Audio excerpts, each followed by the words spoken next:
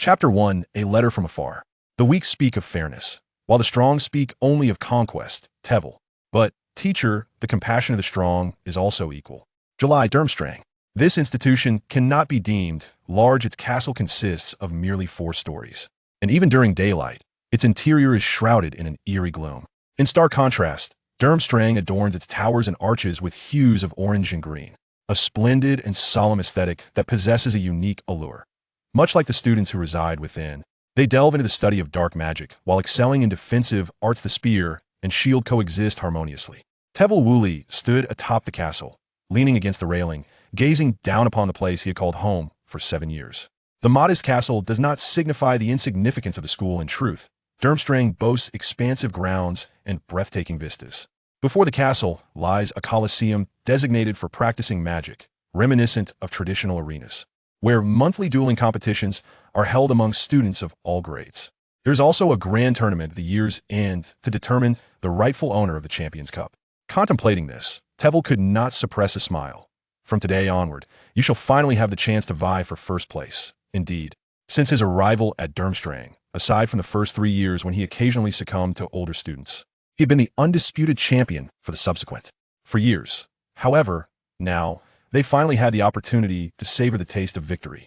Tveir, are you truly leaving this place? But the headmaster has stated that should you wish, the school would gladly appoint you as a professor. You know, Durmstrang is where you truly belong. A boy with a buzz cut appeared seemingly out of nowhere, clad only in a thin shirt, droplets of water cascading from his robust physique with each labored breath, splattering onto the floor. Yet, he did not need to maintain a buzz cut. This was an advantage, for the strong often enjoy privileges.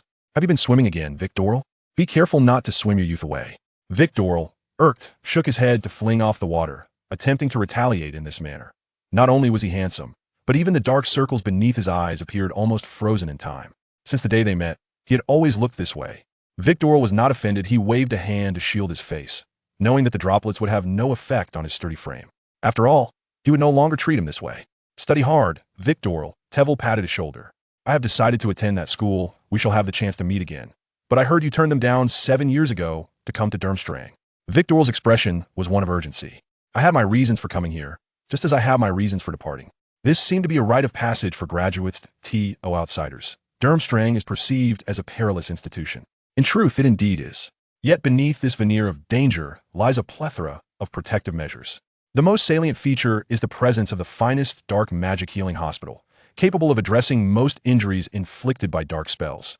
During their initial 3 years at the school, every student primarily focuses on learning healing and defensive magic.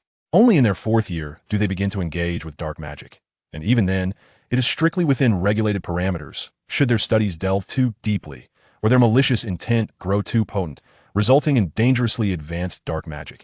Even Durmstrang would not indulge such pursuits. However, to outsiders, the mere study of dark magic is considered a grave transgression. Disregarding their explanations of only by studying can one understand offense. Of course, this is also attributable to the influence of the school's honorary alumni. Tveir greeted the passing students amiably within this institution. There seemed to be as many students studying dark magic as those who did not. The layout remained unchanged from 7 years prior, clean, orderly, with suitcases neatly arranged beside the beds. Yet this time, they were departing. This marked the first day of graduation for their cohort and the final day spent within the school, as roommates had already scattered in different directions. But he was not yet free to leave. Changing out of his blood-red robe, Tveir donned more casual attire. Thanks to his tall stature, he could pull off any outfit with effortless grace. Smoothing out the creases in his clothing, Tveir sat quietly on his familiar bed, his posture reminiscent of a graduate preparing for an interview. This was yet another virtue he had acquired during his time at Durmstrang. Time flowed gradually, and at last, a soft tap from the window shattered the tranquility, disrupting his thoughts. Tveir's heart skipped a beat. It was a sturdy owl, weary from its long journey, yet dutifully perched outside, pecking at the glass with its formidable beak. Tveir waved his wand, and the window swung open, allowing the owl to glide in. The owl landed gracefully on a chair, extending one leg, which bore a letter. A letter from Hogwarts. Tveir swiftly untied the letter. The envelope bore his name and address. Scandinavian Peninsula, Durmstrang Institute, 2nd floor, leftmost student dormitory. Mr. Tveir Woolley. He chuckled softly. Eagerly, he tore open the envelope and retrieved the letter within. Dear Mr. Tveir Woolley, We are pleased to inform you that your application for the position of teaching assistant in Defense Against the Dark Arts has been accepted. The interview will take place on July 31st at 10 a.m. At that time, you'll be interviewed by Professor Quirrell and Professor Dumbledore. Please prepare accordingly. Additionally, you may choose to apparate to the school entrance or use flue powder to enter the premises, where a guide will be waiting to assist you. Sincerely, Deputy Headmistress Minerva McGonagall. Chapter 2. Your Poison, My Honey. Tewell's heart finally settled. It must be said, this is not a task that can be described as light or comfortable. It is arguably one of the most perilous professions, second only to the parents of traversers. If memory serves, among the 7 professors of defense against the dark arts over the course of 7 years, 1 remained permanently at St. Mungo's, 2 were imprisoned, and 5 had passed away. Indeed, 5. The additional professor, Moody, met his demise due to being impersonated by Polyjuice Potion. The frequency of such accidents makes it difficult not to question the inherent dangers of the subject. However, for Tewell, this was merely an additional ingredient to his impending mortality, a matter of little concern. At the tender age of 11, he inadvertently stumbled upon a ring. Unfortunately, that ring was imbued with a potent dark magic capable of obliterating his young life in an instant. Fortunately, he had just crossed over, bearing his own unique advantage. A grand adorned its center, encircled by the lion, serpent, eagle, and badger, accompanied by the inscription, Draco Dormiens Nunquam Titilandus. However, this power was not particularly strong. It merely allowed him to cling to life, while dark magic continued to encroach upon him, draining his vitality like a relentless parasite. Upon seeing the ring, he recognized it immediately, one of Voldemort's Horcruxes. Having watched the film, he understood that even the legendary wizards Dumbledore and Snape could not unravel the dark magic that resided within. The acclaimed first white wizard Dumbledore ultimately chose death due to the insurmountable difficulty of dispelling this malevolent enchantment. Without hesitation, he discarded the acceptance letter from Hogwarts and implored his parents to send him to Durmstrang, a school renowned for its study of dark magic. Fortunately, his family was of sufficient stature to facilitate his admission to Durmstrang with ease. It was akin to a swimming pool, where water flowed in while simultaneously being drained. Though the water represented his own life, dark magic swiftly extended its tendrils towards his existence, transforming the pool into a vessel of loss. Confronted with a life slipping away like water through his fingers, Tewell relied on 7 years of knowledge in dark magic, along with a modicum of assistance, to temporarily condense this dark force into a small point. Reflecting on this, he raised his hand to inspect his right wrist, where a small black dot had formed, with a thin line extending from either end. The convergence of these lines would signify the end of his life. At this rate, he had 2 years remaining. This urgency to secure a position at Hogwarts was fueled by the knowledge that this year, a miraculous stone would be housed within the school, one that granted immortality. As for why he chose Defense Against the Dark Arts, it was solely because this subject was the only one that consistently sought new teachers each year. Nevertheless, his status as a Durmstrang student still gave rise to certain apprehensions. Had he not altered his stance to merely serve as a teaching assistant, he would likely have squandered another 3 years. Thus, the position of teaching assistant for the Defense Against the Dark Arts is, for Tewell, both a bane and a boon. Reflecting on his past 7 years feels akin to racing against death. Each day, he fervently absorbed a myriad of magical knowledge, and every night he devised more efficient study methods. This relentless pursuit earned him an indescribable reputation at Durmstrang, the Panda War God. After leaving this place, would anyone dare to utter that shameful title again?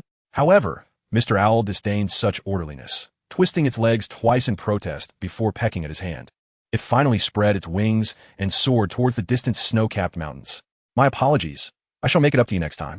Tewell's good spirits remained unscathed as he waved his wand lightly, causing the 2 neatly arranged suitcases on the ground to become weightless, drifting like feathers into his open wallet.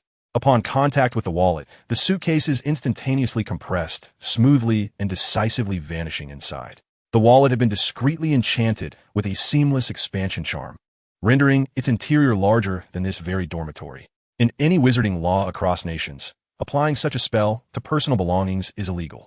Yet, can one truly be considered a wizard without bending a few laws? So, you're graduating, are you? Suddenly inquired the elderly figure in the portrait at the staircase. This was none other than Monsieur Monty, the second headmaster of Durmstrang, who had introduced dueling and warm magic into the curriculum. The Colosseum before the castle was his masterpiece. And even confined to the frame, he sat upon the stone steps. Indeed, Monsieur Monty, I am immensely grateful for your guidance over these past 7 years. Tool paused, acknowledging that while Monsieur Monty occasionally reported on him to the headmaster, he had always lent assistance during his nightly escapades. Kakarov's folly in not retaining you is Durmstrang's greatest loss. Even in portrait form, the elderly man's fiery temperament was unmistakable. It is my shortcoming. I must delve deeper into my magical arts and explore diverse realms of knowledge to reach a higher echelon. The unspoken subtext of Tool's thoughts lingered unvoiced. I have heard you were teaching at that school. The old man's moods shifted swiftly. Yes, though merely as an assistant. Well, all I can wish for you is not to tire yourself too much. Sometimes pausing allows for greater clarity. Monty imparted this wisdom with a knowing wink.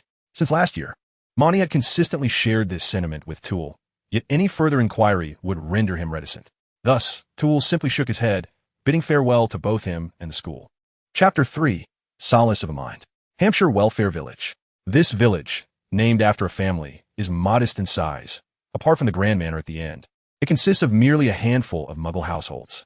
Unbeknownst to these residents, the estate surrounded by towering hedges is home to several wizards capable of magic. Or rather, they cannot even perceive this manor.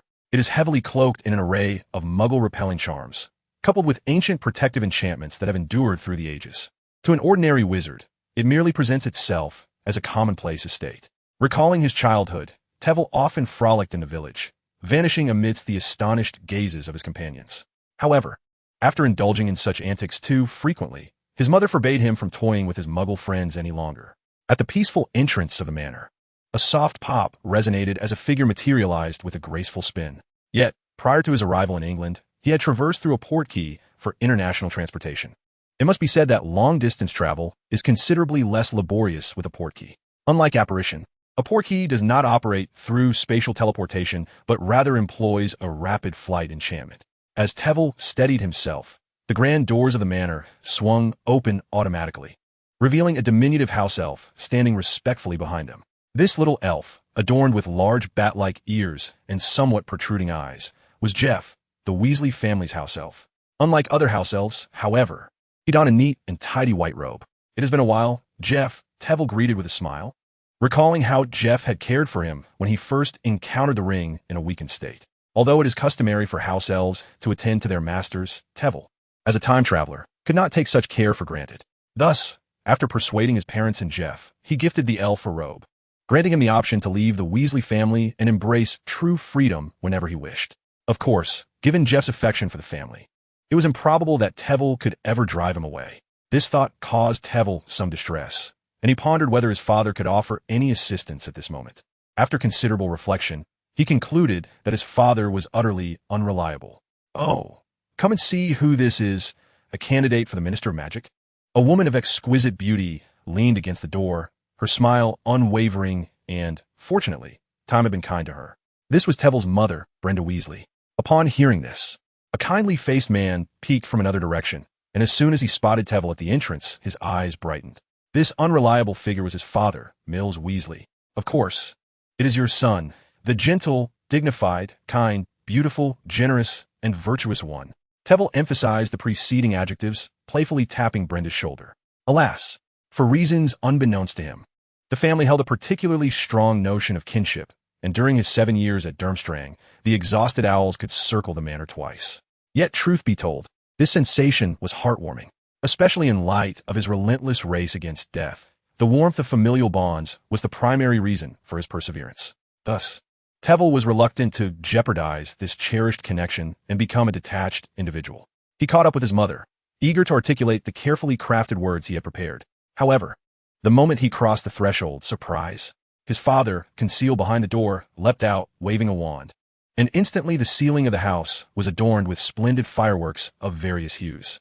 Jeff also sprang out from the side, exclaiming in a high-pitched voice, "Happy 18th birthday, young master." The once bright house was suddenly shrouded in dimness, as his mother cradled a grand cake in her hands, its surface elegantly inscribed with the swirling number 18. With a gentle puff, she ignited the candles atop the cake, illuminating her face. "It may not be perfect. I've been trying for days, but Haven team managed to make it as splendid as your father's," she said, casting a mock glare at Mills, who was chuckling nearby. "No, I truly love it," Tveir replied softly. "You'd better like it," she teased, and soon enough, she too was chuckling. Remember to make a wish before blowing out the candles. Although wizards do not traditionally make wishes on their birthdays, Tveir, upon his arrival in this world, had naively wished for a long life. Thus, this practice became a cherished tradition in the family. With his hands clasped beneath his chin, Tveir closed his eyes and silently wished, "May my parents live in health and peace." As he opened his eyes amidst the expectant gazes of Brenda and Mills, he leaned forward slightly and gently blew, extinguishing the 18 candles. With a swift motion, Mills adeptly caught the cake, but Brenda paid no attention to her husband, instead enveloping Tveir in her arms. "Happy birthday, my son." "Thank you, Mom. I'm so happy." A sudden wave of guilt washed over Tveir. The original owner of this life had such wonderful parents, yet he had taken their place. All he could do now was strive to surpass the original's achievements to alleviate that guilt. Thus, during dinner, Tveir sat at the table, indulging in the entire large cake while watching his family, including Jeff, savor the meticulously prepared French feast by his father. It is well known that cakes are generally palatable, but should they turn unappetizing, they become utterly unpalatable, not easily remedied by mere taste. At home, his father Mills excelled in exquisite French cuisine, while Tveir, due to past experiences, could whip up some Chinese dishes. Jeff, as a house elf, was even more proficient, mastering various popular European cuisines. Only Brenda struggled, unable to even manage the renowned British trio of fish and chips, let alone the cake she had allegedly practiced for a week. "All right, come and try your father's cheese-baked crab," Brenda said, observing her son's forlorn expression, realizing it was time to relent and present him with the dish she had intended for him. Chapter 4, A Kind Lie. After 2 years, Tveir finally tasted his father's cooking once more. Oddly enough, his father, the patriarch of one of the 28 pure-blood families, ran a French restaurant in the Muggle world. Fortunately, the welfare family maintained a low profile and seldom interacted with other wizards, ensuring that their secrets remained undisclosed. However, even if they were to be revealed, it would not adversely affect the family. "Now that you have graduated, have you contemplated your future endeavors?" Brenda suddenly inquired. "Perhaps you could assist at my shop, or consider opening a Chinese restaurant nearby," Mills suggested. "I have already applied for a teaching assistant position at Hogwarts," Tveir responded cautiously, deliberately omitting the fact that he applied for defense against the dark arts. "What prompted your sudden interest in Hogwarts?"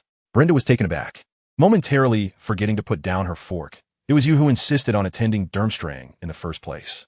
"Durmstrang is rather extreme. I wish to seize this opportunity to learn a broader array of magic." Tveir had prepared this excuse in advance. Both Mills and Brenda were graduates of Hogwarts, and Trevil's insistence on not attending Hogwarts had troubled them for quite some time.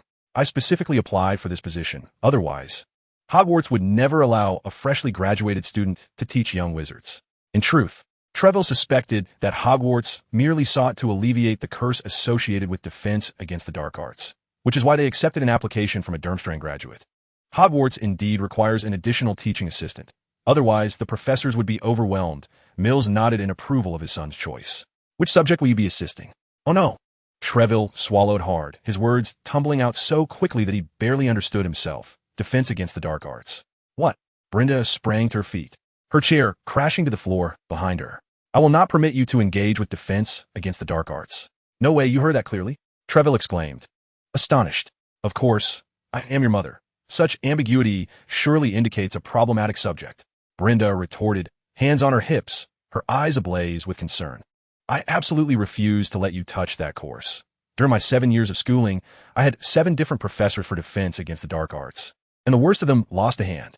Mills hastily interjected, urging, "Tveir understands the implications of the curse better than we do. There must be a valid reason for his choice, so let us hear his rationale." Under normal circumstances, Tveir would have no interest in explaining himself, but standing before him were his supportive parents, and he needed a premeditated rationale. "Do you recall the events from when I was 11? Tveir intended to soothe his parents with a benevolent fabrication. "I was afflicted by a similar curse, but fear not. My teachers have already helped me lift it during my years at school. You see, my teacher has an undisclosed history with Professor Dumbledore, and he entrusted me with the task of attempting to break the curse associated with this course. Even if I cannot lift it, it matters little, as I would only be an assistant. The curse cannot attach itself to me." Tveir had previously mentioned the teachers to his parents, who were initially skeptical. Fortunately, his ability to cast a Patronus dispelled their concerns. They were unaware, however, that as long as one holds steadfast to their convictions, even malevolent beliefs can enable a wizard to conjure a Patronus. However, Brenda's focus remained on the events of 7 years past. As she spoke, her sorrow deepened. For a mother, the safety of her child is paramount, while the affairs of Grindelwald and Dumbledore were of little concern. Well, perhaps not entirely indifferent, as her interest was akin to that of a gossip. Wasn't Tia to spare you from worry? Tveir stepped forward briskly, enveloping his mother in an embrace, assuring her of his well-being, stating that he was quite healthy now. Mills approached, gently removing Tveir's hand to comfort his wife in hushed tones. Tveir was not an impulsive individual. Even in the face of danger, with Dumbledore at Hogwarts, he would not stand idly by and watch Tveir come to harm. Moreover, the welfare family had their connections. Enlisting the aid of several knowledgeable wizards was certainly within reach. The two remained entwined in their affectionate discussion about renowned wizards skilled in curse-breaking, oblivious to Tveir's awkward exchange of glances with Jeff nearby. If you require it, I can offer you a hug, but do hurry. I still need to tidy up the dishes, Jeff jested. I appreciate it, Tveir replied. Subsequently, Brenda and Mills acquiesced to Tveir's decision, albeit limited to the role of assistant. If I find out you wish to become the professor of this course, I shall confine you to the cupboard for eternity, Brenda emphasized. Sometimes, one might ponder that compared to other solitary time travelers, walking through an unfamiliar world while having caring parents is not an entirely unfortunate circumstance. Before his interview at Hogwarts, Tveir had remained at this estate.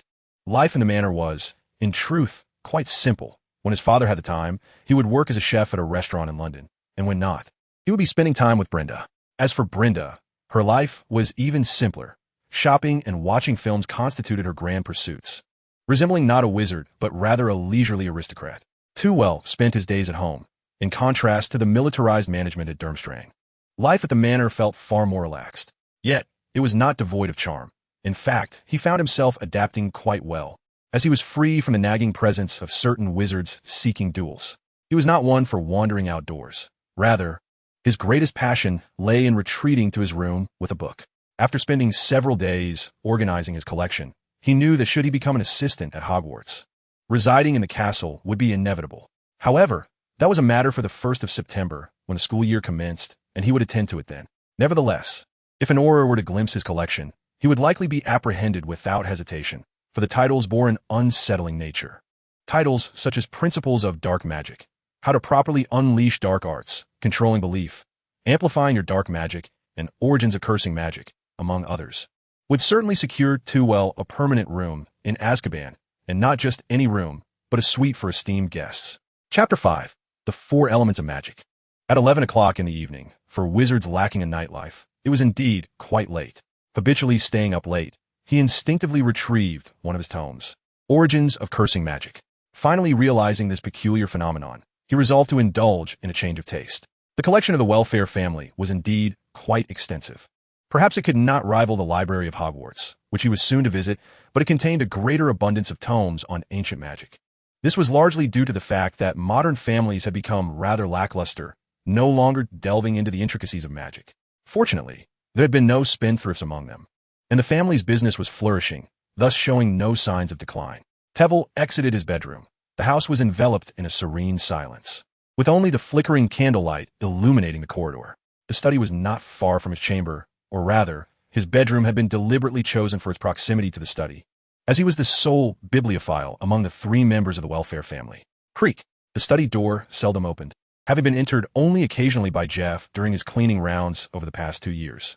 The study was more spacious than Tveir's own room, housing an even greater collection of books. 2 bookshelves, one large and one small, were crammed with an eclectic assortment of volumes, filling the room with the musty aroma of old books akin to freshly cut herbs, eagerly awaiting Tveir's arrival.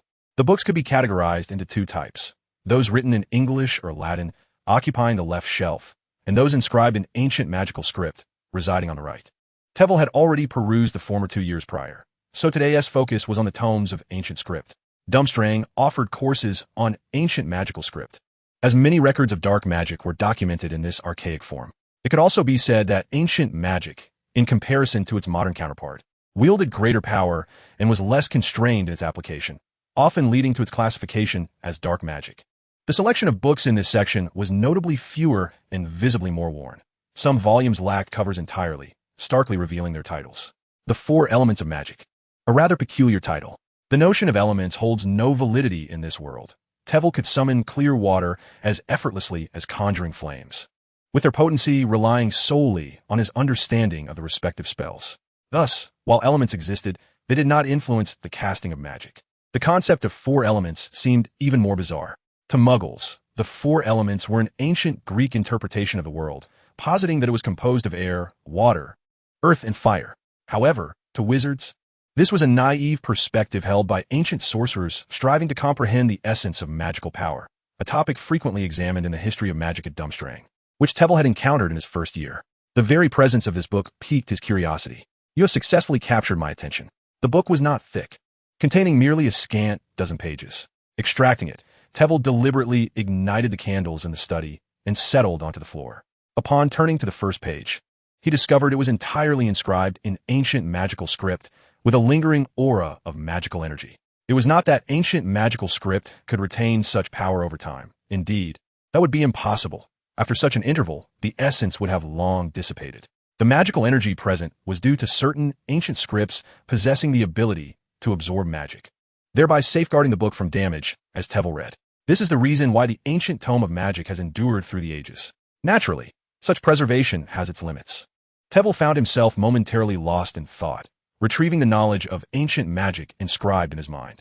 Due to its limited contribution to his power, he did not consider himself adept in this area, treating it merely as a tool for reading. Fortunately, the content was not overly complex. The release of any spell fundamentally revolves around 4 principles: magical potency, form transformation, sustained effects, and release speed. Magical potency, referred to as earth, embodies the weightiness of the vast land. The ground beneath one's feet ceases to be a constraint and becomes a loyal servant, imparting the heaviness of the earth with each spell cast. Form transformation, likened to water, is formless and exists solely at the behest of thought.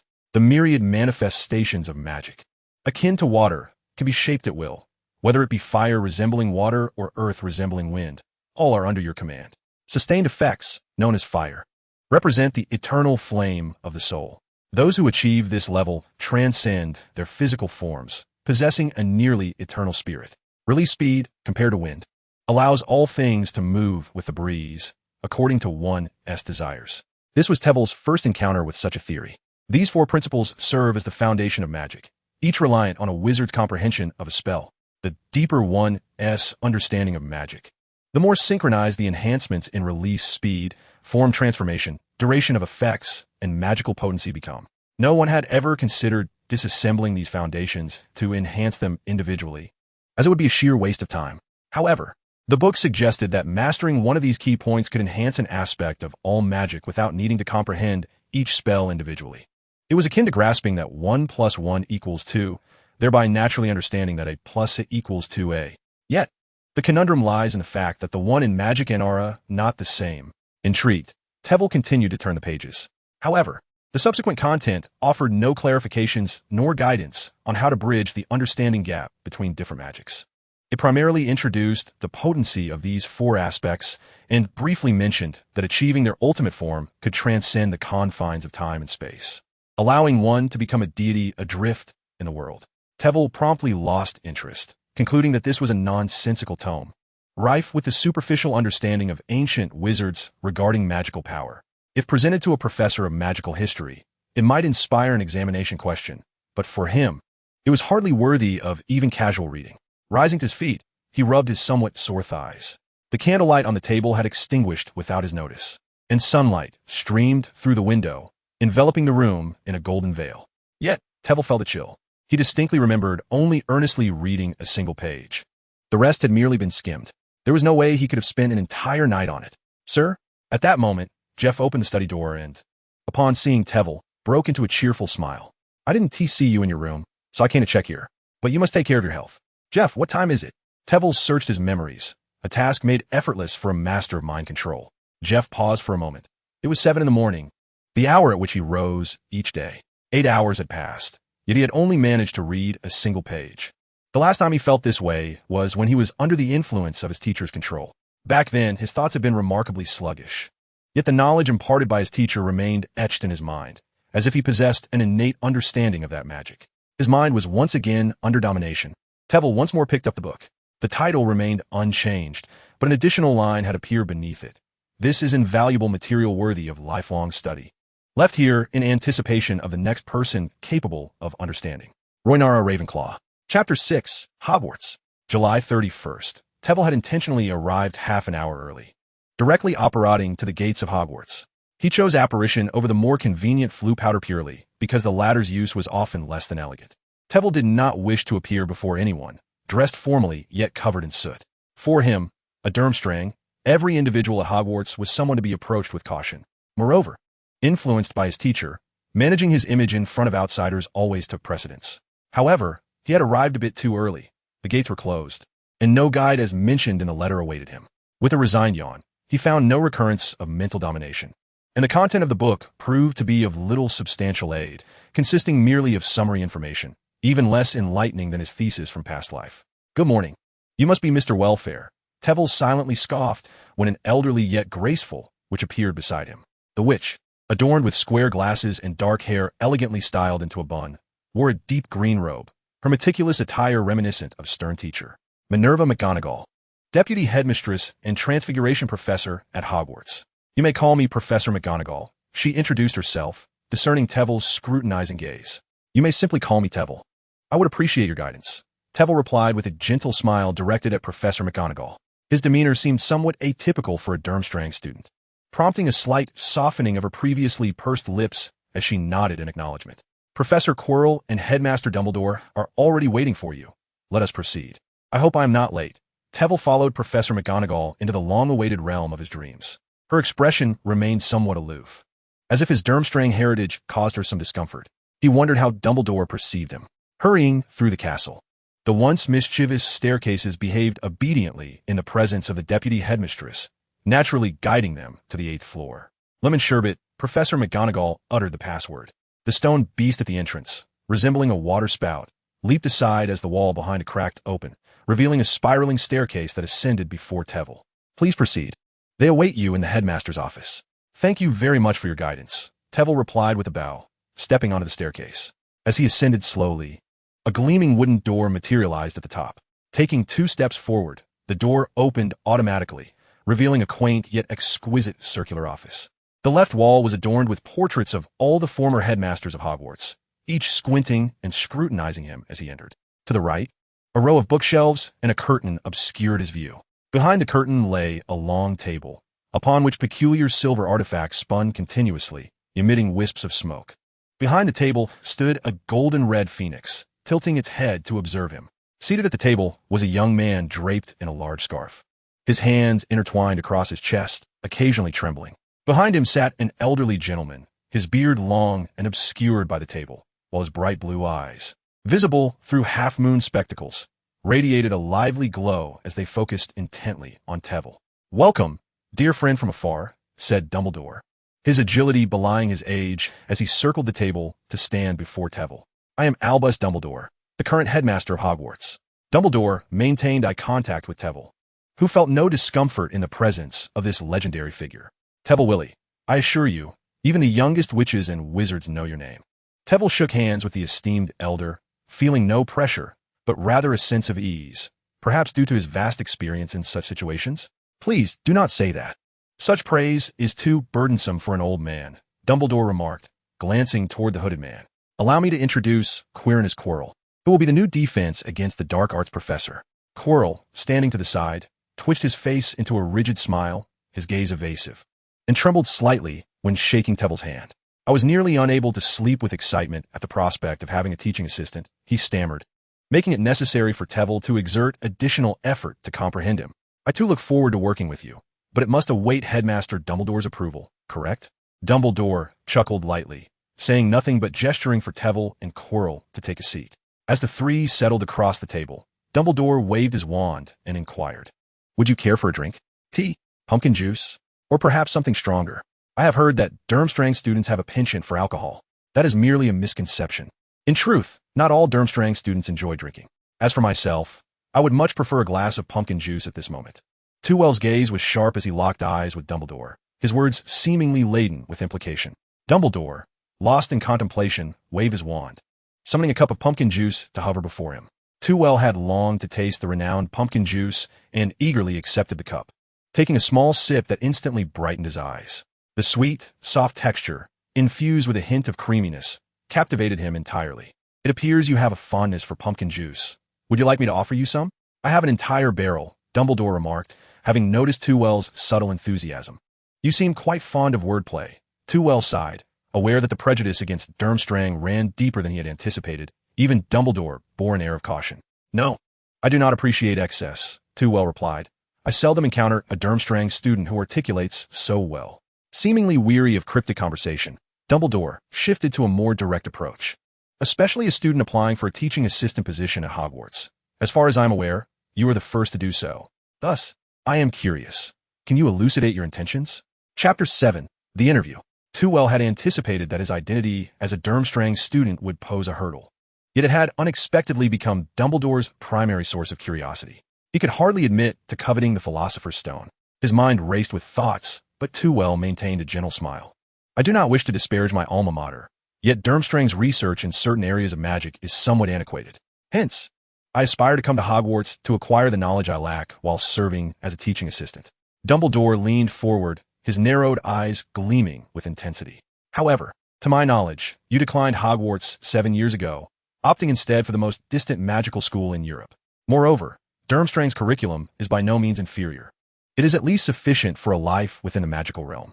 His skepticism regarding Tewell's motives was palpable. Tewell's smile faltered. As if the amiable Dumbledore was but a facade, the weight of reality crashing down upon him. The true face of the foremost wizard was now laid bare. He had anticipated challenges during the interview, yet their emergence was swifter than expected. Fortunately, he still possessed a card to play, his book. Calmly, Tewell retrieved his wallet from his pocket, using the summoning charm to extract the tome, which he then offered to Dumbledore. I indeed came to further my magical studies, seeking the deeper knowledge contained within this volume. At the sight of Dumbledore's eyes narrowing in intrigue, Quirrell, who stood nearby, leaned in with curiosity. However, Dumbledore held the book at an angle that obscured its contents from view. In the headmaster's office, the only sound was the rustling of pages as Dumbledore examined the book. Tewell observed Dumbledore's expressions closely, disregarding Quirrell's uncertain demeanor. As anticipated, Dumbledore's face initially expressed awe at the contents of the first page, only to involuntarily turn to the next, revealing the disappointment Tewell had foreseen. However, it is evident that Dumbledore was not as easily manipulated as Quirrell. On the contrary, he sensed it immediately. This book possesses a rather peculiar enchantment. Dumbledore paused, revealing a smile that reflected his regard for students. The assertion within was intriguing, yet I find it hard to believe that a wizard of your caliber could overlook the naivety of such a claim. That is indeed a normal reaction, Quirrell chuckled softly, pointing to the words that re-emerged on the first page. In that name, Rowena Ravenclaw. Dumbledore's smile froze upon his face, his breath momentarily suspended. And as his smile gradually faded, Quirrell felt a wave of relief wash over him. Certainly, Quirrell had long since memorized the entire book. He just wondered if this rationale would suffice. Hogwarts welcomes every sincere individual. However, I must ascertain your capability to become a professor at our institution, even if merely as a teaching assistant. Dumbledore set the book aside, but covered the text with his hand, leaving Quirrell only able to discern a few letters. Quirrell retrieved his wallet once more, stating, "If you require my transcript from Durmstrang." "No, I have already conferred with Headmaster Karkaroff, who spoke highly of your expertise." Dumbledore's serious demeanor halted Quirrell's movements, instantly recalling the anxiety he felt when facing an examiner during tests. Thus, the next inquiry would be the examination question.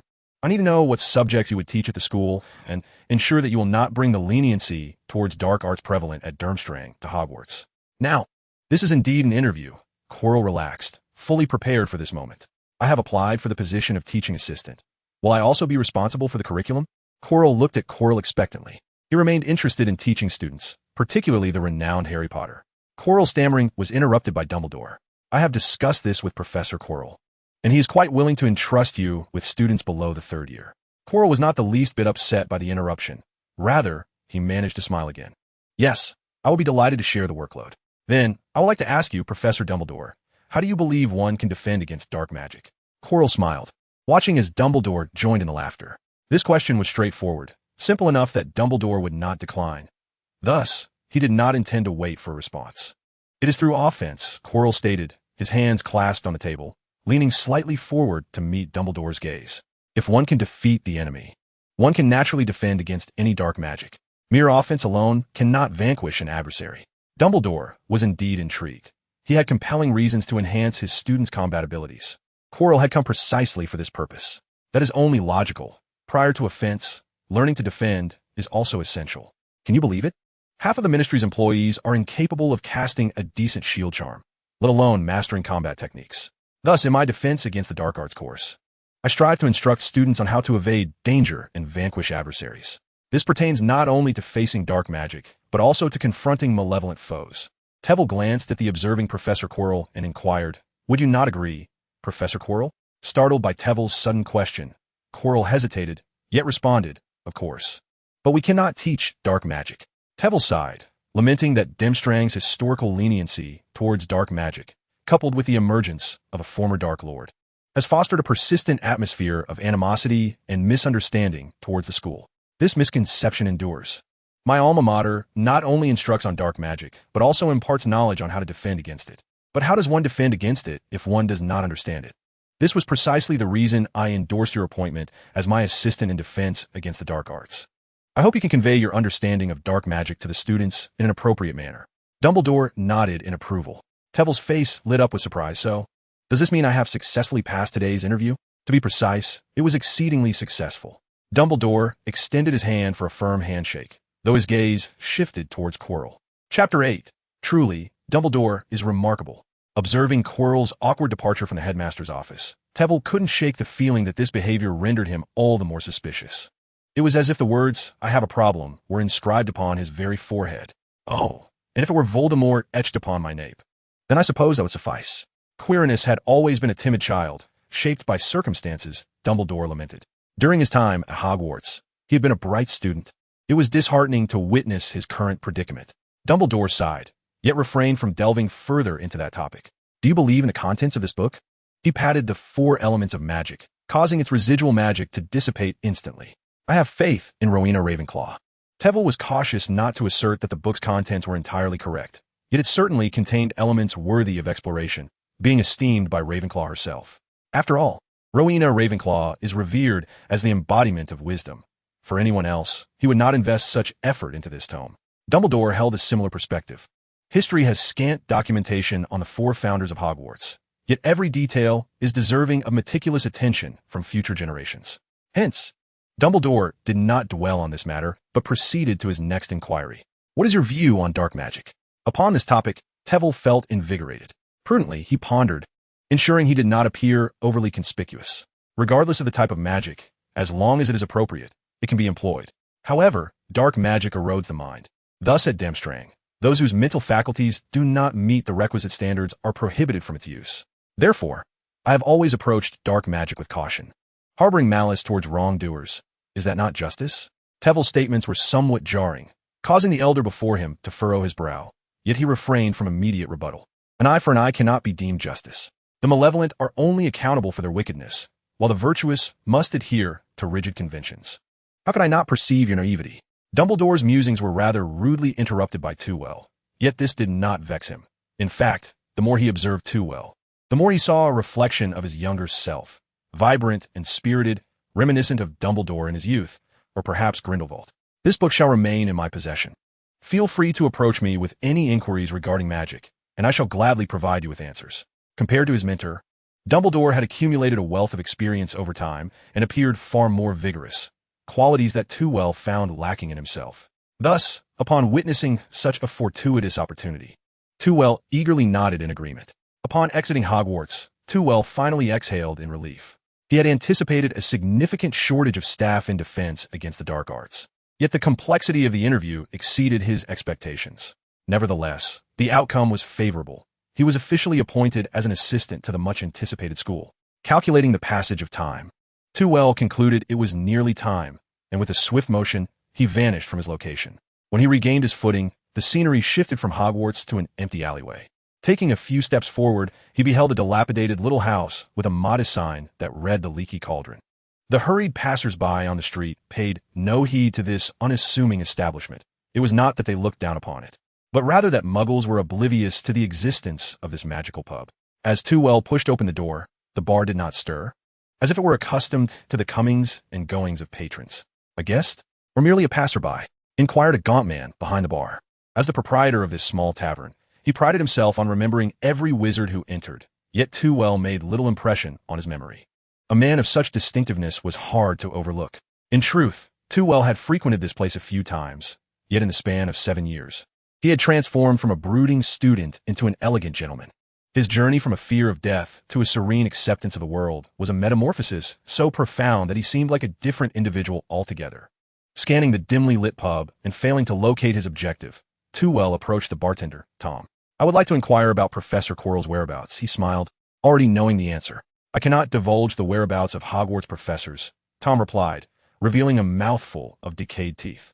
"And what of Harry Potter? Has he departed?" Too Well discreetly stepped away from the bar. Tom informed him that the bar was even dirtier than he had imagined. However, this question rendered the establishment silent.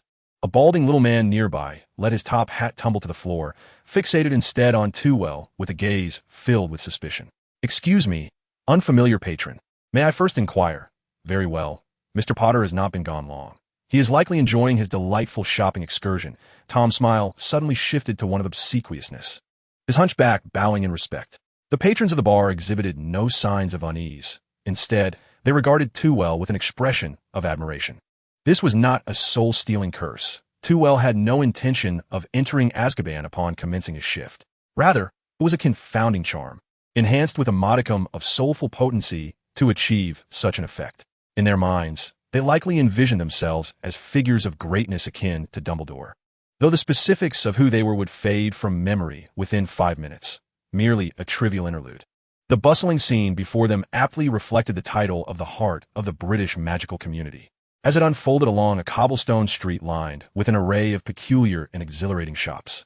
The thoroughfare was not particularly spacious, which was not an asset, yet it facilitated Too Well's prompt sighting of his objective, Rubeus Hagrid and Harry Potter. Hagrid, as a half-giant, stood out on the narrow street like a dragon, his towering stature impossible to overlook. Too Well had encountered many individuals of mixed heritage with magical creatures, such as the numerous half-vila in France. As for Hagrid's giant human lineage, he meant no offense, yet even the boldest of Durmstrang students would not entertain thoughts of courting a giant. He held Hagrid's father in the highest esteem. At the entrance of Madame Malkin's robes for all occasions, Hagrid suddenly rubbed his head and parted ways with Harry, who ventured into the robe shop while Hagrid made his way toward the Florian Fortescue's ice cream parlor. The proprietor of this establishment was also of considerable renown. Yet Too Well was not in the mood for pleasantries. Instead, he quelled his excitement and approached Hagrid's side, standing quietly. However, everyone seemed oblivious to Too Well's presence, akin to muggles being unaware of the leaky cauldron. A pocket in his coat? None. The pocket at the chest of his shirt? Indeed. Too Well's gaze fixated upon that bulging pocket. If he was not mistaken, it contained the coveted Philosopher's Stone. He refrained from acting impulsively, for the laws of magic adhere to fundamental principles. No one could fail to notice a hand reaching into their clothing, especially a half-giant like Hagrid, who possessed far stronger magical shielding than a human. Following Hagrid's perspective, Too Well beheld Harry's initial encounter with the wonders of the magical realm.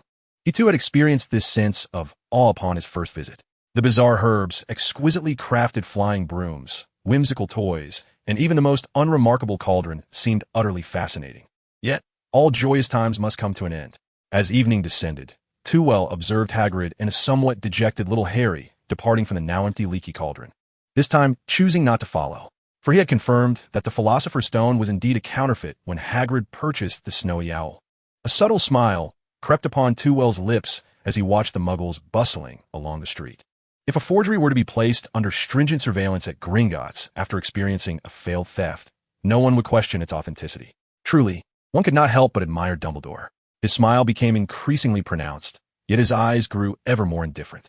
The anticipation for life at Hogwarts was palpable. Chapter 9. The Enigmatic Hogwarts. September 1st. After stowing his belongings into his wallet, Too Well accepted the dark crimson robe handed to him by Jeff.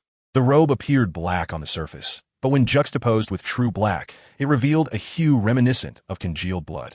"Young master, it seems you have reached the age to commence your duties," Jeff remarked with a smile, a hint of tears glistening in his eyes. In his memories, Too Well was still a tiny child, yet he had now blossomed into a professor, devoted to educating others. "Please, do not exaggerate my achievements," Too Well said, kneeling slightly to embrace the house elf. "To me, Young Master Tewell will always be remarkable, Jeff replied softly. Upon arriving at the gates of Hogwarts once more, Tewell noted that the surroundings appeared significantly cleaner, as if they had undergone meticulous scrubbing. Furthermore, the grand entrance stood wide open. Was this the confidence of Hogwarts? Unperturbed by the prospect of malevolent wizards intruding? It seems you are well prepared to take on the role of a professor. Tewell. No, I should address you as Professor Welfare now. Professor McGonagall said, surveying him with satisfaction at his proper attire and appearance. Just by his outward semblance, he was already among the most striking professors in the school. Professor McGonagall continued to guide Tewell, though her demeanor appeared more relaxed and at ease. In your presence, I still feel like a student, Tewell admitted, somewhat astonished. The curriculum at Hogwarts was not overly demanding for students, yet was far more rigorous for the professors responsible for teaching. The school offered 7 compulsory subjects, each overseen by a dedicated professor, and now, with the addition of a teaching assistant. These professors bore the weight of the entire school's educational responsibilities. However, there were 7 grades and 4 houses, except for the 6th and 7th year students who attended classes together. This indicated that professors of compulsory subjects were required to work at least 36 hours a week. This did not even account for grading assignments and lesson planning. Among other minutiae, to speak rather irreverently, Professor Binns, who taught the history of magic, was likely to succumb to overwork. Similarly, the defense against the dark arts professor often changed annually, possibly unable to withstand the high-intensity workload throughout the year. Fortunately, Tewell had applied for the position of teaching assistant, which meant he only needed to instruct 1st to 3rd year students. There was no need to wait until the end of the academic year. Even Quirrell would find time to steal the Philosopher's Stone. How considerate. I possess a special little package, Tewell said, patting his pocket and winking at Professor McGonagall. Very well. Let me show you around your future workplace, she replied. As they entered the castle of Hogwarts, Professor McGonagall enthusiastically tidied up the statues and armors while introducing Tewell to the workings of Hogwarts. With a limited number of professors, the workload was quite busy, especially for Albus, as I typically managed most of the school's administrative tasks. Therefore, feel free to come to me whenever you need assistance. Professor McGonagall's voice carried a hint of complaint, yet Tevil dared not concur. It was evident that your management skills have greatly pleased Headmaster Dumbledore, allowing him to entrust the school to your care. Interestingly, you differ from my preconceived notions of Durmstrang. Professor McGonagall regarded Tevil with curiosity. Preconceived notions of Durmstrang? Tevil mimicked the image of a gorilla, embodying a rugged visage adorned with a thick beard, speaking in a deep, resonant voice. His physique robust and exuding an aura of dark magic. Professor McGonagall chuckled softly and shook her head. It is my oversight. Yet you are certainly far more humorous than I had anticipated. You shall be quite popular among the students. I hope so. Professor McGonagall led Tevil to a room on the 3rd floor, nestled between Professor Quirrell's defense against the dark arts office and the trophy display room. This shall be your office. Feel free to arrange it as you wish, though I advise against anything too eccentric. Having collaborated with numerous defense against the dark arts professors, Professor McGonagall seemed to have encountered her fair share of peculiarities. It surely cannot be worse than placing specimens in the classroom. Tevil recalled the scene in the basement, where he had seen the potions classroom. Even at Durmstrang, they would not brazenly display such items. It would be akin to branding "I'm not a good person" on one's forehead. The office was spacious, furnished only with a desk and some bookshelves, requiring Tevil to personally augment the decor. Deeper within this room lay another chamber, his bedroom. As Professor McGonagall had no knowledge of his preferences, she refrained from imposing her own ideas. Should you wish to add anything, feel free to approach me at any time. I'm exceedingly satisfied, even to the extent of being unable to envision a more perfect arrangement. Your attentiveness is palpable. Tevil nodded in approval. While it did not quite compare to his quarters in the manor, it was nonetheless commendable. Compared to the cramped confines of Durmstrang, Hogwarts Castle was decidedly more spacious. Although the student body was larger, the number of professors was fewer. Hence, the professors enjoyed ample living space. Professor McGonagall then continued to escort Tevil to the 1st floor. Here lay Classroom 11, the very room where you shall impart knowledge to your students. Tevil gazed in astonishment at this classroom.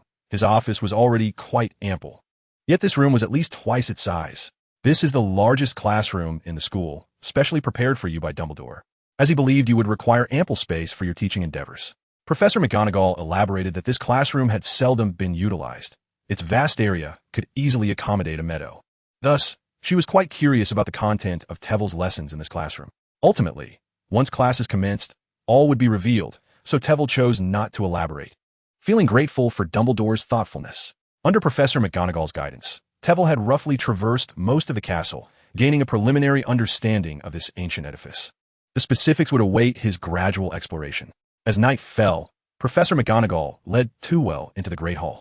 The moment Tveir set foot inside, the clouds on the ceiling rolled and flickered momentarily, and the candles above ignited under Professor McGonagall's enchantment. The magic was rather peculiar. It had been this way since my days at Hogwarts, with clever variations appearing from time to time, McGonagall explained. Intriguingly, the mysteries of Hogwarts heightened Tveir's anticipation for the life that lay ahead. A faint smile graced the corners of Tveir's lips. Chapter 10, The Professors. Time passed gradually, and the number of people in the hall began to swell. However, the first arrivals were not students, but rather the staff of Hogwarts. They seemed to have been informed of Tveir's presence beforehand, as there was no surprise at seeing him in the hall. Yet, their demeanor differed markedly. A long-haired lady, dressed more like a muggle than anyone else present, cast a glance at Tveir, letting out a soft huff as she strode past him. Do not mind her.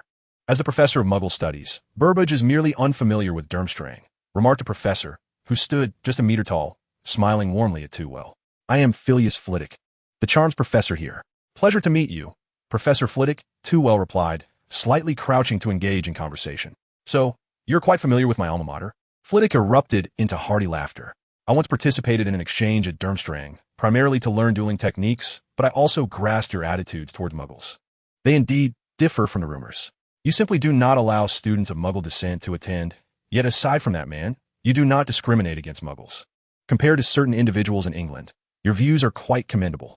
Tveir had no intention of correcting others' misconceptions.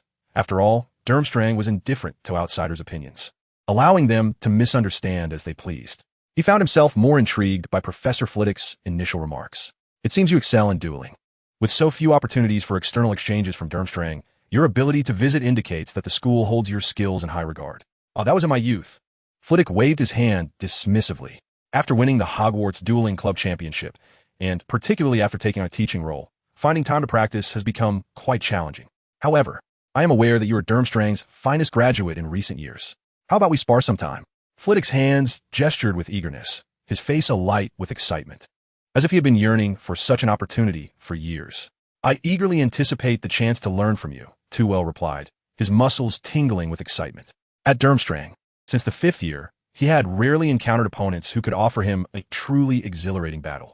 He was keen to test his strength, striving to unleash his full potential without resorting to certain spells. Tveir feigned naivety, nodding in agreement, recognizing familiar shadows of characters from films of his past in these professors. Professor Snape indeed exuded an air of gloom, his eyes appearing distant, as if veiled by a mask, rendering his thoughts inscrutable. As he regarded Twiddle, his eyes flickered momentarily, followed by a faint curl of his lips, barely managing to convey a semblance of a smile. I hope you can discern the true essence of the students, rather than foolishly leading them in a mere waving of wands. No student is inherently capable of mastering magic. We all commenced our journey by clumsily brandishing wands. Do we not? Twiddle retorted politely. The audacity of the new professor, only slightly older than the students. To speak thus to Snape drew the attention of the faculty members present. To their astonishment, Snape's smile broadened just a fraction. Then I wish you a smoother teaching experience. Thank you. I shall endeavor to do so. The faculty member's attitude towards Twiddle softened, the initial bias stemming from his Durmstrang background dissipating, though Professor Bubbage remained stoically expressionless. Still, Twiddle found greater enjoyment in conversing with Professor Flitwick, as he held little interest in potions, herbology, or divination.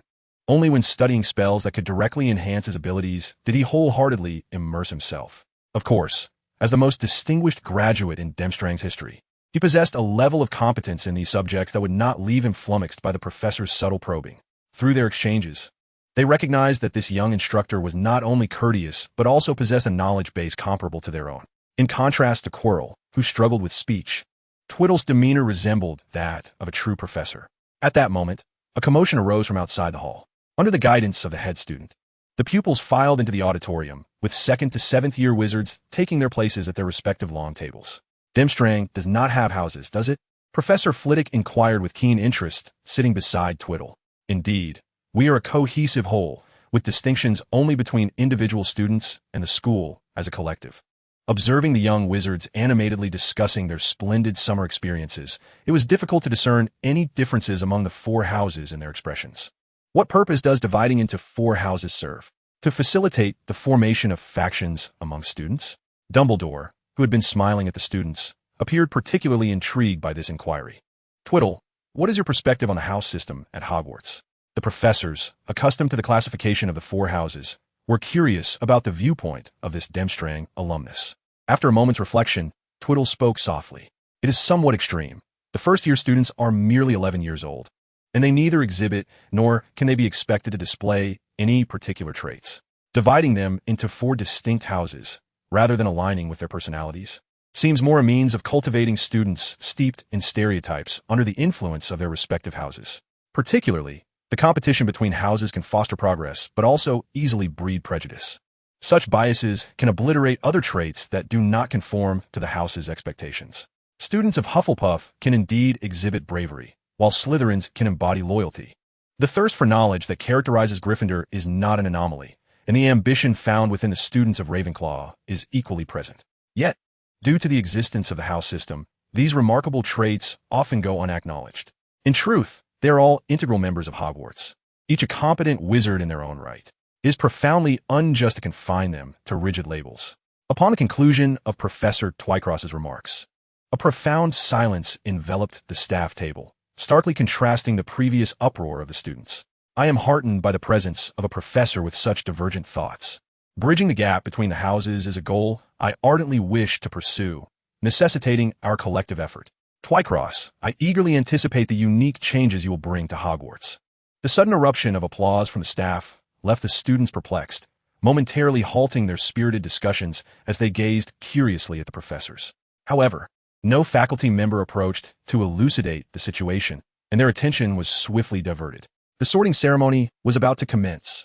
Chapter 11. The Entwined Fates of Teachers and Students. Bang, bang, bang. The resounding knocks echoed from the castle doors, followed by Professor McGonagall entering with a group of first years. The newcomers faced the students, their backs to the professors, standing between the staff table and the long student tables. McGonagall gently placed a four-legged stool in front of the first years and set an old, tattered sorting hat atop it. As the first years looked on in bewilderment, the hat twisted and cracked open at the brim, resembling a mouth, and suddenly burst into song. You may deem me unlovely, but do not judge by mere appearance. If you find a hat more comely than I shall gladly consume myself. This is the sorting hat, capable of reading the thoughts of young witches and wizards, discerning their qualities, and determining their house. Professor Flitwick, concerned that Twycross might not grasp the significance of the ceremony, offered an explanation from the side. Quite amusing indeed, but at Durmstrang, entities capable of peering into minds and possessing their own thoughts are exceedingly rare. Twycross pondered for a moment before settling on an appropriate term. Normal. Flitwick chuckled at this description, responding with a smile. You mustn't let the sorting hat hear you say that. It is said to be the very hat worn by Godric Gryffindor himself, though it has spent many years in the headmaster's office, rather bored. Contemplating the song, it must sing at the start of each term. As for how it acquired the ability to think, that remains a question for the four founders. As the song concluded, the sorting hat took a bow to each of the four tables amidst resounding applause, then assumed its role as a true hat, remaining still in anticipation of the young witches and wizards approaching. Professor McGonagall, at the opportune moment, arrived at the sorting hat's position with a scroll of parchment in hand. When I call your name, step forward to don the hat, take a seat on the stool, and await your house assignment. She proclaimed loudly before reading the first name from the scroll. Hannah Abbott, a small girl with 2 golden braids, stumbled out of the line. Tevil was not acquainted with the girl, yet he recognized the name Aberforth, a surname of a pure-blood family. After a brief interval, the sorting hat rendered its verdict. Hufflepuff. The long table, populated by the largest number of students, erupted into a fervent applause, with some young wizards even rising to shake hands with Aberforth. The sorting ceremony remained undisturbed by the cheers, which, in truth, were an integral part of the rite. Tevil observed the proceedings, feeling akin to a spectator, an onlooker at the grand spectacle of the magical world. Particularly striking was a round-faced young wizard who, upon the sorting hat proclaiming Gryffindor, dashed away without even removing his hat. As the sorting continued, waves of applause resonated throughout the hall until a name emerged: Harry Potter. The entire hall fell into a hushed silence as Harry stepped forward from a small cluster of students. Almost every gaze in the hall fixated on this slender figure. The 4 long tables buzzed with low whispers of speculation. Potter, is that the Potter? Did you notice the scar on his forehead? Which house do you think he will be placed in? Tveir, already privy to the answer, watched with keen interest as Dumbledore's expression subtly shifted at the mention of Harry's name, his body leaning slightly forward, clearly invested in this particular sorting. This sorting was notably prolonged, lasting longer than those of the preceding newcomers. No one was privy to the conversation between Harry and the sorting hat, only aware that an extended period had elapsed, perhaps half an hour, before the hat finally spoke. Gryffindor, I trust you are familiar with that name. Yet it is surprising that Potter is not among our Ravenclaw students, Professor Flitwick remarked somewhat discontentedly.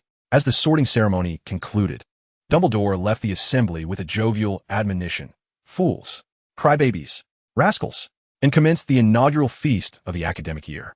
Before he could ponder further, Tveir was astonished to find the previously bare table suddenly laden with delectable dishes.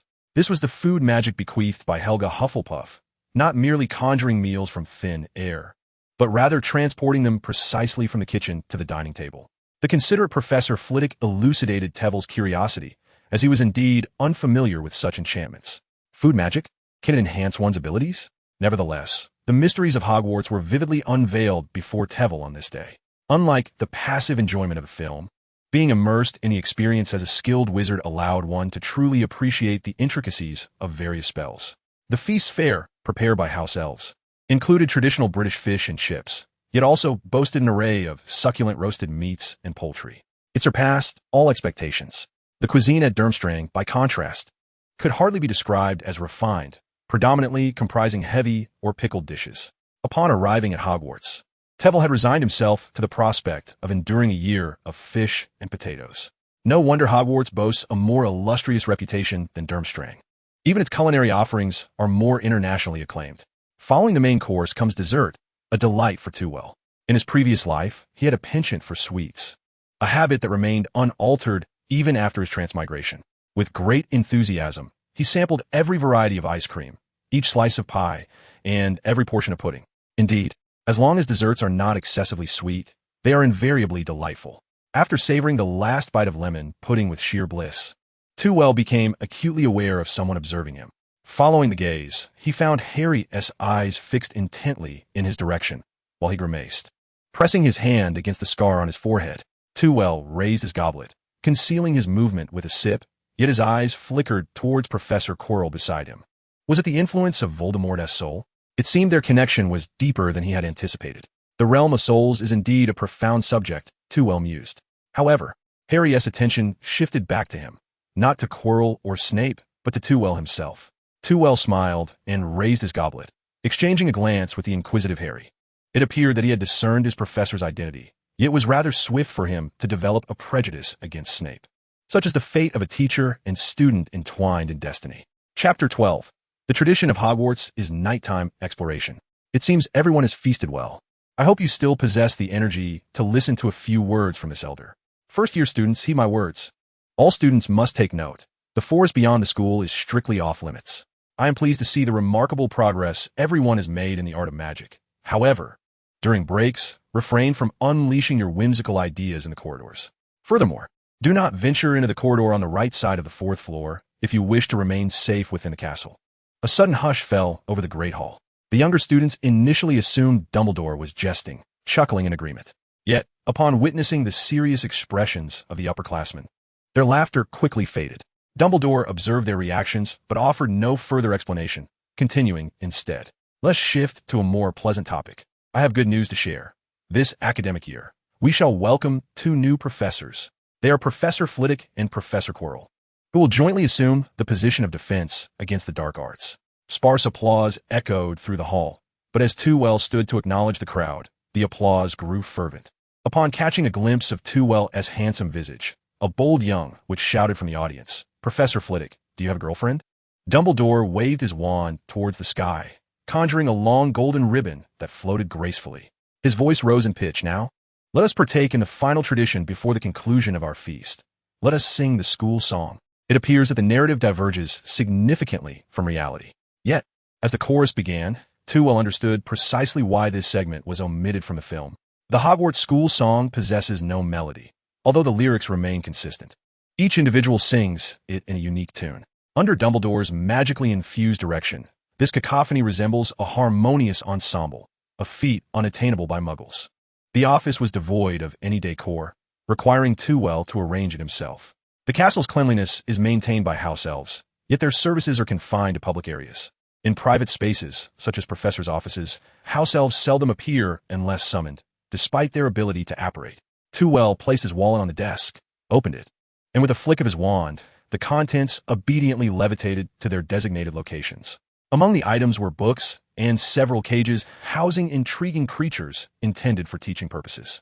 After 10 minutes, he had tidied both the office and bedroom, but instead of resting, Tveir gravely seated himself in a chair. Extending his right hand, a small black dot transformed into a tiny skull from which a serpent emerged. It was the Dark Mark, albeit a diminutive version. The skull appeared animated, the serpent elongating, attempting to coil around his wrist. Within Tveir's perception, the essence of dark magic surged with such intensity that it seemed on the verge of breaching his protective enchantments. Swiftly, he seized his wand with his left hand, aiming it at the Dark Mark. This was a dual tactic. When an adversary cannot discern your dominant hand, they are prone to misjudging your strength. Life Shield. As Tveir completed the incantation, a wave of magic enveloped his wrist, forming a thin, golden membrane. This was a variant of the Armored Charm, designed to endure over time and thwart the encroachment of dark magic. Fortunately, he had initially chosen Durmstrang, and his instructor had an extraordinary expertise in the Armored Charm. Indeed, while studying dark magic, Tveir had dedicated considerable time to mastering the Armored Charm. Nevertheless, his heart remained heavy. Only a year and a half remained. This was an unforeseen circumstance for Tveir. The curses associated with the Dark Arts course were not meant to be so aggressive. It was likely that they had triggered the curse originally cast upon him by Voldemort himself. The interplay of these two curses resulted in an effect exceeding mere addition. He had been too hasty, opting for the easily accessible course in dark arts to expedite his acquisition of the Philosopher's Stone.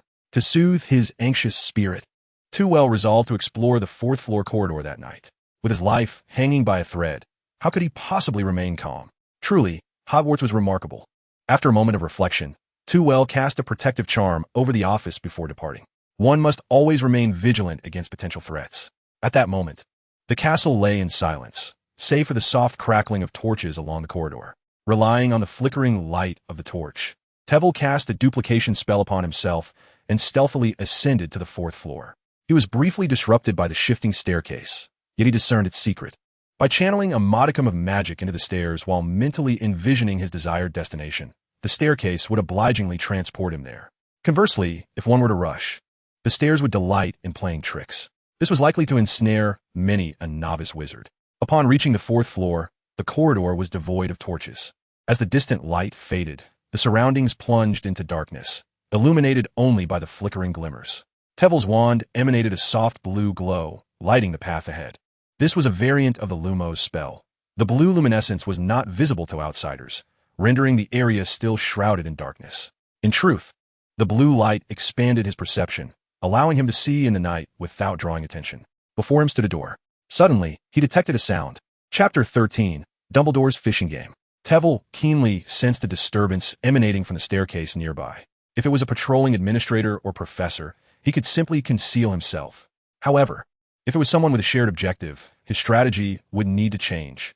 After a moment's contemplation, Tveir decided that it would be prudent to hide near the door. Surveying his surroundings, he noticed a recess behind a wall and positioned himself within it.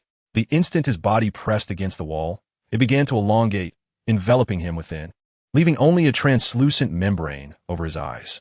An exceptionally useful transfiguration spell. Once the wall returned to its original form, a furtive figure emerged around the corner. Though the dim environment obscured his features, the distinctive large scarf atop his head unmistakably identified him as Chilo. To Tveir's surprise, he seemed equally urgent. Chilo's movements were no longer the hesitant pretense of disguise. He strode decisively into the corridor, quickly recognizing its peculiarities. The wand illuminated, revealing Chilo's anxious visage. Alohamra. The door containing the magical stone could indeed be unlocked by a spell, rendering it no different from the unfastened doors of Gringotts. Tveir couldn't help but internally scoff at how effortlessly the wooden door swung open.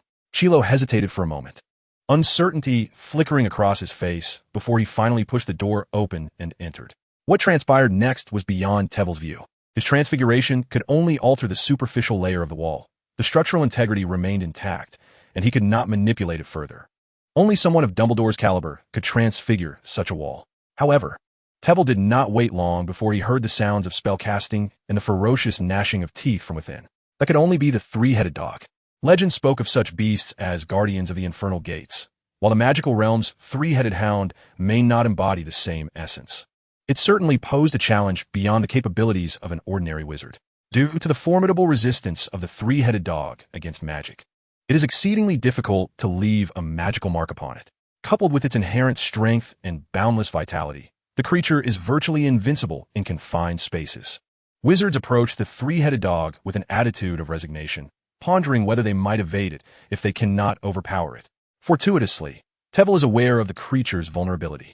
At this juncture, the battle within the room gradually reached its conclusion, culminating in Chilo's hasty retreat. However, Chilo's prowess was somewhat unexpected for Teville. The film had never provided detailed depictions of his abilities, and in the end, he found himself engaging in close combat with the savior. Reduced to ashes without the use of fire. Clearly, his strength should not be underestimated. Teville mused as he opened the door, audaciously signaling for silence with a gesture. Hush! Suddenly, a harp materialized before him and began to play of its own accord. As the enchanting melody filled the air, the three-headed dog's eyelids grew heavy. It attempted to struggle momentarily, but after a few futile attempts, it resigned itself to the ground. Teville carefully moved the dog's paw that obstructed the hatch and opened it, revealing an abyss darker than the corridor outside. Glimmers of light flickered. A brilliant orb of light appeared at the tip of his wand, detaching at the moment of its brightest glow. With the illumination provided by the orb, Teville discerned a mass of entwined vines beneath him, Devil's Snare. Preferring dark and damp environments, it ensnares those who venture too close with its serpent-like tendrils, choking them before feasting. Yet, the vine seemed to harbor a profound fear of the orb. Before it could draw near, the tendrils parted effortlessly, allowing the orb to pass through. Utilizing the levitation charm to guide his body, Teville cautiously navigated through the Devil's Snare. Reaching the depths of the ground, before him stretched a damp, straight corridor, accompanied by the gentle sound of flowing water, indicating he had descended deep underground. Although the corridor remained shrouded in darkness, a bright light shone ahead, prompting Teville to stride forward with the glow spell illuminating his path. Each challenge guarding the Philosopher's stone had been meticulously arranged by the professors, and as a teaching assistant, Teville was evidently not privy to their design. The Devil's Snare was the handiwork of Professor Sprout, the head of Hufflepuff. The next chamber was the creation of Professor Flitwick, wherein a flock of shimmering silver birds flitted about, their wings beating gracefully within the room. This time, the door could not be opened with magic. It required a person to grasp the sole correct key in order to unlock it. Additionally, a broomstick had been thoughtfully provided nearby. Upon seeing this, Teville's lips involuntarily twitched. Having devoted the past years to the study of magic, coupled with his lack of innate flying aptitude, he had scarcely experienced the perfect flight on a broomstick. Nevertheless, he devised his own method. Directly casting a spell on the key would yield no results, but if he could magically seize the key, that would suffice. Teville lifted his gaze, searching through the multitude of keys, and soon located the ancient silver key that corresponded to the door. With a flourish of his wand, a small plume of purple flames erupted from its tip, darting towards its target like a swift rope. Sensing the ominous aura emanating from the flames, the keys, among them the correct one, fled in a state of agitation. Yet, the flames, seemingly imbued with life, pursued relentlessly, wrapping around the keys and ensnaring them. Strangely, the purple fire did not exhibit any scorching heat. It merely bound the keys as if it were an ordinary rope. Seizing the keys, Tveir unlocked the door leading to the next chamber. The method of guarding this passage was undoubtedly questionable, yet was a blatant ruse. Fully aware of the impending trap, Tveir felt compelled to step into it. The ensuing room revealed a vast chessboard, where black and white pieces stood distinctly on either side, awaiting Tveir's command. The dilemma, however, was that Tveir lacked any knowledge of chess. As previously mentioned, he had devoted the past few years to mastering magic, which rendered him quite inept at many pursuits, particularly those of leisure. Nonetheless, this was within Tveir's expectations. He had come to ascertain the differences between this challenge and its cinematic counterpart. It appeared that his modest influence would not significantly alter the arrangement here. Yet, the chessboard conundrum still required resolution. A brute force approach seemed the simplest route. It was difficult to believe that Professor McGonagall would not have left a subtle warning charm. Such a situation would be difficult to explain. It seemed he would need to acquire some knowledge of wizard chess. Chapter 14. Stereotypes. The first day of school also marked Tveir's official commencement of duties. Despite spending a considerable amount of time the previous night engaged in a video game, he adhered to his biological clock and rose early. The weather was splendid, and Tveir arrived at the Great Hall with a book titled Basics of Wizard Chess, which he had just borrowed from the library.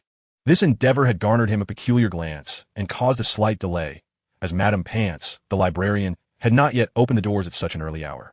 The hall was sparsely populated, with students seemingly lingering in the remnants of their holiday, yet to acclimate to the rhythm of academic life. The professors, however, were present early. Professor Quirrell sat at the edge, consumed by his thoughts while enjoying breakfast, while Professor Sprout had already finished her meal, exchanging pleasantries before tending to her herbs in the greenhouse. "Good morning, Tveir." Professor Flitwick warmly invited him to sit beside him, adding, "I trust you did not suffer from insomnia due to nerves. It seems you are quite experienced in this regard," Tveir quipped as he took his seat. Flitwick smiled broadly in response.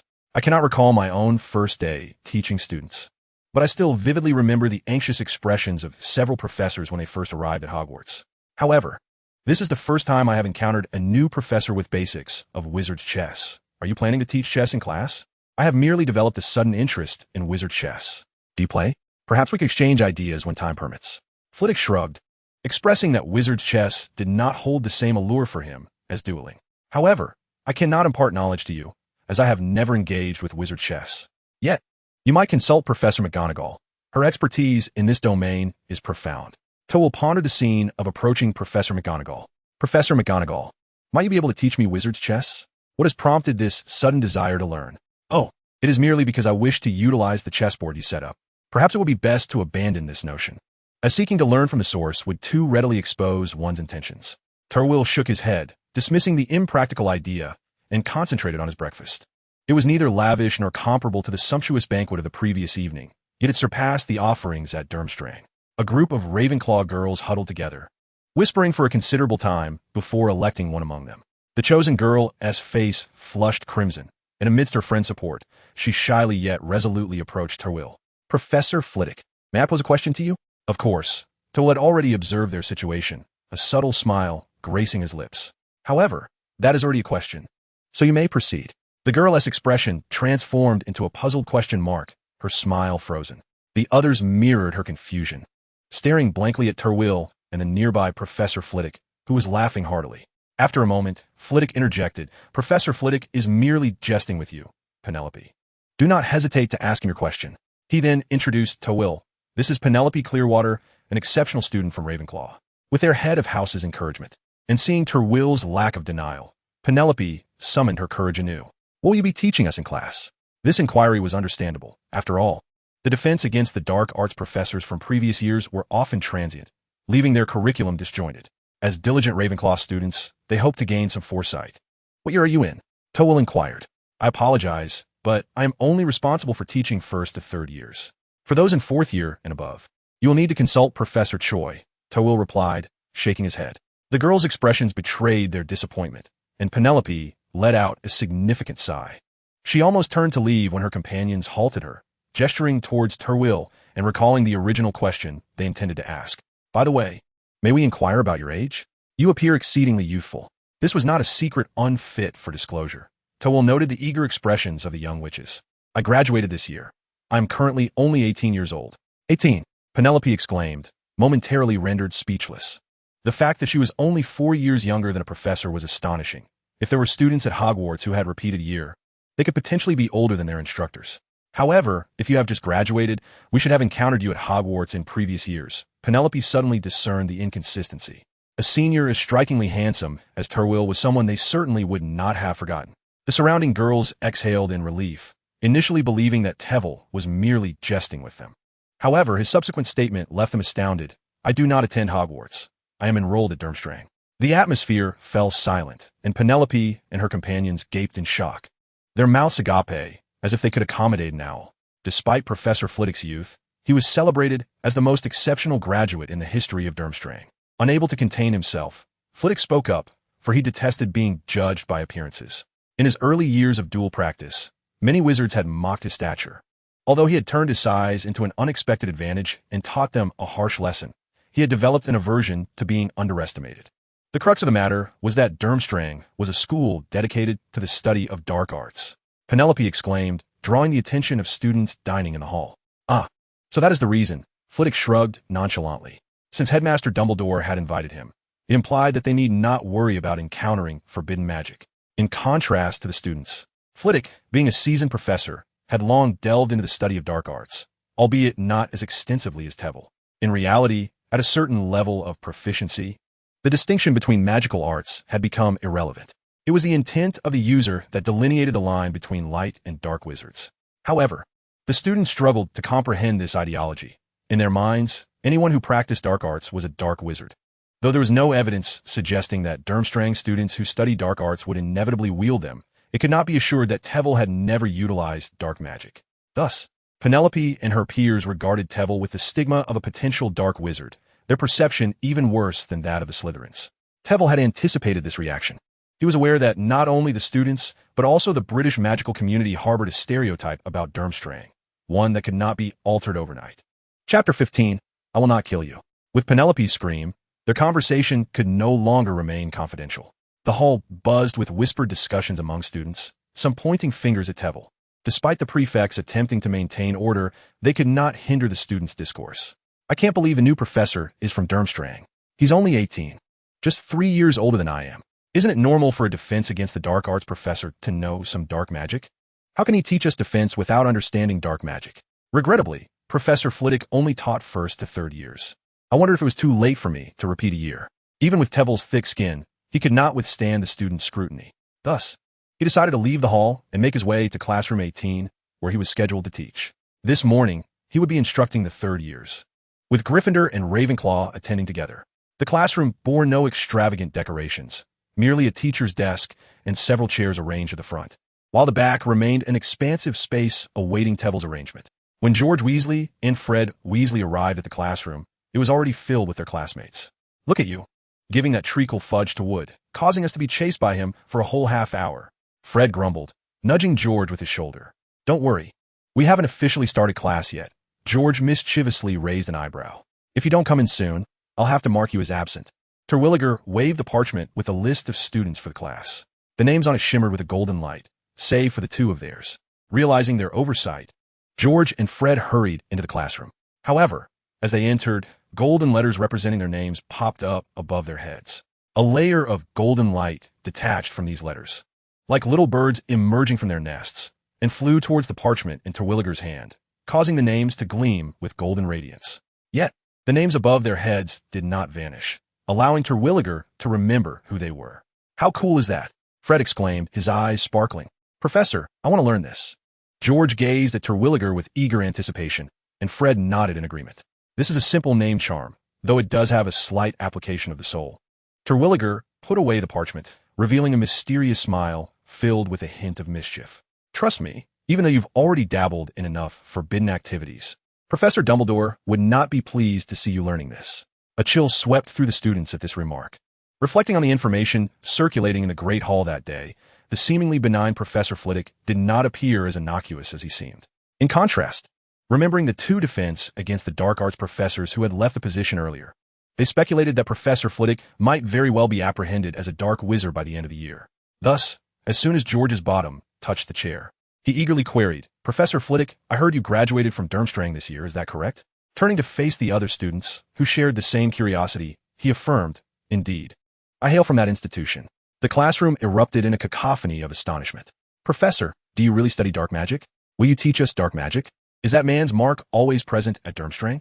Students clamored to pose their questions to Terwilliger, some even standing up to voice their inquiries loudly. Silence. Terwilliger's voice, though not loud, resonated in the students' ears as if it echoed through their very souls. The moment he spoke, the students were momentarily stunned into silence. After a brief pause, they were astonished to find that they could no longer hear themselves or their classmates. We can't be deaf, can we? Just as they panicked, Terwilliger's voice rang out once more. You are not deaf. This serves as a minor reprimand for you. Henceforth, remember to raise your hands before speaking. Observing the students collectively exhale in relief, he smirked. Moreover, both Gryffindor and Ravenclaw shall lose 10 points each. Fred promptly raised his hand, and upon seeing Too Well nod, he realized he could speak. Professor, We currently have no points. How can you deduct any? The students snickered behind their hands. Indeed, it posed a conundrum. Let us accumulate them instead. 1 point per day, until your house's score is sufficient for deductions. Tewell's words seemed to cast a spell that erased smiles, instantly filling the students with respect for their new professor. Regarding Durmstrang, I prefer not to delve into extensive details during class. You need only grasp one essential truth. Our study of dark magic does not imply that we are dark wizards. Tewell felt compelled to clarify, as he aspired to be a beloved teacher among his students. As for Grindelwald, he paused, allowing the students to be intrigued by the name. His emblem indeed remains at the school, yet his will resembles the blood purity doctrine of Hogwarts, garnering numerous adherents everywhere. This does not mean all students support his ideology, especially with many in the school who have lost loved ones due to Grindelwald's actions, who delivered a stern lesson to those who naively flaunted his emblem. Thus, in my view, Durmstrang merely substitutes the study of defensive magic with the study of dark magic. Beyond that, the distinction between the two schools is minimal. A male student named Roger Davis raised his hand. Professor Tewell, I have heard that Durmstrang does not accept students of Muggle descent. Is that true? You're correct, Mr. Davis, for we believe that students of Muggle lineage find it challenging to resist the allure of dark magic. Only if their parents provide magical guidance can they truly comprehend the nature of dark magic. Noticing another student raising their hand, Tewell was reluctant to transform the class into a Durmstrang seminar. I thought you would be more eager for this discussion. So, who among you can share what one learns in defensive magic? Precisely. Therefore, at the commencement of this course, I must gauge your proficiency in magic. Tewell clapped his hands, capturing the attention of all students. The swiftest method is through combat, my combat with you. A smile curled at the corners of his mouth, his eyes sparkling with delight.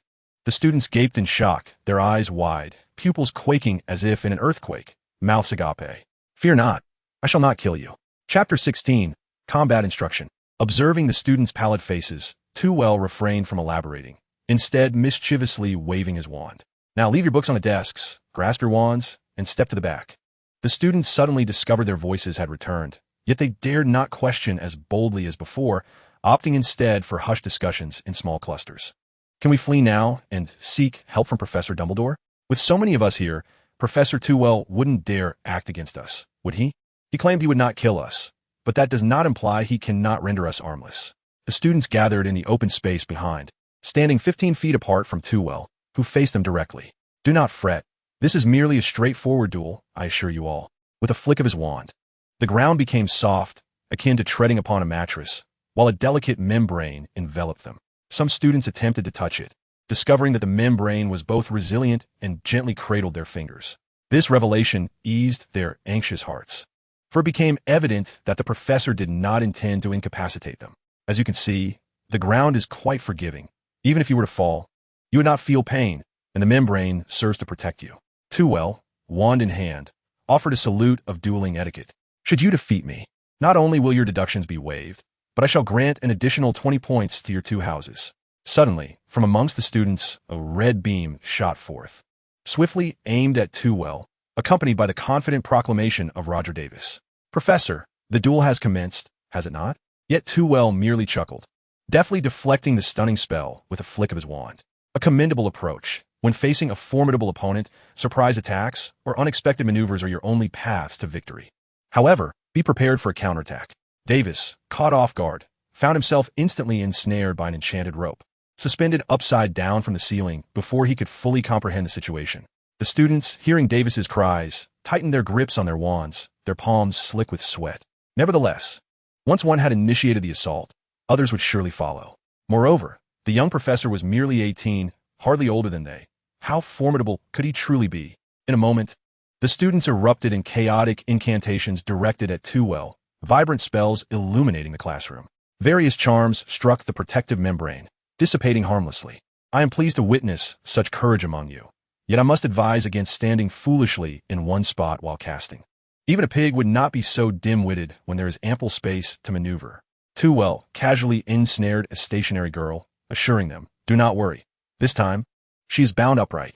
Though the students bristled with frustration, they recognized the necessity of movement, yet this would inevitably diminish the accuracy of their spells. Tewell needed not to defend himself. A mere 2 steps sufficed to evade their attacks, effectively demonstrating the importance of proper positioning. When casting, do not hesitate. Decisiveness will yield swifter spells. Even if evaded, you can still launch a rapid follow-up. Do you think this is a child's play? With a casual flourish, he not only blocked the incoming spells, but also cast a binding charm, ensnaring 2 more students. The idea is indeed commendable. 2 individuals casting spells to maneuver while one leads the offensive, yet one must remain vigilant regarding their own defense. Otherwise, they would be akin to a naked swine. Professor, swine do not wear clothing by nature. So, you cannot even conjure a protective charm. A barrier spell was unleashed, sending the Weasley twins and a student named Lee Jordan hurtling away, only to be caught by the external membrane, still unable to escape the fate of being suspended. Upon hearing Tveir's scornful remarks, the remaining students became exasperated, yet they instinctively organized themselves. Some unleashed offensive spells, while others attempted to obstruct the flailing ropes, and the rest sought opportunities to maneuver, complicating Tveir's actions. Excellent. It appears you have begun to grasp the essence of overwhelming an opponent with numbers. Yet you have overlooked the most crucial aspect. The students were momentarily taken aback, only to hear Tveir utter the first incantation, Wingardium Leviosa. This was the levitation charm they had learned in their first year, a rather elementary form of magic. However, they felt no sensation of buoyancy, nor did they witness anything levitating. Just as confusion settled in, an immense pressure suddenly filled every cell in their bodies. The young wizards who had learned about Muggle knowledge recognized this feeling instantly. Gravity had intensified. Aside from the students suspended from the ceiling, the rest lay helplessly on the soft ground, even their fingers rendered immobile. Tveir deliberately moderated the output of his magic, merely compelling them to prostrate on the ground, while methodically suspending all the young wizards from the ceiling. Should anyone chance upon this scene, they might suspect he harbored some peculiar proclivities. Thus, Tveir closed the door. He seated himself at a table, surveying the spectacular tableau before him. Frankly, I am quite disappointed in you all, he remarked, shaking his head. The spells you have mastered are exceedingly few. The most frequently employed are the barrier and disarmament charms, with only the standard incantations standing out as noteworthy. Ultimately, a group of individuals functioning like a disorganized mass, only realizing the need for cooperation upon the opponent's prompting, is truly lamentable. Sooner or later, we shall encounter adversaries far more formidable than ourselves. In such instances, collaboration should be your foremost consideration, for dispersing will lead to your individual downfall. It is a failure of the highest order. I find it more challenging to contend with you than with a herd of swine. Tveir enumerated their numerous shortcomings, and with each critique, their ire grew.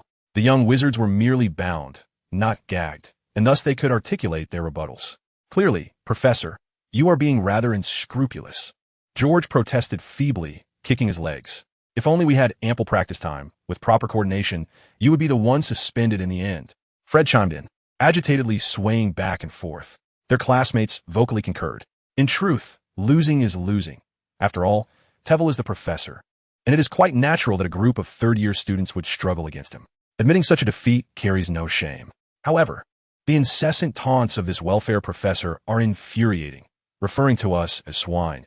Does he not realize that swine are the least magical of creatures?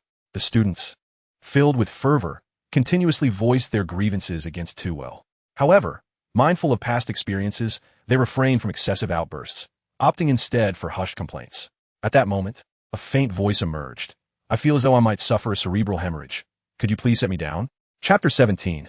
The class concludes. Roger Davis was the sole student suspended upside down, while the others merely felt discomfort. His physical state was genuinely distressing. Observing his flushed face, a consequence of blood pooling, Tveir promptly employed a standard levitation charm to lower them all. He narrowly avoided potential charges of student endangerment, allowing them a moment to recover. Tveir deftly dispelled the surrounding enchantments. I trust you have all experienced a true battle. Now, share your reflections. Tveir remained seated atop the desk, watching the students exchange glances, yet no one spoke, compelling him to call upon them. Davis, I believe your insights may be particularly profound. Would you impart some wisdom to your classmates? Upon hearing his name, Davis's posture shrank, his previously flushed face paling considerably. He scanned the room for supportive eyes, and, upon confirming no one would speak on his behalf, stammered, Don't just stand there foolishly. Precisely. Tveir nodded in approval. Regardless of how swift an opponent's magic may be, its trajectory is predominantly linear. This implies that with effective movement, one can evade most spells. Of course, if one were to recklessly rush toward a curse, Even Professor Dumbledore could not save you. The students erupted into cheerful laughter. Yet, a further question emerged. Who among you has considered this? Tveir allowed the students to laugh for a moment before posing the inquiry. George, eager to respond, was silenced by Fred's hand over his mouth. You must raise your hand, you fool. Fred then raised his hand, much to George's incredulous gaze. After receiving Tveir's nod, he spoke up. Professor, I believe that if we were to step into a trap while running, it would be better to remain stationary. Tveir applauded him in acknowledgement. Indeed, the battlefield is often complex. As we maneuver, we must be vigilant of both our adversaries and the ground beneath our feet. 5 points to Gryffindor. It seems you two possess considerable experience in this regard. Fred and George proudly lifted their heads, basking in the low chuckles of their classmates. At that moment, the bell signaling the end of class rang, and the students felt an unusual annoyance at its sound, wishing instead to hear Professor Tveir elaborate further on combat techniques. How impressive it would be. The adolescents, brimming with a desire to showcase their abilities, longed to master numerous fighting skills and to replace Professor Tveir, who had just demonstrated remarkable prowess against multiple opponents. However, there is no rush. We have an entire year to learn these 4 techniques. After a year, we can engage in another battle to assess your progress. The students' spirits soared immediately. Let us conquer Hogwarts and capture Tveir. Tveir was quite pleased with their enthusiasm, though he could not help but feel as if horns had sprouted from his head. First and foremost, the initial point concerns positioning. Your assignment is to contemplate how to execute effective positioning while simultaneously rendering your opponent's movements ineffective. The subsequent task is designated for those students willing to engage their intellect. Those with commendable ideas will receive a modest yet special reward. He displayed a quintessential professor smile, instilling a sense of anticipation among the students. A few academically gifted students exchanged glances, their eyes gleaming with a fervor that rivaled the intensity of battle. The allure of the professor's rewards was undeniable. Thus, all you need to do is compose an essay about your thoughts, with no restrictions on length. Even a few words will suffice. However, bear in mind that it must be your own original ideas. The absence of a word limit is the most insidious aspect. No student dares to submit a mere few words, leading them to a perpetual state of anxiety regarding insufficient length. Ironically, this often results in lengthier compositions. Tveir clapped his hands, dispelling their reluctance. With that, Tveir found himself with ample free time. Today, he only needed to conduct this one class, leaving the remainder of the day for himself. Grasping his copy of Fundamentals of Wizard Chess, he strolled leisurely through the castle towards the library. The castle was notably quieter due to the students attending classes, with only occasional sounds of spell casting emanating from the classrooms. Similarly, the library was sparsely populated. Students without classes were few, and even fewer ventured to the library on the first day. He chose not to peruse books on Wizard's Chess, as Hogwarts possessed ancient tomes spanning a millennium, rendering a study of Wizard Chess here a squander of opportunity. Instead, he selected a volume titled Techniques of Spellcasting.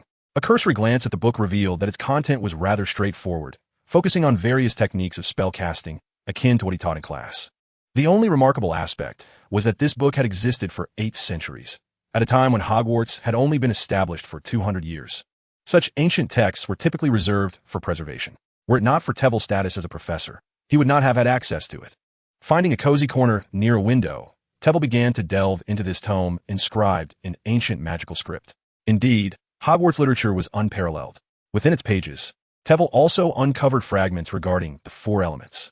The author held the 4 elements in high regard, yet after years of research, had made little progress. Resorting to personal interpretation to pen this introductory techniques of spellcasting. The text encompassed various aspects of the 4 elements, albeit with only superficial insights. Its singular merit lay in a particular assertion. Mastery of the 4 elements does not rely on ancient magic. Rather, it transcends magic, drawing closer to the essence of magical power. Regardless of the method of spellcasting, it is composed of the 4 elements. Tveir was uncertain whether this included modern magic, yet it brought him a measure of relief. He had initially feared that studying the 4 elements would necessitate delving into ancient magic. It is worth noting that the decline of ancient magic stemmed from its complexity and difficulty in mastery. Even a seasoned scholar steeped in ancient magic for years could not guarantee proficiency in more than 10 ancient spells. It is akin to a muggle endeavoring to learn magic through textbooks. Such a method of casting spells considerably restricts the number of wizards. In ancient times, only those with extraordinary talents could become wizards. Thus, Although ancient magic possessed a slightly greater potency, Tveir had no desire to pursue it. After all, his prowess did not necessitate concern for the marginal enhancements offered by ancient spells, as modern magic could achieve the same effects. After spending an entire afternoon poring over the tome techniques of spellcasting and searching the library for additional valuable texts, Tveir ultimately found nothing of significance. As mealtime approached, he departed the library and made his way to the dining hall. However, the student's demeanor towards him underwent a complete transformation. "Greetings, Professor Wilfry." "Hello." Another unfamiliar student greeted him, prompting Tveir to suppress his confusion and respond with a nod and a smile. Just this morning, they had pointed fingers at him, and now, only hours later, they were warm and courteous. Professor Wilfry appeared seemingly out of nowhere, giving Tveir a playful pat on the waist. "Tveir, I hear you've been hanging an entire class upside down?" Chapter 18, A Shift in Attitude. Tveir suspected he understood the reason for their change in demeanor. News of his camaraderie with the students had likely spread throughout the school. It took but a single day for events within the castle to reach every ear. Truly, one could not doubt the efficiency of Hogwarts. "It's merely a matter of teaching finesse," Tveir shrugged, realizing that the students were not averse to his methods. Yet their lack of aversion was not all. Professor Wilfry, feigning mystery, winked at him. "I was worried you might feel nervous on your first day of teaching." "They are simply third-year children. They're quite easy to please," Tveir remarked, adopting an air of wisdom that could easily be mistaken for the professor's own. All the while smiling, Tveir felt his face stiffening. Though he had only encountered them the previous night at dinner, and today marked the first day of term, it seemed as though all the students were already well acquainted with their new professor. However, upon entering the dining hall, the meaning behind Professor Wilfry's words became clear. As the students caught sight of him, a shriek erupted from the crowd. "Professor Wilfry, could you not consider hanging me up for a good thrashing too?" This remark came from a rugged-looking boy. The hall erupted in laughter, yet the students' eyes sparkled with anticipation, eagerly fixed on Tveir. "Professor, please also teach us the art of combat. I implore you to bind me tightly. I wouldn't mind at all." The classroom was already saturated with the pungent scent of garlic, leaving the students with headaches. Not to mention the content of the lessons, which he merely recited without much engagement. Compared to Professor Binns, who taught the history of magic, Tveir's approach was infused with a touch more passion. When it came time to demonstrate spellcasting, he sought out students to participate. Though he spoke extensively, he had yet to provide a live demonstration, leaving them to navigate their own paths. However, Tveir was different. Just the sight of his golden aura was enough to elicit endless praise from the Weasley twins. Davis from Ravenclaw has nearly become an ardent admirer of Professor Flitwick, extolling his prowess to the skies. In the eyes of the young wizards, from his appearance to his abilities, Professor Flitwick is nothing short of a resounding triumph over Professor Quirrell. Terwilliger raised his hand, and the hall fell into an immediate hush. Observing the eager anticipation in the eyes of the students, particularly those in the upper years, he waved his hand grandly, pointing towards Professor Quirrell seated in the faculty section. "The courses for fourth year and above are under Professor Quirrell's purview. Trust me, his capabilities are ample for the role of your defense against the dark arts professor, though they have yet to be fully revealed." Quirrell, wishing to conceal his true strength, found Terwilliger unperturbed by the prospect of digging a small pit for him. After all, they're colleagues in every conceivable sense. Who else could bear the brunt of such jest? This strategy bore fruit, as Quirrell's previously jovial countenance abruptly stiffened, his lips twitching in uncertainty on how to respond to the inquiring gazes of the students. The minor commotion in the hall dissipated, yet the students continued to discuss the suave Professor Flitwick. "We still have a few days until we attend Professor Flitwick's class," Ron remarked, clutching a chicken leg in his left hand and a custard tart in his right, his mouth never idle. "Thus, there is no need for such early anticipation." "I am not anticipating," Hermione interjected from the side, her brow furrowed in displeasure as she looked up from her book while dining. "Professor Flitwick's first lesson will assess our abilities. If you cannot cast even a single spell, wouldn't we be at a disadvantage from the very outset?" Neville, despondent, set down his chicken leg, despairing that even a year of study may not suffice to cast a complete spell. Harry listened in silence, his heart tightening as he heard their discussion. During class today, he had been pleasantly surprised to discover that his magical studies were not lacking compared to his peers. With the exception of Hermione, of course. George sat excitedly in their midst. Wherever the conversation turned to Professor Flitwick at the Gryffindor table, he would surely be present. "Do not worry. No matter how much you learn, it will all be rendered moot by a single spell from Professor Flitwick. Perhaps the professor could intimidate them with just a flick of his wand." Fred chimed in with a mischievous grin. "But I heard that you all merely endured one of the professor's spells, and then 3 of you were suspended midair. Ron blinked innocently, completely oblivious to his precise misstep. The twins exchanged a silent glance. I think we could develop a type of spider candy that transforms people into spiders. That would surely be amusing. We could also fill the common room with spiders, allowing the Gryffindors to practice their evasive maneuvers ahead of time. Evasive maneuvers? Are you referring to combat techniques? Hermione's curiosity piqued. Could you elaborate on that for us? She was more interested in the content of Professor Flitwick's lessons. As a diligent student, always eager to prepare in advance. However, from the snippets she had gathered, it seemed that Professor Flitwick's teachings deviated entirely from the textbook. Moreover, she could scarcely recall any such text encompassing these themes. Do not fret, you will learn everything. We have an entire year ahead of us, George declared confidently, shaking his head with pride. At present, only this cohort of students has partaken in Professor Wulfric's course, the specifics of which have been shrouded in secrecy. This course imparts techniques that can significantly enhance one's abilities. Although once everyone has attended the defense against the dark arts, they will inevitably become acquainted with this knowledge. However, by then, it will merely be a camaraderie forged through shared experiences, rendering the details inconsequential. Hermione, dissatisfied, turned her lips in disdain and chose to disregard the taciturn Weasley twins. Yet, after Ron had his fill, he suddenly remarked, "Aren't you concerned that Professor Wulfric might employ dark magic?" "Impossible. How could a professor use dark magic on students?" Hermione retorted immediately, "But the professor hails from Durmstrang, where knowledge of dark magic is quite commonplace." Ron frowned, equating the knowledge of dark magic with being a dark wizard, considering that Durmstrang is the stronghold of dark sorcery. George, however, grew indignant, slapping Ron's shoulder with emphasis. "My dear brother, knowing dark magic does not equate to wielding it. I would wager that even Professor Dumbledore possesses a fair share of dark magic. Even if he were a dark wizard, it matters not," Fred chimed in, sporting a foolishly adoring expression, "as long as it's not directed at us." Ron cast a scornful glance at his two brothers, recalling how they had been wagering that morning on how long it would take for Professor Wulfric to end up in Azkaban. Chapter 19, My Damn Competitive Spirit. Professor Twirl remained oblivious to the students' praises, or perhaps he lacked the leisure to attend to their opinions. He found himself entangled in a minor predicament. The students had highly regarded the combat demonstration in class, deeming it one of the most valuable practical lessons they had ever experienced. Yet certain professors, particularly the meticulous Professor McGonagall, held a different perspective. "I am not questioning your methods. In fact, I am quite pleased that Hogwarts has acquired another professor skilled in combat." Professor McGonagall paused to gather her thoughts before continuing. "However, I would appreciate it if you could consider the students' capabilities. Suspending them is rather." She pondered for a considerable time, struggling to find the right words, prompting Twirl to interject. "Indelicate?" "Precisely, indelicate," Professor McGonagall nodded emphatically. "Simply binding them would suffice. But suspending them from the ceiling might lead parents to believe our school is resorting to corporal punishment." Just as Twirl was about to offer an explanation, Professor Dumbledore interjected. "It's quite all right, Minerva. Twirl's approach is rather engaging." He gestured toward the exuberant students. "As you can see, they thoroughly enjoy it. As for the parents, I believe they will be more focused on their children's burgeoning abilities than on this minor issue." With the headmaster's words, Professor McGonagall refrained from further objections, knowing that any complaints would ultimately reach Dumbledore. Nonetheless, Twirl offered a brief clarification to prevent assumptions of any peculiar predilections on his part, explaining that such measures were only employed with third-year students to allow them a glimpse into the harsh realities of combat.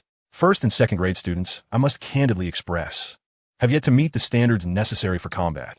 At most, they are capable of engaging in games. Professor McGonagall offered an awkward smile. It is only natural for first-year students to be lacking in ability at the beginning of the school year. If they were strong, it would raise suspicions. However, as for the second-year students, after a year of study, to be frank, Professor McGonagall felt their competence was scarcely superior to that of the first-year newcomers. Reflecting on this, she discreetly cast a glance at the timid and evasive Quirrell. It is precisely due to professors of such caliber occupying the position of defense against the dark arts that Hogwarts students are deprived of acquiring truly useful knowledge. Fortunately, this year, Albus has shown a bit of insight by hiring an additional assistant, one who is exceptionally talented. Yet, considering the rumors, she couldn't help but feel a sense of apprehension. Would Quirrell, too, only endure for a year before being compelled to leave the school? Quirrell momentarily paused, hand gripping his glass. What had he said to elicit such concern in Professor McGonagall's gaze? Professor Flitwick, however, had not pondered such matters. "Quirrell, you teach combat, yet the students have a limited repertoire of spells. How do you intend to instruct them?" Defense against the dark arts and charms are intrinsically interconnected. The charms class introduces students to new spells, while defense against the dark arts teaches them how to employ those spells in confronting potential dangers in life. Thus, students of higher grades find it easier to learn defense against the dark arts, as they possess a broader array of spells. However, since Quirrell is only instructing students below the 3rd year, Professor Flitwick is understandably concerned that the content of the classes may lack the richness found in higher grades, leading to dissatisfaction among the students towards Quirrell. Quirrell had anticipated this. His primary focus in class is to teach them various casting techniques and the diverse applications of spells they have learned. If you don't mind, I will also teach them practical spells for combat. Of course not, Professor Flitwick chuckled. I'm unaware of your proficiency in transfiguration, which is also quite useful in combat. Professor McGonagall's demeanor towards Quirrell grew increasingly amiable, as if fearing this might be their last opportunity to meet. Thus, upon hearing this, she turned to join the conversation. I would not mind at all if Quirrell could teach the students the application of transfiguration. Frankly, many students are unaware of its utility in combat, often deeming it rather superfluous. Quirrell felt somewhat helpless regarding this viewpoint. Apart from masters of transfiguration, few recognize its immense significance in battle. Coincidentally, his mentor is a master of transfiguration, although the instructor often criticizes him for prioritizing the dark arts over transfiguration. Quirrell's own expertise in the latter is not something an ordinary wizard can rival. One cannot help but wonder how formidable Dumbledore is in this respect, being hailed as the individual who could dominate the world solely through transfiguration. Noticing Quirrell's gaze, Dumbledore turned to him, raising his glass, his azure eyes, as clear as a child's, eluded even a master of legitimacy. I too eagerly anticipate the broader application of transfiguration beyond mere combat. If it pleases you, we may exchange thoughts on the matter. Thus, after dinner, Tveir accompanied Dumbledore to the headmaster's office. It was the same room as before, adorned with the familiar decor, and the portraits gazed upon them with their characteristic, scrutinizing eyes. The elderly often resist change. Dumbledore, seated at the long table, wore a smile of expectation. Tea or pumpkin juice? Tveir composedly took his place opposite Dumbledore, opting for the latter, as he had developed a fondness for this beverage. No sooner had he spoken than a bottle brimming with pumpkin juice sprouted 4 legs and joyfully scampered toward him. The cup, crafted from the bottle cap, was petite and exquisite, adorned with swirling patterns reminiscent of drifting clouds. Observing the spectacle, Tveir couldn't help but smile knowingly. A rather grand display to assert dominance, indeed. However, I prefer a larger cup. I hope that does not inconvenience you. Dumbledore's previously proud smile faltered momentarily. With a wandless and silent spell, complemented by advanced transfiguration, he intended to astonish the young professor, ensuring that Tveir, despite his remarkable abilities, would not succumb to arrogance at such a tender age. Yet, to his surprise, Tveir countered with his own wandless and silent spell, further transforming Dumbledore's creation into an even smaller cup, threatening to overflow should more juice be poured. It suddenly dawned on me that we had just dined, and it would be wise to refrain from excessive pumpkin juice. Ah, my insatiable competitive spirit. Dumbledore looked on with delight at Tveir's exasperated expression. No worries, I am still young. My digestion is robust, Tveir replied, his grin now somewhat more triumphant. Chapter 20. The student's duty is to examine. The following day, Tveir unusually awoke late. Fortunately, he had no classes that morning. Last night, after engaging in a rather childish yet intricate contest of transfiguration, he ultimately faced defeat. Dumbledore had shamelessly resorted to the Elder Wand. His inherent prowess already surpassed Tveir's, and with the wand's amplification, even a teacher would struggle against him. Nevertheless, it was primarily Dumbledore imparting knowledge, with Tveir absorbing every lesson. Transfiguration, in essence, is rather straightforward. Students after 7 years typically master the switching spell, vanishing spell, and summoning spell. Tveir excelled in these areas. However, to perform exquisite transfiguration that surpasses the efficacy of standard spells requires further study. For instance, mastering the control of magical energy to render transformed objects more agile, or incorporating the magical properties of spells into transfiguration to endow the transformed objects with spell-like effects. In these respects, Dumbledore's prowess even eclipsed that of his own instructor. This is not to suggest any deficiency in my teacheress abilities. Tveir made a brief effort to compose himself before entering the dining hall. At this hour, the hall was sparsely populated with students, yet upon his arrival, many turned their attention toward him. In no time, he found himself surrounded by a throng of inquisitive young wizards, eager to inquire about Durmstrang. Durmstrang mandates a very short haircut. I wonder if Mr. Malfoy can endure that? One asked. We possess fur cloaks and blood-red robes, contingent upon the weather. Indeed, it is predominantly cold, although a few robust students may forego their cloaks. He shared an intriguing tidbit. Quidditch is a globally celebrated sport. Thus we have a Quidditch team, though it is not divided by houses, but rather formed into several teams. All right, class, the question session has concluded. I must proceed to teach the students. As the lesson approached, Tveir managed to extricate himself from the throng of students. He seemed to have heard Professor Wilkins in the hall, introducing Durmstrang, which drew nearly all the free young wizards to gather around. Nevertheless, he was pleased to address their curiosities, serving as a delightful distraction from the fatigue of last night's studies. I wonder when Professor Wilkins will arrive. I heard he was surrounded by students in the hall. He shan't be late, I hope, but arriving this early means we might miss witnessing the professor's magical roll call. I could not care less about that. I have specifically learned several spells, eagerly awaiting a duel with Professor Wilkins. The second-year students were animatedly discussing the upcoming lesson, filled with anticipation for the potential battles that might ensue. After a day of fervent excitement, they awoke early, hastily filled their stomachs at noon, and arrived at the classroom in eager anticipation. Professor's here. A voice rang out, and the classroom fell silent, all eyes fixated on the entrance. Sure enough, moments later, the debonair Tveir strode in, carrying a paper bag. He was somewhat taken aback by the sight of the eager students who had already filled the classroom. Glancing back, he confirmed it was indeed his classroom and cheerfully approached the lectern. To be honest, had it not been for the absence of the class bell, I would have thought I was late. The students responded with delighted, cheerful laughter. However, the roll call was a necessary formality. Tveir waved his wand, and the names of the students appeared above their heads. Amidst their gasps of astonishment, the golden light coalesced into the student list in his hand. Excellent, he remarked, scanning the parchment. I trust no one would be audacious enough to miss my class. He neatly tucked away the parchment, meeting the expectant gazes of the students. Though you may already know who I am, allow me to introduce myself. I am Tveir Wilkins, your professor of defense against the dark arts, and indeed, I hail from Durmstrang. However, I must ask that we refrain from discussing my alma mater during class. It is the rule of this course. Cheers erupted in response. However, it is important to note that Tveir raised his voice, overshadowing the cheers. Prior to engaging in battle, a rather less enjoyable step must be undertaken.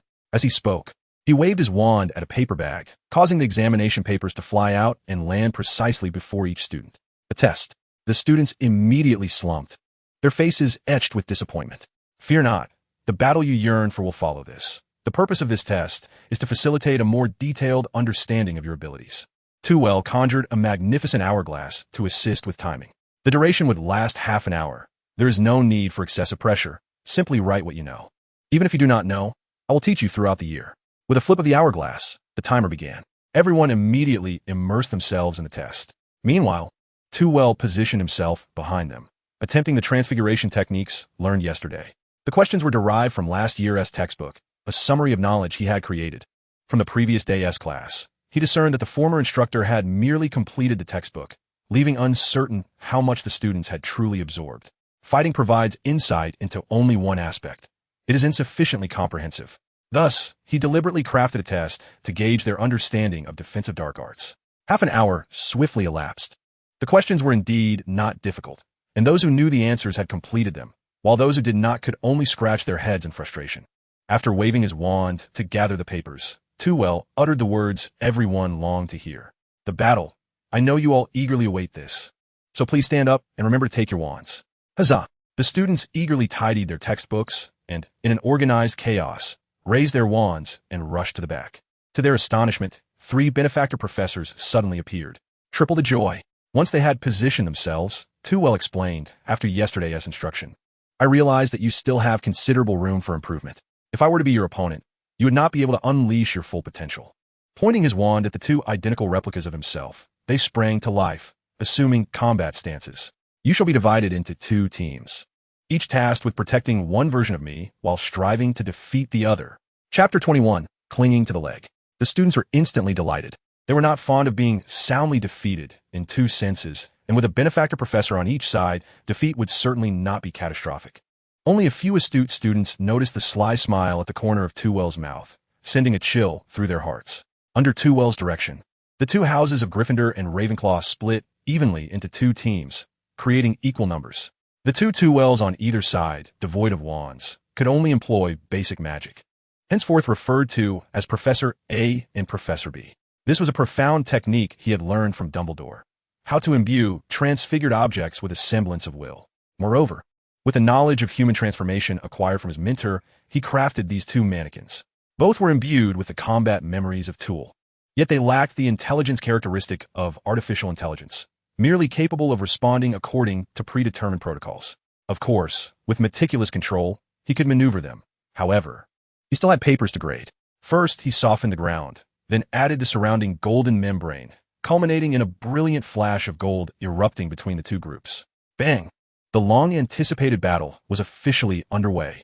The two professors simultaneously cast disarmament spells, only to be thwarted in the next moment by an ironclad counterspell. Their movements mirrored each other closely, spells soaring back and forth, rendering it impossible for either to gain the upper hand. Unfortunately for the students, they had hoped to perform admirably in order to summon the esteemed Professor Jinfu to the fray. Yet, the spells emanating from the two mannequins overwhelmed them. Nevertheless, the primary focus remained on the two professors, so the students did not succumb entirely to the pressure, managing to create some minor inconvenience for their opponents. However, this led Professors A and B to realize the students' role in the unfolding chaos. With a strategic retreat, they concealed themselves behind the bewildered students. Yet their incantations did not cease. Rather, with a wall of bodies in front, they unleashed aggressive spells without hindrance. Who could withstand such onslaught?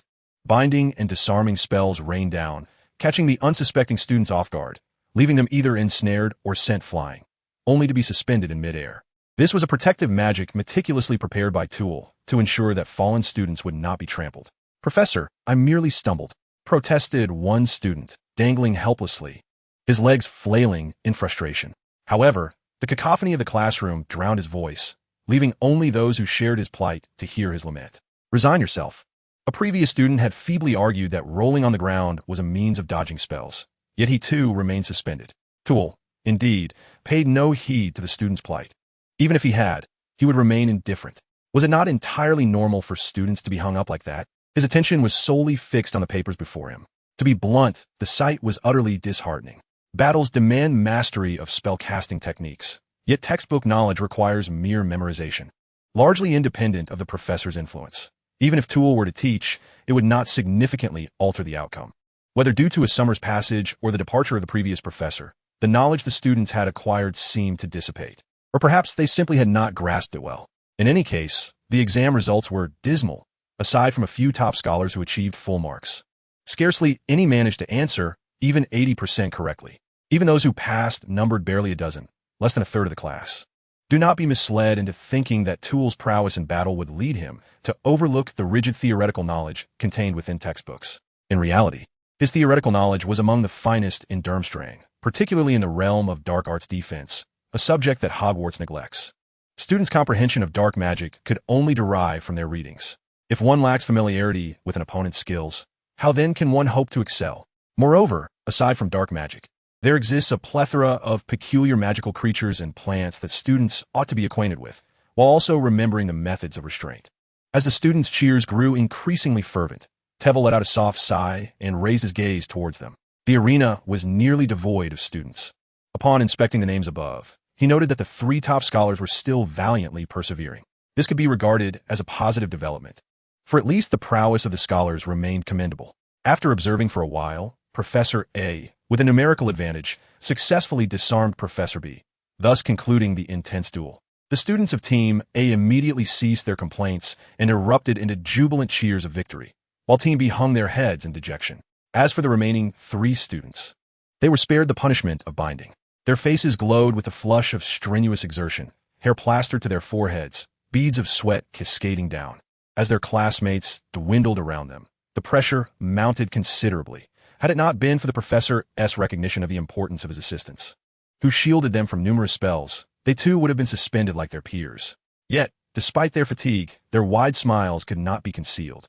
"Quite splendid, unexpectedly so. On par with your performance on the examination papers." Tveir's sardonic tone was promptly perceived by the students.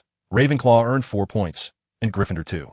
He showed no intention of releasing the students suspended from the ceiling, instead focusing on tidying up the surrounding spells and the two dummies. "Professor, May I inquire about my examination score?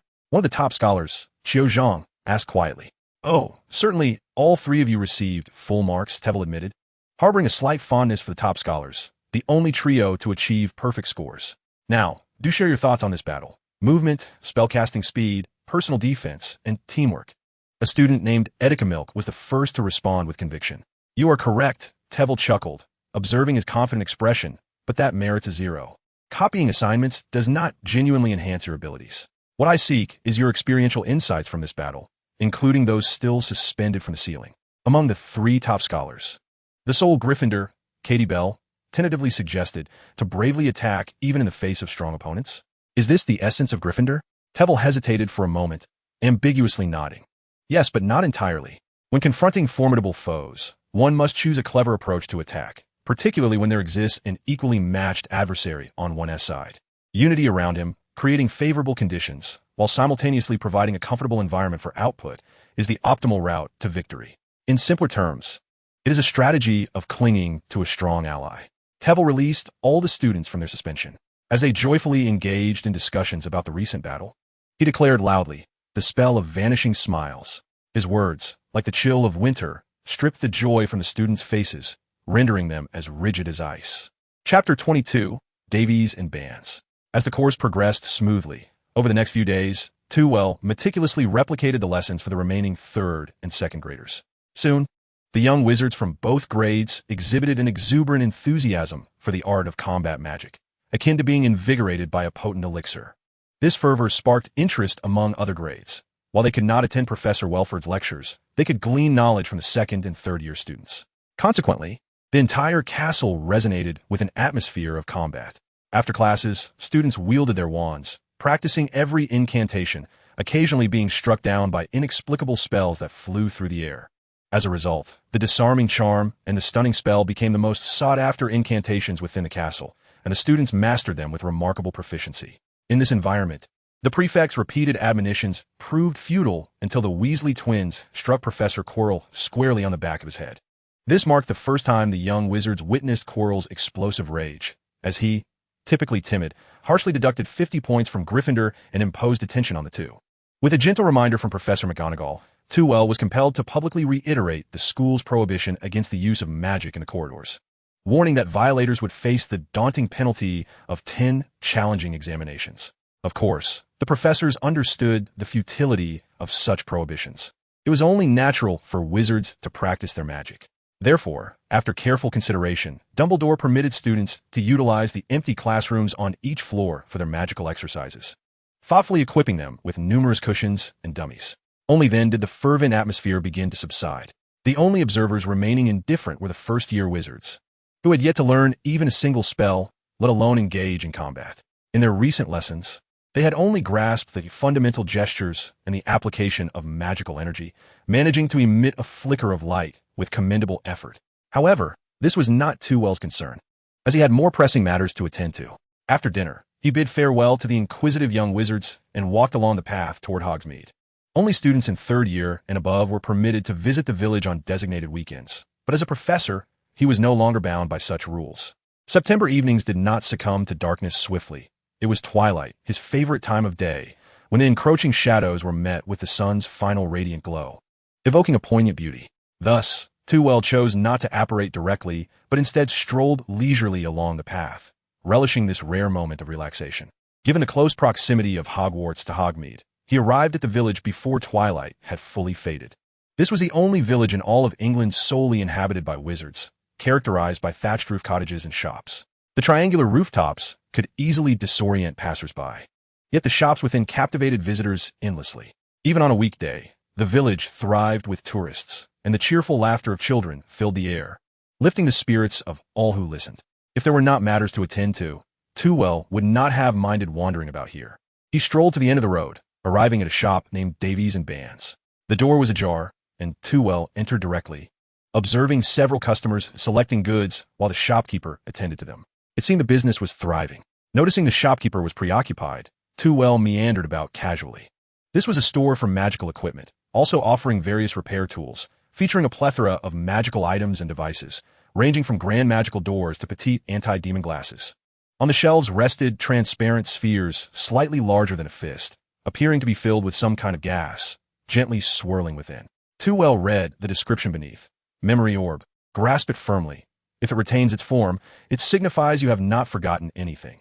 If it suddenly glows red, it indicates you have indeed forgotten something. However, be cautious. If you forget what you have forgotten, this memory orb will be of no assistance. A stout man with glasses appeared beside him, wearing a standard polite smile. I am Bands, the manager of this establishment. He gestured toward another shopkeeper across the way. That is my brother Davies. We co-manage this shop. Is it your first visit, dear customer? Bands inquired curiously. Given the scarcity of wizards, coupled with Bands' commendable memory, he would not easily forget someone like Too if they had met before. Indeed, it is my first time in Hogsmeade, Too replied with a slight nod. Are you in need of something, or merely perusing? If it's the latter, I will be delighted to guide you. Band's smile grew warmer. An additional new customer was certainly a boon for any shop. Too felt a flush of embarrassment. He cleared his throat, preventing himself from becoming lost in unrealistic flattery. Magical recharging allows magical devices to continue functioning after draining their stored magic through infusion, akin to the distinction between disposable batteries and rechargeable ones. The magic within had diminished significantly, not solely because Too had a limited reserve, but also due to the considerable magic expended by casting the powerful Ironclad charm. However, Bands first discreetly assessed Too before speaking. There was no need for Too to articulate his needs. Bands conveyed them to Davies. Davies did not respond immediately, seeming to disregard Too as he engaged in discussion with his brother. Chapter 23, The Hog's Head Inn. Too remained unconcerned, continuing to explore the shop at his leisure. Davies and Bands could be considered the most renowned alchemists in the British magical community, although they seldom embraced this identity. Most perceived them merely as the proprietors of a quaint shop. Indeed, their establishment was relatively modest, primarily selling practical magical items. Far less renowned than the whimsical shops like the Wizarding Joke Shop and Zonko's Joke Shop. Were it not for the Welfare family's chronicling of the Davies family saga and their lineage's authentic alchemical heritage, Tveir would not have chosen to come here. One half of the shop was devoted to Quidditch paraphernalia, and aside from maintenance scissors, he also beheld some peculiar golden snitches.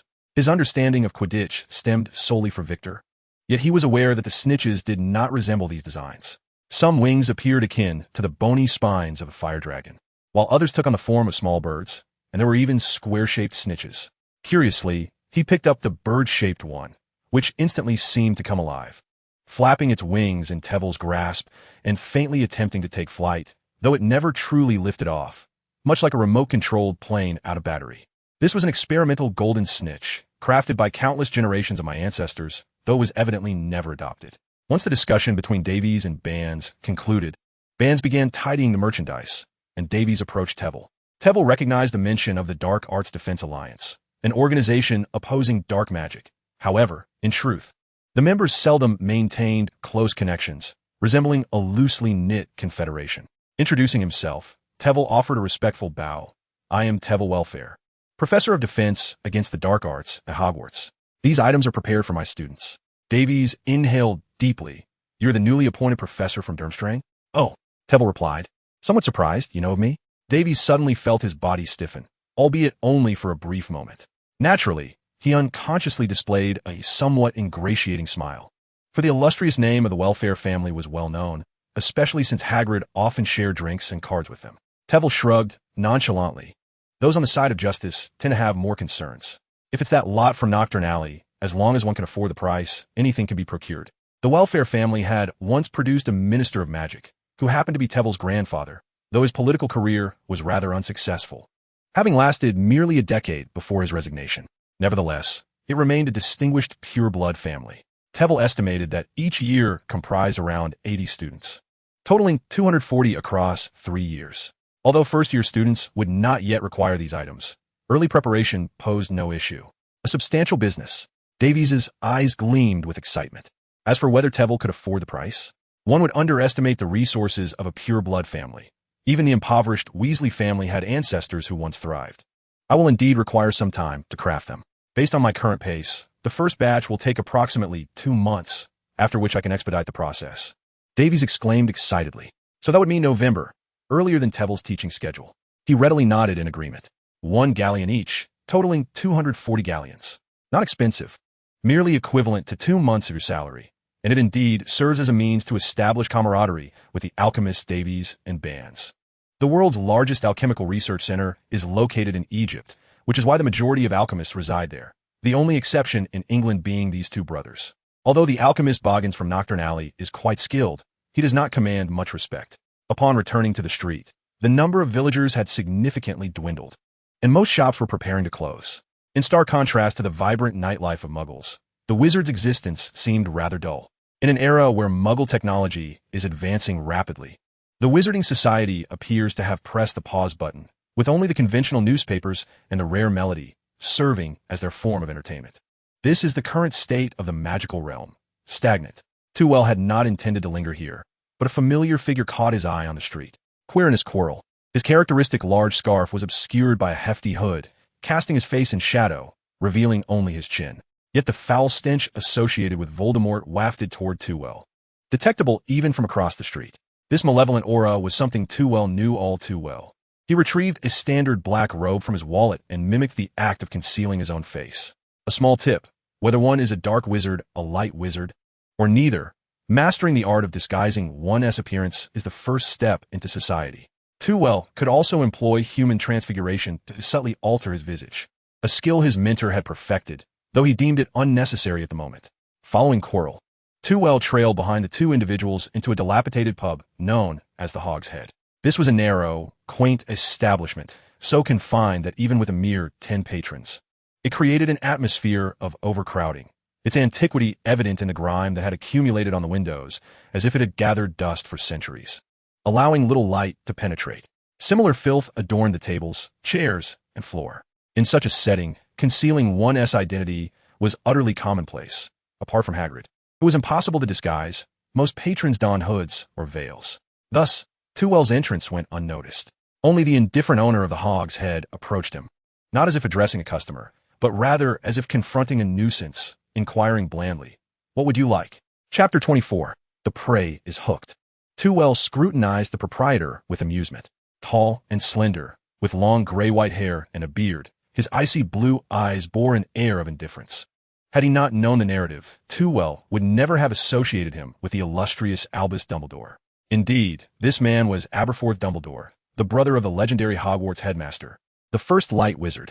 While his brother basked in fame, Aberforth found himself as the owner of a rundown tavern in a small village. It seemed Tveir's examination lingered a moment too long, irritating the shopkeeper, who impatiently reiterated, "What do you want, customer? Butterbeer or fire whiskey? Where are you planning to stay?" "Just a bottle of butterbeer will suffice." Tveir briskly located an unoccupied table, situated at just the right distance from Chilo. Chilo had also ordered a bottle of butterbeer and was indulging in it, lost in his own thoughts. In contrast to other taverns, this one was relatively serene, with only Hagrid engaged in a lively card game, conversing about magical creatures and creating quite a commotion. However, upon seeing the butterbeer bottle that was served, Tveir's desire to take a sip dissipated instantly. The grime on it was more greasy than Professor Snape's hair and more nauseating than the garlic scent emanating from Chilo. It must have been a deliberate act by Aberforth, a petty act of revenge for Chilo's earlier rudeness. Brothers, it seems, tend to grow increasingly immature with age. Tveir shook his head slightly. As for the bottle of beer, he decided to forego it. Sitting in the tavern, Tveir did not pay special attention to Chilo's actions but, like him, was eavesdropping on the conversations around him. It was said that Gringotts had been infiltrated by a mysterious figure, who ultimately escaped unscathed. You are out of the loop. That enigmatic individual has completely emptied Gringotts, and the goblins are now wringing their hands over how to remedy the deficit.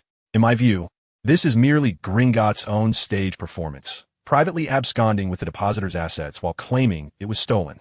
Tveir's face, concealed beneath his hood, twitched slightly. What was he anticipating? Chilo seemed to share the sentiment, his shoulders slumping in impatience as he rested his hands on the table, contemplating rising.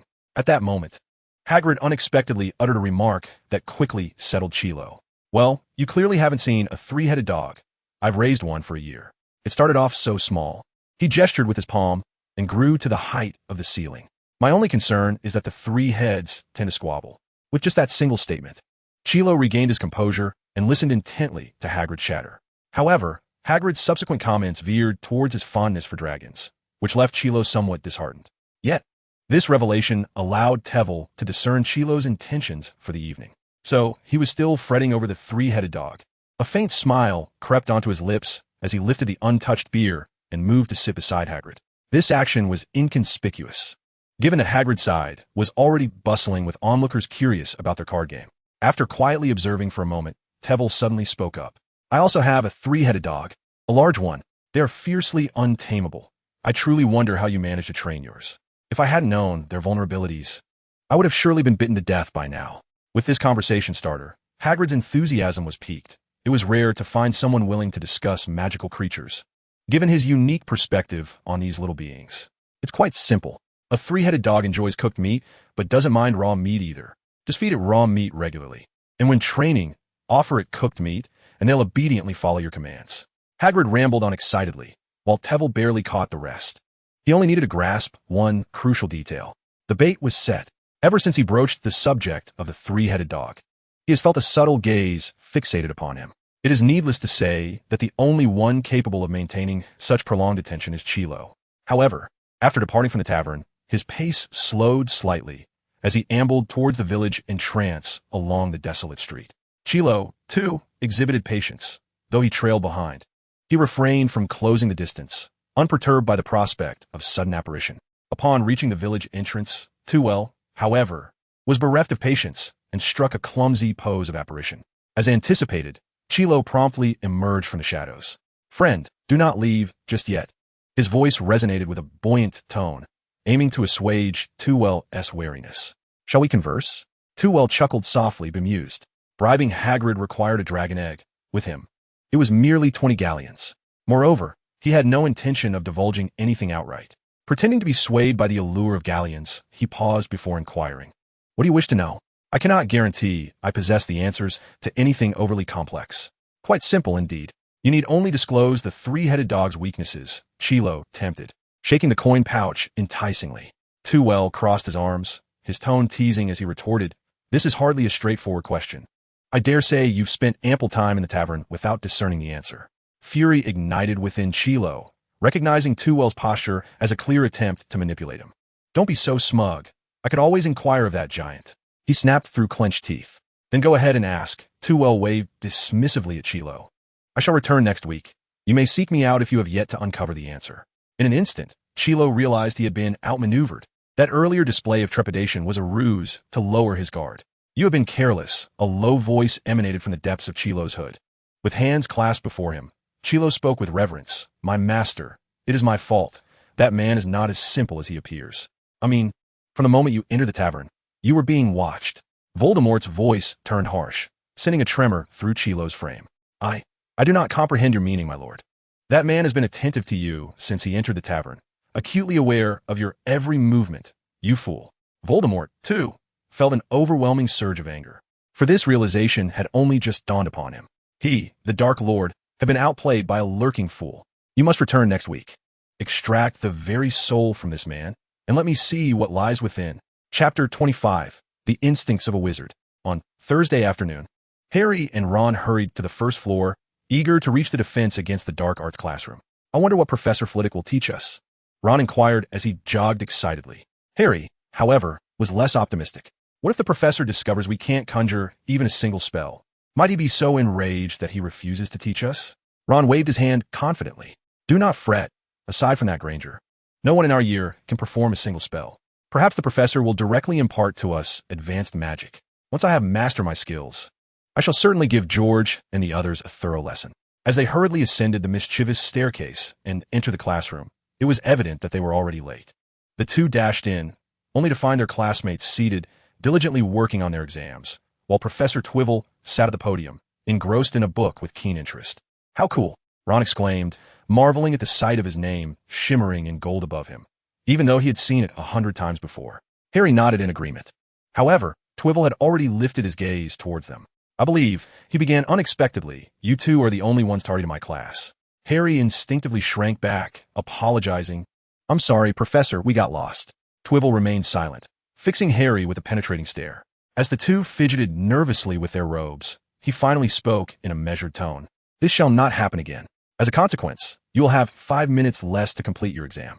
The first-year exam was exceedingly simple, primarily assessing their familiarity with the textbook, Merely having glanced through it would allow them to answer about 70% correctly. The two felt as if a great weight had been lifted off their shoulders, hastily finding seats and anxiously awaiting the arrival of their papers, which floated over to them after a mere 5 minutes. Twivel continued to peruse his fundamentals of wizard's chess, having already mastered the rules and now seeking a partner to test his skills. Half an hour later, as the last grain of sand fell in the hourglass, the class remained engaged in a desperate struggle to complete their work. "Harry, can I see yours?" Ron whispered urgently. With a stoic expression, Harry revealed his paper, which bore a striking resemblance to Ron's, an abysmal sight. Twivel clapped his hands twice, causing all the exam papers to float gracefully to the podium, forming a neat pile. "Do not fret about your grades. I have long anticipated your level of knowledge." Hermione let out a discontented hum, which, in the hushed classroom, resonated unmistakably. The young witch's face flushed crimson, and she anxiously raised her head, eager to explain. "Of course, I understand that some of you have prepared well with the textbook, and I do not intend to belittle your efforts. To be honest, I prefer your blank slate. It allows me to lay a solid foundation for you." Twivel drew his wand and, smiling, addressed the class in a resonant voice. "So, are you ready?" "Excellent." Quite spirited, he nodded in satisfaction. "However, I am aware that you lack practical magic skills, so the combat-related portions of the curriculum will depend on your progress in spell classes. Until then, we shall primarily focus on theoretical learning." The class's enthusiasm plummeted, akin to a roller coaster's descent. "Before we officially commence our lesson, you need to learn a small technique." Twivel led them to an open space and, facing the white wall at the back of the classroom, effortlessly conjured beams of red, green, and yellow light. "This is a simple technique. It is not a spell, but rather a pure manifestation of magical light that causes no pain when it touches a person. You can utilize this technique for long-distance communication while in the wilderness. The red light signifies danger, the green light indicates safety, and the yellow light represents special circumstances. However, during the daytime, the yellow light may not be very visible, so it can be substituted with green." The young sorcerers found this rather dull, as they were eager to learn powerful and flashy spells to engage in intense duels with their professors. Twivel, with a keen insight into their thoughts, reminded them that this technique is essential and every student must master it before progressing to the next lesson. Only then did they compose their expressions and earnestly practice this technique against the white wall. This skill is quite simple. Anyone who pays attention in the spellcasting class can quickly learn to emit light. The only challenge lies in changing the color of a light at will. However, with increased practice, within half an hour, nearly everyone had fully grasped the technique, except for one particular student. "Mr. Longbatten, you appear rather anxious," Twivel remarked softly, attempting to soothe the round-faced boy, who was nonetheless startled. His hand trembled, causing his wand to slip from his grasp, but Twivel, quick-witted, caught it before it fell to the ground. The more experienced students noticed the commotion and quietly teased Neville Longbatten, who was sweating profusely and unsure of where to place his hands, failing even to receive the wand Twivel offered. "Have you all mastered it?" Twivel shot a glare at the idly restless students. "Come now, there is no need to be nervous," he reassured Neville. "Casting spells is as natural to us wizards as breathing." He continued, "I believe you have experienced this. Breathing is inherently natural, yet when you focus on it, you seem to forget that instinct." "Professor, I may not be a wizard," Neville nearly cried out in distress. Twivel chuckled and patted his shoulder. Through his mind-reading abilities, he had discerned that Neville was suffering from a memory lapse due to a forgetting curse. It was perplexing how this once-renowned sword saint had fallen to such a state. "I can assure you, you are indeed a wizard, a powerful one at that," Twivel affirmed as Neville looked up in astonishment. "You're simply too tense, overly fixated on irrelevant knowledge." He placed the wand firmly in Neville's hand, instructing him to forget everything and instinctively feel his magical power, then release it. Twivel's voice resembled a soothing lullaby, yet also had an almost devilish whisper, coaxing Neville to unconsciously raise his right hand. Suddenly, a great burst of red light erupted against the wall, causing a chunk of plaster to fall away and startling the surrounding students. They gathered around Neville once more, but this time, their eyes were filled with astonishment. Neville was taken aback by his own magic, his mouth opening and closing several times, speechless. Twivel waved his wand, mending the wall. "This is the wall, for Mr. Longbottom has caused damage to the classroom, resulting in Gryffindor losing a point." He chuckled lightly as he observed the bewildered students. Suddenly, Ron burst into laughter, prompting everyone else to join in hearty guffaws, with Neville laughing so hard that tears streamed down his face, unable to straighten up. Chapter 26. The First Visitor to the Office. After completing the lesson for the first-year students, Twivel's tasks for the week were essentially fulfilled. The second and third-year students expressed their dissatisfaction at the absence of the punishment that had befallen the first-year newcomers. But once they learned that the new students had merely been taught to emit light from their wands, their discontent dissipated entirely. A peculiar camaraderie formed, leading to rampant mockery of the newcomers. In the Gryffindor common room, Fred exclaimed, "Show Ron what true combat looks like." George replied with a grave expression. Fred made an okay gesture and then drew his wand in the common room. Stupefied, a red light shot forth, accurately striking George. Yet the light dispersed without any sign of George collapsing. He even appeared to be on the verge of laughter. "Fred," he said, frowning in displeasure, "didn't you claim to have learned some impressive magic from Professor Flitwick? Hurry up and give me a proper lesson." Fred innocently shrugged. "The professor only taught me this." Ron, at a loss for words from the teasing, could only look helplessly at the mischievous twins. Harry, on the other hand, found amusement in the spectacle, chuckling away, entirely oblivious to the fact that he was the target of their mockery. "Oh, come on, you've been playing this trick all day, pretending to be hit." Then, pretending nothing happened, Hermione scolded, shutting her textbook with annoyance. "Didn't the professor assign you homework? Get to it." George and Fred exchanged knowing glances before turning back.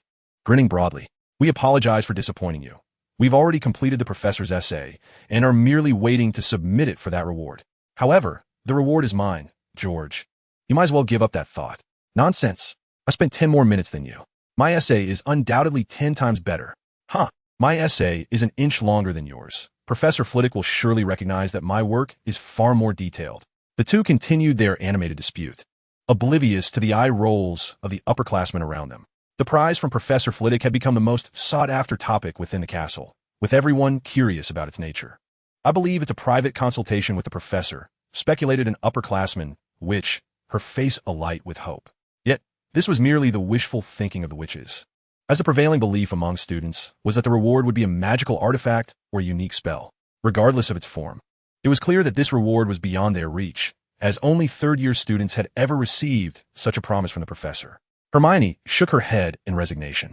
She too had once yearned for this reward, contemplating a competition after completing her assignments, only to find that it ultimately had no relevance to the first years. Glancing at the time, she noted that there was only an hour until curfew and hurriedly packed her books, rushing towards the exit. "Where are you going?" Ron inquired, puzzled. "To practice."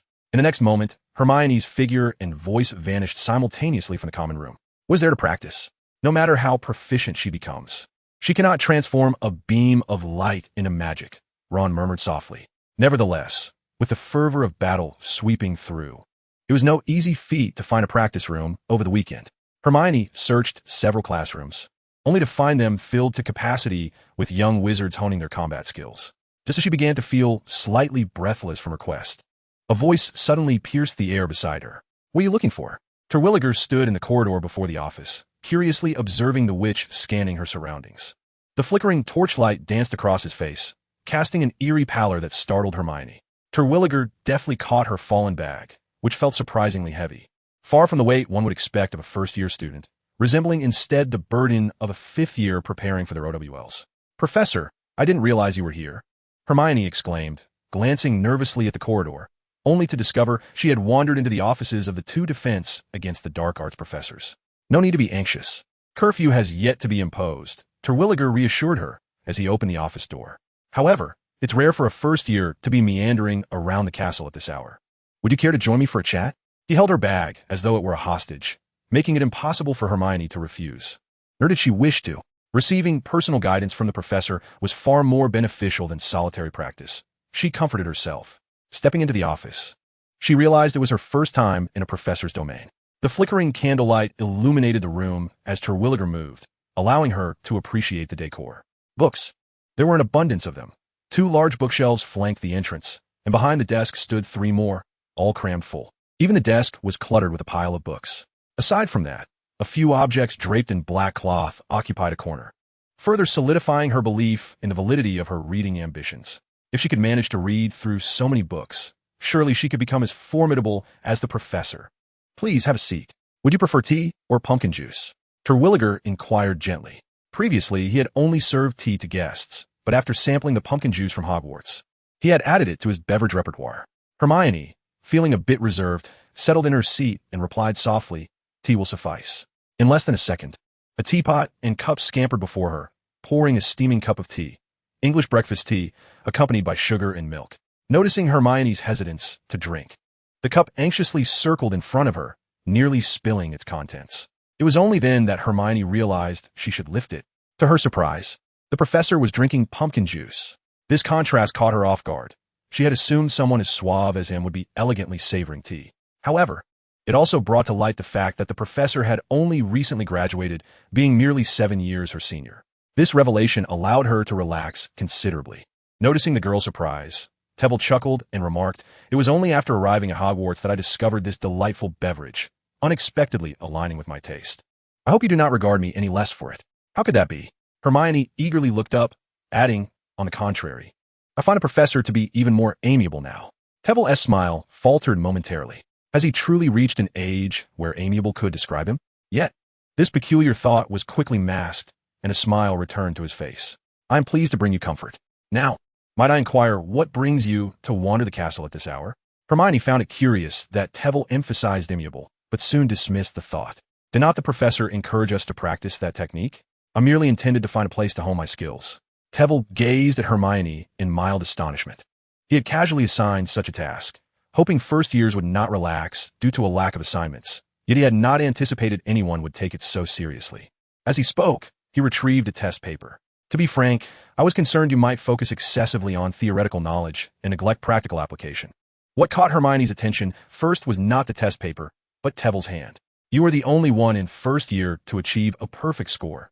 Even Mr. Malfoy, who ranked second, faltered on some of the textbooks and questions." Feeling somewhat bashful under Tveir's approving gaze, Hermione lowered her head.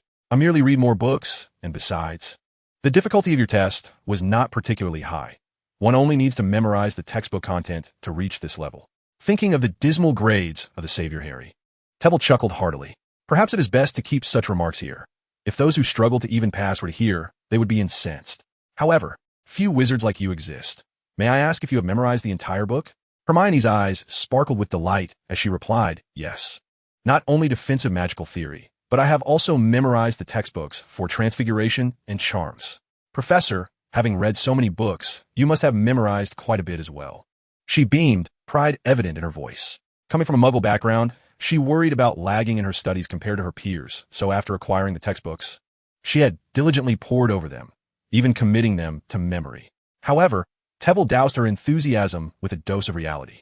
As you read more books, you will find that rote memorization becomes less significant. Understanding is far more crucial. Memorizing knowledge without comprehension is pointless and merely consumes valuable time. Thus, I have never considered memorizing anything devoid of meaning. Of course, his memory was quite good, but it differed subtly from mere memorization. Only the knowledge he urgently needed to comprehend would be committed to memory verbatim. Seeing Hermione's crestfallen expression, Tveir offered her a comforting word. "Indeed, your ability to memorize reflects your diligence, and as a professor, I hold a special fondness for hard-working students. However, the space here is rather cramped, making it impossible to engage in practical exercises. Instead, let us address your academic uncertainties." The girl's face instantly transformed from cloudy to sunny, her eyes sparkling with excitement, completely shedding her earlier disappointment. Inwardly, Tveir marveled at how the fluctuations of the girl's emotions were far more perplexing than the four elements. With Tveir's permission, Hermione boldly unleashed a barrage of questions accumulated during class, spanning not only the defense against the dark arts but also transfiguration and other subjects. Despite her brilliance, Hermione was still a novice, having just begun her studies a week ago, and her inquiries were not particularly profound. As time gradually slipped away, an hour swiftly passed. Tveir took a sip of pumpkin juice, only to realize that his cup was already empty, and noticed it was now 10 o'clock. For him, it was merely the beginning of an evening of study, but for the students, it marked the onset of curfew. Hermione nodded in dismay and lethargically departed from Tveir's office. Nonetheless, she had acquired a wealth of knowledge that evening, not only from textbooks, but also from intriguing perspectives she had never encountered before.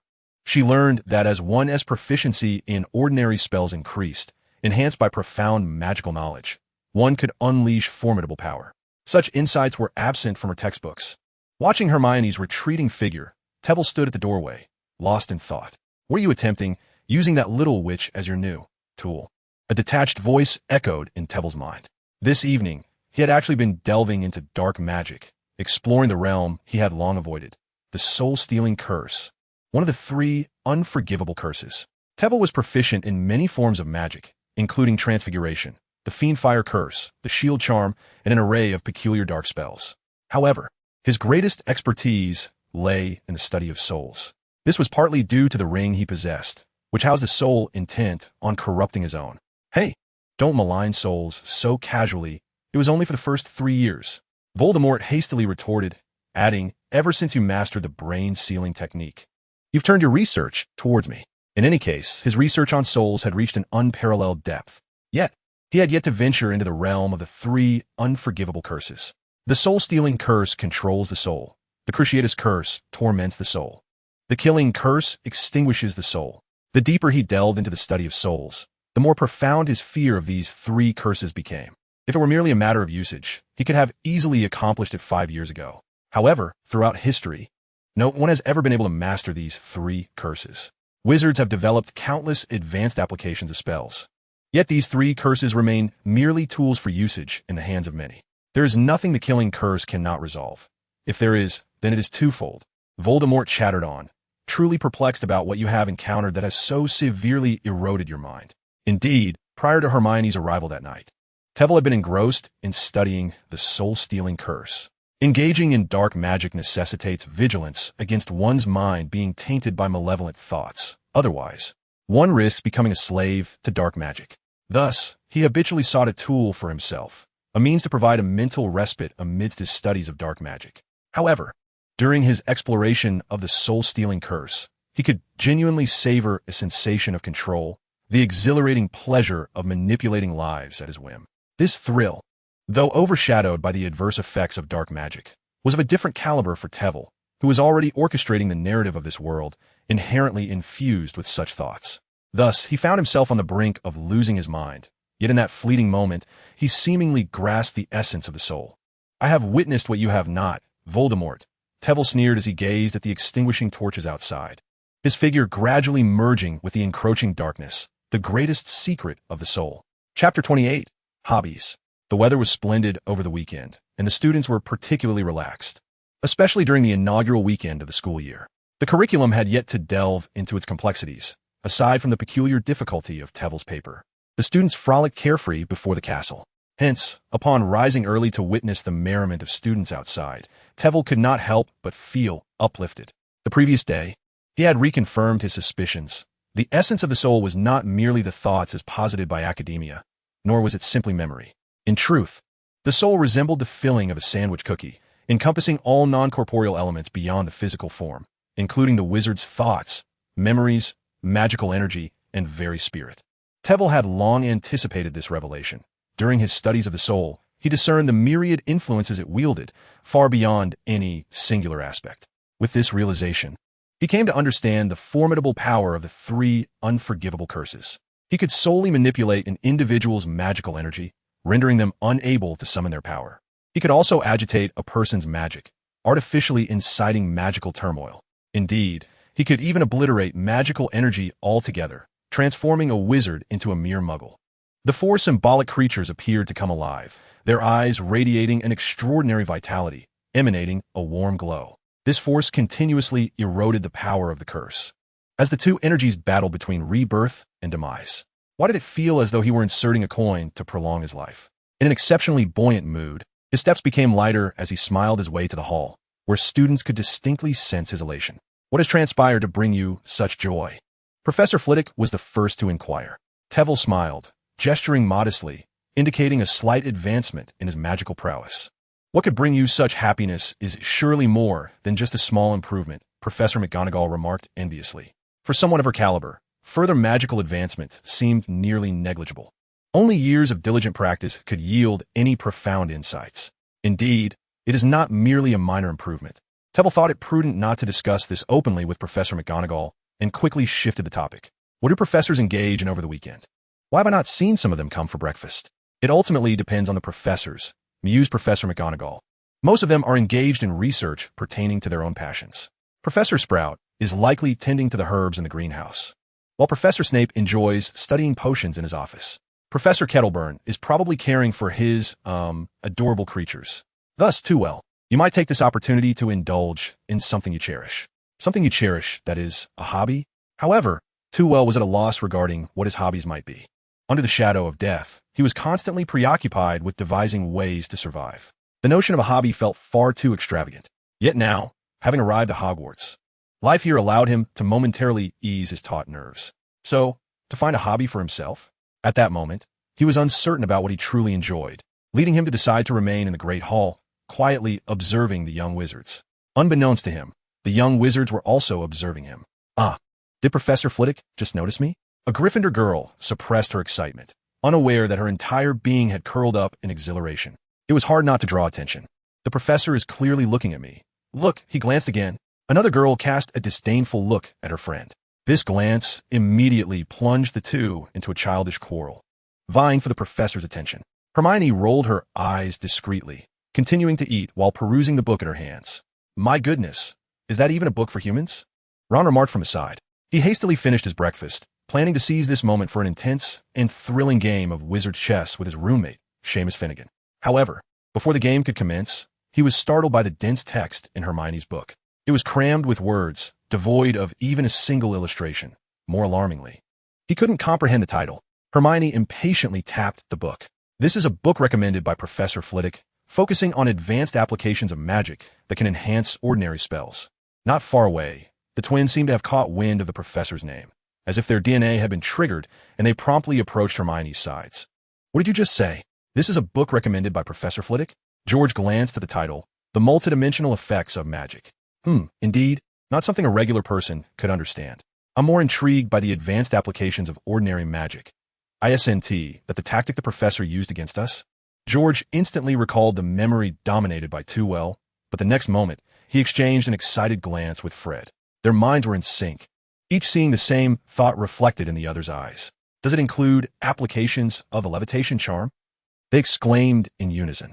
At that moment, a gentle voice resonated behind them. This is merely a theoretical research book, serving as an introductory text for advanced spell applications. To truly apply it, one must engage in further study. Harry, not having participated in the conversation, was the first to recognize the identity of the newcomer. Professor Flitwick. His exuberant voice drowned out the discussions at the dining table, resonating throughout the hall. Tveir smiled gently at him. I have come to observe your game of wizard chess. I find myself quite captivated by it lately, and hope I am not intruding upon your discourse. Through his observations, Tveir had discovered a newfound hobby in wizard chess. Mastery of its intricate strategies seemed essential for successful progression, and if Ron could excel, then achieving a balance with him could ensure a steady advancement. Chapter 29, Wizard's Chess. The group, of course, did not decline, parting to grant Tveir a privileged seat for observation. Before long, a circle of curious young wizards had gathered around. In contrast, Ron and Simon, the players, began to feel the tension, their hands trembling slightly as they positioned the pieces. This was their first match under the watchful gaze of a professor, particularly one who rested his chin on his hand, watching them with keen interest. Why not begin? Tveir inquired, scanning the two. Is my presence making you uncomfortable? George clapped Ron on the shoulder, nearly knocking him off balance. Not at all, Professor. We would prefer you remain here, George replied, casting a pointed look at Ron, his tone laced with playful menace. Wouldn't you agree, Ron? Tveir chuckled at the scene, realizing that his presence added an element of pressure. How about this? I can prepare a small gift for you. The winner shall receive it. Yet, judging solely by appearances, it was difficult to discern the outcome. Even the commands issued to the pieces bore an air of tension. Wizard's chess is akin to international chess. Yet the pieces possess the ability to move autonomously, responding to the player's commands. Naturally, if a player is easily intimidated, the pieces may not act obediently. That is a trap. Are you truly so muddled that you cannot see it? Queen, valiantly advance. Your most loyal servant shall always support you. Enough of that. My grandmother could win with us. Though they jested, the pieces ultimately obeyed the commands, though Simon's skill proved inferior to Ron's, resulting in a swift defeat within 20 minutes. Demonstrate it, Ron. Tveir's words fell like a bucket of cold water, extinguishing the enthusiasm in the room. So, safeguard this, while I hope you never need it. It could save your life in a critical moment. Winking at Ron, Tveir strode out of the hall while the others remained in a state of shock and disappointment. Should he linger, the available young wizards would soon fill the space, making any departure difficult. Simon's abilities were unremarkable, merely adequate, whereas Ron was a different story. His capacity to solve Professor McGonagall's chess challenges already testified to his remarkable skill. Moreover, to secure the reward more reliably, he employed a myriad of tactics, intricately intertwined. Tevil found great enjoyment in watching. In high spirits, he quietly returned to the fourth-floor corridor, unchanged from the week prior, navigating the preceding challenges with remarkable familiarity. Tevil effortlessly arrived at the chessboard. Due to the unique nature of the board, he needed to replace one of the pieces to command the black side. Naturally opting to assume the role of the king, Tevil confidently issued commands to the pieces. Soldier, advance to A6. Knight, capture the opposing soldier. A flurry of activity ensued. And within 5 minutes, Tevil predictably faced defeat. The corners of his mouth twitched as he silently waved his wand to shield himself from the queen's descending throne. Then, in a fit of frustration, shattered it. Though failure was anticipated, the swiftness of his defeat was unexpected. While Simon had managed to last 20 minutes under Ron's command, how had he only survived 5? It seemed he had underestimated the chessboard's intricacies. During the wait for the pieces to regenerate, Tevil scrutinized the board. Undoubtedly, it employed a plethora of transfiguration techniques, reminiscent of Professor McGonagall's meticulous style.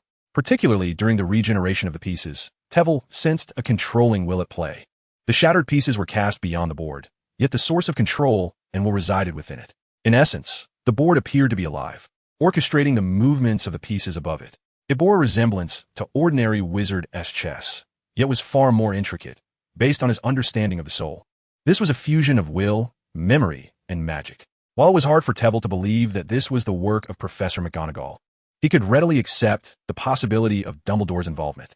Reflecting on their discussions about transfiguration, particularly those concerning expressions of will, achieving such a level of mastery did not seem far-fetched. This perspective suggested that Dumbledore's research into the soul might even surpass his own. Tevil's expression grew somber. The closer he drew to the headmaster, the more he could appreciate the profundity of his understanding of magic. His own teacher, hindered by a lack of conditions for magical research over the years, had become somewhat outdated in certain respects. In contrast, Dumbledore resided at Hogwarts, actively engaged in a magical community, and his accumulated knowledge was unparalleled in contemporary times. This predicament weighed heavily on Tevil's mind. How could he possibly steal the Philosopher's Stone right under the nose of such a formidable elder? He feared that upon securing the stone, he might find himself encircled by Dumbledore. Contemplating this conundrum yielded no fruitful solutions, so Tevil decided to set it aside. After all, Quirrell was ahead of him, and he was likely more anxious than Tevil himself. Regaining his composure, Tevil stepped back onto the chessboard to continue his game of wizard chess. He had to overcome this obstacle first. Otherwise, the Philosopher's Stone would remain but a distant dream. Chapter 30, Rewards. As the lessons fell into a steady rhythm, Tevil found himself feeling increasingly at ease. The third-year students were still practicing their positioning, attending classes under Tevil's guidance, simultaneously casting spells while dodging the occasional jinx he sent their way. The second-year students were primarily focused on compensating for the foundational gaps from the previous year, including spellcasting techniques, magical output, and the application of various charms. This, in particular, was the year Tevil found most concerning. The disparity in abilities is quite pronounced. Some students struggle even to maintain a steady output of magical energy, yet they possess exquisite spellcasting techniques. There are numerous students like this, some of whom have not excelled in any aspect of their studies.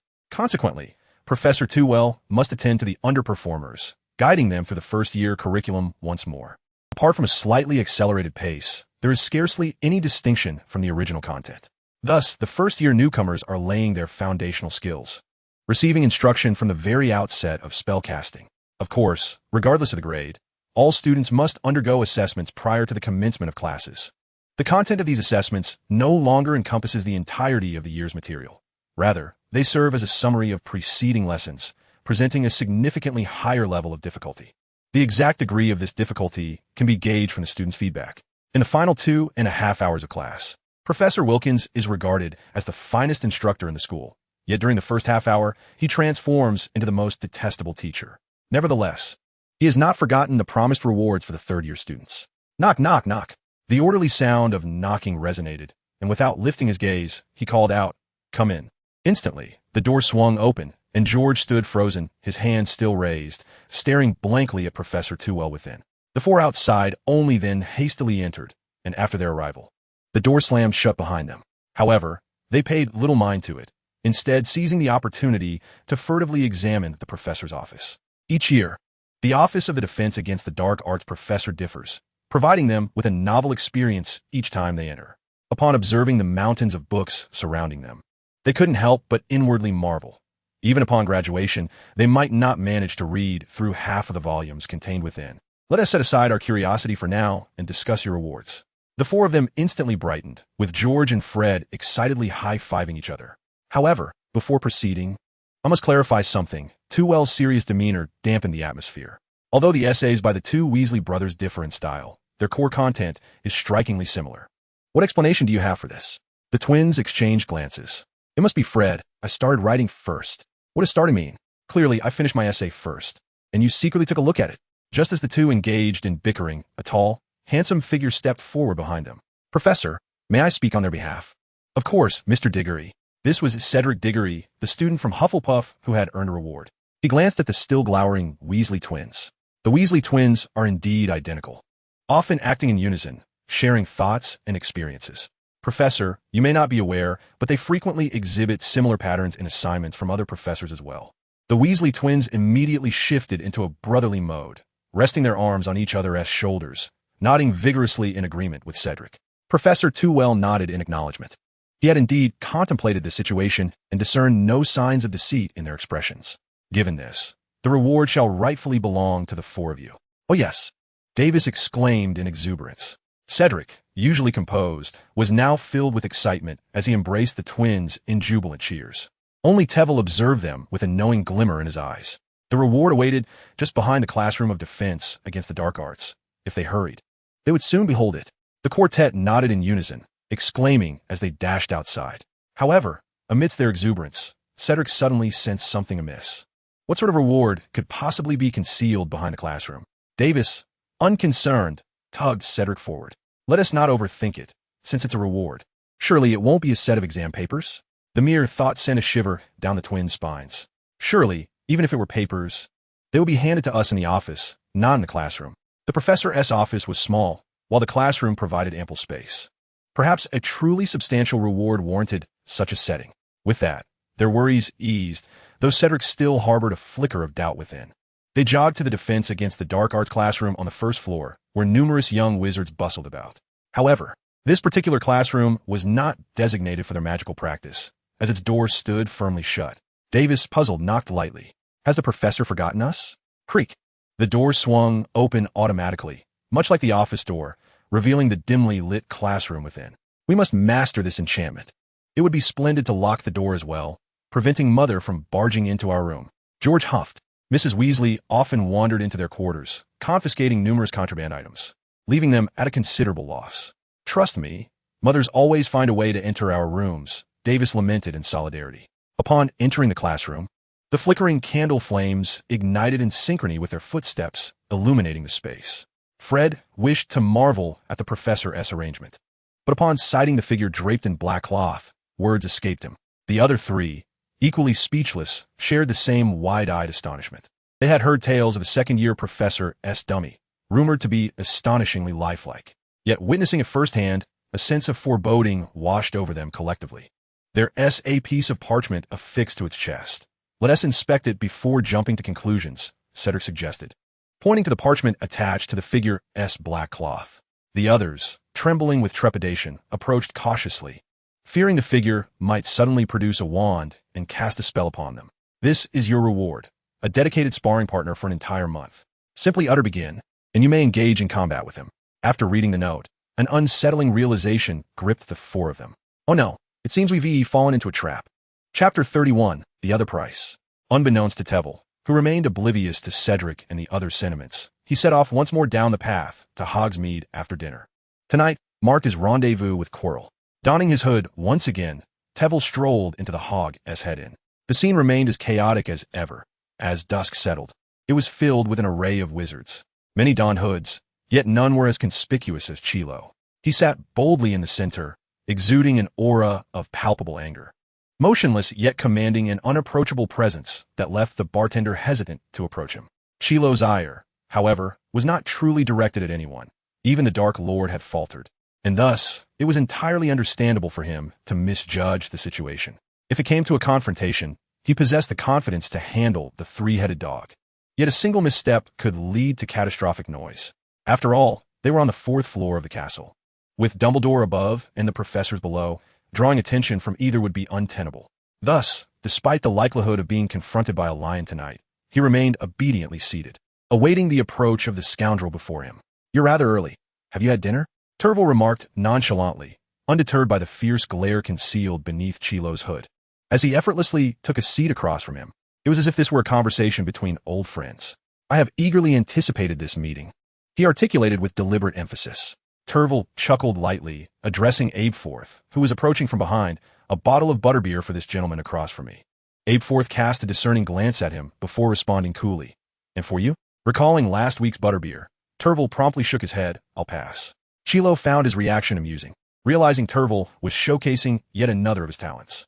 Even amidst the clamor, he could sense the presence of those behind him, a feat of either keen observation or sheer magical sensitivity that was not within the grasp of an ordinary wizard.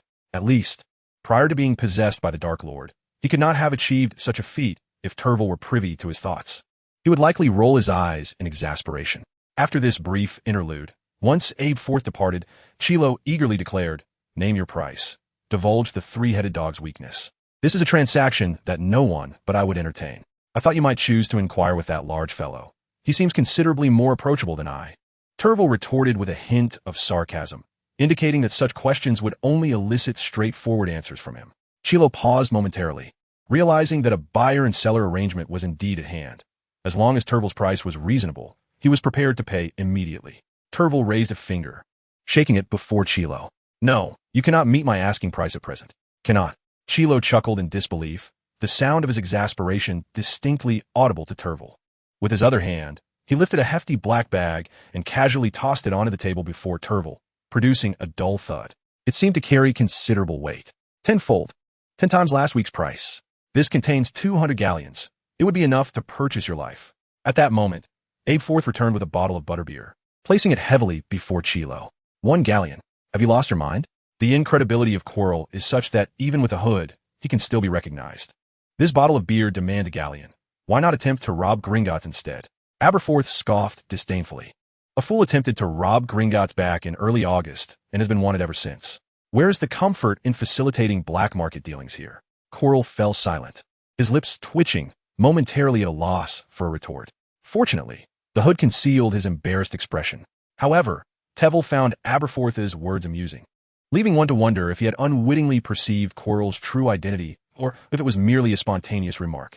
Observing Aberforth's outstretched palm, Tveir retrieved a gold galleon from his pouch and delicately placed it upon his hand, prompting Aberforth to leave in satisfaction. "Now, there are only 199 galleons left. Tell me the answer, or you shan't exit this door today," Quirrell stated with a brusque tone. "As I mentioned, you cannot meet my price at present." With a forceful thud, Quirrell slammed his hand upon the table, producing a resounding noise that caused the wizards in the tavern to cease their activities and cast peculiar glances in his direction. The Pig's Head Tavern was no stranger to black market dealings, yet they had never witnessed such a volatile outburst before. Ignoring the stares, Quirrell angrily addressed Tveir. "What is your price? Let me see if it is truly beyond my means." Tveir, however, did not wish to remain the center of attention. He cast a silencing charm to isolate the sounds within the table's vicinity from the outside world. Having completed this, he extended a finger, not to shake but to inscribe 2 words in the air, hovering half an inch above the table: Philosopher's Stone. As Tveir gestured, the words Philosopher's Stone materialized upon the surface of the table, thin and ephemeral, akin to mist on glass, vanishing in the blink of an eye. Yet, it was sufficient for Quirrell to discern clearly. His right hand instinctively moved toward his wand, and he gazed deeply at Tveir, paradoxically finding himself calmed. "Who are you? How do you know of that object?" He had resolved within himself that regardless of Tveir's response, he would find a way to eliminate this threat and prevent his exposure. Tveir, catching sight of Quirrell's subtle movements, chuckled lightly. "If you're aware of that object's existence, why should I not be, you fool who failed to seize Gringotts?"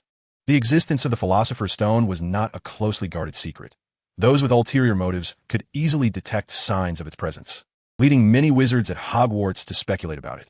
However, they all assumed that the stone was kept close by Dumbledore, extinguishing any intent to steal it.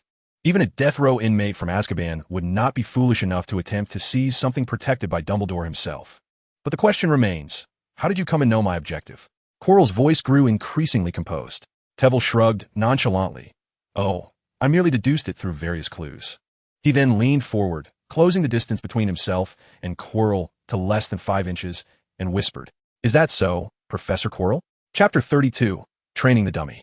Upon hearing Tveir call out his name, Quirrell sprang to his feet, his countenance darkening. He had believed that his disguise was imperceptible, which was his primary source of comfort while residing at Hogwarts. Now, with his name spoken aloud, he was seized by a wave of anxiety. What if Dumbledore had also seen through his ruse? Quirrell was in a state of turmoil. To be frank, he no longer wished to contend with the individual before him. He yearned to flee, to shout at the Dark Lord. I quit. Calm down. If this person divulges your secrets to Dumbledore, it will not be him who comes to see you. Voldemort's voice echoed ominously in Quirrell's mind. Yet, he remained acutely aware that their adversary held the upper hand and could unveil their identities at any moment. Voldemort snorted softly, the target of his derision unknown. In an instant, Quirrell grasped the Dark Lord's implication and exhaled in relief. You mean to say he intends to assist us in obtaining the Philosopher's Stone, only to seize it from us afterward? There is but one such artifact. If you are granted it, what shall become of me? Quirrell inquired casually. They all understood that the moment one claimed the Philosopher's Stone, it would lead to a confrontation. How could one possibly exhaust its use before handing it over? Quirrell comprehended this logic. Thus he did not anticipate a useful answer. You know my identity, yet I remain in the dark about yours. This is hardly equitable. Tveir scoffed, tilting his head to regard Quirrell. In the black market, fairness is a rare commodity, is it not? Indeed, yet there exists the notion of negotiation. Tveir straightened, studying the visage concealed beneath Quirrell's hood, perplexed by his sudden shrewdness. I may remain unaware of your identity, Quirrell declared with pride, but I require knowledge of your progress and further details regarding that object. Since this individual was aware that the first guardian of the Philosopher's Stone was a 3-headed dog, he must have ventured inside previously. However, if he needed to navigate the path himself to retrieve the stone, it implied he could not proceed further along the route. Thus, Quirrell intended to rely on Tveir's information to acquire the Philosopher's Stone swiftly and then make his escape. Even if Dumbledore were to be enraged thereafter, by that time the Dark Lord would have already been resurrected. What did he have to fear? I can impart an additional piece of information. That object is concealed by Dumbledore within the final mirror, and he has personally cast the spell. Quirrell's expression shifted dramatically beneath his hood. He had long suspected that the protections surrounding the Philosopher's Stone would not be simple, and he feared that Dumbledore might indeed cast the spells himself. His apprehension had been confirmed all too swiftly. What magic does Dumbledore employ? Quirrell inquired, his urgency palpable. He could not help but feel anxious. When it came to dark magic, the Dark Lord would undoubtedly not fear Dumbledore, but in the realm of light magic, Dumbledore could outshine Voldemort by a considerable margin. That is a query best directed at Dumbledore himself. In any case, I can divulge no more. Whether you wish to trade is entirely your decision. Tveir was not inclined to reveal everything outright. He intended to wait until he had navigated the challenges of the board, ensuring Quirrell attracted sufficient attention from Dumbledore before he could take advantage of the ensuing chaos. Speak. Reveal to me the weaknesses of the 3-headed dog. It would be mutually beneficial for both of us, would not? Tveir gently tapped the table, leaving a single word behind as he departed. Their notoriety attracted excessive attention, easily inciting some desperate individuals. Although he was unafraid, it remained a nuisance, especially under the constraint of concealing his identity. Chilo cast a glance at the music overhead, waved his hand, and the word vanished in a thin air. For the professor, this posed no issue, but for the 4 students suspended above, it was intolerable. I must admit my oversight. I did not anticipate that you had yet to master wandless magic. Tveir stifled a chuckle as he observed the scene before him.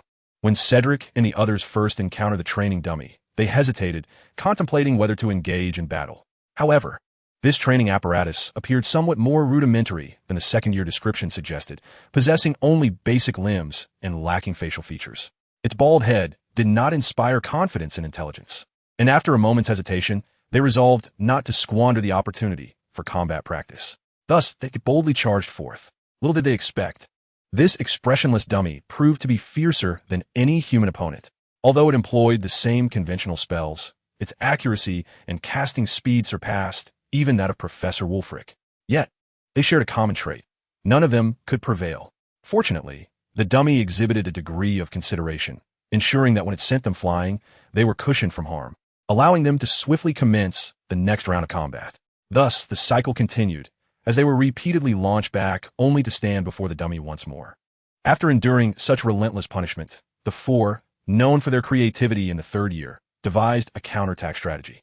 They quickly learned to employ a tiered offensive, launching successive waves of uninterrupted assaults, compelling the dummy into a defensive stance. However, when the dummy began to maneuver, their plan crumbled.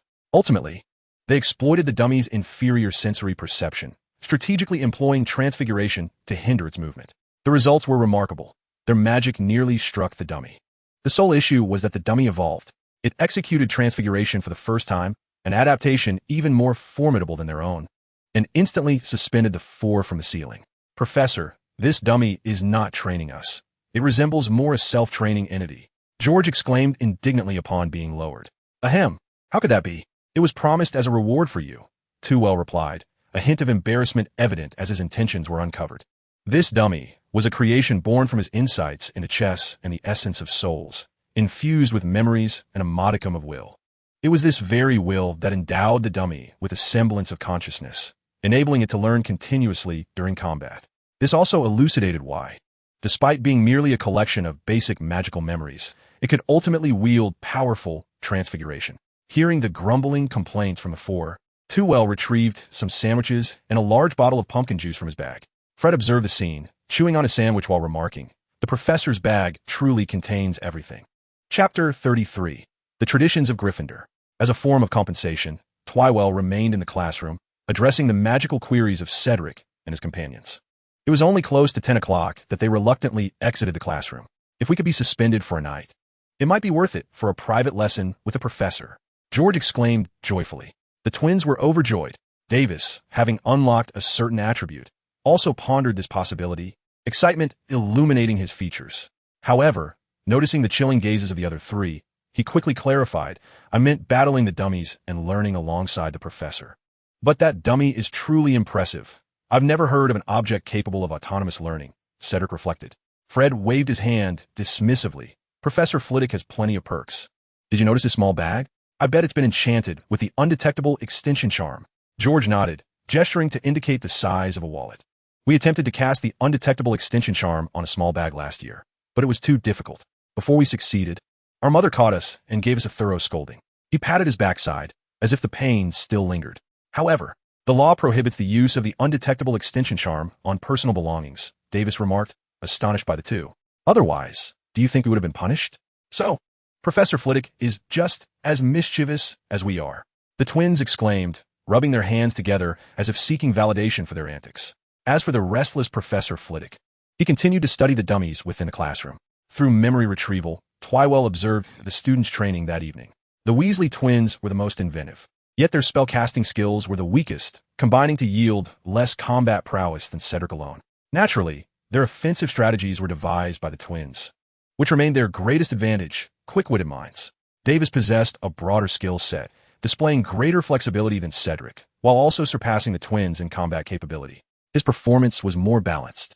If he maintained steady progress, he could become a formidable force, though his innate talent limited his potential. Cedric, on the other hand, was a promising student whom Tveir greatly admired. With a solid foundation of knowledge and adept spellcasting skills, he was also commendably upright, repeatedly risking himself to save his teammates. The sole drawback was his excessive integrity, which Tveir did not regard as an asset. The magical world is fraught with uncertainties, particularly in the years to come. Those of his character often do not thrive for long. Even if Tveir were to rescue him 4 years hence, it would be difficult to ensure he would not encounter other dangers. Contemplating this, Tveir stood in the classroom, lost in thought until deep into the night. Suddenly, he heard a loud crash. Chilo, is he that eager, creating such a ruckus? Driven by curiosity, Tveir, concealed by the disillusionment charm, slowly made his way toward the corridor on the 4th floor. However, the individuals he encountered were somewhat unexpected, Filch and Peeves. As the caretaker of the castle, Filch routinely patrolled the 3rd floor at night, having been informed that students would be roaming there at midnight. The students within the castle were notoriously restless, particularly the mischievous pair of twins from Gryffindor, and he had to patrol each night to curtail their nocturnal escapades. Yet tonight, those students were not merely wandering. They audaciously made a cacophony, a blatant provocation. Fueled by indignation, Filch pursued them, only to find that the little wizards dared to frolic about the castle. The elderly caretaker lacked the nimbleness of youth, but fortunately, Peeves' raucous cries illuminated his path. "Tell me, where they now?" Filch demanded, suppressing his ire. "Say please." "I shan't tell you anything," Peeves responded cheekily, performing a somersault in midair. "Very well, please tell me where they are." The notorious prankster Peeves was not so benevolent. He cackled as he soared away. "I said, I won't tell you anything," with Peeves' laughter fading into the distance. The corridor was soon filled only with Filch's furious curses. "You little rascal, don't make me find a way to deal with you." Yet, his curses were but a fleeting annoyance. Peeves had existed within the castle longer than anyone, even outlasting the former headmasters, who had to tolerate his mischief. After a fruitless search, Filch continued to navigate through the castle with his oil lamp, hoping to enlist the help of his cat, Mrs. Norris, to locate the wayward students. As for the door at the end of the corridor, he had already tried it without success. Shortly after Filch departed, the door he deemed impossible swung open, and 4 frantic first-year students burst forth in a panic. They intended to keep running, but a figure suddenly obstructed their path. Professor Flitwick. Harry's eyes widened in terror, caught between the dread of the 3-headed dog and the professor's presence. Flitwick, arms crossed, surveyed the 4 of them with an inscrutable expression. Harry Potter, Ron Weasley, Hermione Granger, and Neville Longbottom. Each of them, upon being named, bowed their heads in shame, ultimately succumbing to a heavy silence. "I did not graduate from Hogwarts and am unfamiliar with the school's traditions, so I require your clarification. Is it a Gryffindor tradition to cause trouble?" Harry wished to retort, but upon meeting Flitwick's calm demeanor, he opened his mouth yet found himself voiceless, emitting a remorseful whimper akin to a chastised puppy. The joy he had felt earlier from joining the Quidditch team evaporated in an instant. Flitwick approached Hermione. "Miss Granger, the clever one, could you provide me with an answer?" Yet what Flitwick said next left them in disbelief. Hermione immediately looked up, tears streaming down her cheeks uncontrollably. She wept softly. "But Professor, we shouldn't." "Ah, you are right," replied Tveir, producing a small handkerchief and smiling as he offered it to her. "However, I have mentioned that I am not a student of Hogwarts and am unfamiliar with certain rules. This is quite natural, is it not?" Seeing Hermione frozen in place, Tveir placed the handkerchief in her hand and turned to leave, hands clasped behind his back. "Remember, this is a one-time occurrence. Do not let it happen again. Hurry along, or else you may not be so fortunate if Filch catches you." Chapter 34, Classroom Games. The 4 friends dared not linger any longer and scurried away. "I declare Professor Tveir to be my idol," Ron exclaimed loudly, tilting his head towards the ceiling, raising his arms as if he could see Tveir's image there. Harry grinned. "The professor has long been my idol." Neville chuckled shyly, mumbling, "Me too." However, Hermione was displeased. She pouted and wiped away her tears with the handkerchief, indignantly swatting Ron's hand away. "Ultimately, we should not be wandering outside at night. Do you remember what the professor said? The tradition of Gryffindor is bravery, not mischief." "Come on," Ron rubbed his sore arm. "If it weren't for tonight, we wouldn't have had the chance to see such a wonderful side of the professor. And of course, that 3-headed beast." With that, he couldn't help but laugh. Hermione, feeling a bit embarrassed, tightened her grip on the handkerchief hidden behind her back. "Did you not notice? Beneath that 3-headed dog there was a trapdoor. It was clearly guarding something." Hermione frowned. "What was it guarding?" Ron scratched his head in confusion. "You could see the trapdoor in that situation." Hermione turned away from them, her back now facing them. "How should I know? I certainly do not wish to play guessing games with you anymore." Watching Hermione walk away, Harry appeared to be in deep thought. It seemed he had an inkling of where the package Hagrid had taken him to retrieve at the start of term was hidden. He had just made a special appearance. Harry was the greatest variable in his plan. He needed Harry's assistance in acquiring the Philosopher's Stone from Quirrell, yet he must ensure that Harry did not draw Dumbledore's attention. At least, Dumbledore must not appear too quickly before he seized the stone from Quirrell. Thus, he decided to leave Harry with a trustworthy impression tonight, drawing them closer together to better control Harry's actions. He knew Dumbledore was watching Harry, so he needed to proceed with caution. After refining his plans, Tveir cast a small sensing charm in the 4th-floor corridor. The events of the night had reminded him that if Quirrell were to obtain some clues and acquire the stone before making an early escape from Hogwarts, it would be a monumental loss for him. Therefore, he must remain vigilant in monitoring that corridor. Having completed his tasks, Tveir quietly departed, leaving the corridor to return to its former darkness, unchanged from before. The next day, unlike the night owl Tveir, Harry and the others attended class, yawning incessantly. However, by afternoon, They were compelled to muster their spirits, for it was time for the defense against the dark arts. Terwilliger arrived early to the classroom, only to find that the students had arrived even earlier. Particularly, Hermione, seated in the front row, had a small loaf of bread on her desk, suggesting she had dined in the classroom. Harry and Ron, unusually, occupied seats at the front, engrossed in their textbooks, oblivious to his entrance. "Good afternoon, everyone," Terwilliger announced, placing the test papers on the desk. Facing the students, he noted that it seemed no one would be tardy today, so he opted not to take attendance. A smile graced his lips as he observed Harry and Ron, who shrank back slightly, along with Hermione, who was hurriedly tidying her desk. "I trust you have heard from the upper years," he continued, "that completing a test before class has become a tradition for this subject." The students instantly displayed expressions of resignation. From the commencement of the week's lessons, they had learned from the older students about this practice, along with the difficulty of the tests, which was the reason for their early arrival.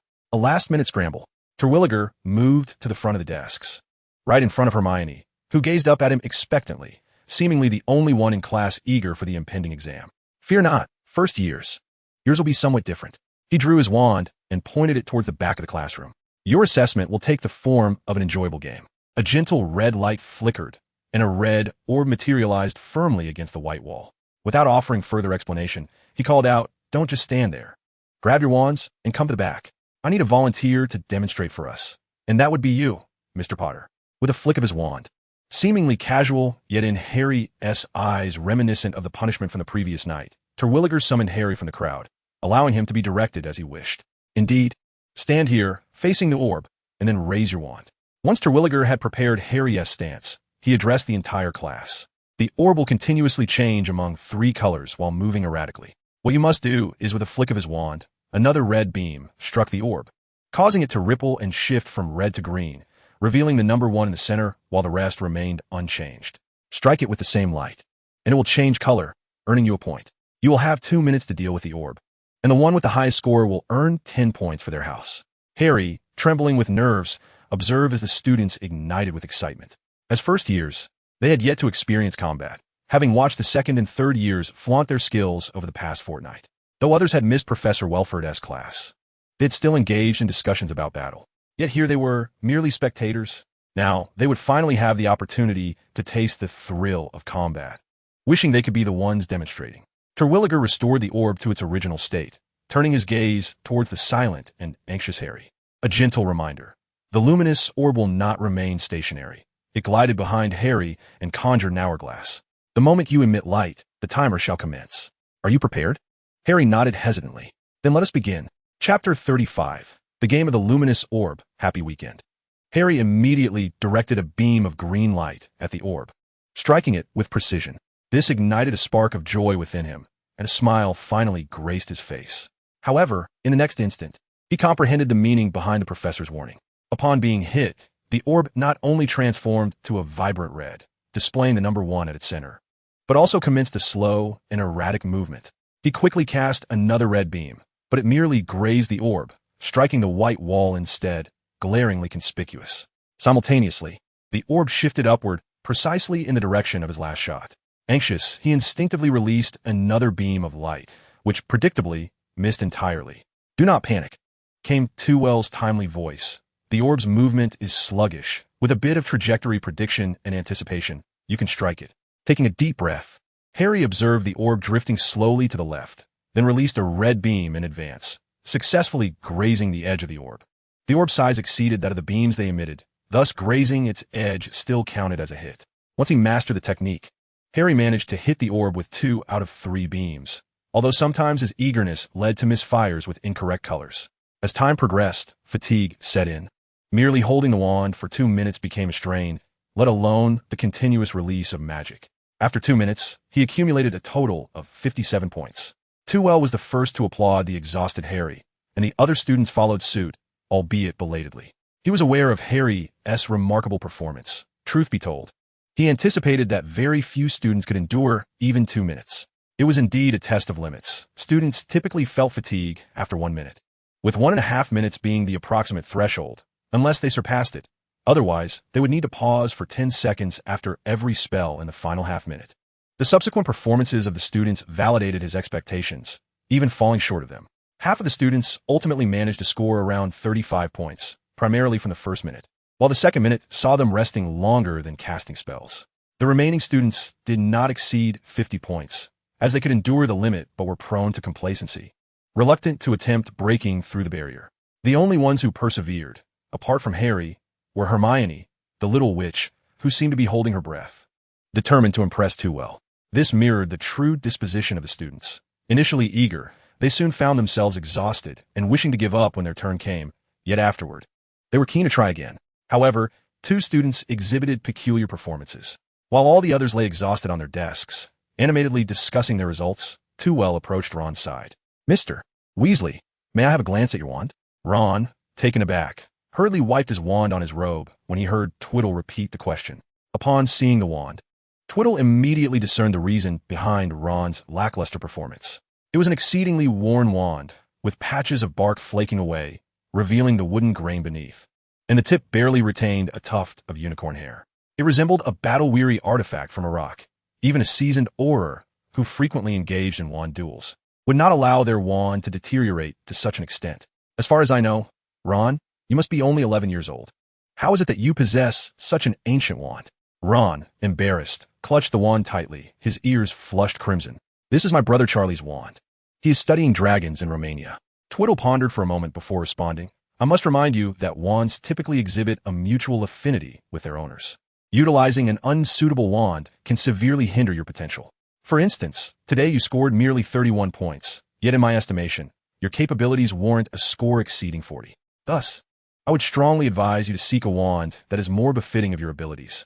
Understanding Ron's family circumstances, he merely offered a gentle reminder, leaving the decision to Ron and his family. After all, he was a teacher, not a caretaker. Next, he approached Neville, gently placing the 5th piece of chocolate beside him. Neville, in fact, was the 3rd student to endure the full 2 minutes. However, his casting speed was inherently slow, and his reactions were sluggish. More critically, he was prone to casting failures. Consequently, he too was left utterly exhausted, drenched in sweat, ultimately earning the lowest score in the class with a mere 21 points. Twiddle crouched beside Neville, yet the latter, filled with guilt, averted his gaze. Neville gave a slight nod, but remained silent. "Remember, you are a wizard. Trust in your instincts to unleash powers beyond anyone's expectations. You might attempt to forget the incantations, forget the techniques, and simply wield your wand, seeking the pure sensation of channeling your magic. Should you have any questions, feel free to approach me at any time. Understood?" Neville finally murmured, "Thank you, Professor." "Now, do indulge in the chocolate," Twiddle encouraged, standing and patting his shoulder before returning to the front of the classroom. "Hurry and finish your chocolates. Everyone." Twiddle scanned the room, noticing several students had only taken a bite. "This was specially prepared for you. If you don't eat it now, there may not be another opportunity." The students quickly consumed their chocolates, grimacing at the initial bitterness, yet a wave of warmth spread throughout their bodies, instantly dissipating their fatigue. And so, the top scorer this time is Harry Potter, meaning Gryffindor will receive a reward of 10 points. The students then grasped the significance of Twiddle's earlier applause for Harry. Indeed, the first to perform was the strongest. Having had the longest break, Harry had already regained his composure, grinning as he accepted the applause and cheers from his classmates. "We still have 1 hour and 10 minutes left in this class, so you have a small task ahead." Twiddle began distributing the papers from a podium. "Did you see? The exam questions above are precisely the material we just covered, much of which I mentioned while you were engaged in your games. Therefore, complete it before class concludes." The students erupted into incredulous lamentations, having believed they were free from the burden of examination, only to find themselves confronted with it once more. However, the difficulty of this test was not insurmountable, and the engaging approach facilitated a better understanding of the knowledge at hand, allowing everyone to finish before the bell rang. With even 10 minutes to spare, Tevil stood at the front, smiling down at the students. "Well done. I thought you might become so engrossed in your games that you'd forget the material. As a reward, you have these 10 minutes to ask questions. But please remember to raise your hands." Instantly, the classroom buzzed with excitement. "Professor, do you have a girlfriend? Professor, how strong are you? It is difficult to quantify, but I certainly have no trouble managing students. Can you demonstrate the light ball game for us? Oh, do you wish to see it?" The students chorused in unison. A resounding yes. "Very well." Tevil conjured the light ball, sending it aloft above the students' heads. "My version differs somewhat from yours, but the rules are quite similar." With that, he cast a green light upon the ball, and in that moment, it not only turned red but also leapt to another location. It was futile. The same colored beam accurately struck it. The light ball continued to leap and dance, appearing momentarily here and there, never lingering for more than a second. However, each time it emerged, it was swiftly and precisely hit. The counter above fluctuated incessantly, but the students had lost interest in it. They split into two factions, one observing the professor's hands as he cast spells, and the other watching for the ball to be struck. Soon, all had gravitated to the first group. After all, it seemed the light ball could be hit regardless. What was the point in watching it? In an instant, the classroom fell silent, the only sounds being the swish of spells cutting through the air and the soft crack of the ball being struck. The numbers above the light ball were clearly visible, 120. Chapter 36, Professor Rankings. The young wizards engaged in fervent discussion. As first-year students, they seldom had the opportunity to wield magic. In some respects, this was their closest encounter with combat. In the corridor, Ron expressed his frustration to Harry. "Did you hear? Professor Welfare said I could score even higher. You performed admirably. It was merely your wand that held you back." As the first to take the stage, Harry had observed the performances of all the students. In his eyes, even without the bias of friendship, Ron's performance surpassed that of most. "Forget it. My family cannot afford to buy me another wand." Ron awkwardly waved his wand, nearly poking Hermione as she passed by. "Do not wave your wand in the corridor," Hermione admonished, frowning as she glanced at the two of them. "Do you wish to incur points off? Jealousy?" Hermione was fuming. Her cheeks puffed up as she crossed her arms and glared at him. Harry's score was barely half that of the professor. Ron, filled with pride, beamed with delight. The fact that Harry had nearly achieved half the Professor S score in his first year only underscored Harry's prowess, didn't it? I dare say none of you truly observed the professor's spellcasting. The light emitted was not ordinary. Each was a distinct incantation. Impossible. Even Harry's eyes widened in disbelief. His voice rising sharply in the corridor. "There's nothing impossible. Although I couldn't identify all the spells, the professor was casting magic from start to finish. And not a single one was repeated." Ron was almost stunned. That means the professor used 120 different spells. Hermione tilted her head back proudly as she proclaimed this. Upon hearing the discussion about the illustrious Professor Flitwick, the mischievous twins, George and Fred, eagerly joined in, with their participation coupled with the chatter from the newly arrived students. The entire hall soon buzzed with excitement over the new developments in defense against the dark arts and the enigma of how many spells Professor Flitwick could actually perform. As Twill entered the hall, he was immediately accosted by students. "Professor, they say you can perform 120 spells. Is that true?" inquired a blond boy with a slick hairstyle. After a moment's reflection, Twill recognized that his classroom performance had spread. "Mr. Malfoy, I have never counted the number of spells I can perform. In truth, if you include some lesser-known minor spells, it could be far more than 120. Twill had to raise his voice to drown out the fervent discussions surrounding him. "Let me emphasize, the number of spells one knows does not equate to strength. In combat, we typically employ no more than 10 spells. Mastering these 10 is far more advantageous than knowing 100. As for Professor Dumbledore, I assure you, he possesses a greater repertoire than I. In terms of magical knowledge, only the long-lived Nicholas Flamel could rival Dumbledore in the wizarding world." This discussion only heightened their enthusiasm. They ranked the professors, excluding Dumbledore, based solely on subjective opinions. "I bet Professor Flitwick is definitely at the top," Ron asserted confidently. Neville nodded in agreement, but Percy Weasley, the Gryffindor prefect, disagreed. "I concede that Professor Flitwick is formidable, but his prowess is predominantly in combat. Isn't it? If we are to assess overall strength, Professor McGonagall is undoubtedly superior to Professor Flitwick." Beside him, Penelope interjected with dissatisfaction. "Strength should be based on combat ability, not teaching prowess." She gestured towards Professor Flitwick at the staff table. "Moreover, our head of house, Professor Flitwick, was a dueling champion in his youth. If it comes down to it, he might surpass both Flitwick and McGonagall. Of course, I believe Professor Flitwick is slightly stronger than McGonagall," she added as a subtle afterthought. Merely engaging in discourse yields no resolution, for there exist neither standards of measurement nor corroborative examples, ultimately leading to an impasse where no one can persuade the other. Unless, of course, a genuine contest can be presented before them. As night began to fall, an astonishing yet eagerly anticipated rumor swept through the students. Professor Flitwick was to duel Professor McGonagall. Upon Penelope's cautious inquiry, Professor Flitwick joyfully confirmed the news. Following dinner, he intended to engage in a friendly spar with Professor McGonagall, who nodded in agreement with a smile. The matter traces back to their discussion regarding the class that commenced once he took his seat. "You must understand them, Professor McGonagall," Flitwick consoled. "Students often misinterpret the essence of magic. I have reiterated multiple times in class that proficiency surpasses the magic itself in importance. Yet, they remain enamored with the most potent and flamboyant spells. With a resigned shake of his head, he added, I can empathize. When I was a student, I too pursued an array of spells, drawn ever more to those that were enigmatic. In turn, Professor McGonagall offered words of comfort to Flitwick. Intrigued, Flitwick remarked, Your command of conventional magic is exceptional. You hardly resemble such a student. How did you rectify this? It was only after observing the battles of the upperclassmen, Flitwick comprehended, while Professor McGonagall appeared perplexed. Do your upperclassmen still engage in combat? Before McGonagall could inquire further, Flitwick elucidated, Durmstrang has a tradition of dueling, with each year participating in intra-grade competitions, culminating in an inter-grade championship at the end of the academic year to determine the ultimate victor. He then turned to McGonagall. With your prowess, you must have secured at least 2 or 3 championships. In actuality, I have claimed 7-year championships and 4 overall titles. This revelation enlightened even McGonagall and her colleagues, who previously were unaware of the significance of Professor McGonagall's status as the most distinguished graduate of Durmstrang. From the outset of his enrollment, he was unmatched among his peers. By his 4th year, he had become unrivaled throughout the entire school, a complete obliteration of competition. Chapter 37. The Preparations for Duels. Professor Flitwick could no longer remain seated. Having studied at Durmstrang himself, he was aware of the students' formidable skills in combat.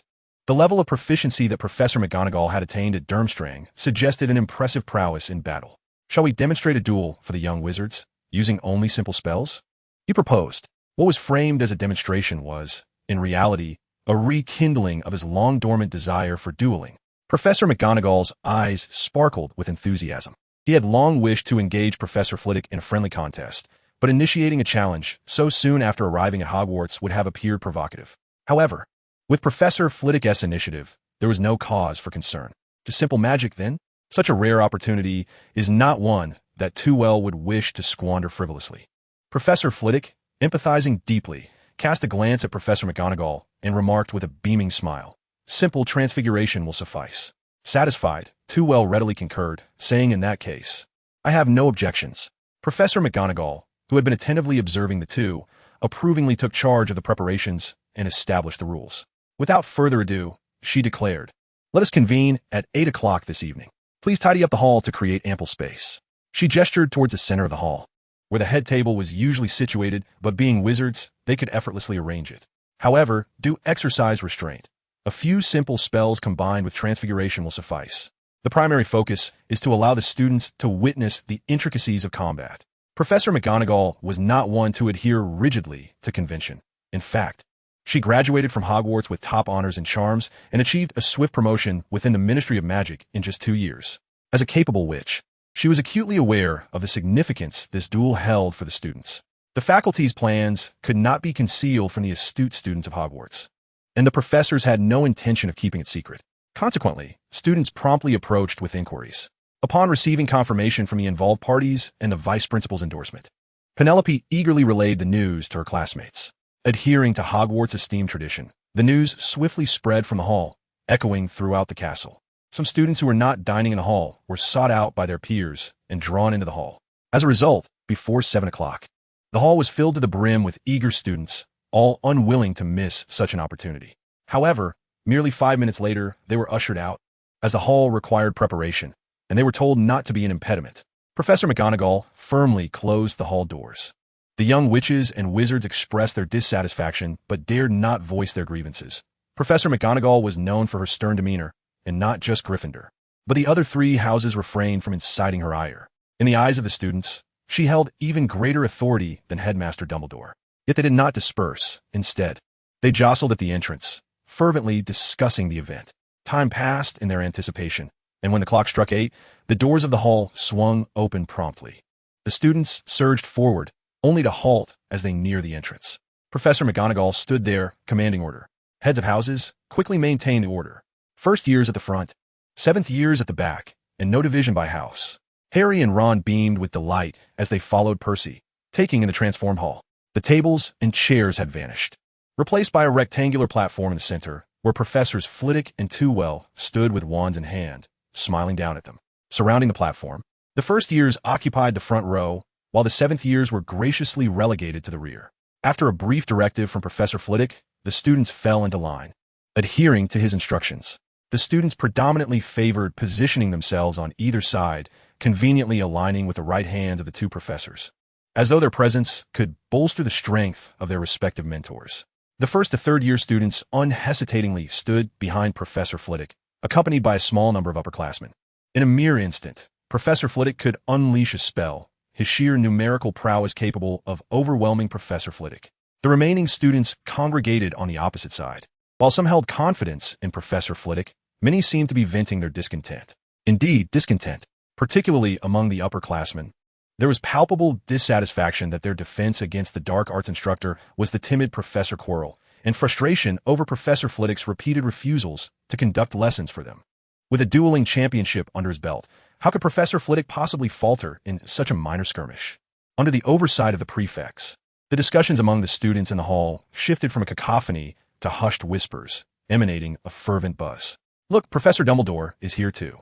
The sudden exclamations rang out sharply in the hall, prompting Harry to turn and observe Dumbledore alongside other professors at the staff table, including the professor he least favored, Professor Snape.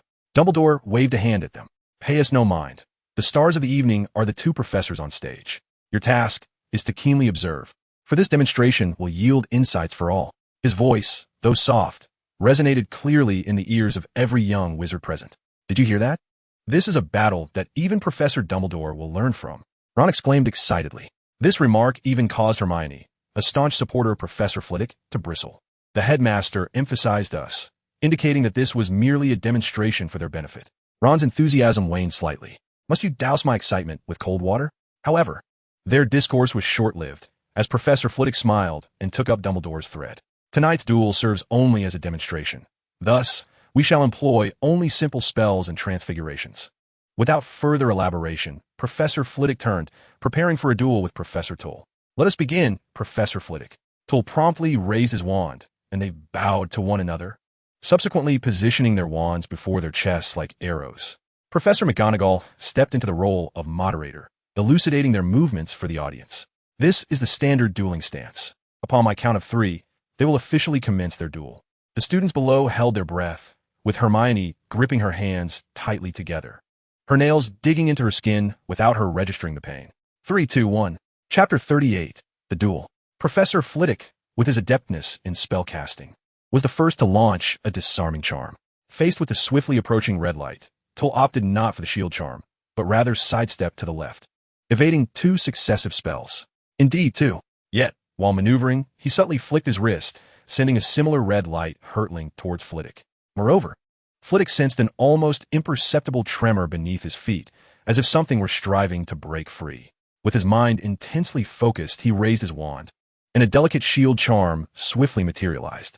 Instinctively, he stepped forward, his outstretched hand brushing against the ground, narrowly evading the transfiguration spell.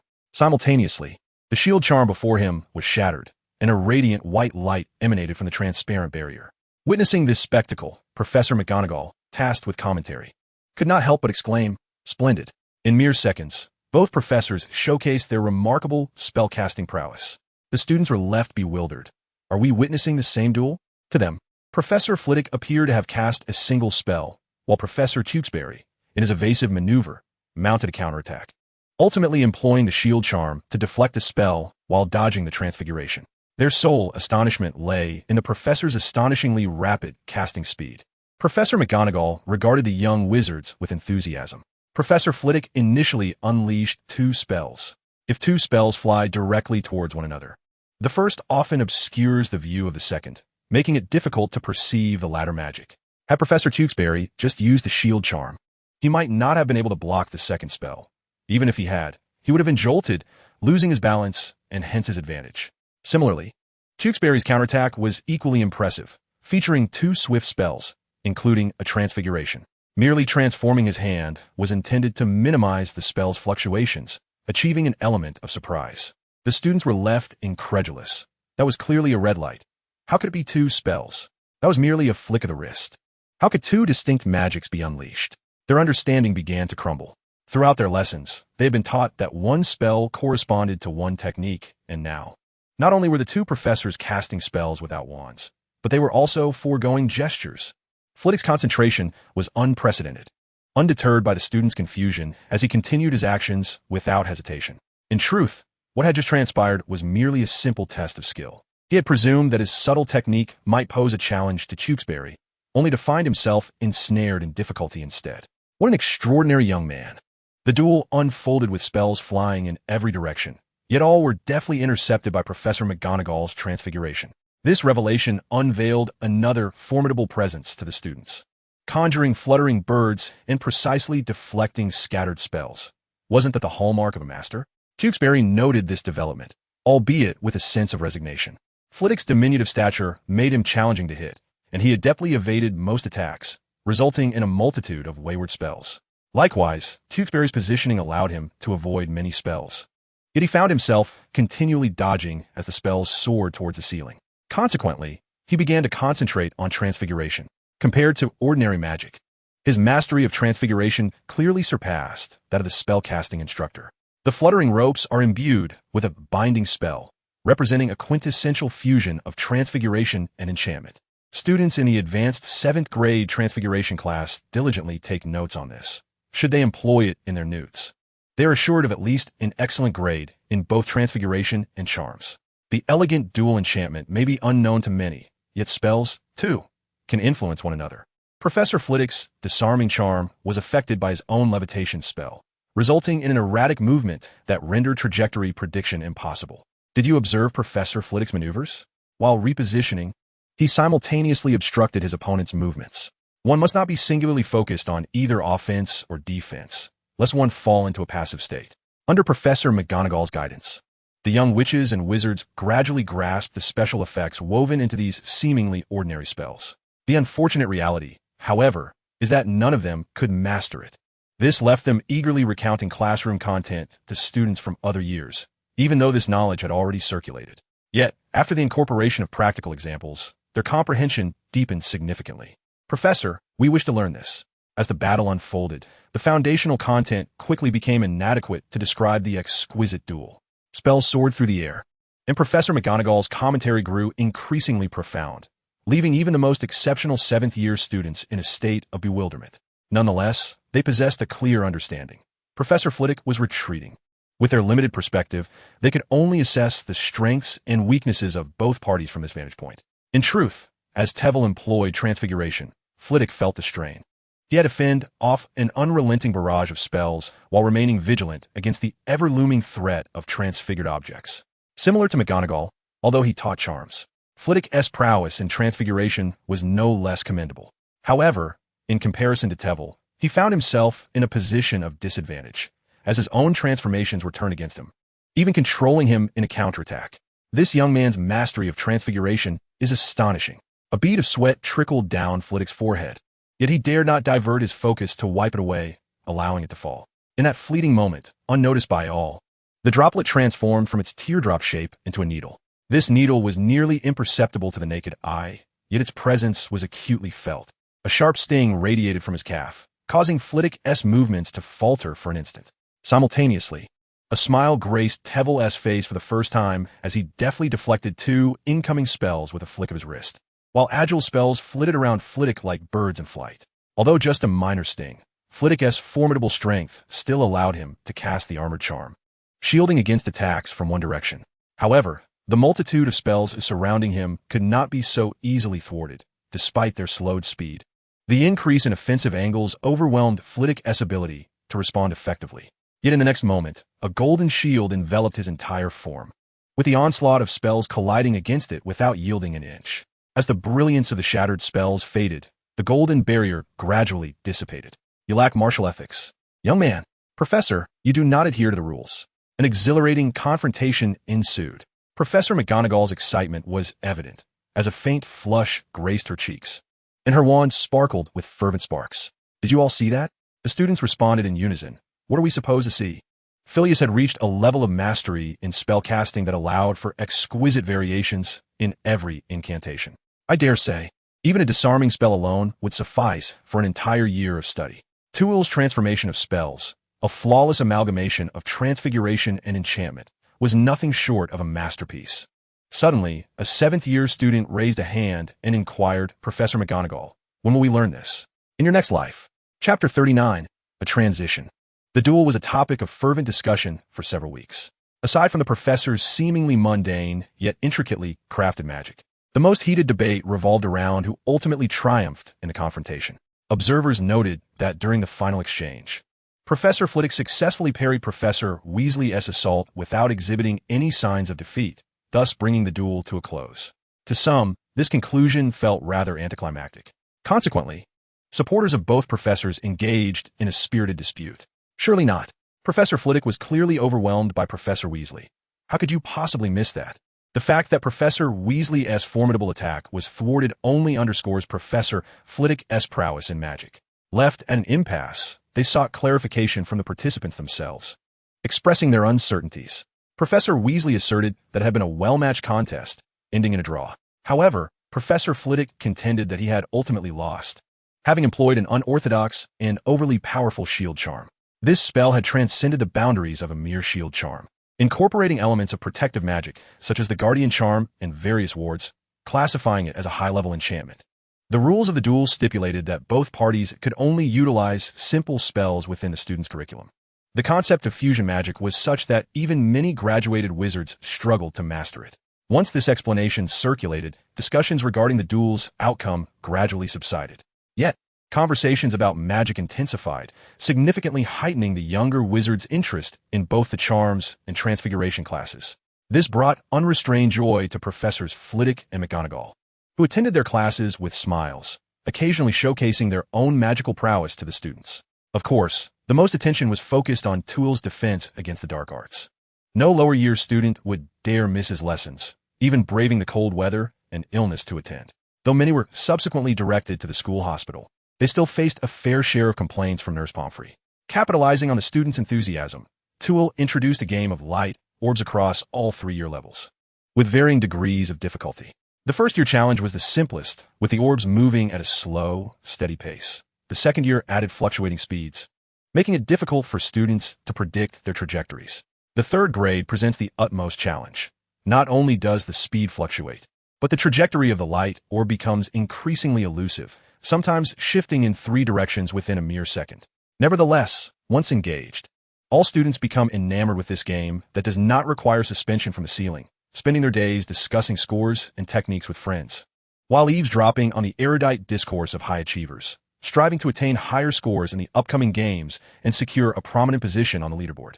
Indeed, Too Well compiles the scores of each grade into a comprehensive leaderboard. This leaderboard is categorized into 3 grades, yet devoid of any distinction between houses, as it amalgamates the 4 houses of the same grade into a singular ranking. The information displayed on the leaderboard is straightforward: rank, name, house, and highest score. This list is boldly displayed at the back of the classroom, allowing every student attending the class to locate their name alongside their corresponding rank. Those who rank at the top instantaneously become the darlings of their houses, basking in the admiration of their peers. Conversely, those who find themselves lower in rank are not subjected to disdain, or even if they are, they remain too preoccupied to care. In the words of Professor Flitwick, rather than concern oneself with their standing, it is more prudent to contemplate ways to enhance one's own abilities. A lower score signifies ample room for improvement, and even a modest advancement can yield significant score increases. Soon, the young wizards exhibit an almost feverish enthusiasm for the light orb game, invigorated as if by a magical elixir. During leisure time and after meals, they yearn to strike every round object they encounter with their wands. Do you think practicing with the Quidditch balls would yield better results? Ron inquired of Harry, who had just returned from a Quidditch training session. In the second week of school, Harry had secretly joined the Gryffindor Quidditch team. A week later, he was bestowed with a Nimbus 2000 by Professor McGonagall, officially commencing his Quidditch training regimen. Exhausted, Harry concealed the broomstick. Naturally, he felt that this action seemed rather futile. For now, the Gryffindors regarded him with encouraging looks, imbued with a sense of youthful promise. After completing all these tasks, he relaxed and reclined on his bed. Whether it had any effect, he could not say, but what would certainly be furious with him. "You seem unconcerned," Ron remarked enviously. "No one has yet surpassed your score of 58, not even Hermione, who trails behind by several points." At this, Harry grinned broadly. Fortunately, he was lying down, or else he might have drooled. "That is not entirely fair. I took an entire month to improve by a single point, whereas Malfoy from Slytherin increased his score by 5. yet he currently stands at only 55 points. Professor Flitwick has stated that the higher the score, the more challenging it is to improve. Indeed, some scores have even declined. At that moment, a round-faced boy entered, cradling a notebook as if it were a precious treasure. Ron's eyes brightened upon seeing him. Oh, isn't this our first-year student who has made the most progress? No matter how many times he heard this, Neville would blush with embarrassment, yet he could not help but reveal a hint of a joyful smile. Please do not say that. I only have 35 points, far inferior to you all. In just 2 weeks, you will likely surpass me. Ron exclaimed as he bounded up to him. Come on, show me what the professor taught you tonight. Nervously, Neville handed over the notebook he had been clutching. Since he had mustered the courage to seek Professor Flitwick's guidance a fortnight ago, the professor had dedicated 2 evenings each week to tutor him. This was the reason for his rapid progress. The professor seemed particularly fond of discussing concepts such as soul and will. At this thought, he shivered involuntarily. It felt as though the professor was studying him rather than instructing him. Ron flopped down onto the bed, idly toying with his wand. You are of considerable research value. I lack even the qualification to be studied. You could consult the professor yourself. Perhaps he has suitable material for you? After a moment of contemplation, Ron ultimately dismissed the notion. Never mind. The professor likely does not favor students like me, who cannot even exchange their wands. Chapter 40. Deconstructing Magic. Compared to the younger students, who were fervently engrossed in games, the older students faced far more distress. Not only were they unable to attend Professor Flitwick's classes or engage in the Quidditch game, but they had also anticipated that after the duel, Quirrell might inspire some sense of duty in the professor. Unfortunately, he continued to exhibit a rather lackadaisical demeanor. Their dissatisfaction with Professor Quirrell had reached a peak. In the school hall, Percy lamented loudly to Penelope, "Do you know what Professor Quirrell taught in class today?" Penelope graciously played along. What did he teach? For a full 2 hours, he lectured on trolls. Vividly, it was as if I could smell their foul stench. Percy slumped dejectedly, resting his head on the long table with a heavy sigh. This year, I must take the OWLs. At this rate, I may not achieve the 12 certificates I need. Oh, my dear brother, why don't you seek the wisdom of the esteemed Professor Flitwick? George interjected dramatically. Percy waved him off irritably. Don't even think about it.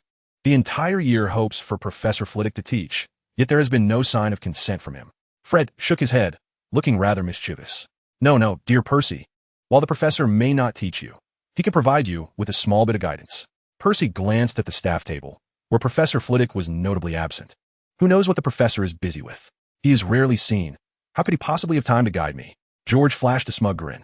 Here's a hint. Between 9 and 10 in the evening, in the Defense Against the Dark Arts classroom on the first floor, you will encounter the professor. Penelope asked in confusion why. As a reward, the professor will hold private lessons at that time. Percy remarked enviously. But the professor must also be quite busy then, right? At this, the twins shook their heads in unison. The professor plays wizard chess while addressing our questions. His skill in wizard chess has advanced remarkably. We are no match for him now. The professor's growing discontent is palpable. His demeanor in class has become increasingly indifferent. Hence, we find ourselves in need of a skilled chess player to engage him. As the excitement escalated, George and Fred placed their hands on Percy's shoulders, declaring, "This formidable task has been entrusted to you. Dear brother, come now. Are you not merely seeking a pawn?" Percy retorted, yet a smile graced his face, and his eyes sparkled with renewed vigor, a stark contrast to his previous despondency. By the way, isn't Ron more adept? Why not enlist his help? Once you fail to satisfy the professor, we shall replace you with Ron, George replied matter-of-factly. Ah, so you truly regard me as a mere tool. Instead of practicing your Quidditch skills, it seems you have indeed made me your instrument. At 9 o'clock, Tveir arrived punctually in the classroom, brimming with confidence. He approached Professor McGonagall's chessboard, only to face a predictable defeat. However, the exchange was not entirely lopsided, as he managed to validate his skills without suffering a complete rout. If I recall correctly, your name is Percy, is it not? Tveir remarked, astonished to see the fifth individual in the room. Indeed, Professor Flitwick, I am Percy Weasley, he replied, somewhat bashfully. I'm the elder brother of George and Fred, and the prefect of Gryffindor. His smile was tinged with awkwardness. Having previously questioned Professor Flitwick's prowess during a duel, he now held immense respect for the professor. What need is there to introduce yourself as a prefect? George interjected with disdain, revealing Percy's desire for guidance to Tveir. Tveir's eyes brightened at this revelation. While Ron undoubtedly possessed superior skills, the disparity in their levels might hinder any meaningful learning. Conversely, defeating Percy first and then seeking Ron as assistance seemed a far more reasonable approach. If the professor finds it unsatisfactory, We can always procure another practice partner, Fred added as an afterthought. Tveir set up the chessboard on the desk and gestured to the adjacent seat. No need for that just yet, Percy. Let's play a game first. Percy eagerly trotted over, sitting down with a hint of shyness, while the other four gathered around Tveir, notebooks in hand. As was customary during their private lessons, Tveir played chess while imparting knowledge, with the others standing by to listen and jot down notes. The only discomfort was Cedric, who had to focus on the chessboard while grappling with the professor's instruction, unable to take notes. Thus, their decision to invite an outsider was heavily influenced by Cedric's insistence. With the pieces arranged, Tveir, as always, played with the white pieces. Pawn to a3. The OWL's examination comprises both theoretical and practical components. Percy, what preparations have you made? He casually inquired after Percy made his move. Tveir nodded absent-mindedly. Truly, you are a diligent scholar, one who relishes memorization. You are performing admirably. The theory of defense against the dark arts is often overlooked, yet many students falter at this stage. He cast a fleeting glance at Cedric and his trio, who were fervently scribbling notes nearby. This is precisely why you must prepare for examinations, particularly you two Weasleys, who place excessive emphasis on practical skills. Should you fail the theoretical assessments at the end of the academic year, I shall assign you a summer paper. George and Fred felt a chill run down their spines and nodded vigorously. Tveir then redirected his attention to Percy. Regarding your practical segment, I propose a unique approach. At this, not only Percy but even Cedric's trio halted their writing, ears perked and gazes fixed upon him. Deconstruct the spell. Tveir produced his wand, uttering a luminescent incantation, yet only waved it after the words left his lips, culminating in a notable surge of magical energy. The tip of his wand gradually illuminated. Dissect the spell into its three components: the incantation, the gestures, and the release of magical energy. Delve deeply into each step, grasping its essence before progressing to the next spell. Percy nodded thoughtfully, yet Cedric and his companions found this concept perplexing. A spell is simply that, a spell. Once uttered, is complete. Why engage in further study? Tveir chose not to elaborate, for this was beyond their third-year curriculum. In truth, they might not encounter such material until their sixth year. The integration of magic is also another avenue towards silent casting, an even more challenging and potent form of it. Achieving this level makes the release of magic akin to an extension of one's will, eliminating any concern over miscasting or inadequately utilizing previously learned spells. Chapter 41. Good night. Tveir gazed helplessly at the chess game that was leading him toward a dead end, surprised that the students remained focused while he himself had wandered off in thought. Of course, this is still rather challenging for you at this stage, so you may opt for the mandatory spells while also engaging in some practical combat. You have a year ahead, ample time to prepare. After offering some reassurance to the increasingly furrowed brow of Percy, they prepared to commence the next round. However, at that moment, Tveir suddenly felt a flicker of intent. The sensing charm he had placed in the fourth-floor corridor had been activated. Since its installation, this was the first time he had received feedback from the charm. This time, it surely could not be a wandering young wizard, yet he did not reveal his thoughts, continuing instead with his game against Percy. Cedric and his companions, however, began to sense the disparities among individuals. Yet, when addressing Percy, the professor remarked that if you were interested, after a little over a week, training dummies would be provided for you. After all, they could only utilize them for a month. This seems rather utilitarian, doesn't it? They exchanged furtive glances, collectively resolving to enhance their wizard chess skills to become the professor's invaluable assistants. As the clock struck 9:55, Tveir concluded his session promptly. Once Percy and the others vacated the classroom, he quietly ascended to the fourth floor. Approaching curfew, the occasional hurried young wizard passed by. At the stairway of the third floor, Ferk held a lantern, while a cat stood at his feet, alternating its gaze between the young wizard with a predatory glare and an old pocket watch, anticipating the onset of curfew. However, the fourth floor remained a forbidden zone. Even if a young wizard inadvertently lingered there, their companions would promptly remind them to leave. Tveir cast a sidelong glance at the door. Someone had indeed placed a sensing charm on it, yet it was so rudimentary, almost haphazardly arranged. Dismissing it with ease, he attuned himself to the sounds within. Music wafted through the air, yet there were no significant magical fluctuations, unless the wizard inside stood motionless, admiring the slumbering three-headed dog. He would certainly have detected their presence. Thus, he pushed the door open with a sense of assurance. Indeed, the wizard was utterly still, absorbed in the sight of the sleeping creature. "Ah, you have finally arrived." "Tveir," said Chilo, turning to face him with a self-satisfied grin. Upon realizing his disguise had been seen through, Tveir revealed himself, regarding Chilo with a puzzled expression, as if he were a stranger. How did you know it was me? Is it not easy to deduce? The new professor, possessing formidable power. Chilo's expression suddenly twisted into a menacing scowl as he commanded the students to attack Tveir. Who else could it be but you? Tveir's eyes brimmed with incredulity. He had not anticipated Chilo's pettiness. If that was truly an accident, would you believe it? Chilo clenched his teeth in frustration. Yet the next moment, a grimace of a smile emerged. It matters not. Your identity is already exposed, and we are now on equal footing. This revelation did catch Tveir off guard. The longer he maintained his deception, the more advantageous it would be for him.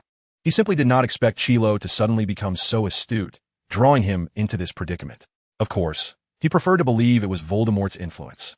Fortunately, their objectives aligned for the time being. Let us not be so antagonistic. Our goals are the same. Why can we not be a bit more amicable? Chilo scoffed, but refrained from further deriding Tveir, recognizing that collaboration was essential to outsmart Dumbledore and secure the Philosopher's Stone. Given that, would my esteemed friend be willing to escort me below for a glimpse? With the utmost pleasure. The two feigned camaraderie as Tveir expertly guided him through the lower levels. Arriving for the third time before the chessboard. Proceed. Why do you hesitate? Chilo inquired impatiently. Tveir shrugged. To unlock the door ahead, we must win this game of chess. This board is no trivial matter. At least, I have yet to pass. Even if he could, Tveir had no intention of doing so. He still needed Chilo's assistance to divert Dumbledore and obtain the Philosopher's Stone. Chilo initially considered retorting, but suddenly a voice echoed in his mind. Go up and try. But, my Lord Voldemort, I do not know how to play wizard chess. Chilo's eyes suddenly lit up. What if you were to play this game instead? I do not know either. Voldemort bellowed in fury before falling silent. Chilo instinctively recoiled, muttering under his breath, You cannot play, yet you want me to go up? Tveir suspected that Chilo was contemplating some absurd scheme, fearing he might resort to violent means to achieve success and summon Dumbledore and the other professors. However, it was futile to consider such options unless he could obtain the chess puzzle set by Professor McGonagall. Otherwise, he would have to find a way to win the game. Chilo hesitated momentarily, but ultimately decided to give it a try. The rules were newly learned, and he ended up losing even faster than Tveir had initially. The challenges ahead were crafted by Professors Sprout and Flitwick, while those that followed were arranged by Snape and himself, along with, of course, Dumbledore's influence. Chilo nodded in agreement. He had understood this when Dumbledore summoned him to set the challenges. Rest assured, my arrangements are quite simple. The key lies in Dumbledore's magic. Do you have any insights? None.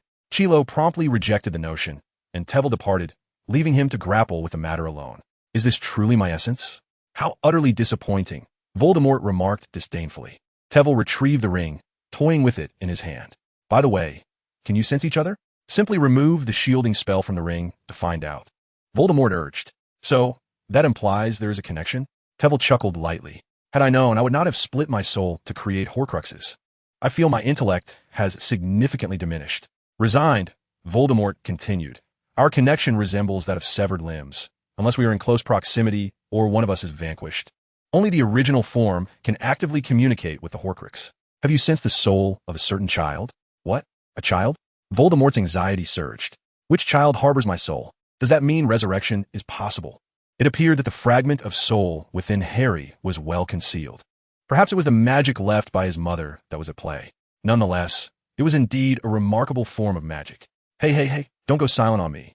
Tveir, hurry and tell me. Tveir withdrew the ring, and the clamor ceased immediately. Good night. Chapter 42, The Pressure Charm. Last night, he had successfully defeated Percy at Wizard's Chess, achieving a consecutive victory throughout the evening. As usual, he distributed a test to the students. Half an hour later, Tveir collected the papers. I heard something during lunch in the Great Hall. You began practicing the levitation charm in your charms class this morning, correct? The students responded with palpable excitement. This was their second formal spell, the only prior one being the Lumos charm. Tveir waved his wand, causing 40 parchment strips to crumple and then float before each student. Very well. First, I need to assess your proficiency with this spell. Do you see the strips before you? If you can levitate a feather, you can certainly levitate these strips of parchment. Do not be discouraged. This is a prerequisite for our next step. I trust you remember the duel from over a month ago. Once you have all mastered the levitation charm, I shall impart to you an advanced application of this magic, transforming its mundanity into the extraordinary. The students, rather than feeling any sense of loss, became increasingly exhilarated. The duels transpired with such swiftness that only those who could discern the general movements were deemed proficient. However, certain remarkable moments were recounted repeatedly, leaving an indelible impression on their minds. The unexpected transfiguration, the disarming charm in the shape of a little bird, and the golden armor charm, among others. The most crucial aspect was that these spells were not particularly arcane. With mastery of the advanced applications as articulated by the instructor, they too could wield them. Their faces were alight with longing, eager to master that magic at once. Yet, a mere minute later, the students encountered their first setback. Aside from a handful of students, none could successfully levitate a piece of parchment. This was unacceptable. Tool feigned disappointment, shaking his head. This was not a charms class, and there was no time for you to practice the levitation charm. If everyone has not mastered it in 10 minutes, I shall seek another opportunity to teach this lesson. The young wizards were instantly filled with anxiety, and those who had already learned hurried to assist their peers. The incantation Wingardium Leviosa echoing back and forth as they wielded their wands with increased vigor.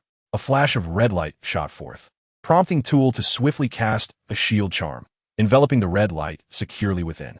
With a dull thud, the shield charm gradually dissipated into a glow of white light. Mr. Finnegan, if you could relax a bit more, the results would be improved, Tool remarked, unable to suppress his admiration for this explosive talent.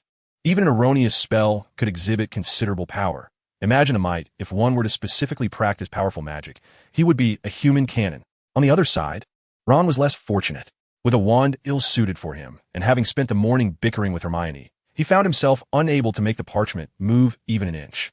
I said Wingardium Leviosa, not a Usasa. Why can't you grasp it? Hermione huffed, her cheeks puffed in frustration. Ron pouted in disdain. I thought you weren't speaking to me anymore. You think I want to talk to you? Hermione shot a glance towards the professor. Were it not for his lesson, I would waste my time guiding you. Well, thank you very much. Moreover, he too wished to learn that magic. So despite his dissatisfaction with Hermione's demeanor, he complied and followed her instructions. Wingardium Leviosa.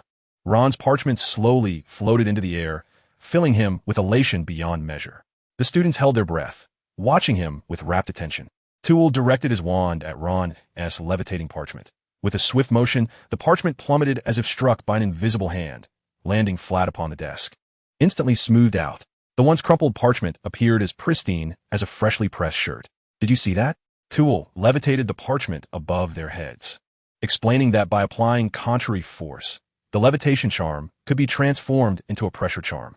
Upon witnessing this scene, they were immediately reminded of a legend, a spell employed by their professor that could incapacitate individuals, rendering them unable to move. Thus, the incantation they were to learn was indeed this very spell. The young wizards' faces lit up with eager anticipation as they fixated on the tattered parchment, their fervent gazes nearly igniting it with intensity. It is imperative to note that both incantations are fundamentally identical. In essence, the spells share the same technique and magical output, the only distinction being the application of opposing forces. Therefore, you must thoroughly comprehend the essence of the levitation charm you just performed and then reverse its execution. The incantation for the levitation charm resonated throughout the classroom once more, yet this time, success did not come as swiftly. Do not be anxious. If you are uncertain about how to channel your power, simply envision yourself inverted. Hey, Mr. Lombardin, it's about envisioning, not actually turning yourself upside down. Professor Twivel observed the young wizards with amusement as they attempted bizarre methods to reverse their magical energies. Ron cleverly switched hands, yet found his magic unable to manifest. Harry, having learned from his previous experience, altered his wand's motion downward, inadvertently striking his left hand and leaving a crimson mark. Ravenclaw's Padma Patil made a rather ingenious adjustment by flipping her wrist, which fortuitously led to her first successful attempt. Congratulations to Miss Patil for being the first to succeed. However, I advise against such methods, as I would prefer not to be reprimanded by Madame Pomfrey for any injuries you may incur. Laughter erupted among the students, although their hands began to twist surreptitiously. In terms of sheer learning, the pressure charm is relatively simple, unlike more advanced applications that transform into entirely different magics. However, simplicity is a relative term. For first-year wizards, this spell stands as one of the most challenging of their academic year. Hermione glared at Ron as he twisted his arm, recalling the professor's words that flipping the wrist was ineffective. Yet, Padma had succeeded in doing just that. If you were so adept, why not demonstrate the correct version? Ron felt as though he had uttered these words earlier that morning. A moment later, he confirmed he indeed had, as Hermione once again struck his face. The parchment remained firmly pressed against the desk, unyielding to the wind, though not smoothed out like Twivel's. If you possess the skill, then why not flatten the parchment entirely? Ron retorted defiantly, turning his head aside. Hermione flushed with indignation. How could I possibly achieve such a feat in one go? Then it seems you cannot, Ron murmured quietly. As soon as class ended, Hermione hastily departed the classroom, clutching her books, oblivious to Professor Twivel's final words. If the opportunity arises, I shall arrange for you to experience a duel, to feel the thrill of combat. Chapter 43. The Eve of Halloween. In the Great Hall, Professor McGonagall had conjured numerous skeletons and specters along the walls. Professor Flitwick released thousands of live bats, which soared across the hall's walls and ceiling. Hagrid cultivated a remarkable batch of enormous pumpkins, which were hollowed out and transformed into lanterns. Were it not for the substantial candles nestled within, many young couples might have sought refuge inside for a whimsical pumpkin date. Quirrell, in a subtle display of magic, conjured an array of fantastical apparitions to float above the hall. Unlike the ghosts of the castle, these spectral figures resembled the playful sheets from Muggle films. Their expressions exaggerated to the point of absurdity. Rather than instilling fear, they exuded a charming, comical allure. Among these mischievous spirits lay rewards for you, radiating like the luminous orbs from the light ball game. Striking them would yield a cascade of candies.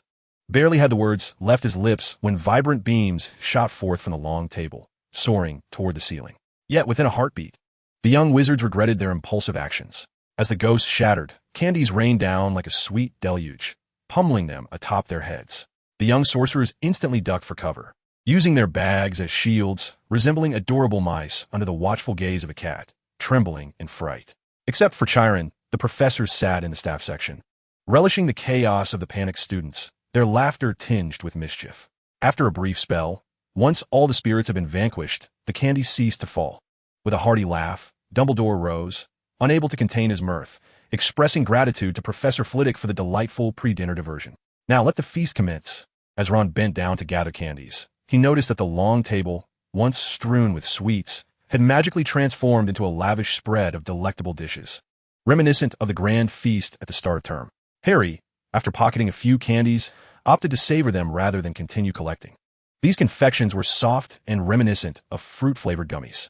Ron stuffed his bag full of candies, a satisfied expression on his face as he patted it. I think I'll save these. It might be my only chance to receive rewards from Professor Flitwick. At his remark, the hands of nearby students, especially the older ones, froze mid-unwrapping, each scrambling to hoard every visible candy while engaging in spirited disputes. In their imaginations, these were treats meticulously prepared by Professor Flitwick just for them. However, rather than candies, I longed for one of those adorable little ghosts. A Slytherin upperclassman clutched 2 candies tightly, her prize for defeating that charming specter.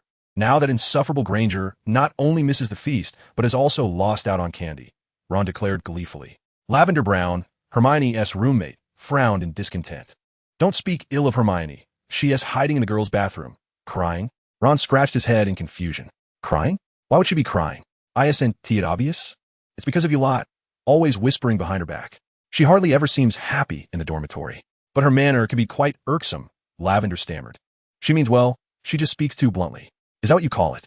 Suddenly, the grand doors of the hall swung open with a thunderous crash that could rattle the very rafters. Quirrell rushed in headlong, his scarf askew, nearly exposing the back of his head. He rushed before Dumbledore, adjusting his hat before fearfully exclaiming, "There's a troll in the basement, and I believe you ought to be informed." With that, he cast a glance at Twycross and then collapsed with a creaking sound. The hall erupted into chaos. And as Harry and Ron exchanged glances, someone voiced their unspoken thoughts. Hermione is in the girls' bathroom in the basement. What'll she do? Lavender cried in terror, her face marked with red streaks from a frantic grasp. Ron and Harry did not mock her panic, for they shared her dread. Professor, we must seek the professor's help. Harry quickly conceived a plan. Professor Flitwick was quite capable. Surely he could handle the troll and rescue Hermione.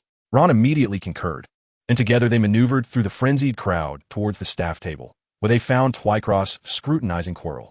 Taking a deep breath, Harry urgently implored Professor Flitwick, "Hermione, she's still in the basement. You must go save her. Otherwise, she will perish." "Fear not.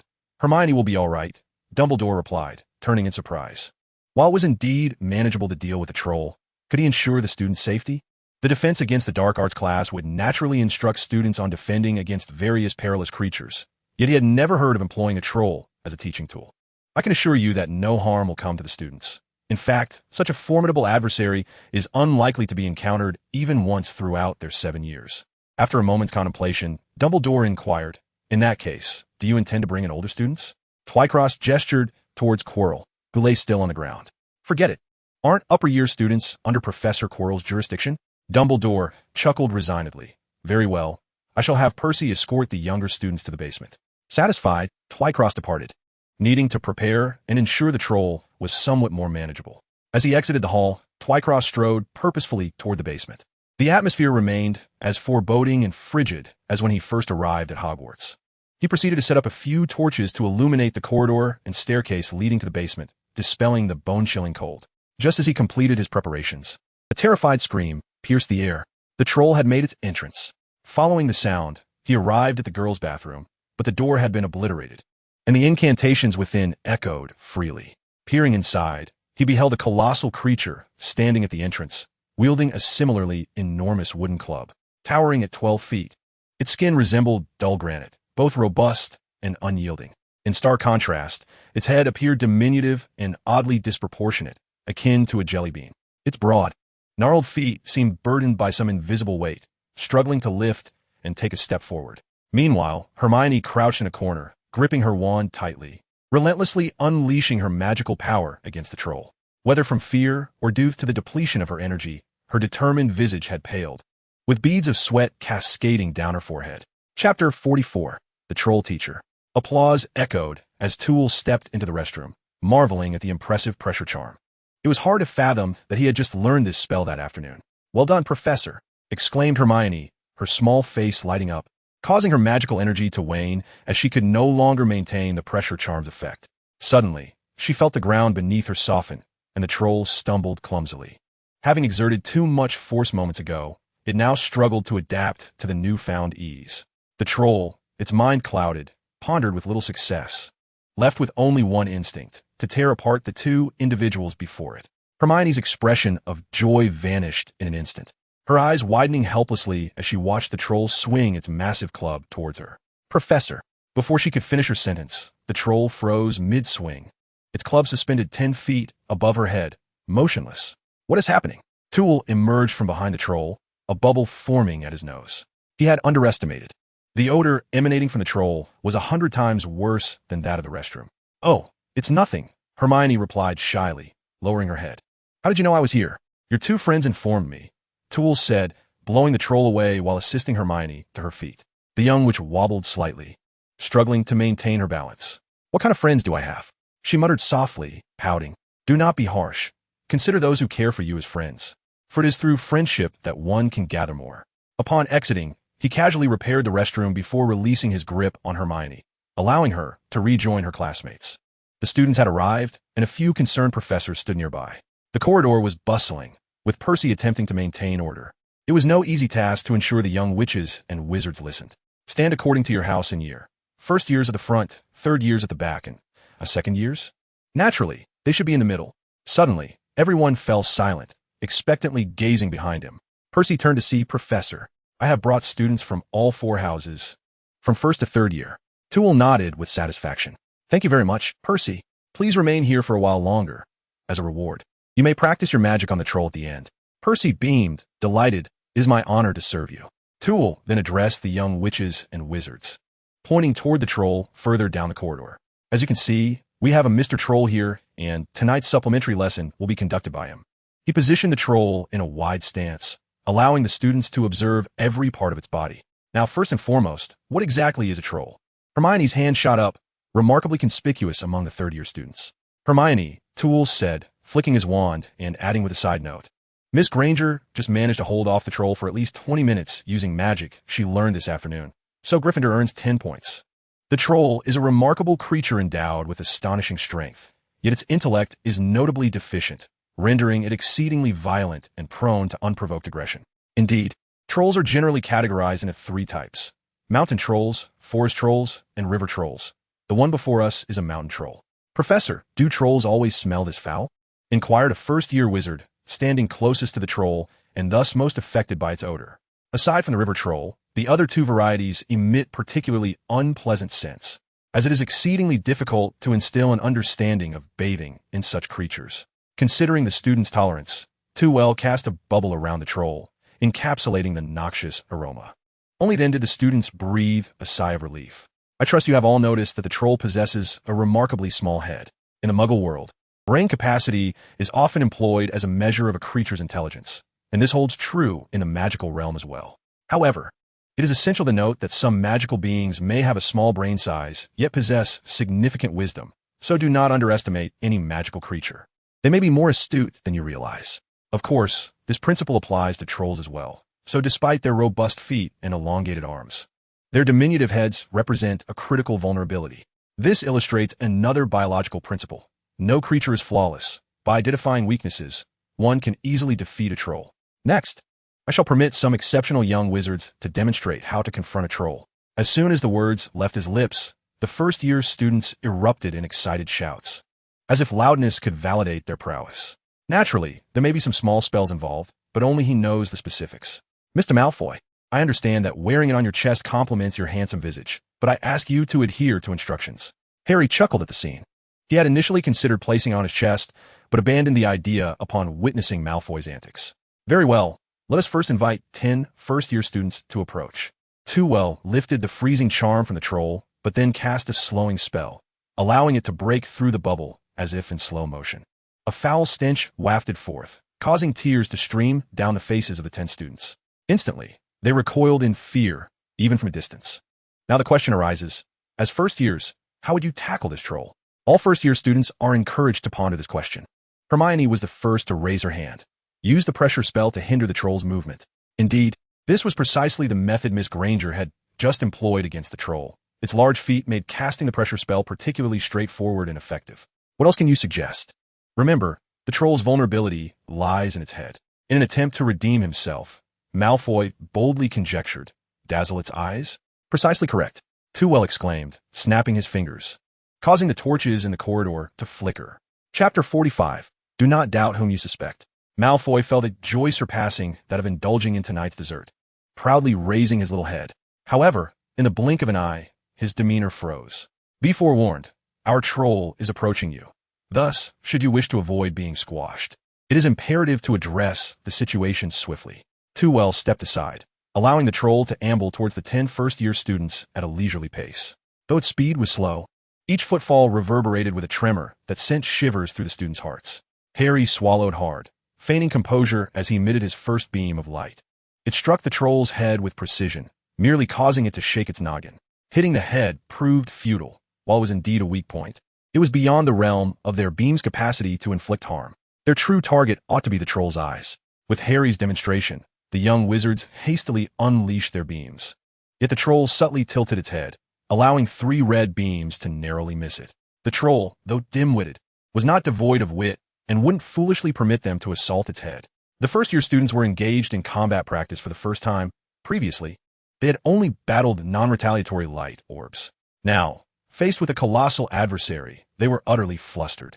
However, being the creme de la creme of students, after several missteps, they successfully struck the troll's eye when it had traversed halfway. The confluence of brilliant light and impact caused the troll to clutch its eye and wail loudly, though its lament was short-lived as Tveir swiftly immobilized it once more. Excellent. Mr. Malfoy has successfully hit the troll's eye, granting Slytherin 5 points. Following suit, Tveir provided guidance to students from different grades sequentially. The second-year students, possessing limited spells, managed to collectively slow the troll down under his instruction, targeting its brain and eyes, ultimately rendering the troll unconscious when merely an arm's length away. The third-year students faced a more arduous task, although they wielded the most spells. They also stood perilously close to the troll. The stench alone was nearly unbearable, and had the troll not been subjected to a slowing charm, they would have faced utter defeat. Nonetheless, a few students triggered protective spells. Remarkably, they disarmed the wooden clubs with a disarming charm, then controlled them using a levitation charm and a pressure charm to assault the troll's head, executing their task commendably.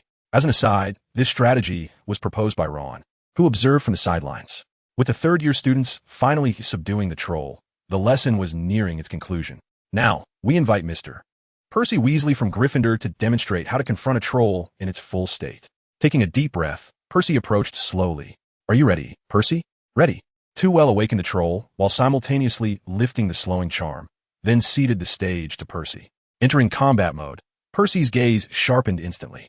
However, with the troll no longer hindered, it could now block spells by swinging its arms, making Percy's attacks less effective than those of the previous students.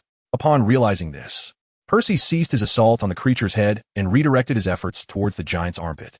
The bewildered students erupted in laughter, mistakenly believing Percy was merely flailing in desperation.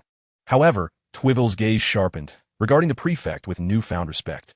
The armpit, in fact, is a shared vulnerability among humanoid beings, teeming with intricate nerves and blood vessels that govern the upper limbs, alongside vital lymphatic tissues. While the delicate skin offers minimal protection, targeting this area is likely to yield more effective results than attacking the creature's robust thighs and muscular body. Few wizards possess this knowledge, akin to those proficient in mathematics whose studies bear little relevance to the arcane arts. Regardless of how Percy came by this insight, his application of it was sufficient to earn Twivel's admiration. Hogwarts boasts an abundance of remarkable students. Jotting down a note in his mental ledger, Twivel halted Percy's onslaught, preventing him from inadvertently breaking the giant's arm. Very well, Mr. Weasley, if you continue, the spectacle may become too much for our young wizards to witness. The young witches and wizards expressed a tinge of disappointment, though they could not grasp the significance of attacking the armpit. Percy's fluid combat style possessed an elegance that resonated with their fantasies. They could not emulate Professor Flitwick's finesse, but surely they could aspire to learn from Percy. You might also ponder which spells could yield the greatest benefits. This is not an assignment, merely a contemplation. A newly engaged young wizard inquired, "Professor, how shall we deal with this giant?" That task is best left to Professor Quirrell. He is quite the penchant for such aromatic creatures, does he not? Twivel responded with a mischievous wink, prompting laughter among the students as they departed the basement. At that moment, the professors gathered around. What a splendid lesson! Students of varying years are afforded diverse learning experiences. It is hard to believe you possess such a wealth of knowledge at such a young age, Professor McGonagall remarked, reflecting on her own youth when, despite excelling academically, her practical experience lagged far behind, and much of her knowledge was merely theoretical. The tailored teaching methods employed by Twivel were insights she herself had only grasped after years of being a professor. "You flatter me," Twivel replied dismissively, casting a glance at the giant. "Tonight's content has already ventured beyond the syllabus. I wonder how much the students will truly absorb. Generally, creatures like giants are introduced only in the 4th year, yet such opportunities are rare. I had no idea where giants might reside, but since Quirrell managed to find one, we might as well take advantage of it." Moreover, the lesson's surface intent was to buy Quirrell some time and divert a portion of the professor's attention towards him, allowing him to explore the setup within. However, the underlying motive was to amplify Quirrell's suspicions. Who do you suspect if not yourself? Chapter 46, Quirrell's Gains. At this juncture, it would be prudent to maintain a distance from Quirrell. The professor, possessing a kindness reminiscent of a gentle rabbit, unfurled a large parchment, upon which a dark ink blot suddenly appeared. From the inked center, black lines unfurl, intricately outlining every structure within the confines of Hogwarts Castle. Yet, these details pale in significance compared to the 30 names that gradually drift across the map. The Weasley brothers linger in the kitchen, presumably seeking sustenance from the house elves. Cedric, fortuitously en route to the kitchen, turns and unexpectedly encounters the three. Among them shines a singular name, glimmering with golden light: Harry Potter. He remains motionless in the common room, while Hermione Granger's name hovers nearby. Twivel directs his wand towards Harry's name. A flash of gold heralds a clear voice emanating from it. "I was merely a second away from striking the troll before Malfoy," exclaimed Ron. "I witnessed it. Hermione was clearly creating an opportunity for you, only for Malfoy to seize it. Does this mean you two have ceased your bickering?" Hermione's voice interjects. "If only she weren't so haughty," Ron retorts.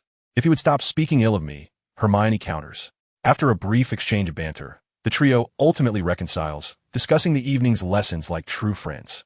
The phrase "all is permissible and all is vanity" serves as his favorite maxim, hence its invocation as the incantation for the map. The subsequent focal point is Quirrell, provided that a sudden rap at the door interrupts Twivel's musings. He glances helplessly toward the entrance. It is Quirrell, his foul odor detectable even through the door. One wonders whether it is intentional for him to appear at this moment, when Twivel seeks to avoid him. Nevertheless, he must open the door. If he continues to knock, he may draw unwanted attention.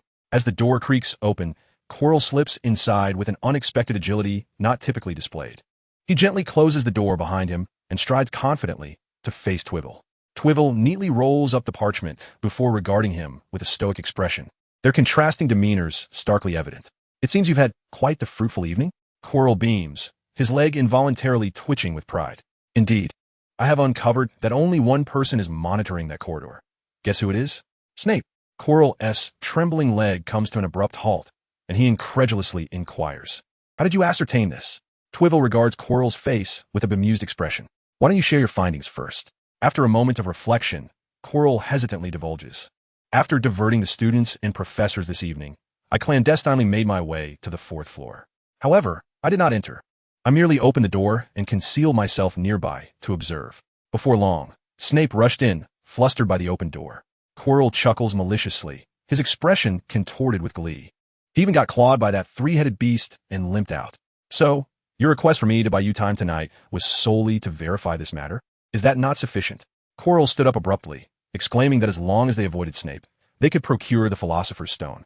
Twivel shook his head in frustration, remarking that aside from Professor McGonagall, who managed the school's affairs, Snape was the only one whom Dumbledore could truly rely on. He scorned the elaborate measures taken to confirm the identity of a person who could easily be guessed. I am quite disappointed in you, Quirrell, he said.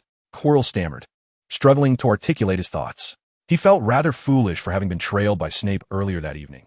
It felt like using a cannon to swat a mosquito, an utter waste. Stop stammering. What is your next plan? Twivel pressed. Why should I divulge that to you?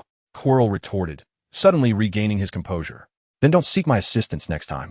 Preparing lessons for my students is no easy task. Unlike your pretentious demeanor, Twivel shot back. Quirrell panicked. He knew that his skills and intellect paled in comparison to Twivel's, and if he were left to his own devices, he would undoubtedly lag behind. Wait, I have already begun investigating Snape's arrangements, and I can confirm they involve potions. Are you an idiot? What need is there for you to ascertain that Snape, a master of potions, is preparing potions? Twivel retorted. Well, fine. Quirrell chuckled awkwardly. You handle the chessboard, and I shall manage the potions. If we can navigate these 2 challenges, the Philosopher's Stone will be ours. Twivel cast a discerning glance at Quirrell's somewhat pallid face. It is I alone who will claim the Philosopher's Stone. Then I trust you will exert yourself diligently. Remember, the Philosopher's Stone is our primary focus. Do not get distracted by trivial matters. Quirrell nodded nonchalantly and cautiously exited the office. His time was limited. As soon as Quirrell departed, the ring eagerly interjected. Half of its life force has been absorbed by its host, which is comparable to your situation, if not worse. If nothing changes, it can only survive for a few months, at most half a year. Twivel retrieved the ring, turning it over in his hands. I recall that the absorption of life force can solidify a semi-corporeal form. Why then does your host cling to Quirrell? It's simply for the sake of escape. The ring's explanation dawned upon Twivel. In a spiritual state, only a soul container could bind it, but the semi-corporeal form presented at least 10 methods to ensnare Voldemort. So, Voldemort is aware that this is a trap aimed at him? Of course. Aside from that fool Quirrell, who wouldn't he recognize this as a trap? A sign could practically be placed at the entrance declaring the presence of the Philosopher's Stone. Certainly, that fool Quirrell might have realized it too. Twivel chose to disregard the ring's incessant prattle and instead focused on the mark on his wrist. This was Dumbledore's calculated scheme. Yet even if it were a trap, he would willingly step into it. By the way, can your host contend with this curse? The ring fell silent momentarily before chuckling sinisterly. Have you forgotten? A curse is an evil prophecy. Once touched, there is no escaping it. Chapter 47. Please welcome the next contestant. However, this aligns perfectly with Professor Quirrell's character. Apart from the keen observations of Twivel, it failed to capture the attention of other students. Meanwhile, Twivel immersed himself in the bustling realm of teaching, seamlessly blending theory with practice in a manner particularly suited to Hogwarts, especially after the students discovered that theoretical knowledge could enhance their practical skills. They began to place greater emphasis on the lessons contained within their textbooks. Of course, his thoughts were primarily consumed by his own endeavors. Digesting the duel with Professor Flitwick completed, having experienced the peculiar charm of white magic. He diverted some of his attention to this aspect, conducting daily private lessons for Percy and his group, considering a preparation until the next opponent was found. Researching the essence and instincts of wizards through Neville. Progress was slow, yet benefits were already evident, necessitating continued exploration. Investigating the 4 elements, progress was nearly non-existent. Having found only 3 relevant books in a restricted section, one of which was incomprehensible and 2 of no use. Studying the unforgivable curses temporarily set aside.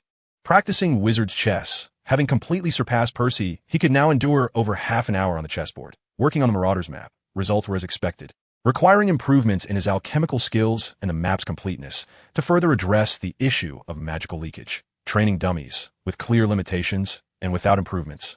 Battling those 5 would be akin to reaching the pinnacle of his capabilities, temporarily set aside until further enlightenment. Exploring poltergeist magic, a mimicry of spectral phenomena, seemingly possessing a higher potential than training dummies, thus elevated in priority. In the scheme to steal the Philosopher's Stone, Quirrell had shifted his focus onto Snape, causing progress to stall, yet advancements in wizard's chess were promising, allowing for gentle nudges to Quirrell, lest he perish before completing his tasks. In just over 2 short months, Tveir had accomplished so much. Although accustomed to the whirlwind of study and research, he still felt a tinge of fatigue. This was, of course, exacerbated by the multitude of secrets within the school, making it difficult for him to rest. There was ample time ahead, and matters were proceeding according to plan. So he resolved to take it step by step. First on his agenda was the Marauder's map. He found the map's roughness unsatisfactory, as it contained only a scant few secret passages he had discerned. Should Harry and his friends take refuge within one, he would be unable to discover them.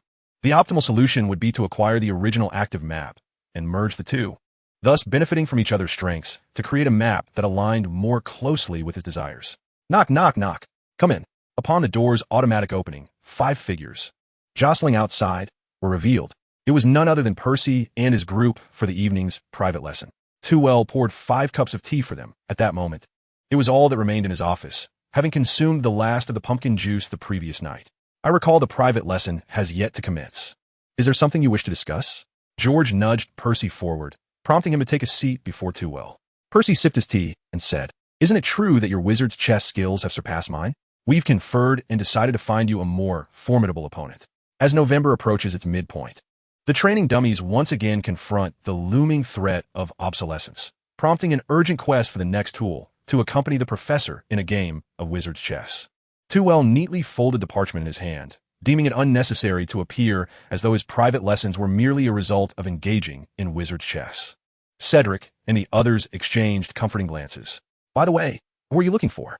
"It's Ron," Percy replied after a brief silence, his tone tinged with resignation. "Excellent," Tveir mused, contemplating what excuse he could concoct to justify a proper game of wizard's chess with Ron. With the opportunity now presenting itself, it was indeed fortuitous. Observing Tveir's evident delight, Percy solidified a resolve within himself. Mastering wizard's chess to please the professor was certainly achievable. "In that case, when you come over tonight, do bring Ron along," George interjected anxiously, striding forth. "Professor, what about the training dummies?" Over the past 2 months, they had gleaned numerous practical skills from the dummies. Although compelled to learn, culminating in moments of being suspended from the ceiling, it was nonetheless a form of education. Tveir waved his hand dismissively. "Let us extend it by another month, but that's the limit. Prolonging the battles further would risk the dummies' collapse. Moreover, a month hence, he would no longer require their company for chess." Joy illuminated the faces of the 5. For a month was ample time. They had nearly reached the training dummies' limits. In another month would yield diminishing returns, thus leaving them satisfied. With their objectives accomplished, they intended to take their leave. Just then, Tveir called the Weasley twins back.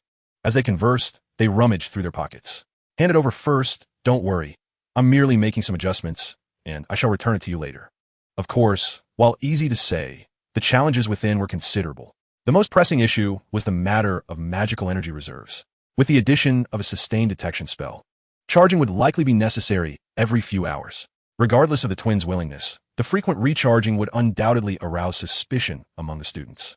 Thus, he needed to enhance the magical energy storage within. Chapter 48, The Quidditch Match. The arrival of November heralded the official commencement of this academic year's Quidditch season. Today marked the inaugural match of the year, pitting Gryffindor against Slytherin, brimming with anticipation. Not only was it a clash of long-standing adversaries, but it also showcased the debut of Hogwarts' youngest seeker in a century, none other than the highly talked-about Harry Potter. No student would wish to miss such an event. Hence, the Quidditch pitch was already buzzing with eager students vying for prime seating. An hour before the match commenced, the stands were filled with jubilant spectators. The weather was clear, yet the chill of November in England had begun to settle in, leaving Harry, one of the match's central figures, feeling a distinct lack of warmth. With icy fingers and toes. As a Quidditch player, Harry was permitted to arrive at the pitch somewhat later.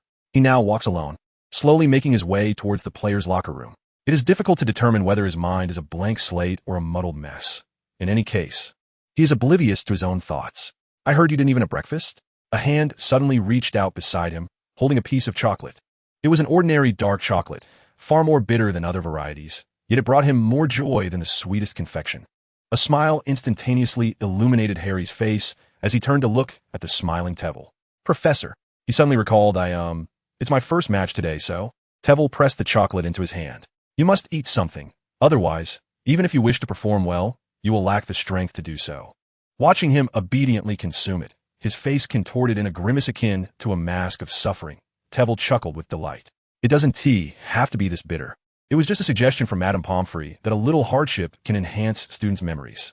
I have a friend, a seeker on the Quidditch team, who was so nervous on his first day that he forgot how to fly and spent 20 minutes on the ground before finally mounting his broom. At this, Harry couldn't help but laugh. He could envision a seeker struggling ineffectively on the ground, unable to take flight, and at least he was not that inept.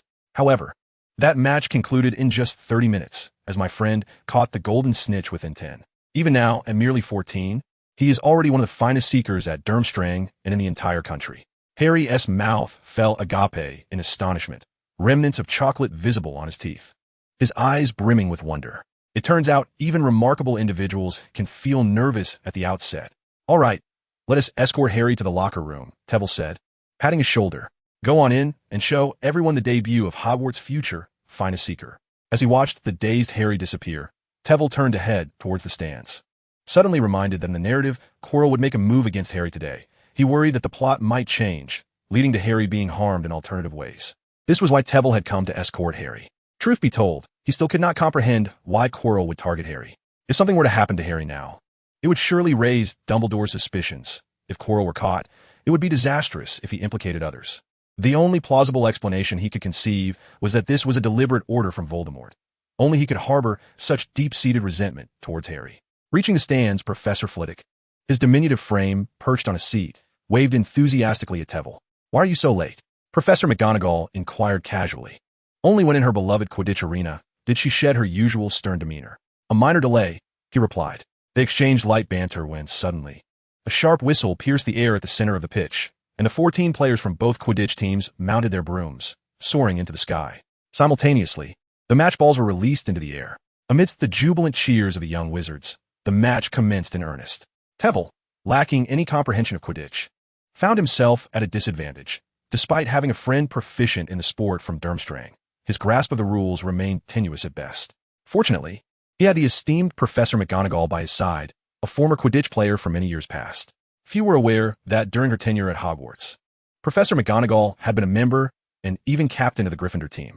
It was only after a near-fatal match in her 7th year that she was compelled to relinquish her greatest passion. Nevertheless, her ardor for Quidditch had not waned. Rather, her disdain for unsportsmanlike conduct had intensified. Were they a band of trolls, mindlessly colliding with their opponents? Flint was assaulting a player with his bat. Where was the referee? Someone ought to expel this rogue. Oh, dear heavens, that despicable scoundrel just elbowed my player. Professor McGonagall muttered in indignation, her fist repeatedly striking her thigh in agitation. It was evident that her fury was palpable. Professor Flitwick, accustomed to such fervor, observed with a knowing demeanor.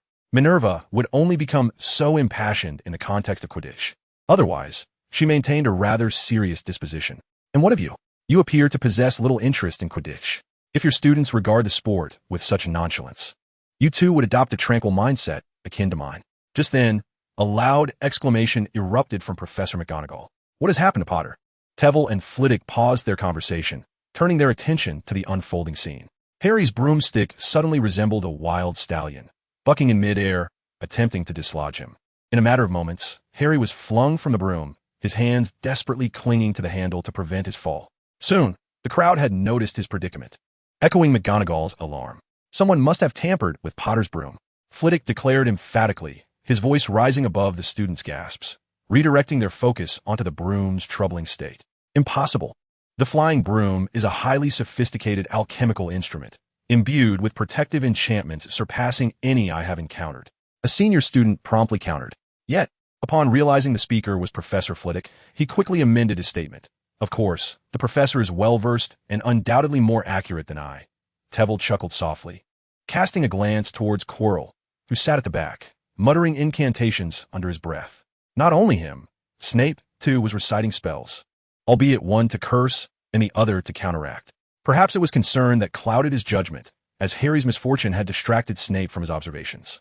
At that moment, a sudden fire erupted in the faculty seating area, sending the professors into a flurry of chaos. However, the flames danced obediently at Tveir's command. With a flick of his wand, they leapt skyward in clusters before vanishing into thin air. Having completed this feat, he winked at the crouched Hermione, startling the young witch. At this moment, the students erupted into an exuberant cheer as Harry, once again mounted on his broomstick, seized the golden snitch. Though somewhat disheveled and nearly swallowing the snitch whole, Harry ultimately succeeded in aiding Gryffindor in vanquishing Slytherin. Chapter 49. Two Contrasting Professors. Hagrid's Hut. After the match, Harry, accompanied by Hermione and Ron, ventured here to share afternoon tea with Hagrid, naturally discussing their recent discoveries. "I was just caught by Professor Flitwick," Hermione exclaimed, her voice tinged with apprehension. Hagrid, handing her a steaming cup of strong tea, inquired curiously, "Caught doing what?" As Hermione pondered over her teacup, Hagrid grew increasingly anxious. Why would Hermione cast a spell on Snape? How could you treat a professor in such a manner? He gazed at them with concern, having barely noticed Hermione's brief disappearance, let alone the events that transpired in the staff box. The unusual behavior of Harry's broom was due to Snape casting a spell on it. Ron chimed in, grabbing a rock cake. "I saw him muttering incantations." "Nonsense. If Professor Flitwick could discern Hermione's spellcasting, then surely he would detect Snape's as well," Hagrid declared, setting down the teapot with a thud. Hermione's expression was conflicted, her hands tightly gripping the teacup as if she wished to shatter it, her fingers turning pale from strain. What if Professor Flitwick and Snape are in cahoots? Impossible, Harry retorted immediately. Professor Flitwick is so kind, and Snape is his polar opposite. How could they possibly conspire together? Hermione released her grip, her hand gently resting in the pocket of her robe where the professor's handkerchief lay. She was reluctant to speculate ill of the professor. "Wait, how do you know about the incident on the 4th floor with the cursed object?" "The cursed object? That is something I lent to Dumbledore for safekeeping." "Safekeeping what?" Harry asked eagerly. "That's none of your concern. But Professor Flitwick and Snape are trying to steal that object." "Impossible. If Flitwick were in league with Snape, why would he allow Hermione to disrupt Snape's spellcasting? What if Professor Flitwick is genuinely a good person, not wishing to harm Harry, yet still desires to steal that object?" Hagrid shook his head vehemently. "Impossible. Any good person would never wish to steal from Nicholas Flamel." Harry's eyes lit up. "Oh, so that object belongs to Nicholas Flamel, does it?" Furious, Hagrid expelled the trio from his hut, opting to seclude himself within, brooding in silence for the rest of the day. As they exited the hut, Hermione remained troubled by the matter concerning Professor Flitwick. "No, I must confront the professor directly." Ron and Harry quickly restrained her. "Are you mad? Are you really going to ask the professor if he intends to steal something from the 4th floor?" Ron mimicked Hermione's questioning posture, successfully quelling her impulsiveness. "But what if the professor truly intends to steal that object? What then?" Hermione asked helplessly. Shrugging nonchalantly, Ron replied, "Perhaps we could assist the professor in his endeavor." Hermione was momentarily rendered speechless, a smile breaking through her worry. Professor Flitwick is merely a suspect. But doesn't Ron accompany him for wizards' chess daily? Perhaps we could probe him, Harry suddenly suggested. Ron immediately shook his head and waved his hands dismissively. "Forget it. I have finally obtained the opportunity for the professor's guidance, and I do not wish to jeopardize it over a mere suspicion. Besides, you should try facing the professor for an hour. It feels as though his gaze can penetrate your very soul. I simply cannot dare to pose such a question. Although George and the others claim that the professor's vast knowledge allows him to discern my thoughts at a glance, something about it feels off." He contemplated that scenario, shivering involuntarily, his face etched with refusal. Harry, having never experienced this himself, immediately imagined facing Snape and quickly placed himself in that situation. "Let us abandon that idea. We should first investigate the matter of Nicholas Flamel. Once we ascertain what lies hidden there, we can decide our course of action." The other two breathed a sigh of relief, as they too were reluctant to question Professor Flitwick. "Wait, have we just assumed that Snape intends to steal something?" Hermione pointed out the oversight. Reflecting on Snape's differential treatment towards him, Harry exclaimed, "Compared to Professor Flitwick, I would believe Snape capable of any wrongdoing." Meanwhile, Toole remained unaware that he had unwittingly inherited Snape's talent for blame. Even if he were to realize it, he would merely chuckle in response. for he was indeed intent on stealing the Philosopher's Stone. In a defense against the dark arts classroom, "Professor, is my magical talent truly lacking?" Neville asked, his voice trembling with emotion. They were engaged in a practice to stabilize magical output, but after his 10th failure, the confidence Neville had painstakingly built began to crumble. In previous lessons, Tool had assisted Neville in learning to channel his magic, successfully casting spells, which sparked his curiosity. "Do not despair, I assure you. Your magical talent is certainly on par with any student in the castle. It is merely that your foundation is not solid enough, requiring ample practice. Be prepared to dedicate twice the time to your practice than others. I am not afraid of spending more time practicing. I just feel that I am wasting your time and guidance." "Not at all. It is the duty of a teacher to guide their students. Now, raise your wand again, and this time, allow your magical output to be slow and steady. It is better to proceed slowly than to cease your output altogether." Neville was deeply moved. The tears he had just managed to suppress began to flow once more. He felt a singular desire. If possible, he wished to be the professor's student for life. He resolutely wiped away his tears, pressing his lips tightly together, his round little face radiating determination. "I cannot cry any longer, nor can I let the professor down." He pointed his wand at the small ball on the ground. "Wingardium Leviosa." The ball slowly floated up to hover before Neville. "Excellent. Your spellcasting is already superior to that of most of your classmates. Maintain control of the ball in midair, but do not cease your magical output." Neville puffed out his cheeks, his eyes fixed intently on the ball, watching it sway slightly, and he quickly focused even more on his magical output. Sweat trickled down his forehead due to the depletion of magical energy, yet Neville's eyes sparkled with joy. "Professor, I have finally succeeded." Tears brimmed in his eyes once more. Tewell's expression was somewhat peculiar as he clapped his hands and tentatively inquired, "Could you possibly fail again?" Chapter 50. The Secrets of the Forbidden Forest. As December arrived, a heavy snowfall blanketed the surroundings in a shimmering white, while the winter sun cast a golden glow upon the ancient castle. Early in the morning, several young wizards engaged in a snowball fight in front of the castle gates. Standing by the office window, Tewell immediately recognized the familiar figures of the Weasley twins. The two were magically manipulating a snowball, relentlessly chasing each other as heads. This had evolved from the game of light spheres. After the students mastered the levitation charm to detach from the glowing spheres, Tewell had taught them to use the floating charm to control one sphere in order to attack another. Naturally, only the third-year students could manage this feat, while the other two grades were still partaking in the bi-weekly light sphere game. To accommodate multiple students for simultaneous play, he had quietly expanded the area behind the classroom. With a crack, George's snowball struck the unsuspecting Chilo, hitting him squarely on the back of his head. This was the second time it had happened, and judging by Chilo's expression, he would likely punish them severely once again. "That fool's days are numbered," the ring sneered. "What will become of your plans then? Your essence still relies on him to obtain the Philosopher's Stone. He won't allow himself to perish so easily. Life is not merely a matter of desire. What else could Chilo do to forcibly prolong his existence?" Tewell's gaze shifted towards the Forbidden Forest. Of course, it must be the unicorn. The Forbidden Forest holds treasures of all kinds. Ah, that is truly wicked. If it were me, I would rather perish than touch the blood of a unicorn. Stop pretending. That does not suit your character. Next time I shall act a bit more convincingly, the ring flattered. Tewell was not swayed by the ring's deceitful words. For as a fragment of Voldemort's soul, it incessantly sought to drain his life force, tempting him to indulge in dark magic. All flattery and friendliness were merely a facade for its malevolent heart. However, the Forbidden Forest indeed piqued his curiosity. The reason for this intrigue stemmed from Neville. Since discovering that Neville's magical energy could become disrupted, he had encountered a pivotal question. Is the output of magical energy akin to a kite or a cannonball?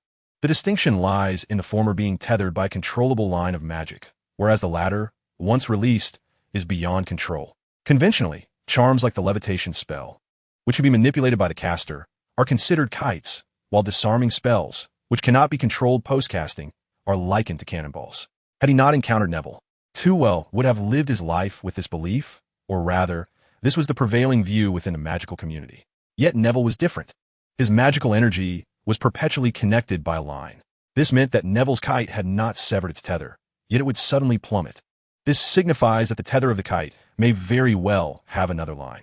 Coincidentally, Tevil achieved a breakthrough in the study of the soul, merging both realms and uncovering another thread concealed beneath the veil of magic, willpower. Even when a disarmament spell is unleashed, your will persists. It is merely that no one has recognized this fact, leading to the illusion of uncontrollable spells. Of course, Tveir cannot guarantee that he is the only one to have discerned this. Yet regardless, this revelation greatly enhanced his mastery over magic.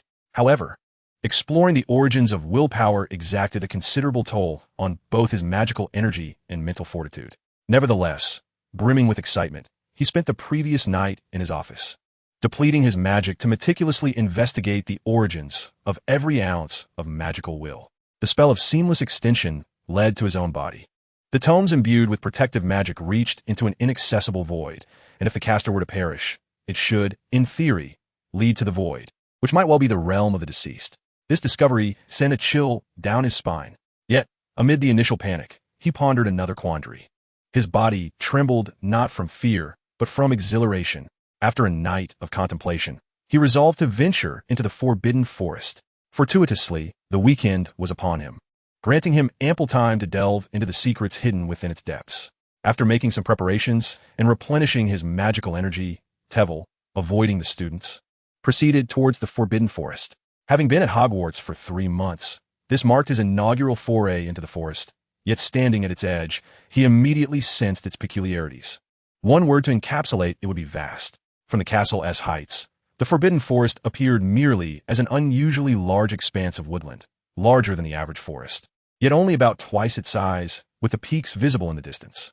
However, at the forest's edge, Tveir's perception indicated a depth far beyond his expectations. This was indeed a curious phenomenon. How could a forest of such dimensions harbor an even greater sense of profundity? This revelation rendered him more cautious regarding the forbidden forest. As soon as he reached the brink, he drew forth his wand, leaving a magical trace to gauge the distance he traversed. Following a conspicuously cleared path, Tveir advanced. This was likely a trail carved by Hagrid for his patrols of the forest.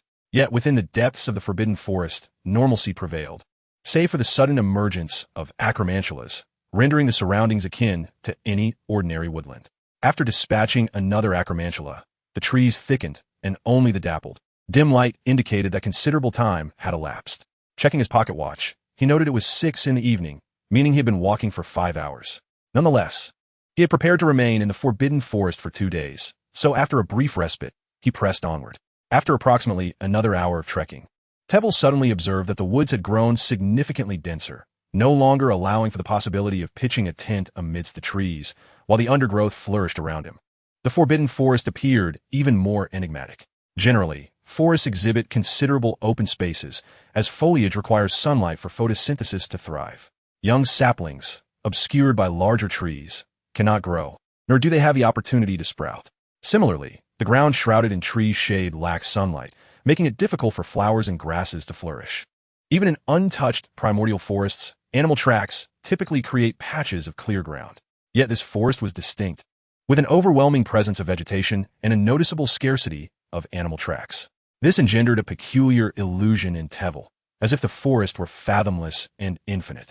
Chapter 51. Helga Hufflepuff. This revelation did not deter Tveir. On the contrary, a broad smile graced his lips. It was the first time he had smiled so joyfully since arriving at Hogwarts. He had uncovered the forest's secret. A remarkable non-verbal expansion charm had been cast upon it. Such a spell is typically employed in relatively enclosed spaces, as only those can be expanded. However, the spellcaster of the Forbidden Forest had audaciously broadened this vast expanse. This explains why, although the Forbidden Forest is merely a visible woodland, it imparts an impression of profound depth. Tveir's curiosity intensified regarding this extraordinary power.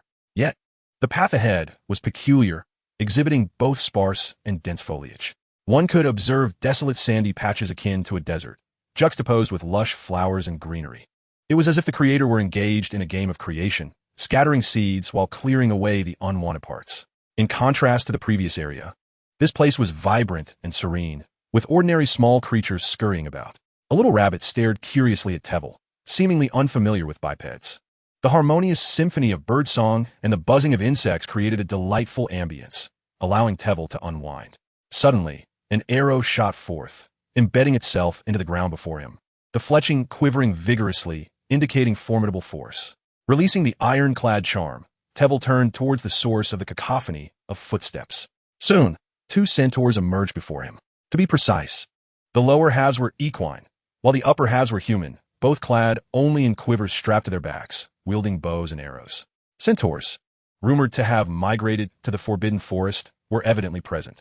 The centaur on the left, with a striking black mane and a wild beard, exuded an air of untamed pride, glaring at Tveir with evident fury. The one on the right, however, was far more agreeable in appearance, possessing strikingly handsome features, unusual blue eyes, and shimmering platinum hair.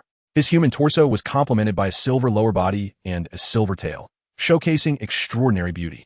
In comparison to the individual beside me, one cannot help but marvel at the disparities among the centaurs. The elegant centaur was the first to inquire, "Who are you? Why do you attack me?" The striking centaur advanced a couple of steps forward. "Human wizard, this is the domain of the centaurs. Please vacate the premises promptly." The less attractive centaur, with a foul temper, barked, "Leave at once, or my bow and arrows shall not hesitate to act." Tveir furrowed his brow, casting a sidelong glance at the unsightly centaur, effectively silencing him. "I am unaware of any centaur territory. I only recognize this as Hogwarts grounds. As a professor of the institution, I possess the right to traverse the Forbidden Forest." However, judging by that recent arrow, the centaur did not seem as feeble as rumored. On the contrary, the arrow was imbued with magic, indicating that these two possessed power surpassing that of many adult wizards. The handsome centaur glanced at his companion in astonishment, realizing that this professor was far stronger than anticipated. "Very well, Professor," he said, "I am Firenze, and this is Bane. We do not wish to offend you. Yet we centaurs have an agreement with Hogwarts. Wizards are not permitted in our dwelling without prior consent." Firenze stated this courteously yet resolutely. "I am Tveir Welford, merely passing through and harboring no interest in your abode," Tveir replied, wishing to avoid conflict with the centaurs, as such discord would not align with his current persona. "No," Bane interjected suddenly. "I have encountered many of your kind feigning passage while truly seeking to pry into our affairs." "Encountered many?" Tveir retorted. "Aside from desperate wizards, who would wish to dwell within the Forbidden Forest. I am curious, how many wizards have you seen?" Bane faltered, his face flushed beneath his beard. It appeared he was merely boasting, Tveir thought with amusement. "Since you are aware of Hogwarts, I presume you do not wish for conflict with us. Moreover, I genuinely am just passing by." Bane was rendered speechless, while Firenze stepped forward, slowly approaching Tveir. "Professor Welford, I must ascertain your purpose for entering the Forbidden Forest. To my knowledge, aside from Hagrid and Professor Kettleburn, no other professors dare venture into the depths of the forest without cause." He maintained a gentle and amicable demeanor, yet his gaze sharpened. Suddenly, Tveir realized a crucial point. The centaurs, residing in the forest, might have already discerned its secrets. Thus, he decided to probe the centaur stance. "I am merely curious as to which individual possesses such formidable power to cast profound spells upon the Forbidden Forest that has prompted my inquiry." As anticipated, Bane's expression shifted dramatically, a whirlwind of surprise, fear, and anger flickering across his features. The once smiling Firenze now wore a furrowed brow. "Professor, since you can perceive the intricate magic of the Forbidden Forest, why not take your leave to avoid inciting that individual?" "Which individual?" Tveir's eyes glimmered with an enigmatic light. Yet his attempt at mind-reading faltered. Firenze, now seething with rage, knocked an arrow, poised to strike at Tveir. Behind him, Bane was taken aback by the scene, momentarily halting his actions as he swiftly prepared for an attack. To his surprise, he found himself in a precarious situation with the centaurs. With a hint of exasperation, Tveir waved his wand. Soul extraction. The two centaurs were instantly frozen in place, their expressions blank and bewildered. Tveir understood that once a wizard mastered the art of mental shielding, it became increasingly challenging to employ the spell of thought extraction upon them. It was akin to the relationship between a spear and a shield, with the battlefield favoring the defender. Thus, a mental shielding of equivalent rank would surpass the thought extraction spell. However, Tveir was astounded that his level had been thwarted by two centaurs. "Have you practiced mental shielding?" Tveir inquired directly. The two ensnared by the soul extraction spell appeared somewhat dazed, but simultaneously shook their heads in unison. "We don't even know what mental shielding is. How could we have practiced it?" Tveir felt his intellect faltering. Now, even centaurs unfamiliar with mental shielding could resist his thought extraction? Then who was the one you mentioned earlier? The expression of Firenze twisted slightly, as if he were struggling against the control of the soul extraction. Yet his mouth involuntarily uttered the name, Helga Hufflepuff. Upon uttering this name, Firenze's demeanor transformed. his expression contorting into one of great intensity as clarity gradually returned to his gaze. No need to say more. Tveir hastily interjected, deepening the control to stabilize the centaur. Allow me to share a brief insight regarding the soul extraction spell. Its efficacy depends on the abilities of both the caster and the subject. Akin to how Dumbledore could effortlessly control Harry, yet the reverse would not hold true. Nonetheless, there exists an exception. One cannot severely contravene the will of the controlled, lest they be disrupted by intense emotional turmoil, which could unravel the spell's influence. This principle, however, is contingent upon the similarity in strength. For someone like Harry, escape from a soul extraction would be impossible. Consequently, Tveir was intrigued that merely a name could enable Firenze to transcend a significant tier of strength and break free from his spell. The name Helga Hufflepuff is well known to anyone familiar with Hogwarts. Even if the first name were unknown, the surname resonates profoundly within the magical community. The 4 houses of Hogwarts are named after its 4 founders, with Hufflepuff House corresponding to the esteemed Helga Hufflepuff. As one of Hogwarts' founders, Helga was renowned for her modesty. Yet her most famous contribution was her culinary magic, as she was the architect of Hogwarts kitchens. Few, however, are aware that this remarkable woman was in fact a master of herbology, and her culinary magic may have merely been a delightful pastime amid her herbological studies. After all, it is quite natural for a master of herbology to ponder the taste of herbs. According to Firenze, however, the spell of seamless extension in the Forbidden Forest was cast by Helga Hufflepuff herself. Could it be that this ancient figure, hidden deep within the Forbidden Forest, is still alive after all these centuries? The techniques for achieving immortality in the magical realm are not without precedent. Both the Philosopher's Stone and Horcruxes can confer eternal life. Given the prowess of the founders, it is not implausible that they could accomplish such feats. Curiosity surged uncontrollably within him, and Tool meticulously guided Firenze, slowly coaxing him to divulge the tale of Helga and the centaurs. A millennium ago, empowered by their wands, wizards significantly augmented their strength and began to encroach upon the habitats of other magical beings. The centaurs, residing in the vast grasslands, were among the first to suffer. Despite their formidable abilities, the wizards' might surpassed theirs, and their numbers greatly outstripped those of the centaurs. Consequently, countless centaurs fell victim, and vast areas of their settlements were overtaken. From that moment, the centaurs were relentlessly driven by wizards into increasingly inhospitable locales, leading to their displacement and desperate existence. Fortunately, it was during this tumult that Helga Hufflepuff intervened, shielding the fleeing centaurs from the pursuing wizards and escorting those willing to follow her to this forest, where they established a new home. At that time, the Forbidden Forest was merely a modest thicket, but under Helga's enchantments, it gradually evolved into the boundless expanse it has become today. The magical creatures within, many of whom Helga could not bear to see captured by wizards, found sanctuary here, thriving under her protection. Wait, living together? Tool inquired, perplexed. Isn't Helga residing in the castle? The tone of the centaur suggested that they were not merely referring to the magical beings dwelling here, but implied the existence of Helga's own residence. Firenze nodded affirmatively. Since the day Helga, grieving after the departure of the founders, bequeathed her possessions to her descendants and took refuge in the heart of the Forbidden Forest, she has resided there ever since. Tool's eyes ignited with fervor. Then please, take me swiftly to the center of the Forbidden Forest to locate Helga's abode. That is impossible. Bane interjected abruptly, shaking his head. The centaurs have searched for centuries, yet they have only encountered an endless expanse of trees, never a place resembling that of Lady Helga. Tool rolled his eyes in exasperation. How can you be so certain that Helga dwells within the Forbidden Forest? He flushed, muttering about the ancient legends passed down through the ages, their meanings often elusive. Firenze, however, enlightened Tool that the magical beings in the Forbidden Forest have long been under the protective spells cast by Helga, which safeguard them to a certain degree, leading the centaurs to firmly believe in her ongoing guardianship over the forest. Upon hearing this, Tool's suspicions were further solidified. Even more telling were the creatures inhabiting this realm. Among the rare encounters were unicorns, mooncalves, and the elusive snidget, creatures seldom seen beyond these woods. Notably, the snidget, which typically does not linger in one location, was spotted thrice in this very place. In stark contrast to the desolation outside, this locale resembled a veritable paradise, a miniature world crafted by a sorceress. Yet, the journey ahead was more arduous than before, spanning from dusk until dawn, a grueling 15-hour trek. They were compelled to rest several times along the way, consuming a meager portion of food to sustain their progress. The guiding line pointed steadfastly in one direction, yet it seemed to stretch infinitely, wearing down Tveir's patience.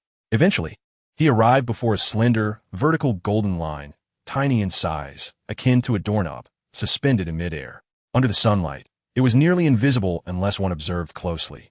Indeed, he appeared to have unraveled the secret of this golden thread.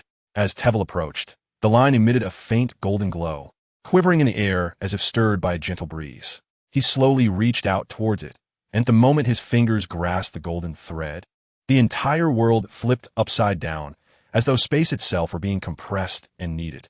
This sensation arose swiftly and dissipated just as rapidly, as if a door had swung open to reveal a new realm.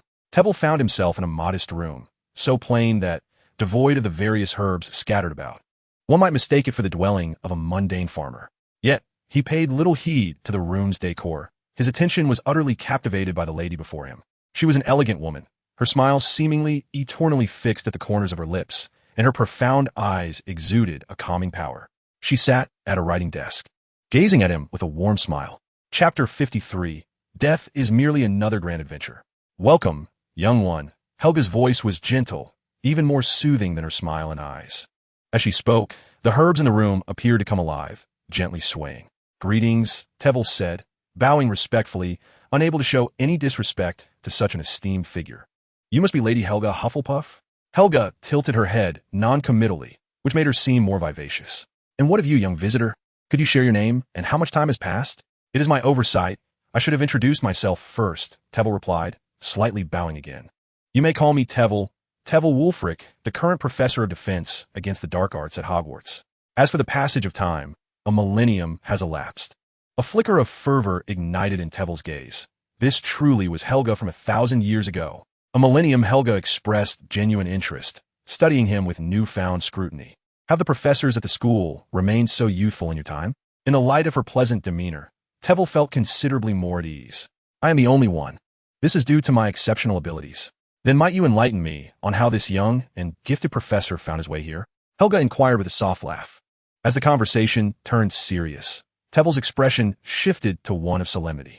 Helga's gaze sharpened, the warmth in her eyes vanishing, revealing the formidable presence of the legendary witch. This sudden change left Tveir somewhat perplexed, as events appeared to be unfolding in a direction unknown to him. Seizing the opportunity, he observed this figure from a millennium past. Her hands were not particularly attractive, somewhat coarse, marked by the scars of thorns and the calluses formed from labor. Beside her, Tveir seemed like a sponge, inhaling and exhaling the hard-won vitality that surrounded them. As if guided by a sixth sense, he raised his right wrist, which was now reduced to the size of a pinky finger. Yet, even this diminutive remnant remained steadfast against the onslaught of life force. The so-called curse, often uttered by people, was merely a destructive magic that persisted over time, hardly deserving the title of a curse. However, what you bear is akin to an ominous prophecy? Tveir continued her thought. This was the phrase spoken by the ring just before it was to be sealed, and it was this very utterance that compelled him to keep the ring close, seeking a solution within its words. Helga's expression transformed into one of sudden realization. Indeed, prophecy was an apt description. It seemed that over the millennia, the sorcery of wizards had significantly advanced. Can you help me lift this curse? Tveir asked eagerly. This was his primary purpose for being here, to rid himself of this damned curse. Yet, to his dismay, Helga gently shook her head. If you perceive the essence of this curse, you will understand that it has become a part of your fate. Before its taint, it could have been easily dispelled, but once it has seeped in, it integrates into the threads of your destiny. Unless, Tveir's despondent eyes suddenly sparkled with hope. Unless what? Helga shook her head, but her lips curled into a playful smile. A portion of the magic indeed stems from me. To be precise, it is my magic that releases this life force. For individuals? Your four founders? Tveir's skepticism deepened. What manner of beings could accomplish such a feat? Rowena Ravenclaw. Tveir's eyes widened in astonishment. Upon meeting Helga, he had suspected that the four founders might still be alive. Is Lady Ravenclaw still among the living? No sooner had he spoken than Helga burst into a hearty laugh, which resonated remarkably within the confines of the small room. Alive? She chuckled. How could you even entertain such a notion? With a playful glance, she pointed to herself. You cannot possibly believe that I am still alive, can you? Tevil then realized he might have misjudged the situation, grimacing slightly as his gaze focused on Helga's form. She sensed his scrutiny and met it with grace, although her smile remained. Have you discerned it? Tevil conceded with a nod. Your current state cannot truly be described as living. To be precise, Helga's condition resembled that of a soul, more complete than a ghost, yet still not embodying the essence of life. In my pursuit of life force, I successfully created a semblance of my own soul. Of course, the dissolution of the physical body is inevitable. Helga gestured towards a corner of the room. However, I did not bring anyone to witness my preference for my ashes. She playfully shrugged. A semblance of a soul? Indeed, this is merely a fragment of my will. The true essence of me has long since embarked on a new journey. Tool suddenly comprehended, even with tremendous vitality. A legendary figure like Helga does not seem one to shy away from death. For the strong, death is merely another grand adventure. Chapter 54, Radiantly Dazzling. Understanding Helga's state, Tool felt a wave of relief wash over him. He had no desire to contend with the four founders in the future. So, where's Lady Ravenclaw? Helga tilted her head mischievously once more. If she appeared a touch younger, she could easily be mistaken for a sprite frolicking in the jungle. Can you guess? In contrast to the other three immobile creatures, the badger representing Hufflepuff had become significantly more animated, its eyes shimmering with life as if it had truly come alive. Yet this time, it no longer summoned the threads of will. Even the line of Hufflepuff had vanished. Observing the look of confusion on Tool's face, Helga chuckled softly, saying, "You must ignite the magic above in order to perceive the guiding threads." Helga's expression suddenly turned peculiar, yet her question was even more bizarre. "Are you a normal person?" A question mark slowly appeared above Tool's head. What could that possibly mean?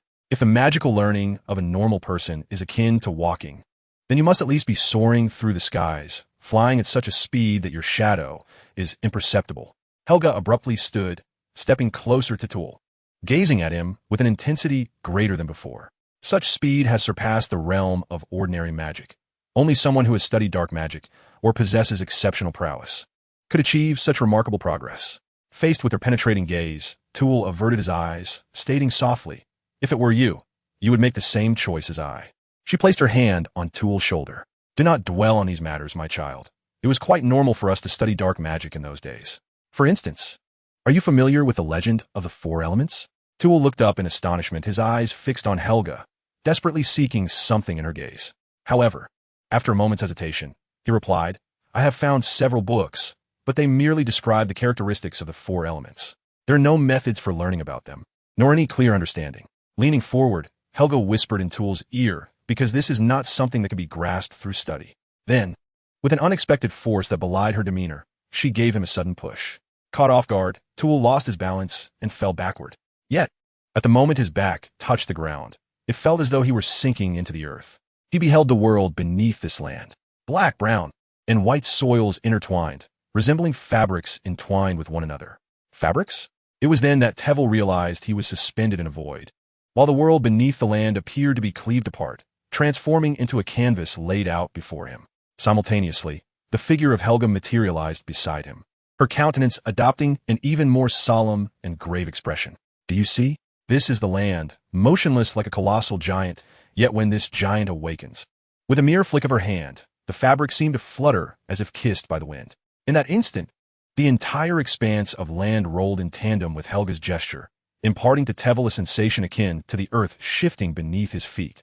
A torrent of profound magical energy surged towards him, washing over every cell in his being. Though he remained anchored in place, surrounded by an abyss, he felt an overwhelming weight akin to suffocation. It was genuine suffocation. Tevil sensed his breath becoming increasingly labored, even with his mouth agape. He could draw in no fresh air. He gazed at Helga in astonishment. His body's magical essence instinctively resisted this oppressive force, merging with her magic in a continuous dance of amalgamation which flowed into him. Now it was Helga who was taken aback. She had not anticipated that such a young Tevil could withstand her magic under these circumstances. This was no ordinary space. In truth, it was not a space at all, but a manifestation of her consciousness. Everything transpiring here was as though she was presenting her insights into magic to Tevil in this manner. In essence, all of Tevil's sensations were within her control.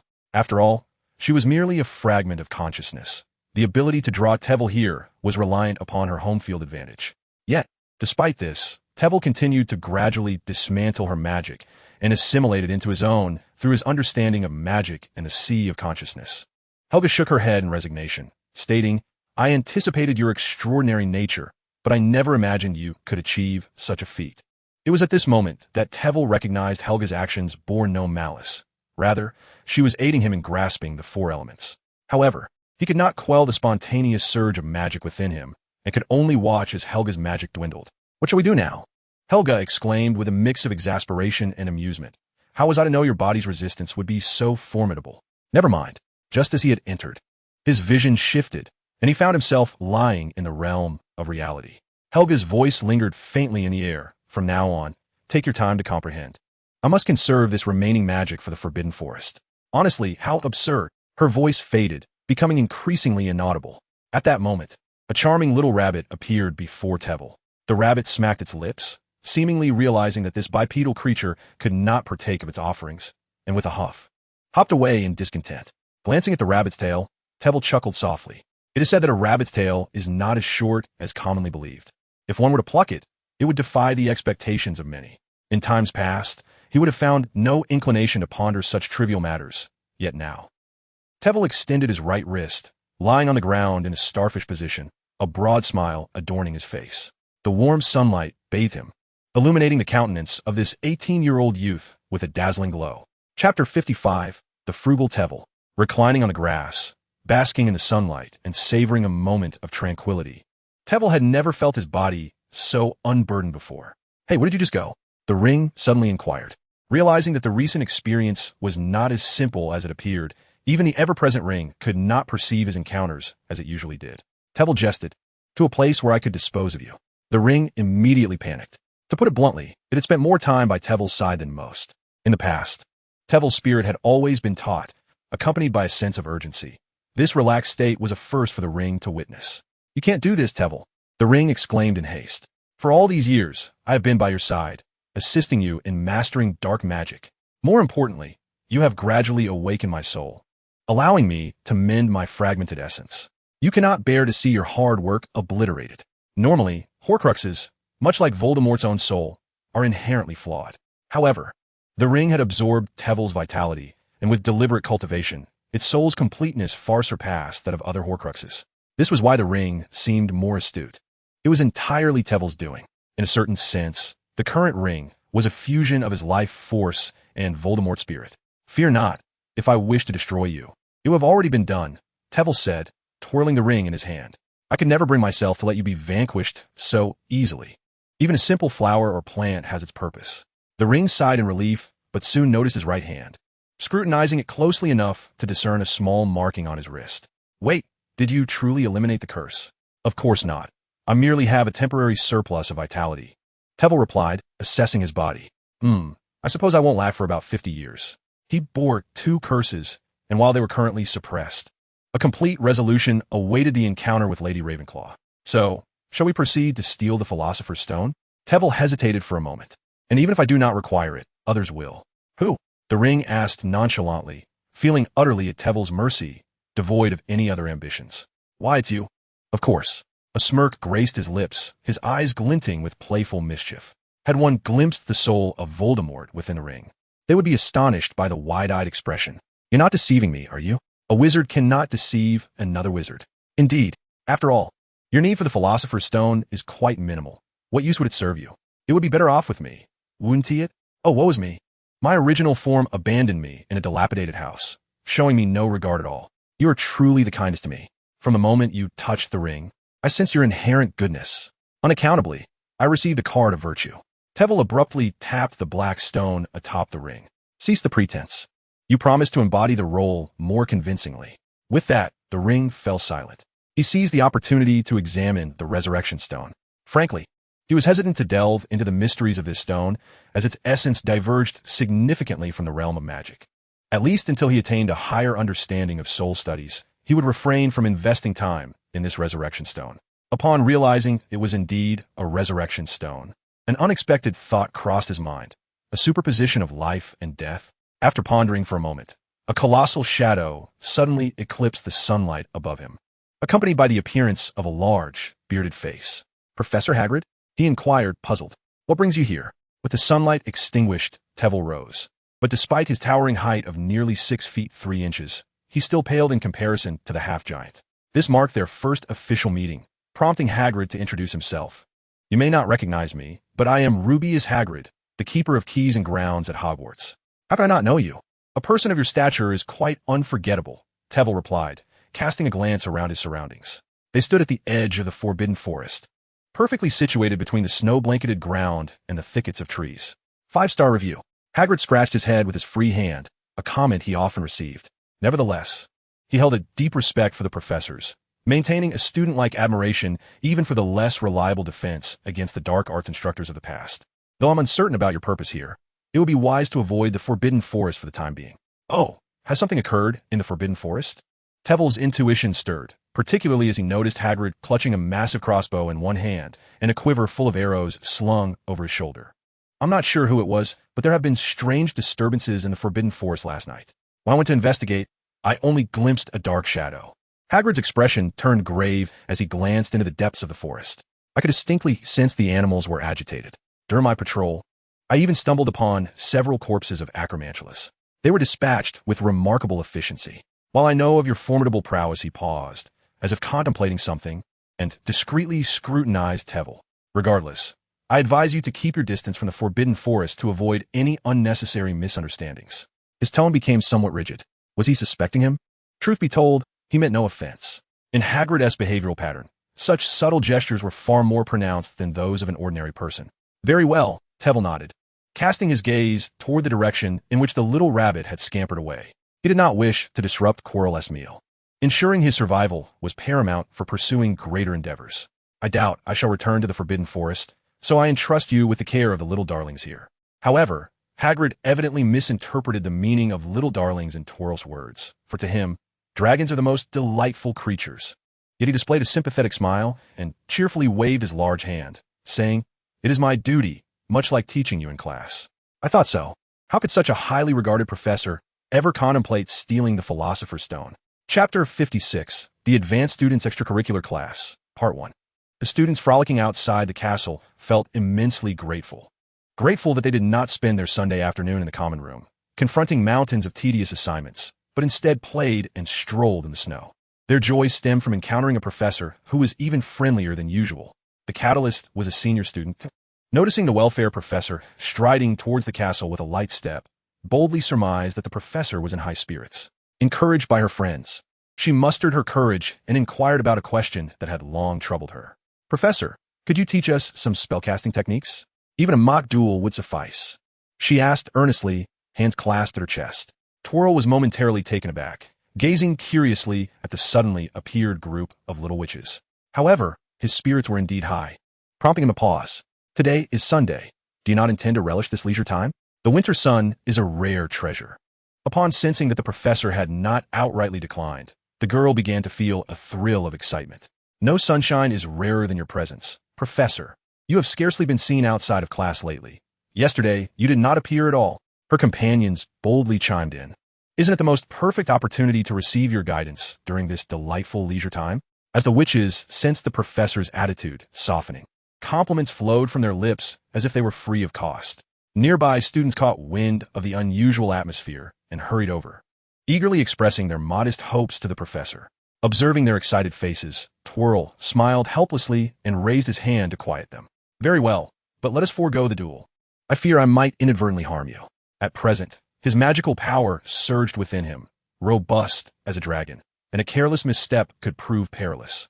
The little witches erupted in joyous cheers, their faces radiant with happiness. Indeed, they felt overwhelmingly fortunate, having welcomed the welfare professor to Hogwarts for over 3 months. They had also endured 3 months under the tutelage of Professor Quirrell. Yet the first to pose a question, the young witch felt slightly disgruntled.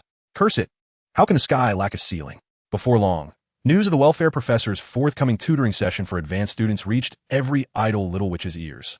Regrettably for them, this class was limited to students in the 4th year and above. Fearing an overwhelming influx of students, Tveir thought to himself that even 3 of him would struggle to manage. Oh dear, it appears that it is indeed possible to have 3 of him. The students were given 20 minutes to gather, during which they cleared a patch of snow. Once the preparations were completed, despite a few young wizards hurrying over. Tveir formally commenced the lesson. With a flourish of his wand, a magnificent golden barrier enveloped the students he had designated, isolating the class from the onlookers. Instantly, the air within was filled with the sounds of triumphant laughter, while outside, expressions of disappointment and frustration abounded. I said we should hurry, yet you insisted on bringing several books. Ron grumbled to his companions. Hermione, somewhat irked, tossed her bag in front of her, reminding him that even though they arrived the earliest, the professor was teaching senior students, which had nothing to do with them. She then extracted a heavy tome that could serve as a weapon. It would be better to bring a few relevant books. Perhaps it would facilitate our understanding of what the professor is conveying to the higher grades. Yet, they were surrounded by a veritable mobile library. Consequently, the lower year students, unable to attend the class, along with the senior students who arrived later, gathered around Hermione and other academic overachievers, forming small circles outside the golden barrier. Meanwhile, those inside the barrier were focused on Tveir. He invoked the attendance spell once more, albeit with a slight alteration. Each student's name still appeared above their heads. But this time, the golden light coalesced into tiny specters that arranged themselves in a neat formation in the air. Now, each of you stand beneath your respective specter and line up. Tveir commanded, his voice resonating as he pointed his wand at the base of his neck. There were nearly 100 students present, and they initially pondered how the colorful-haired specters could possibly identify them. Soon enough, the specters provided the answer. Headmaster, please stop looking around. Your specter is right above you. Flint, I'm right here, you fool. A boisterous specter shouted, its voice not easily discernible in the cacophony. It still reached Flint's consciousness. At that moment, Hermione outside exclaimed in delight, "Do you remember the professor's attendance spell?" She flipped open a book to the page discussing magical energy. I have long suspected that the golden light above us is not the professor's magic. Instead, is the magic of us the ones being enchanted, and Hermione furrowed her brow, hesitating over whether to divulge this information. Ron, perplexed, felt his curiosity piqued, but then faltered. Go on. He glanced at the eager faces of the surrounding students, prompting Hermione to reluctantly continue. It may also be related to our souls. This implies that those specters could very well be composed of our magic and souls, remaining intrinsically linked to our essence. A senior student immediately grasped the gravity of the situation. Does this mean that Professor Flitwick can arbitrarily extract our souls and then terminate us? His friend questioned in terror. The professor, with a touch of sarcasm, remarked that there was no need for such extravagant magic to eliminate us, as a diminutive which softly expressed. Tveir found great satisfaction in the effects of this spell. Naturally, he would never employ such magic for offensive purposes, even though his current magical prowess was on the rise. Resorting to soul extraction for attack seemed far less appealing than emulating Voldemort's killing curse. In truth, this spell subtly encompassed the essence of the Dark Mark, facilitating communication through souls to disseminate his message. Soon, under the guidance of the little spirits, the students arranged themselves in an orderly queue, forming a line of 10-10. Excellent. Tveir surveyed their eager faces, noting the abundance of students. Thus today's lesson would include some auxiliary guidance from the spirits. You are all advanced students, each with your own academic pursuits, so I shall refrain from delving into textbook content today. In other words, we shall slightly transcend the syllabus. The students suppressed a cheer, exchanging ecstatic glances with their peers. While they would have been more than willing to partake in a standard lesson, what they anticipated most were the exquisite spells that transcended the curriculum. Before we commence, I must pose a question. Do you remember my evenly matched duel with Professor Flitwick? All students, including those outside, shouted in unison, yes. Now, do you recall Professor Flitwick's dual spell? The students immediately directed their keen gazes toward the front, sensing the professor's impending revelation. Today, I shall teach you. Tveir paused, allowing the students' anticipation to reach its zenith. To wield magic with magic. As soon as he finished speaking, the students could no longer contain their excitement, erupting in loud cheers, their faces flushed, possibly from exhilaration or the chill of the weather. However, allow me to be frank, your current abilities are far from sufficient for that. Their spirits, once soaring, were suddenly dampened, akin to being doused by the falling snow. Fortunately, Tveir provided them with clarification.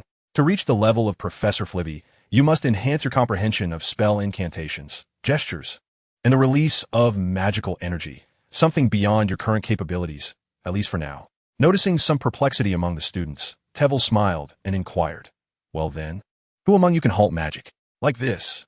With a flick of his wand, he cast a spell. A red light emitted, but to the astonishment of the students, the red glow did not rush forward. Instead, it hovered in the air like a mischievous little red imp. This exemplifies control over magical energy. You may liken it to the glowing orbs produced by the Lumos spell, with the sole distinction being that achieving this level with other spells is considerably more challenging. At present, even Tveir could only manage this with some basic spells. I cannot comprehend, Ron remarked. Isn't the Lumos spell supposed to emit light from the tip of the wand? What do you mean by a glowing sphere?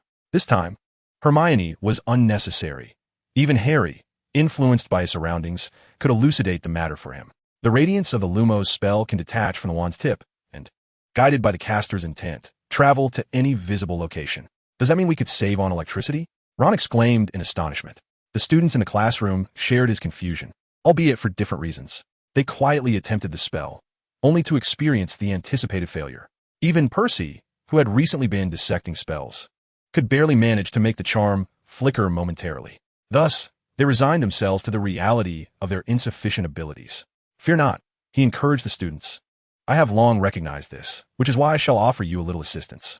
With a wave of his wand towards the surrounding snow, nearly 100 snowballs, each the size of a fist, erupted as if boiling, hovering above each student's head and halting precisely 2 feet away. At that moment, they noticed a small opening in the snowballs, revealing their hollow interiors.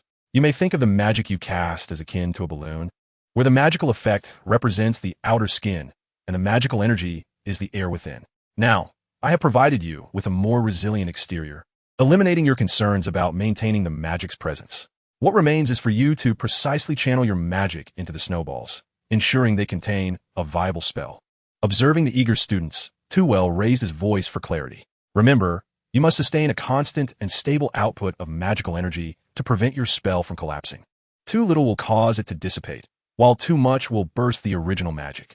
The choice of spell is yours, but I recommend employing your most profound offensive spells, such as the Stunning Spell, Disarming Charm, or Petrification Spell.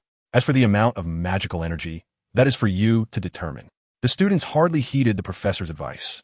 Upon learning that the snowballs could contain magic, they were already envisioning casting their most impressive spells, eager to demonstrate to the professor that they, as upperclassmen, were far from the younger students who merely played with light balls. In contrast to the enthusiastic students within the Golden Membrane, the younger witches and wizards could only watch in anticipation, hoping for some insights from the high achievers. This time, Hermione had nothing further to contribute, as being able to recognize a few basic spells already marked her as exceptionally talented for a first-year student. However, Cedric was a different matter.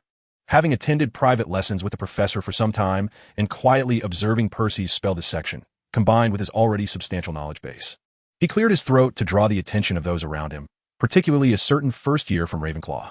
Noticing this, he quickly averted his gaze and proudly declared, "If you look closely at that golden membrane, you will see it is actually a highly potent shield charm." The students had long conducted their research, who now is unaware that this enchantment is the shield charm. Cedric, undeterred by the scornful gazes of his peers, extended a finger and, feigning mystery, declared, "But there is one thing you absolutely do not know." "What is it?" Xiao Zhang inquired immediately, her face flushing slightly, feeling a twinge of embarrassment at his theatrics. In truth, the snowball is also a shield charm. It appears that different professors have imbued this charm with variations, rendering it both gentle and resilient, while simultaneously possessing the ability to block magic without dissipating. That's impossible. The shield charm is meant to deflect magic. How can it not dissipate? Xiao Zhang exclaimed, her mouth agape in astonishment. Who knows? After all this time in class, my strongest impression is that our professor has truly mastered the art of the shield charm. Cedric shrugged. I'm not particularly concerned with the shield charm. What matters is that we also have snow, yet how can we play with it like they do? Ron gazed enviously at the students within the Golden Dome, who were reveling in chaotic delight. Each was casting vibrant hues of light at the snowballs above their heads, momentarily disregarding the reminders from Tveir about controlling magical power and executing spells with finesse. However, even so, few students managed to accurately target the hollow opening of the snowballs at the first attempt. In fact, there were scarcely any who succeeded in hitting the snowballs at all. Naturally, even if they did strike, it hardly mattered, for the specially reinforced shield charms could not be breached by the magic of the students. As for the rest, they either narrowly missed or veered absurdly off course. Some students even inadvertently struck their classmates beside or in front of them, leaving one to wonder whether it was due to personal grudges or sheer incompetence, considering that Tveir had deliberately placed the snowballs above their heads. observing their frantic antics. The young wizards outside erupted in envious laughter. They too wished to partake in such merriment. Tveir, however, was at a loss for words. After reviving several students who had been accidentally harmed, he had no choice but to wave his wand, infusing the little spirits hovering above the students with his magic. In an instant, the spirits seemed to come alive, their expressions animated, and their movements almost lifelike. Of course, their utterances were even more genuine. For heaven's sake, Flint, you are a wizard, not a troll. The wand you hold is meant for casting spells, not wielding like a mere stick. Mr. Percy, Professor Flitwick has instructed me to inform you that you are performing the best in the entire class.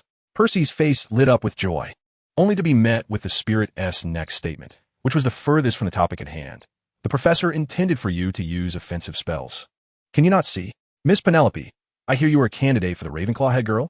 Penelope, momentarily taken aback, had expected the spirit to address her in a manner similar to the others, yet it was surprisingly friendly towards her. Indeed, she tilted her head with pride. A smile gracing her lips. Professor Flitwick has discreetly informed me. The spirit shook its head. Alas, it seems this year's Ravenclaw students are rather unremarkable. Penelope. Chapter 58, Advanced Students Extracurricular Mini-Class, Part 3. The words uttered by the little spirits were not under the control of Tveir. Indeed, they were not. He merely infused them with magic and established classroom standards, simultaneously igniting their connection with their true selves. In truth, the little spirit's speech resembled that of a soul vessel, gleaning the underlying concerns of the true self and exposing them. This mechanism served to assist the students in their learning process. After all, the truth can be hard to hear. Under the little spirit's biting admonitions, the students gradually corrected their erroneous behaviors, adhering to the standards set forth in class. As advanced students, even a stationary target could be struck by a giant creature, how much more so by them. Thus, within half an hour, all students were able to accurately hit the snowballs.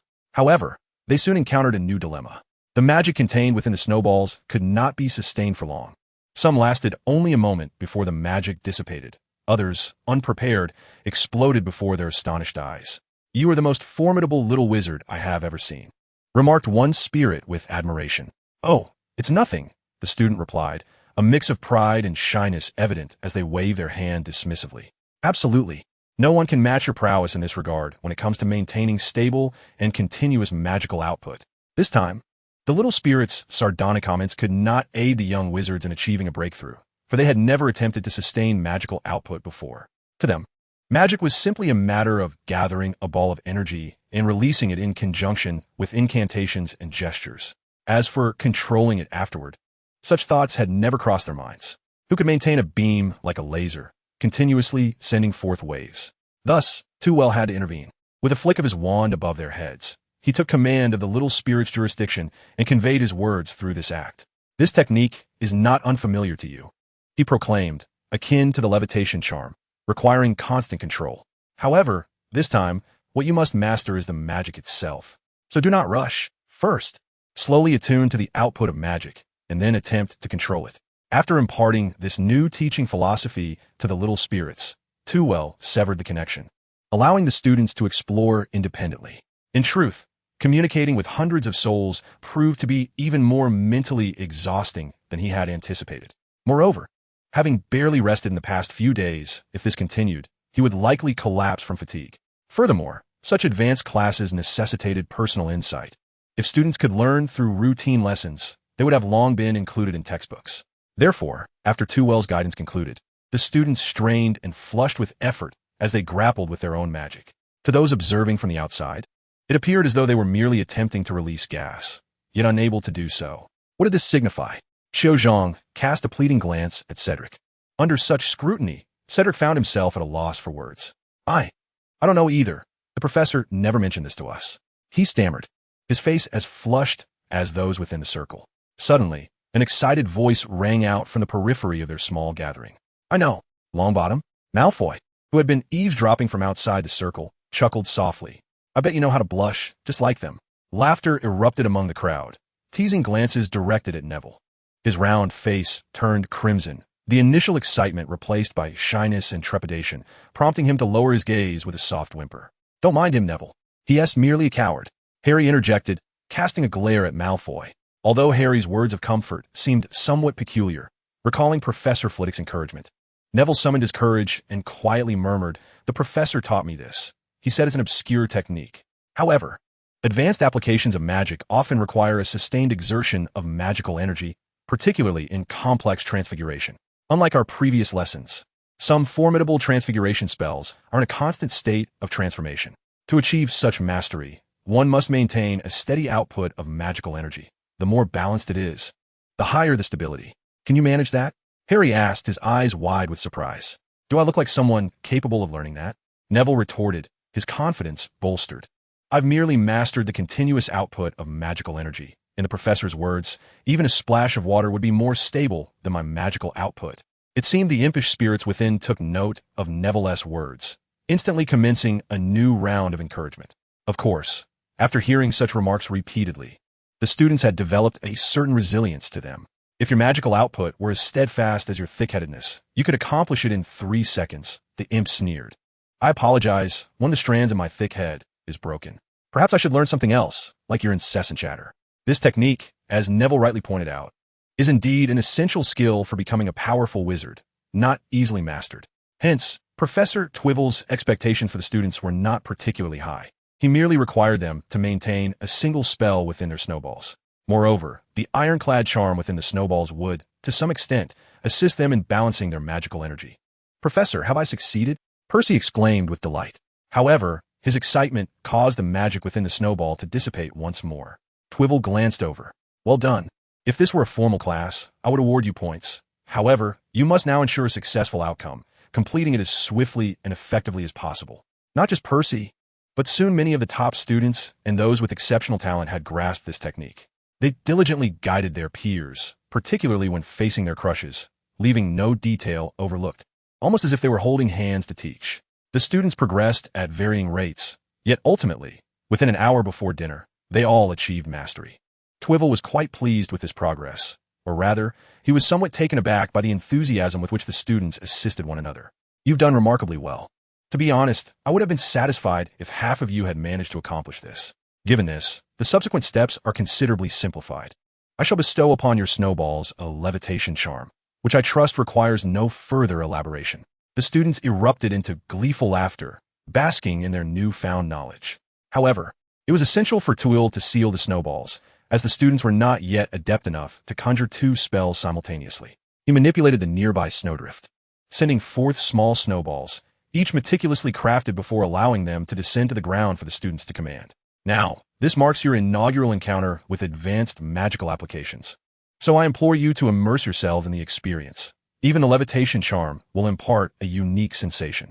Yet, exercise caution, for each snowball harbors a spell, necessitating careful control. The students paused momentarily, bewildered. Was it merely levitating a snowball that elevated the exercise to an advanced level? To be candid, some felt a tinge of disappointment, sensing a disconnect between their current task and the dazzling applications the professor had described. However, their discontent dissipated within a minute. This was not a mere exercise in levitating snowballs. Upon releasing the levitation charm, they discerned something amiss. The snowballs felt astonishingly light, as if devoid of weight altogether. Many inadvertently sent their snowballs soaring into the sky. It seemed as though the 2 spells had intertwined, giving rise to an entirely new enchantment, one they had conjured themselves.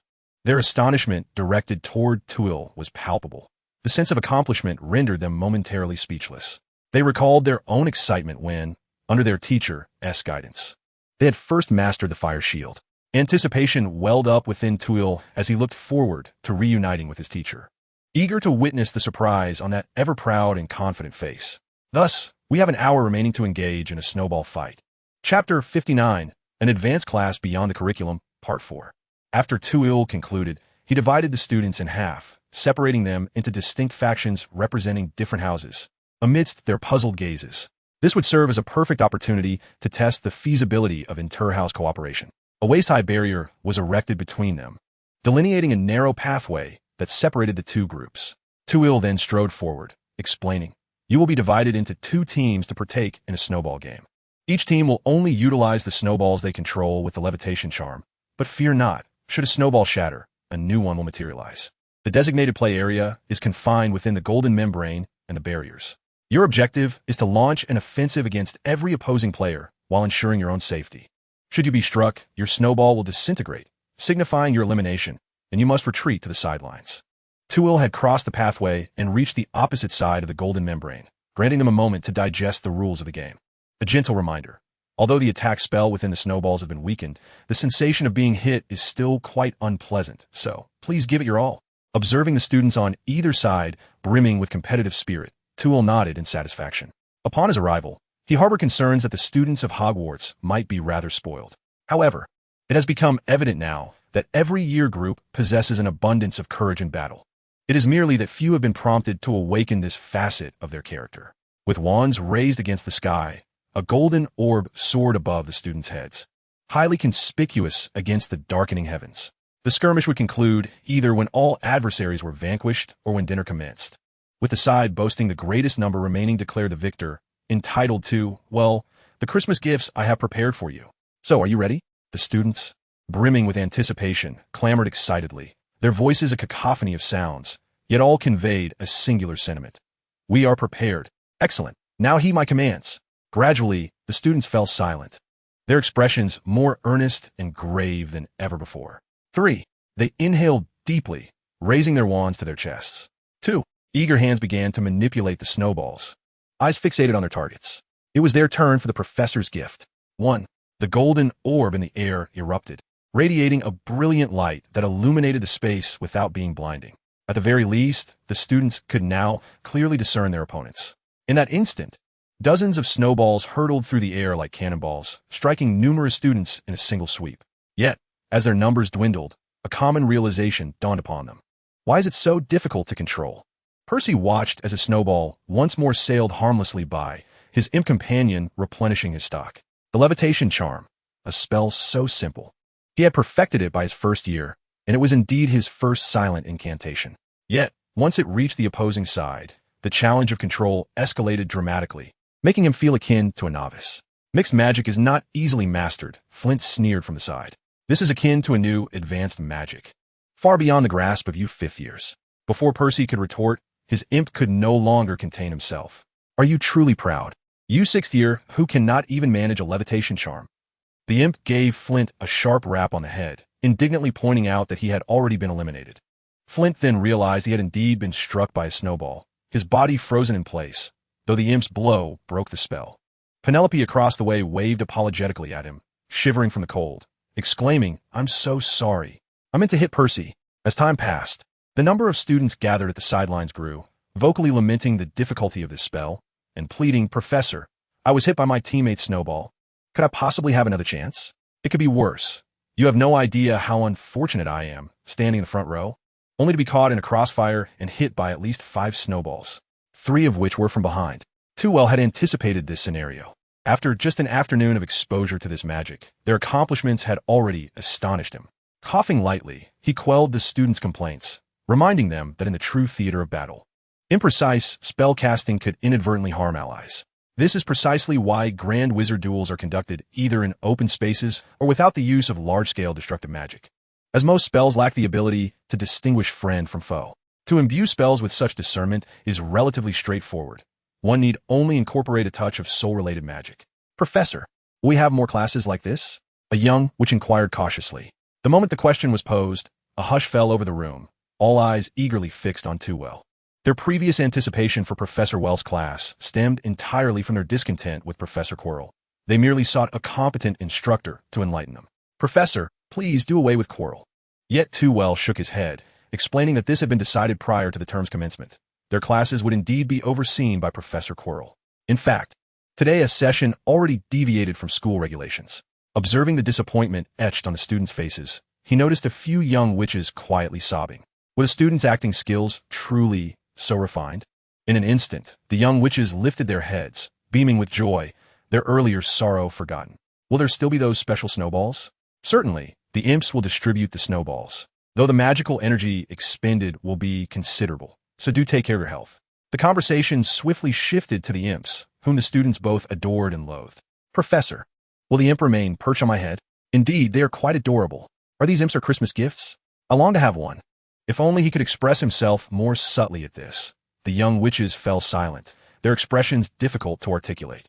It is only upon entering this realm that the imps will manifest, and they will demand a significant expenditure of your magical energy, making it unsuitable for them to linger indefinitely. In truth, it was not merely magical energy that was consumed, but also vitality. Tveir had already observed a few young witches stifling yawns. This afternoon had been akin to an all-nighter for them, and he dared not prolong it any further. Otherwise, the infirmary would soon be inundated with exhausted students. At that moment, cheers erupted from the snowball fight arena. Battle had officially concluded. Tveir looked up to see that only a handful of students remained, predominantly 6th and 7th years, with 5th-year Percy standing out conspicuously. Yet he held his head high, having struck several students older than himself while deftly evading a barrage of snowballs. He could be deemed a hero of their side-S victory. Tveir waved his wand, and the imps above the students transformed back into golden light, soaring toward the parchment in his hand, creating 2 lists. He glanced toward the other side, reminding the unsuccessful students not to be disheartened. Reflect on the content of this session. It will undoubtedly benefit all of you. Now, this concludes today's class. Dear students, class dismissed. Chapter 60, Snape's Threat. There was still a bit of time before dinner, yet winter nights in England descend rather early. By 5 o'clock, the distant path became indistinguishable without the aid of light. He made a slight adjustment to the area, reducing its size by half and setting up a minor magical enchantment.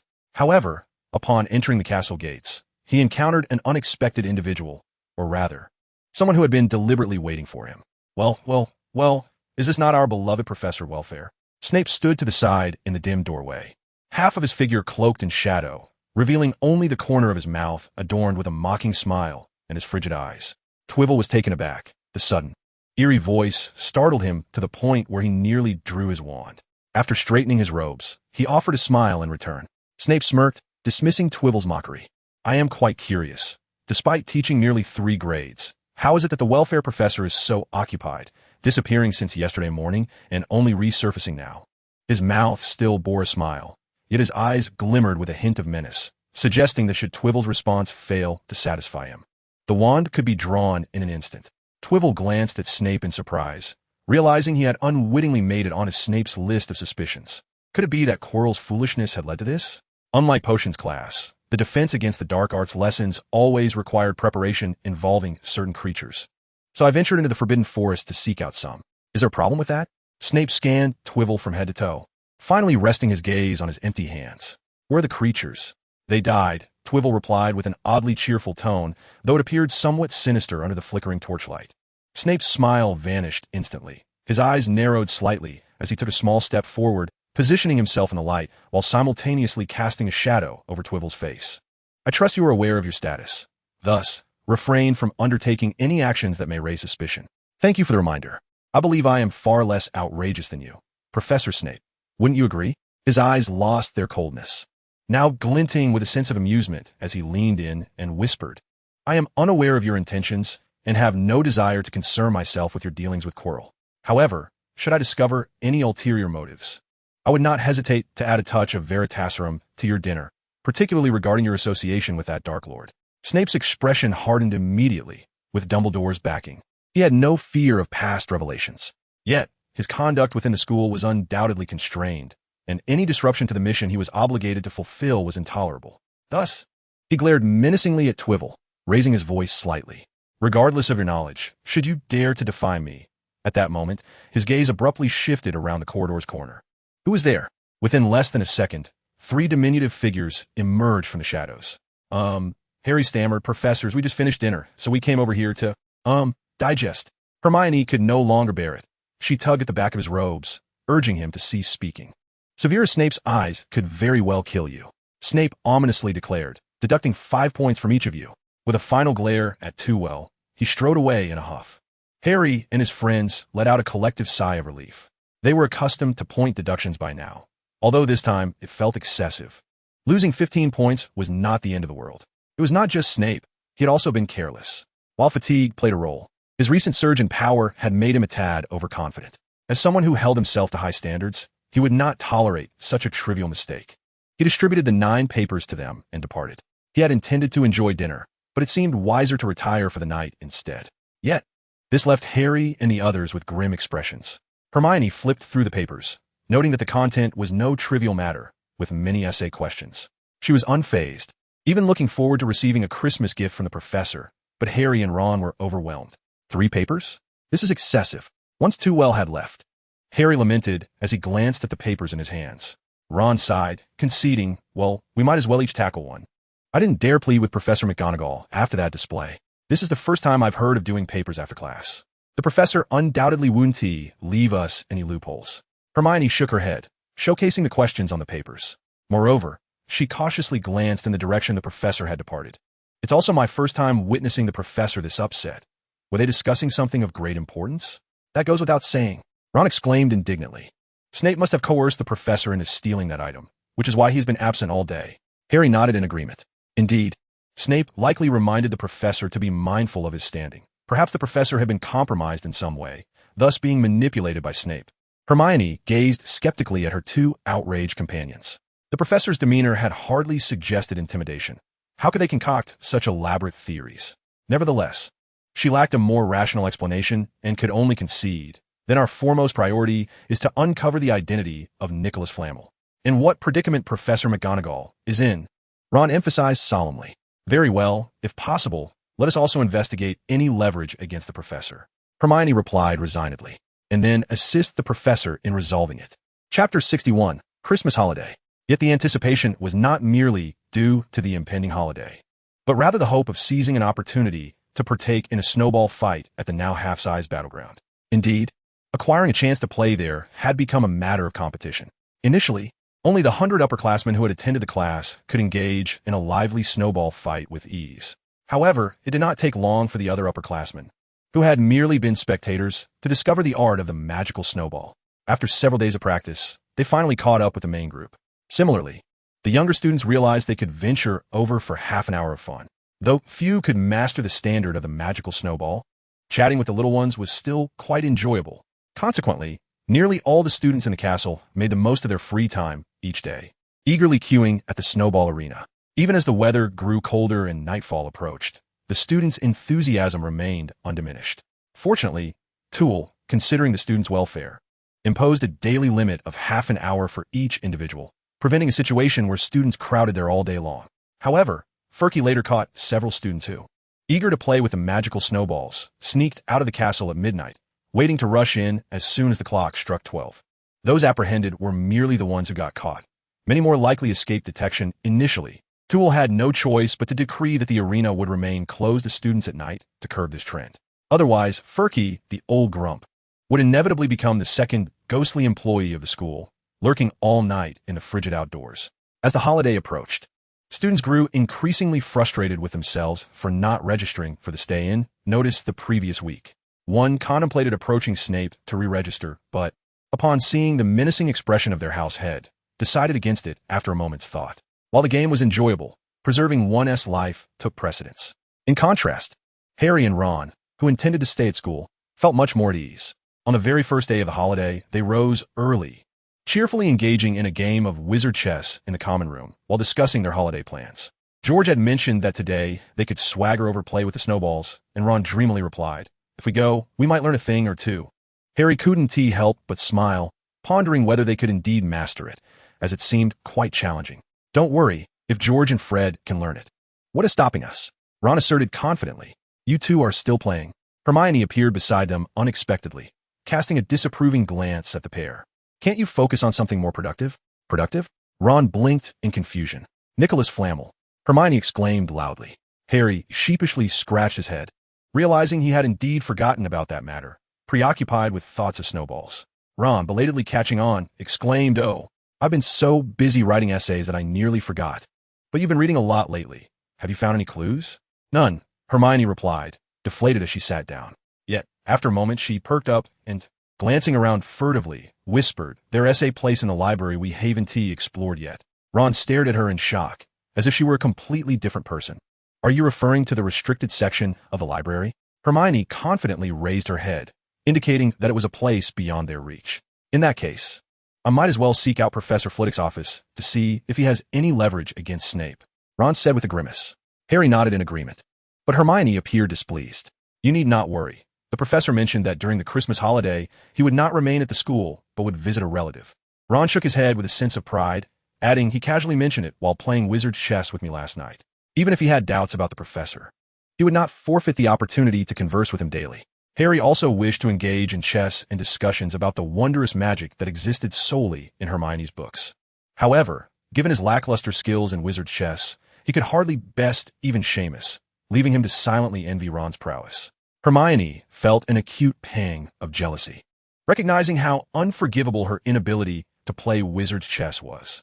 You can no longer win against the professor, and besides, you should focus on researching Nicholas Flamel. With that, she decisively grabbed her belongings and left, effectively cutting off any further remarks from Ron that might exacerbate her discomfort. Ron, watching Hermione depart, replied with a smirk, "I managed to hold my own against the professor for a month before he surpassed me. That is already a significant improvement over Percy and the others." Harry eagerly anticipated Ron's recounting of his encounters with the professor, justifying it as a means to deepen his understanding of the professor's character and uncover the underlying truths. Hermione did not contest this excuse, yet she always brought her stool to listen to Ron's boastful tales. Ron proudly lifted his chin, exclaiming, "The duel of wizard's chess with the professor last night was magnificent. I felt as if all my intellect had been drained, though I ultimately lost. It was undoubtedly the most exhilarating game of my life." Harry did not perceive anything unusual. Unlike Ron, he felt comfortable whether his wand was at his waist or across his chest. However, when the twins approached with their heads held high, he noticed something distinct about them. When encountering a powerful spell, we could collaborate to create an impressive ironclad charm, Fred excitedly added. Ron sulkily pouted. "Oh, come on." George dismissively waved his hand. "We're off to have an epic snowball fight. Would you like to join?" Harry and Ron simultaneously toppled their wizard's chess set. "Of course we're going." Chapter 62. Dumbledore's test tool now indeed possessed the strength to break through the chessboard. However, he was not yet inclined to seize the Philosopher's Stone. Firstly, Quirrell was in such poor health that he lacked the vigor to charge into battle. Secondly, he needed to comprehend and assimilate the magical essence left by Helga. Thus, in the week leading up to the holiday, he canceled all unnecessary activities and concentrated on reflecting on his experiences in the Forbidden Forest. For a wizard of his caliber, achieving such significant progress was nothing short of remarkable. Moreover, his magical power had increased to the extent that he could now crush a person to death with a pressure spell. According to estimations, in terms of pure magical prowess, he is already capable of matching Albus Dumbledore, who wields the Elder Wand. Nevertheless, despite this prowess, he remains committed to attending their weekly transfiguration studies. After all, the disparities in magical philosophy cannot solely be bridged by sheer power. Magic is not akin to firearms. Its most distinguishing feature lies in the myriad of wondrous effects it can produce. Here, I must candidly criticize our dear Tom Riddle. On the first day of the holiday, Tewell did not depart the school with the other students, but instead made his way to the headmaster's office as scheduled. "Good evening, Headmaster Dumbledore," Tewell greeted. "I apologize for keeping you waiting. I hadn't anticipated that in less than 4 months at the school, I would already have so much luggage to sort." He comfortably took a seat, yet his attention was immediately drawn to Dumbledore's current study. The Philosopher's Stone, a genuine Philosopher's Stone. Without needing to delve deeper, the palpable waves of magical energy emanating from it were unmistakable. The very essence of life radiating from it invigorated him immensely. His gaze sharpened momentarily, and he froze for an instant, but swiftly regained his composure. Nevertheless, Dumbledore noticed his brief lapse. "Good evening." Dumbledore raised the Philosopher's Stone in his hand. "I trust you recognize what this is?" Though phrased as a question, his tone was resolute. Through his crescent-shaped glasses, Tewell met Dumbledore's azure eyes. A calm smile graced his lips in a magical realm. Nothing exudes such abundant energy as the legendary Philosopher's Stone. Dumbledore scrutinized him for a moment, seemingly attempting to glean something from his expression, before finally breaking into a hearty laugh. "You truly are remarkable. I was concerned that a young wizard might not recognize such an ancient artifact." While his visage remained composed, Tewell's heart raced. Severus must have shared his suspicions with Dumbledore. Naturally, such a significant matter would not be concealed by Severus, who would not embark on an investigation alone. "In comparison to you, I still have much to learn," he replied, meeting Dumbledore's gaze with an air of calmness. If need be, he could always use his status as a student as a shield. He doubted Dumbledore would ever resort to direct confrontation. "So, are you suggesting that someone is attempting to steal this Philosopher's Stone?" Tewell feigned surprise. "Indeed, during the summer, I deliberately probed the waters, and it turned out someone did indeed wish to lay hands on the stone." Dumbledore blinked. Tewell understood. The faux Philosopher's Stone during the summer was Dumbledore's test, likely a catalyst for laying traps in a fishing game. However, in my view, as long as you keep the Philosopher's Stone close at hand, I can assure you that no one would dare to covet it. Even someone as audacious as Voldemort would not dare to attempt such a brazen theft within Hogwarts. You flatter me, Dumbledore remarked, personally pouring Tveir a glass of pumpkin juice. However, as an elderly gentleman, I cannot possibly keep a constant watch over this stone. I wonder if you might have any bright ideas? Elderly? You, full of vigor, could likely live another 50 years if you do not encounter any curses. Tveir silently scoffed at this thought and tentatively suggested, perhaps we could store it in a secure location, under strict protection. A splendid idea, Dumbledore exclaimed with excitement. That is precisely my intention, although I am somewhat uncertain about the method of safeguarding the Philosopher's Stone. Could you assist me in devising a suitable plan? Tveir found himself at a loss for words. Otherwise, he might propose adding a form of mental detection to the protective measures for the stone. If a thief were to covet the Philosopher's Stone, they would undoubtedly yearn to possess it. And one could leverage this by ensuring that only those devoid of such desire could truly claim the stone.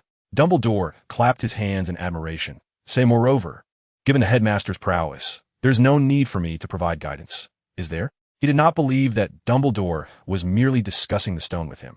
Rather, he suspected that Dumbledore was subtly gauging his own desires regarding the stone. Any hint of longing on his part would place him under the vigilant scrutiny of both Snape and Dumbledore before Quirrell could successfully divert attention.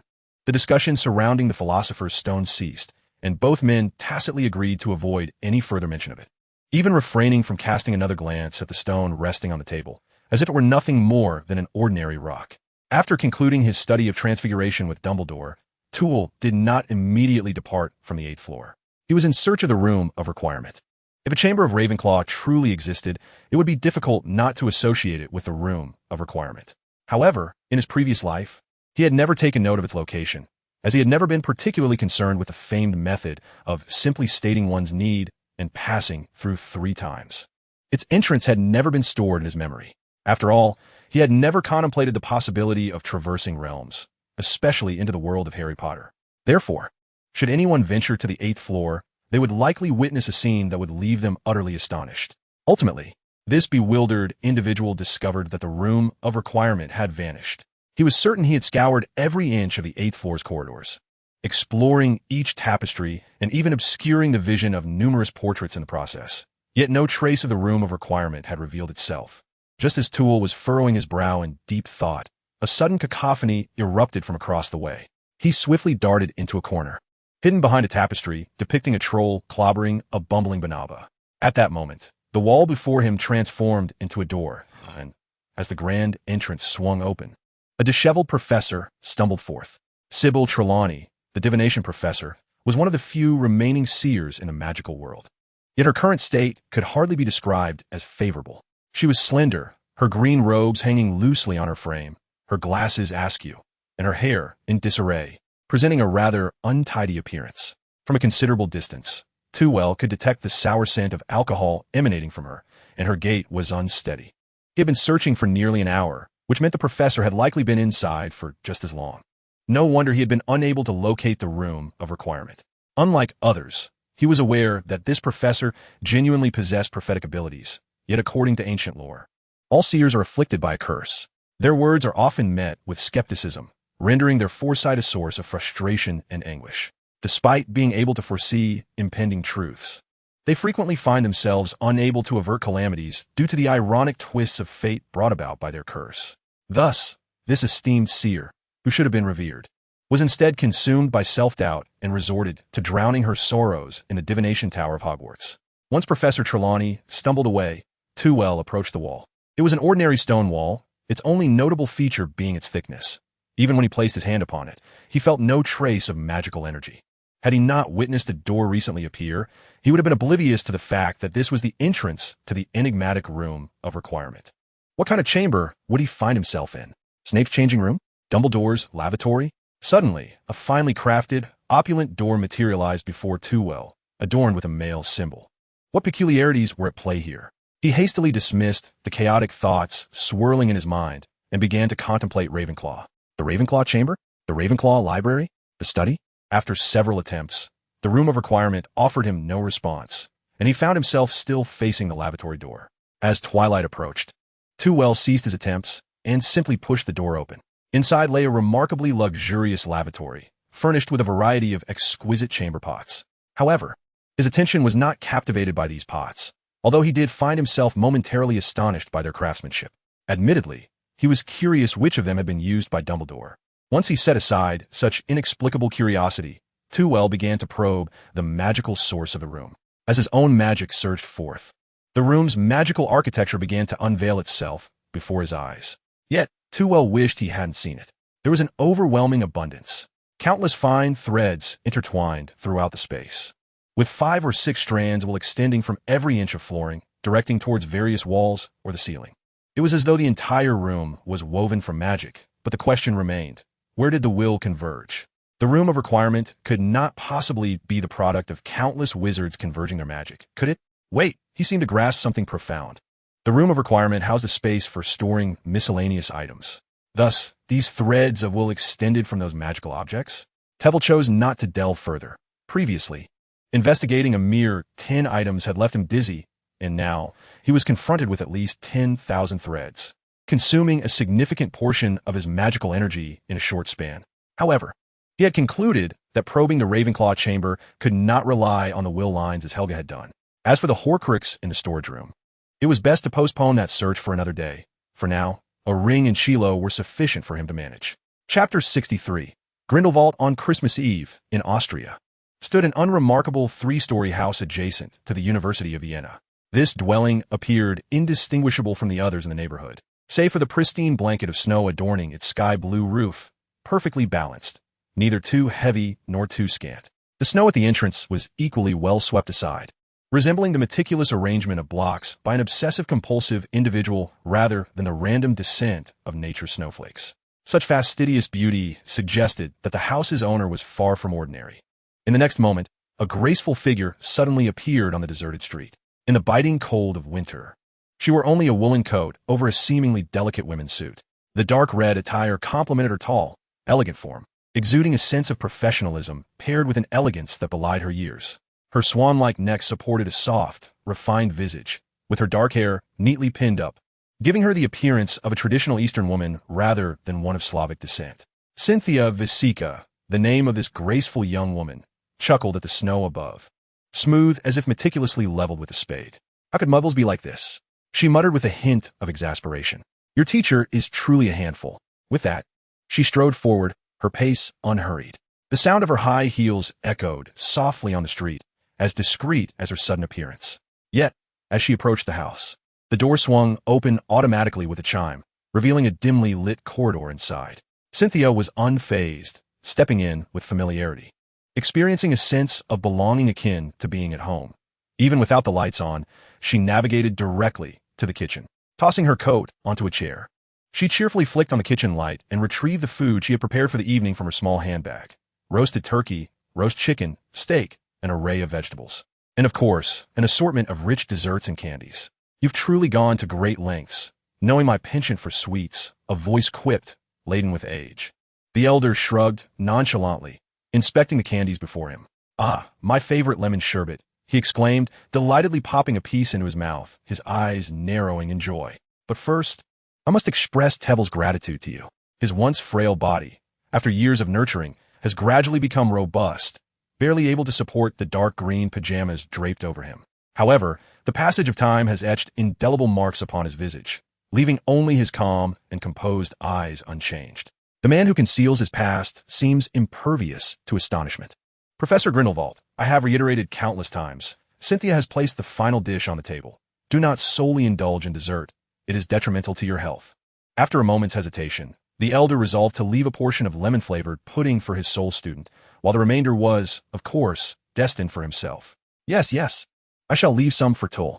Cynthia's cheeks flushed, her hands momentarily faltering in their task.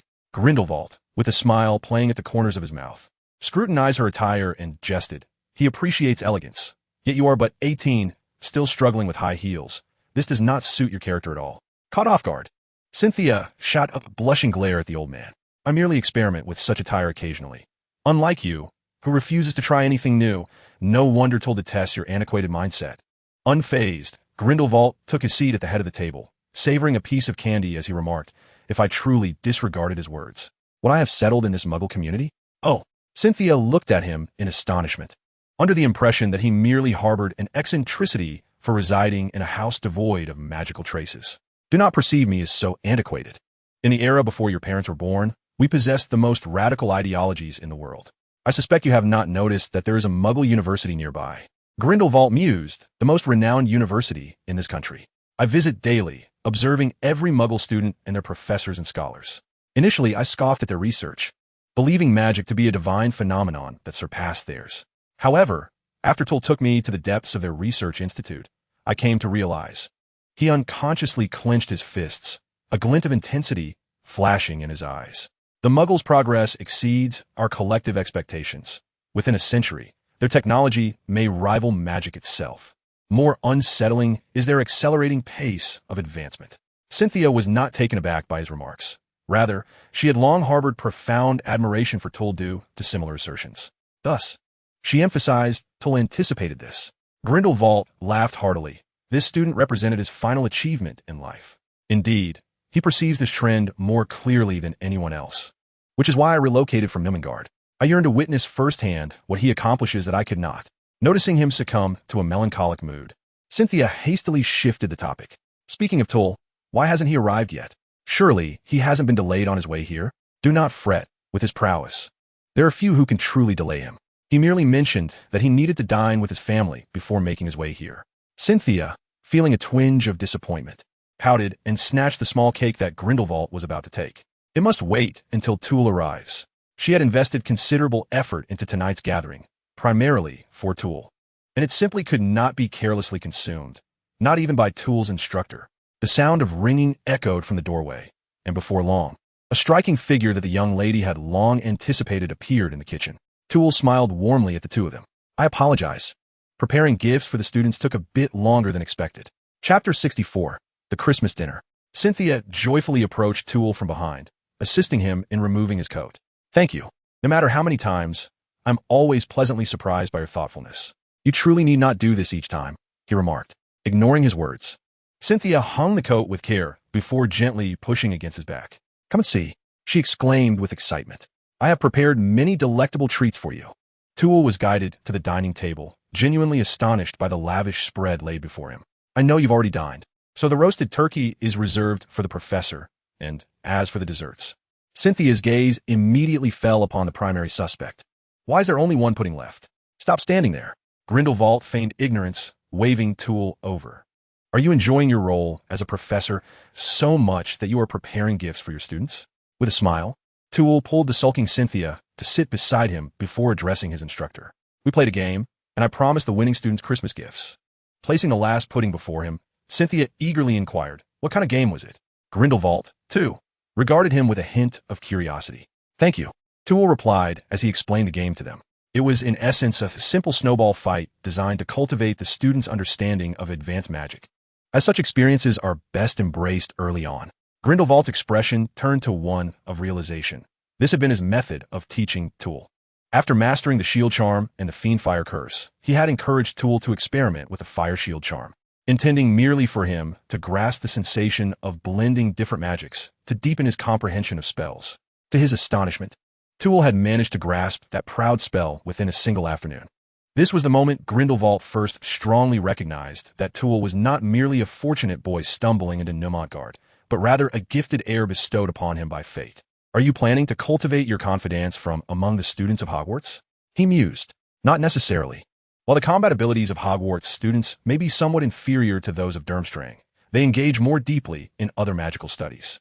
Tull took a bite of the pudding, the rich aroma of lemon bursting forth in his mouth, causing his eyes to narrow slightly in satisfaction. Grindelwald remained non-committal. He excelled in dark magic and transfiguration, yet he did not disdain white magic, particularly given that he had once been defeated by it. Cynthia, however, was quite elated, not only due to her satisfaction with the pudding, but also because of his interest in white magic. Since their acquaintance in their first year, Tveir had been engrossed in the study of various forms of magic, predominantly the rather peculiar dark arts. Even at Durmstrang, no student would dare engage in such studies at such an early stage. Fortunately, after each exploration into dark magic, he would seek her company, allowing her to realize that his soul remained untainted by it, which gradually put her at ease.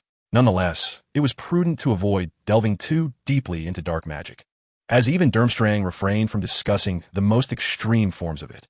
At this thought, Cynthia shot a disdainful glare at a certain senior who had been expelled for his excessively malevolent studies during his time at school. If you don't teach Tveir those dark spells, I shall prepare lemon-flavored treats for you every day. By the way, Tveir suddenly remarked, I have noticed that some students possess unique characteristics. Some exhibit wavering intent in casting spells due to memory loss, while others share a faint connection due to being twins. The souls of these individuals are exceedingly intriguing, and studying them could allow me to clatter. What was that? Nothing. I merely had a momentary lapse. Cynthia hurriedly replied, retrieving her knife and fork. Grindelwald, with a glint of pride, mused that in the realm of soul research, this student had long surpassed him. As for malevolence, was that not just fortuitous for him? Hogwarts students were comparatively more numerous and accommodating. I believe you could subtly influence the Muggle-born students to achieve a profound effect. Tveir was somewhat taken aback. The teacher had always harbored a natural, albeit subtle, animosity towards Muggles, and he was surprised that such a suggestion was now being proffered. Your idea is commendable. I too believe it is essential to advocate for the moderates between Muggles and Wizards, as they will be our staunchest supporters. It is you, Grindelwald replied with a relieved smile. This era shall ultimately belong to you, Tveir. Not just you, Cynthia emphasized earnestly. It is we, Tveir and I. Upon this declaration, laughter erupted among them, and they soon resumed their sumptuous dinner. To be candid, while Cynthia's culinary skills were somewhat lacking in comparison to Tveir's father, they were vastly superior to those of his mother. Recalling the lamora fish soup he had consumed prior to arriving, his desire to sample the cake diminished somewhat. What is it? Is it not to your taste? Cynthia inquired with immediate concern. Cynthia's eyes sparkled with excitement. Why not rest here tonight? I can help tidy up your room. Your holiday must be quite lengthy. Why not stay here and keep me company? Grindelwald suggested as well. Of course, Tveir replied respectfully, as I have questions I wish to pose to the teacher. Oh, the elder, taken aback, set down his knife and fork. Since last year, Tveir had not had any inquiries for him. What challenges could potentially confound you? Pray tell, let us delve into this together. If I were to imbue a soul with vitality and assist it in constructing a corporeal form, how might I fully exert control over it? A body forged from life essence, perhaps? Grindelwald pondered for a moment, recognizing that such a body would be heavily reliant on a continuous supply of vitality. Could one not dominate it by commanding the source of life? He was quite adept at siphoning life force. Once liberated, it could seek out wizards to sustain its vitality independently. Grindelwald discerned what Tool meant by the soul, a disdainful smile crossing his lips, his tone laced with a hint of cruelty, faintly reminiscent of the Dark Lord who once instilled fear across the globe. You are aware of the unbreakable vow, are you not? Bind his soul in a similar manner. Should he defy your will, annihilate him. I recall that this method inflicts significant harm upon the soul. Does it not? Tool hesitated. He had learned from his mentor the technique of marking a soul, yet that was intended for the living. He hesitated to ensure the same method would not yield unforeseen consequences when applied to an unprotected soul. Grindelwald dismissed the concern with scorn, remarking, Did you not mention that the formidable fool possesses several fragments of a soul? If one survives, we should make use of that. Chapter 65, Cynthia's Will. After conversing about Voldemort for a while, Tool and Grindelwald became aware that Cynthia had yet to descend. Does tidying up truly require such an extensive duration? Although Cynthia was not a house elf, it seemed improbable that she would spend half a day organizing her belongings. Grindelwald, equally perplexed, suggested, why not go check? Tool promptly set down his fork and knife. Despite the disparity in their powers, Cynthia had consistently held the second position at Durmstrang, even in the face of danger. She should not be completely silent. Thus, a flicker of concern stirred within him. The lights on the second floor remained unlit. Only the faint moonlight filtering through the window illuminated the space. As he approached the final step of the staircase, he faintly heard a sound. Someone was weeping within the room. Cynthia? With a forceful push, he flung open the door, and a sphere of light surged into the chamber, revealing the scene within. Cynthia knelt at the doorway, sobbing with her wand in hand, her entire body trembling, while sprawled upon the carpet lay Tool. However, his visage was ashen, blood congealing at the corners of his mouth, clearly lifeless. In the next moment, Cynthia sniffled and waved her wand toward him. How absurd. Indeed, Tool was revived, standing before her clad in an elaborate suit, a bouquet of roses in hand. Oh, my apologies. She decisively waved her wand again, and he transformed into a wisp of black smoke, dissipating within the room. Along with his luminescent charm, the room plunged into darkness once more, illuminated only by the meager moonlight, barely allowing a glimpse of the girl's vulnerable side. This was the first time that Tveir had seen Cynthia in such a state. In the past, no matter how daunting the challenges, she always maintained an aura of unwavering confidence. Of course, with her strength and talent, she typically encountered few obstacles that could truly thwart her. Tveir glanced around before assisting Cynthia to her feet. Even the most beautiful girl appears less enchanting when her face is streaked with tears and her nose is on the verge of dripping. The humor of her adorable yet pitiable visage brought a gentle chuckle to Tveir's lips. In the dimly lit room, Cynthia could discern only the silhouette of Tveir. Yet in her eyes, that outline became increasingly vivid. He was silently drawing closer, inch by inch, until she could feel the warmth of his breath and the faint fragrance emanating from him. Suddenly, the girl's back met the wall with a soft thud. Cynthia's heart raced, particularly when Tveir leaned in closer, propping his left hand against the wall beside her, his face nearing hers, making her heart nearly leap from her throat. "Let us engage in activities best suited for the darkness," he whispered gently in her ear. What do you mean?"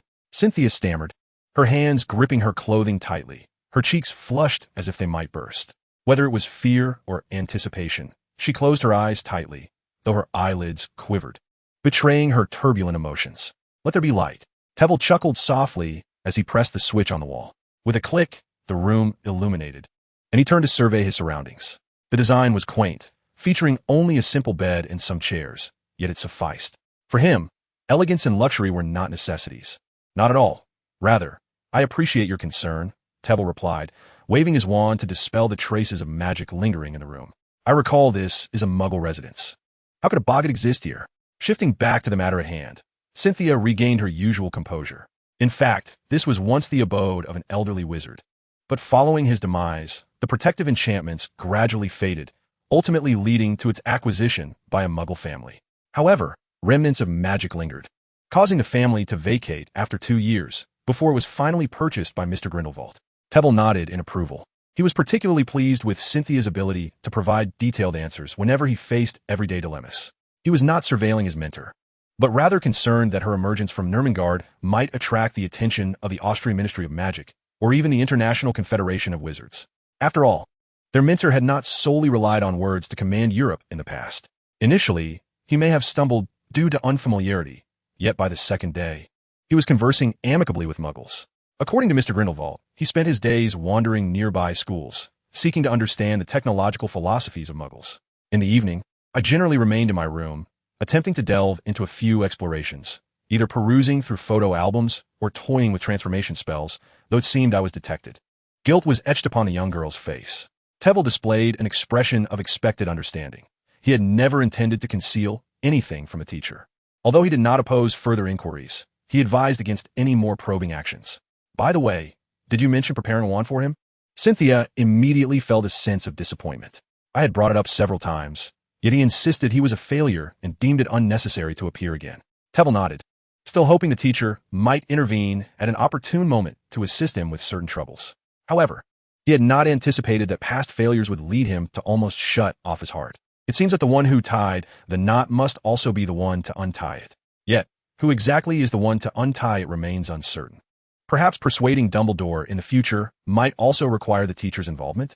Do you truly wish to accompany me in pursuing that nearly impossible ideal, even if it means I merely lead a leisurely existence as a professor at Hogwarts? He had only confided in Grindelwald and Cynthia about the grand vision he harbored since arriving in this world.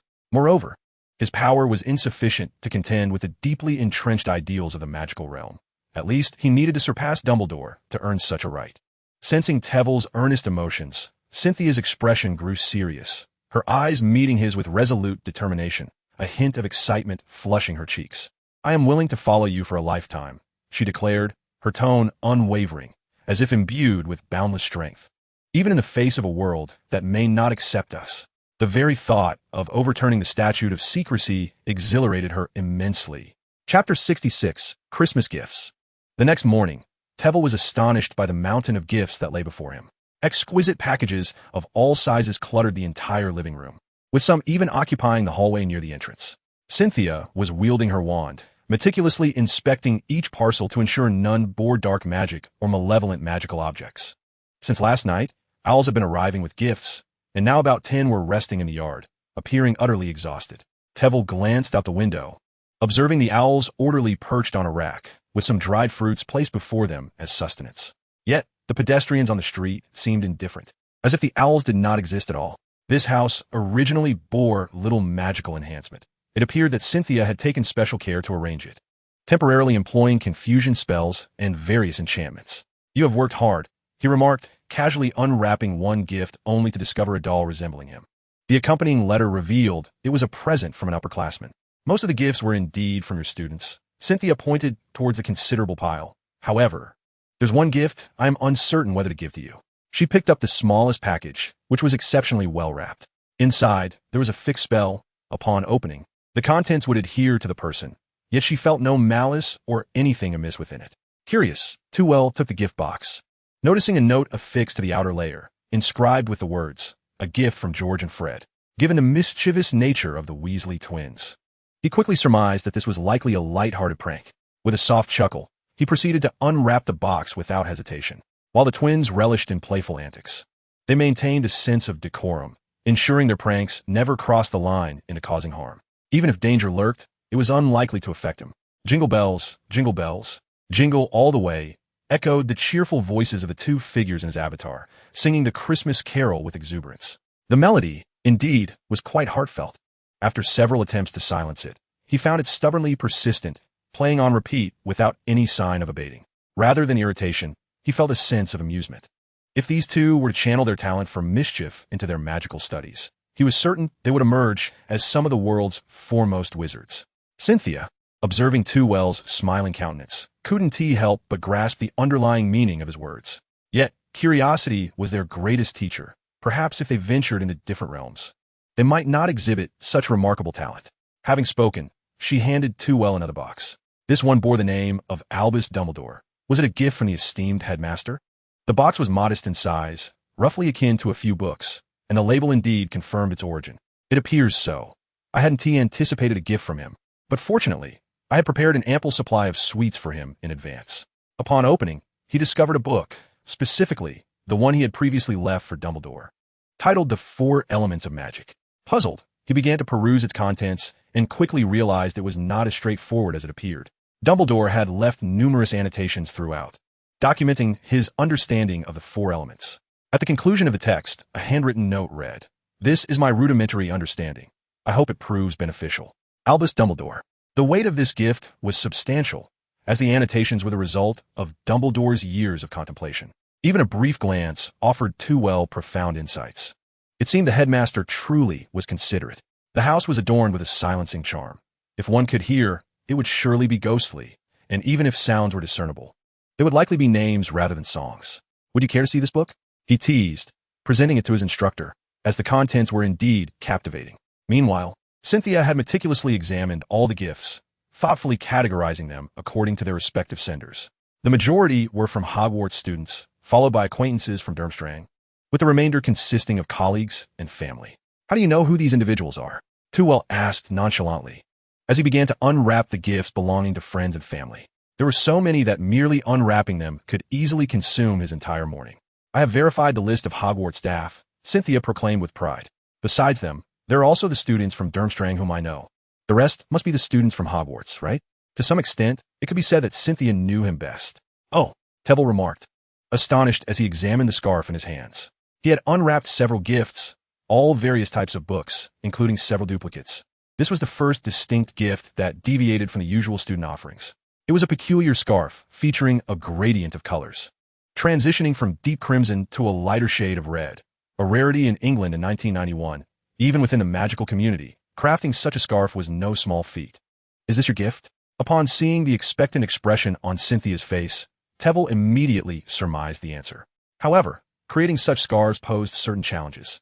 If he wished to provide one for each of his followers in the future, the Davies brothers would need to hone their craft. Tveir casually draped the scarf around his shoulders, enhancing his demeanor with an air of sophistication. A splendid gift indeed. Chapter 67, The End of the Holidays. Due to the presence of students, Tveir received an abundance of gifts this year, nearly overwhelming his wallet. following books, which seemed to be a common sentiment among the students who viewed him as an avid reader, though this was not unfounded, as he had already perused all the books available in bookstores that were of use to him. What he truly lacked were the obscure volumes that remained undisclosed to the public. Thus, he selected only a few intriguing titles and left the rest with the teachers. Nevertheless, this Christmas holiday proved to be more relaxing than any prior. Previously, he only allowed himself a moment of respite on Christmas Eve, but now he had learned to savor this leisurely time. With Cynthia's attentive care, the teachers took the opportunity to engage him in numerous conversations. It was not only Tveir who felt relaxed, Grindelwald did as well. Having traversed the Muggle world for over half a year, the first Dark Lord seemed to gain a clearer perspective on his past experiences. Only by learning to enjoy life can one find the motivation to move forward, Grindelwald remarked with a sense of reflection. On the final morning of the holiday, after breakfast, Tveir and his mentor strolled leisurely through the University of Vienna. The fellow who just passed was a researcher in astrophysics, often carrying star charts that I cannot comprehend. To be honest, I couldn't even discern that they were star charts. Grindelwald mused, referring to an elderly man whose hurried steps were accompanied by deep contemplation. Indeed, modern star charts differed significantly from those studied by wizards, or rather, they presented a different level of complexity. Wizards focused solely on celestial bodies within the solar system, examining the objective laws governing these planets. However, the Muggles, with the aid of various instruments, had long since transcended the solar system, embarking on a quest to unveil the mysteries of the universe. Every time Tveir ventured into Muggle society, he marveled at their advancements, clearly envisioning the state of Muggle society 20 years hence. For wizards, this progress will be akin to a different form of magic. The pace of advancement within the magical realm is lamentably sluggish, and the efficiency is dreadfully low. It will not be long before wizards come to realize that studying magic pales in comparison to the pursuit of science. For at least the latter equips one to thrive in a broader world. Tool shook his head with a sigh. Were he to choose, particularly in a world 20 years hence, he would have little interest in becoming a wizard, preferring instead to integrate into the Muggle society. That individual over there is a philosopher, Grindelwald remarked, pointing toward a distant, bookish old professor. He once articulated a profoundly insightful notion. The development of things ascends in a spiral. Thus, there is no need for haste. It is prudent to slow your pace, to prepare adequately before taking action. After all, you possess ample time, do you not? A faint smile crept across Tool's face. They had already engaged in discourse regarding curses the previous night, and the professor had been astonished to learn of Tool's encounter with Helga's lingering will at Hogwarts. Naturally, beyond his astonishment, there was a greater sense of joy regarding the weakening of his curse. Therefore, I require your assistance, Tool stated. I am merely an elderly man seeking a peaceful respite, Grindelwald queried. What could I possibly do to assist you? Certainly in matters concerning Headmaster Dumbledore. One would not wish for us to be embroiled in a deadly conflict, would one? Let us defer that discussion.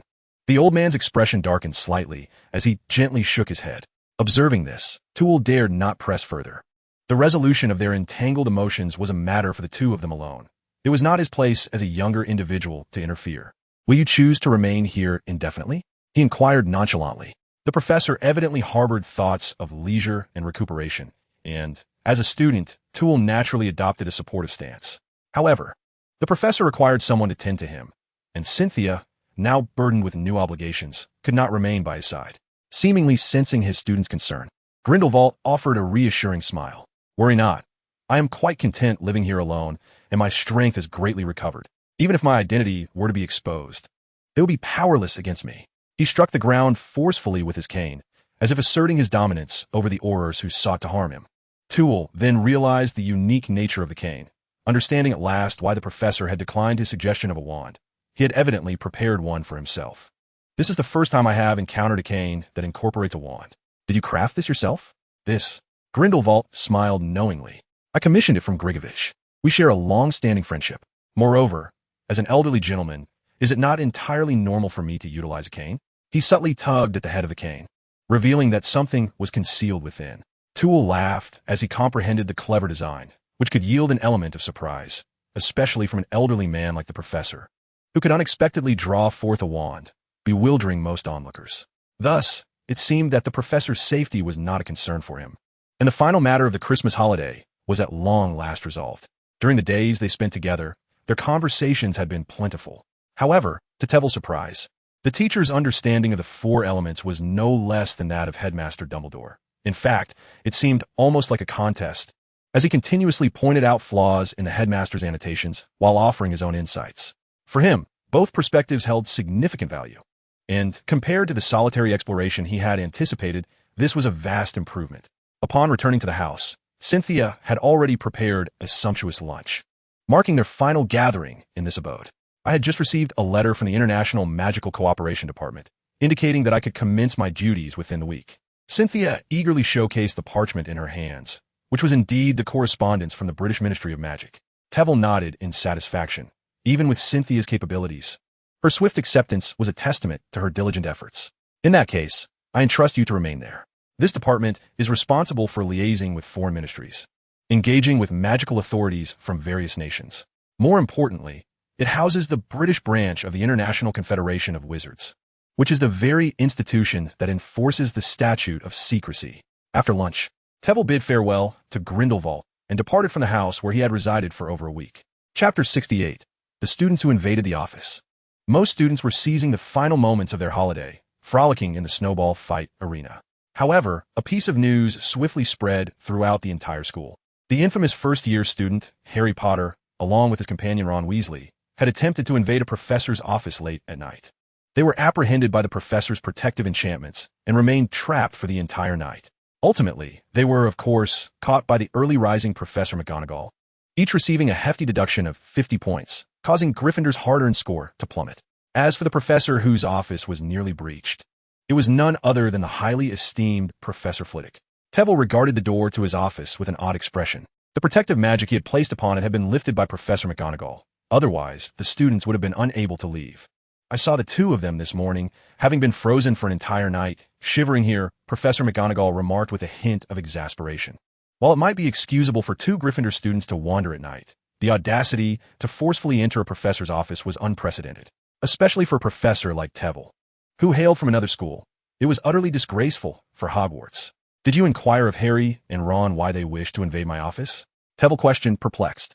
But what could compel them to breach my office of all places? Professor McGonagall shook her head. They claim to be curious about your magic and wish to take a look, but even Filch could see that they were not being truthful. Tveir nodded, a sense of dread washing over him as he replied. It is fortunate you arrived this morning. The enchantments I set up here were intended for adult wizards. Had you come any later, the power of the magic would have intensified, and the consequences are too dreadful to contemplate. Professor McGonagall's expression twitched slightly. Is the need for such enchantments at Hogwarts a sign of disdain for our protective measures? Hogwarts is, after all, the safest place in the world. While it is customary to employ protective magic for safeguarding offices, I must remind you to refrain from using excessively powerful spells. McGonagall paused, pressing her lips together. Furthermore, regarding that young rascal's magic, though it cannot be classified as dark magic, you must consider the student's physical well-being and avoid frequent usage. The real issue lies in the student's insufficient magical capacity to sustain such advanced spells. Rest assured, while the students may wish to wield it constantly, I lack the time to cast spells for them. Satisfied with his assurance, McGonagall nodded. She had harbored concerns about Tveir, the new professor, potentially lacking the finesse to ensure the student's safety. However, it appeared that Tveir was far more competent than she had anticipated, proving to be more suitable as a teacher than some of the veteran professors. Hearing the arrival of funds, Tveir beamed with joy. There will be many occasions in the future where money will be needed. I cannot perpetually bear the expenses myself. Thank you immensely. I was quite concerned about how the upcoming classes would unfold. This is the school's obligation. Yet you know how the Board of Governors controls the funding review. So, it is typically a slow process. Observing the increasingly crowded corridor, McGonagall decided to take her leave. I shall not intrude any longer. Once she departed, the smile on Tveir's face vanished instantly. Have those two neglected to investigate Chickalo and begun probing into him instead? He swiftly entered his office and re-established a more rigorous protective enchantment before sitting down to retrieve the Marauder's map. All was permissible. The map promptly materialized before him. However, this was not the focal point of today's endeavors. Producing his wand, he located Harry's name, and a voice emerged alongside a gleam of golden light. Harry and Ron recoiled slightly, exchanging timid glances. Hermione's ire did not wane due to their timid behavior. Rather, intensified. Why are you two not diligently investigating Nicodemus, while instead intruding upon Professor Flitwick's office? I truly do not comprehend your thought processes. If given the opportunity, would you not inadvertently breach Snape's office? Snape is watching us, Ron said timidly. Do you genuinely wish to do so? That hardly necessitates trespassing into a professor's office, Hermione replied with a furrowed brow. Furthermore, what about the mirror? Is it not accessible during daylight? The mirror of Ariste. Sensing a shift in Hermione's stance, Ron excitedly interjected. It is a mirror that reveals your future. It reflects one's innermost desires, as Dumbledore stated. Harry corrected him. Well, desires. But regardless, you cannot see that mirror now, as it is to be moved. This too was mentioned by Dumbledore, Ron declared proudly. Hermione shot them an exasperated glare. I care not for that mirror. The issue is, not only have you both been docked a full 100 points, but you are also facing detention. Now tell me, what prompted you to dash into the professor's office? Harry and Ron hesitated for a moment, shoving each other before Harry resolved to unveil the truth. Hadn't they promised to investigate if the professor had any incriminating evidence? Thus, they contemplated entering the office to take a look. At that time, Snape was pursuing them, and they were in a state of frantic disarray. Ron emphasized, seemingly to alleviate his own culpability. However, Hermione immediately discerned the flaw in their reasoning. If they could evade detection initially, why not employ a safer method to leave? The two boys certainly would not admit that their curiosity drove them to seek out the professor's office to discover what amusing things it might contain. Consequently, an awkward silence descended upon them. Observing the two in their denial, Hermione felt at a loss. She pondered, if she had been there, would she have ventured into the professor's office as well? By the way, did you see anything in the office? She inquired shyly. Upon grasping Hermione's implication, Ron's eyes lit up with excitement. We were almost able to open the door, but unfortunately, the doorknob seemed to bind us like a chain, ultimately leading us to be suspended. Nevertheless, this misadventure allowed them to evade Snape. You cannot imagine, he walked right beneath us at that moment. Harry too expressed a joyful smile, recalling how startled he had been. Hermione, however, quickly lost interest. You should consider the consequences of being grounded, Terwilliger said, bemused, as he tucked the map away. This trio appeared to believe they were coerced by Snape into pilfering the Philosopher's Stone. Yet, a question crossed his mind. The mirror of Ariste served as the final guardian of the Philosopher's Stone. How could he retrieve it? Simple mental concealment would undoubtedly not deceive the mirror. For even Quirrell's mental shielding was of considerable skill, yet he still could not obtain the stone. Thus, Harry and his friends would need to assist Quirrell in acquiring it. Therefore, he now required to offer them some assistance. Chapter 69. A new Quidditch game. As the holiday came to a close, students wore expressions still tinged with the remnants of festive excitement, along with a sense of anticipation for their new classes. This was due to Professor Flitwick's announcement that this semester would feature something decidedly different. However, after experiencing the new class, their smiles faded. What were we truly looking forward to? George lamented, applying a hot water bottle to his foot, the swelling glaringly apparent. In his other hand, he angrily stuffed a piece of chocolate into his mouth. Hearing this, the other third-year students in the common room, performing the same actions, shared a collective grimace. They had expected a new, engaging game. After all, they had grown weary of the same old quaffle game, with scores fluctuating only by a point or two, devoid of the initial thrill of progress. In the end, the game was indeed new, but it was also torturous. What on earth did you do to create such chaos in such a small classroom? Ron inquired gleefully. Fred, having finished his chocolate and feeling significantly better in his foot, regained some strength and proceeded to elucidate to the still perplexed trio. We must position ourselves at the center of a 9-square grid, moving to the correct squares every 2 seconds.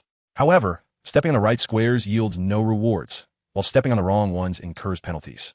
Hermione, perplexed, remarked that this seemed quite beneficial, as it would enhance our agility. George scoffed, asserting that it would indeed be advantageous, were it not for the sudden appearance of traps when mistakes are made, particularly with 8 squares available, where only 2 are correct at any given moment. If they happen to be positioned behind us, our ankles will be trapped without any warning. The difficulty level is already high, and now we must contend with painful pinches, resulting in scores that dwindle to less than half of what they were just 2 minutes prior. After saying this, George revealed the swelling on his ankle, faintly displaying a jagged imprint. However, as the effects of the chocolate potion took hold, the mark and swelling were visibly receding. Ron disdainfully pushed away his foul foot, yet he recognized the gravity of the situation. We cannot grow eyes on the back of our heads.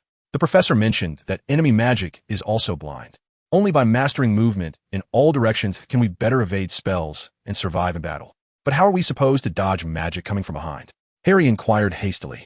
At that moment, Percy approached with 2 vials of potion, ready to clarify their doubts.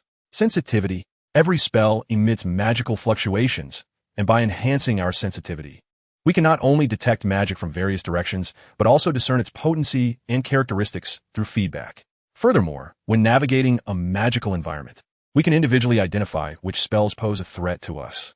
Here, I procured these potions from Madame Pomfrey.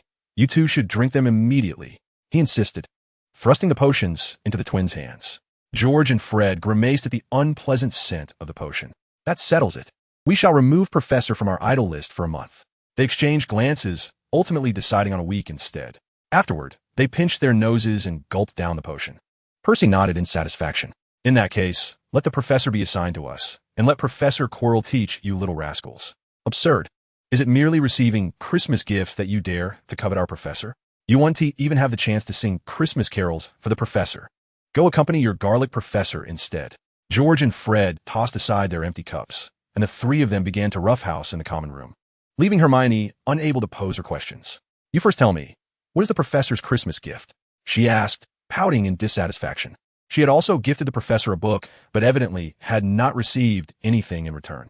Harry chuckled at their antics, but took care to explain to Hermione.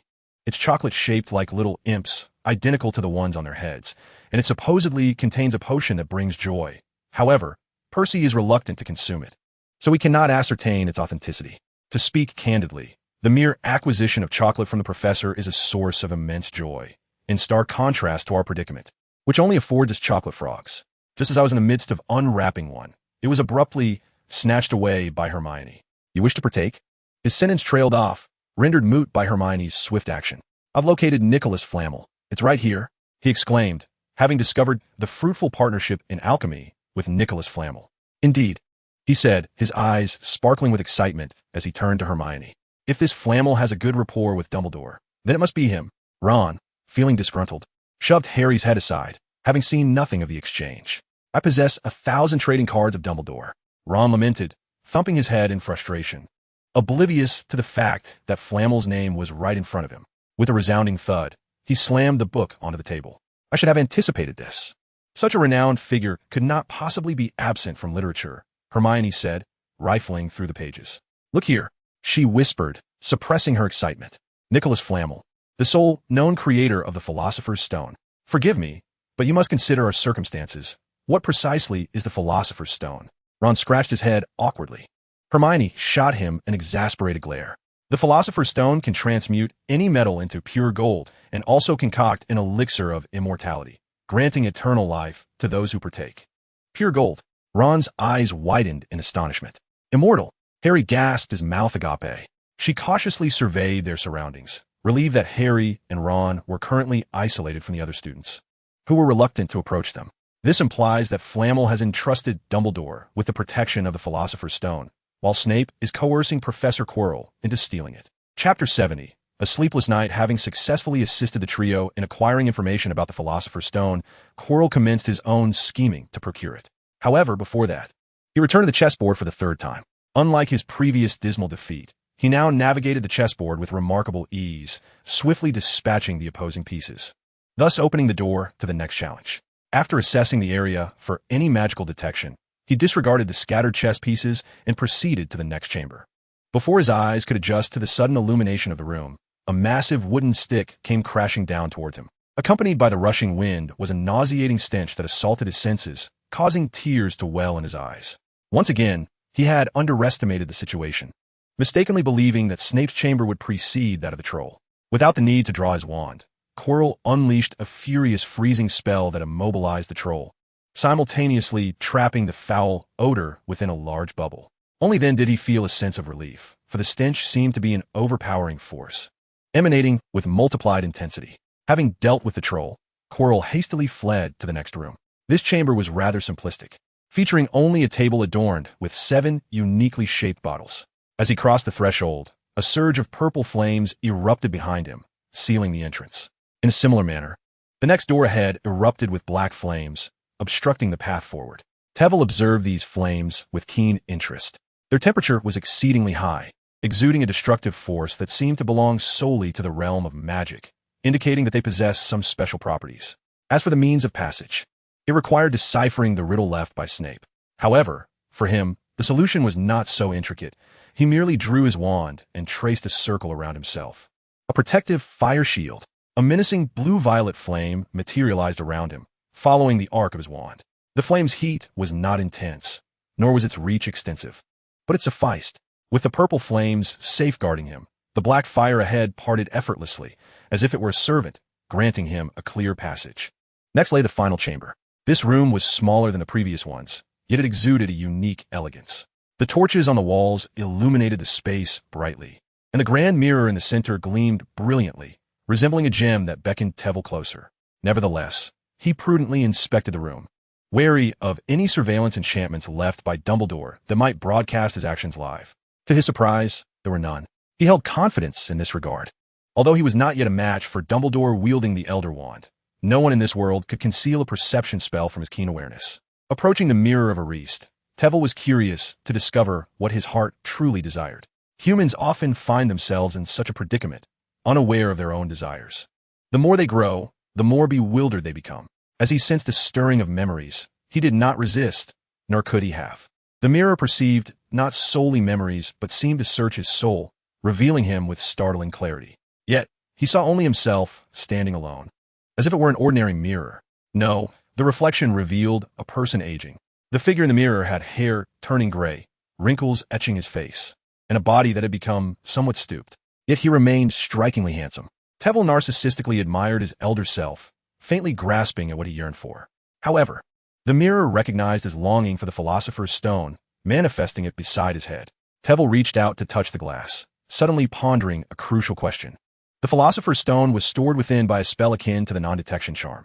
If he were to shatter the mirror now, would the stone vanish with the collapse of space, or would it emerge like the results of a non-detection charm? Yet, he dare not gamble on that possibility. After some contemplation, he sensed that Dumbledore's magic had seamlessly merged with the mirror of Ariste. This flawless union was beyond his current capacity to disrupt. Thus, he left without a second thought. However, at the doorway, he encountered an unexpected yet entirely reasonable individual. "Welfare." Chilo glanced around in panic, asking, "What are you doing here?"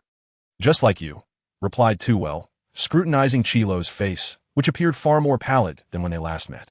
The unnatural hue of Chilo's complexion was rather unexpected.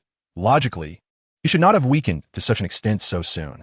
After all, in the narrative, even after consuming unicorn blood, Chilo remained vigorous until his transformation into ash.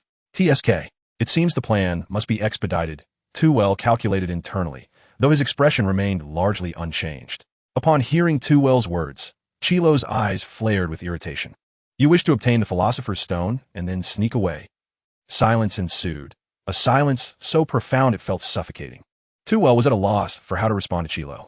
Was he merely influenced by Voldemort, or had he truly lost his wits? Coughing, Chilo realized he had misspoken and quickly attempted to rectify his error. "I am already aware of Snape's arrangements. I am merely waiting for yours. Do not speak." Tveir silenced Chilo with a mere glance. Before they could conceal themselves, another hurried figure appeared around the corner. The flowing hair was enough to reveal the identity of the newcomer. Was Professor Snape truly this free? Tveir seized the initiative, pondering whether Snape was out for a late-night jog to shed some weight. Snape's face twitched as he glared at Tveir with a murderous gaze. Taking a deep breath before he slowly spoke, "It is certainly better than the two of you wandering the fourth-floor corridor at this hour. I suspect the three-headed dog within would not take kindly to your presence." He was confident that he had not triggered any magical alarms inside, but he was equally certain that Snape had not appeared before them out of mere boredom. "Oh, there's a three-headed dog inside? I had no idea." Tveir feigned surprise, though his act was so contrived that it made Chilo want to roll his eyes. "Is it not dangerous to keep such a creature here, with students potentially wandering in? Why would students be interested in what lies within?" Snape retorted, "How should I know?" Tveir replied with a smile. "Perhaps there are disobedient students who might sneak in. You know, some students at Hogwarts have a penchant for adventure." Snape's expression darkened instantly. "Are you threatening me?" Tveir maintained his cheerful demeanor, stepping closer to Snape and gently patting his arm. "How could I be threatening you? I am merely reminding you to keep a vigilant eye on the student's safety." After saying this, Tveir cast a glance at Chilo, who was putting on a convincing performance, and left the area first. Staying up at this hour is simply madness. Chapter 71, Harry's Bottom. It has changed. Professor Flitwick has changed. This was the predominant thought among the third-year students and below. The professor still retained his genteel demeanor. But beneath that handsome facade lay an insidious heart. Of course, the difficulty varied by year. Third years only had 2 correct squares each time, while second years had 4. And first years had 6. As the correct squares illuminate, they also reveal various levels of magical fluctuations, allowing students to discern right from wrong through their senses without the need to constantly look down. The only constant is the invisible traps that manifest upon selecting an incorrect square. A single trap is tolerable, lasting merely a second, akin to a light pinch. Yet enduring multiple instances becomes unbearable. After a mere 5 or 6 encounters, students' ankles begin to throb, and exceeding 10 instances inevitably leads to swelling.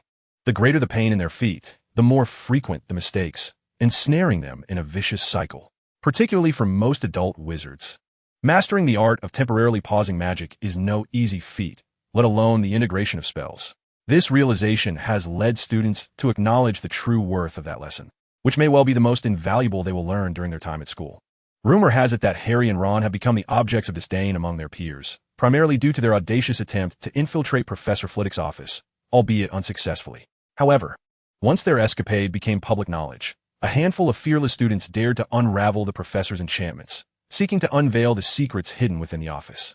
Unsurprisingly, they were all caught and suspended for an entire evening, resulting in an amusingly synchronized drop in the scores across all 4 houses. This turn of events left the initially furious Gryffindors both exasperated and amused, causing them to temper their grievances against Harry and Ron. Nonetheless, the trio found little solace in this outcome, even after discovering information regarding the Philosopher's Stone. With the introduction of movement into their practice, Hermione's combat skills were revealed to be somewhat lacking. Although her scores remained commendable, she found herself surpassed by several talented classmates, including Malfoy. Now, she is consumed by anxiety over how to enhance her abilities, borrowing an extensive collection of books in her quest for improvement. Ron, on the other hand, has made some progress. A month of private tutoring from Twiddle has not been in vain, although his wand still holds him back, resulting in a rather average performance. Harry, meanwhile, bears the brunt of the fatigue among the trio. Not only must he attend classes, but he also juggles Quidditch training. Surely you can't use an ankle injury as an excuse to skip training with Wood? Ron suggested. Hermione set aside her hefty tome and thoughtfully poured him a glass of pumpkin juice. Ever since they learned of the professor's fondness for this beverage, it has become a staple in their supplies. Thank you, Harry said, taking a hearty sip to regain his composure. The issue is that George and the others have already employed that excuse, but Wood insisted that once on a broom, one doesn't need to use their feet. Unless our backsides split open one day, we all must attend training. I'd rather your backside split open than mine, George quipped as he and Fred approached, both drenched. However, it was the serious expressions on their faces that truly captured everyone's attention. What do you mean? Harry asked, setting down his pumpkin juice, puzzled by their demeanor. It's Snape. He will be officiating our match against Hufflepuff. The twins, faces etched with despair, poured themselves pumpkin juice. In this moment, it seemed the only comfort available to them was in that very drink. But the real question loomed. Does Snape even know the rules of Quidditch? Ron stared in shock, his eyes wide, and the quill he was holding fell from his grip. Upon hearing this, Harry sighed and remarked, he doesn't need to know the rules. He can simply keep penalizing us. Snape had already wished to see you harmed last time.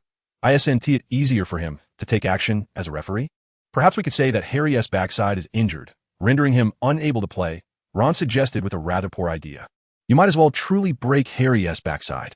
Hermione retorted, exasperated. Ron's eyes brightened. It wasn't entirely out of the question. Harry resolutely shook his head. This was his second match, and he couldn't possibly back down due to something that hadn't even occurred. Stop thinking about it. Snape might not be able to harm me, but if I don't play, we will surely lose. Hermione pondered silently for a moment before suddenly having a thought. Professor Flitwick, what about him? Ron inquired. The professor wouldn't want Harry to be in danger. We could ask him to lift Snape's curse. No, Harry countered, frowning. We should know anything about the professor or Snape, not even regarding the Philosopher's Stone. If we involve the professor, he could very well be harmed by Snape. Hermione and Ron acknowledged this possibility. Compared to Harry being injured, they were far more concerned about the professor facing difficulties. The three exchanged glances, immediately understanding each other's thoughts, and burst into laughter. Ha! Ron chuckled, slapping Harry's shoulder repeatedly. I don't dislike you, mate. At the very least, we can't let the professor be implicated. Right? Harry might not even get into trouble. Hermione laughed in rebuttal. and we could do what we did last time, casting spells on Snape in secret. The more she spoke, the more excited she became, pulling out the hefty tome she had just read and began reciting potentially useful spells. The tickling charm, the leglocker curse, the dance charm. However, she was soon interrupted by Neville, who approached. Harry and Ron, Professor McGonagall asked me to give you these. He handed each of them a note. Harry took a look at his. Your detention begins tonight at 11 o'clock. Find Mr. Filch in the entrance hall. McGonagall. I nearly forgot about that, Ron grumbled. I'd rather be suspended from the ceiling by Professor Flitwick than spend detention with Filch. Hermione closed her book with a sigh and reassured them. At least after tonight, you 1T have to worry about detention anymore. Chapter 72. Curiosity too well certainly understood that the students now felt both love and hate towards him.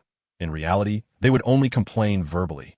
But when it came to the Quidditch games, they would still participate eagerly. Moreover, he now faced a more troubling issue. Based on the events of that night, either Snape or Dumbledore must possess a particular skill to perceive the anomalies on the fourth floor. If the Philosopher's Stone were stolen, it would likely be Dumbledore who would be present outside. Thankfully, he still had his curiosity. Everything is but an illusion. Too well carefully stored away the Marauder's map. Under the cover of night, he arrived at the Forbidden Forest, adhering to the rendezvous established with Quirrell. This marked his second visit to this enigmatic place, and perhaps due to the lingering magic left by Helga, he felt an inexplicable affinity towards the forest. He could distinctly sense Quirrell's location, and, as he pursued the trail, he discovered Quirrell was in pursuit of a unicorn. The unfortunate creature was frantically fleeing, its wounds oozing blood, while Quirrell seemed to toy with it, employing various spells to obstruct its escape routes. Once all avenues of flight were sealed, the unicorn realized it was cornered, forced to face Quirrell directly. Tears of sorrow streamed from its eyes as it stared at the wizard intent on causing it harm. Poor little creature, remember to keep your distance in your next life. Quirrell sneered, twirling his wand. Avada Kedavra! A flash of green light surged forth, and the unicorn resignedly closed its eyes, yet moments later, it felt no discomfort. Upon reopening its eyes, it beheld a golden, shimmering barrier dissipating before it. Do not be so hasty. Did we not agree to act tonight? Emerged Tool from the shadows, grinning at Quirrell.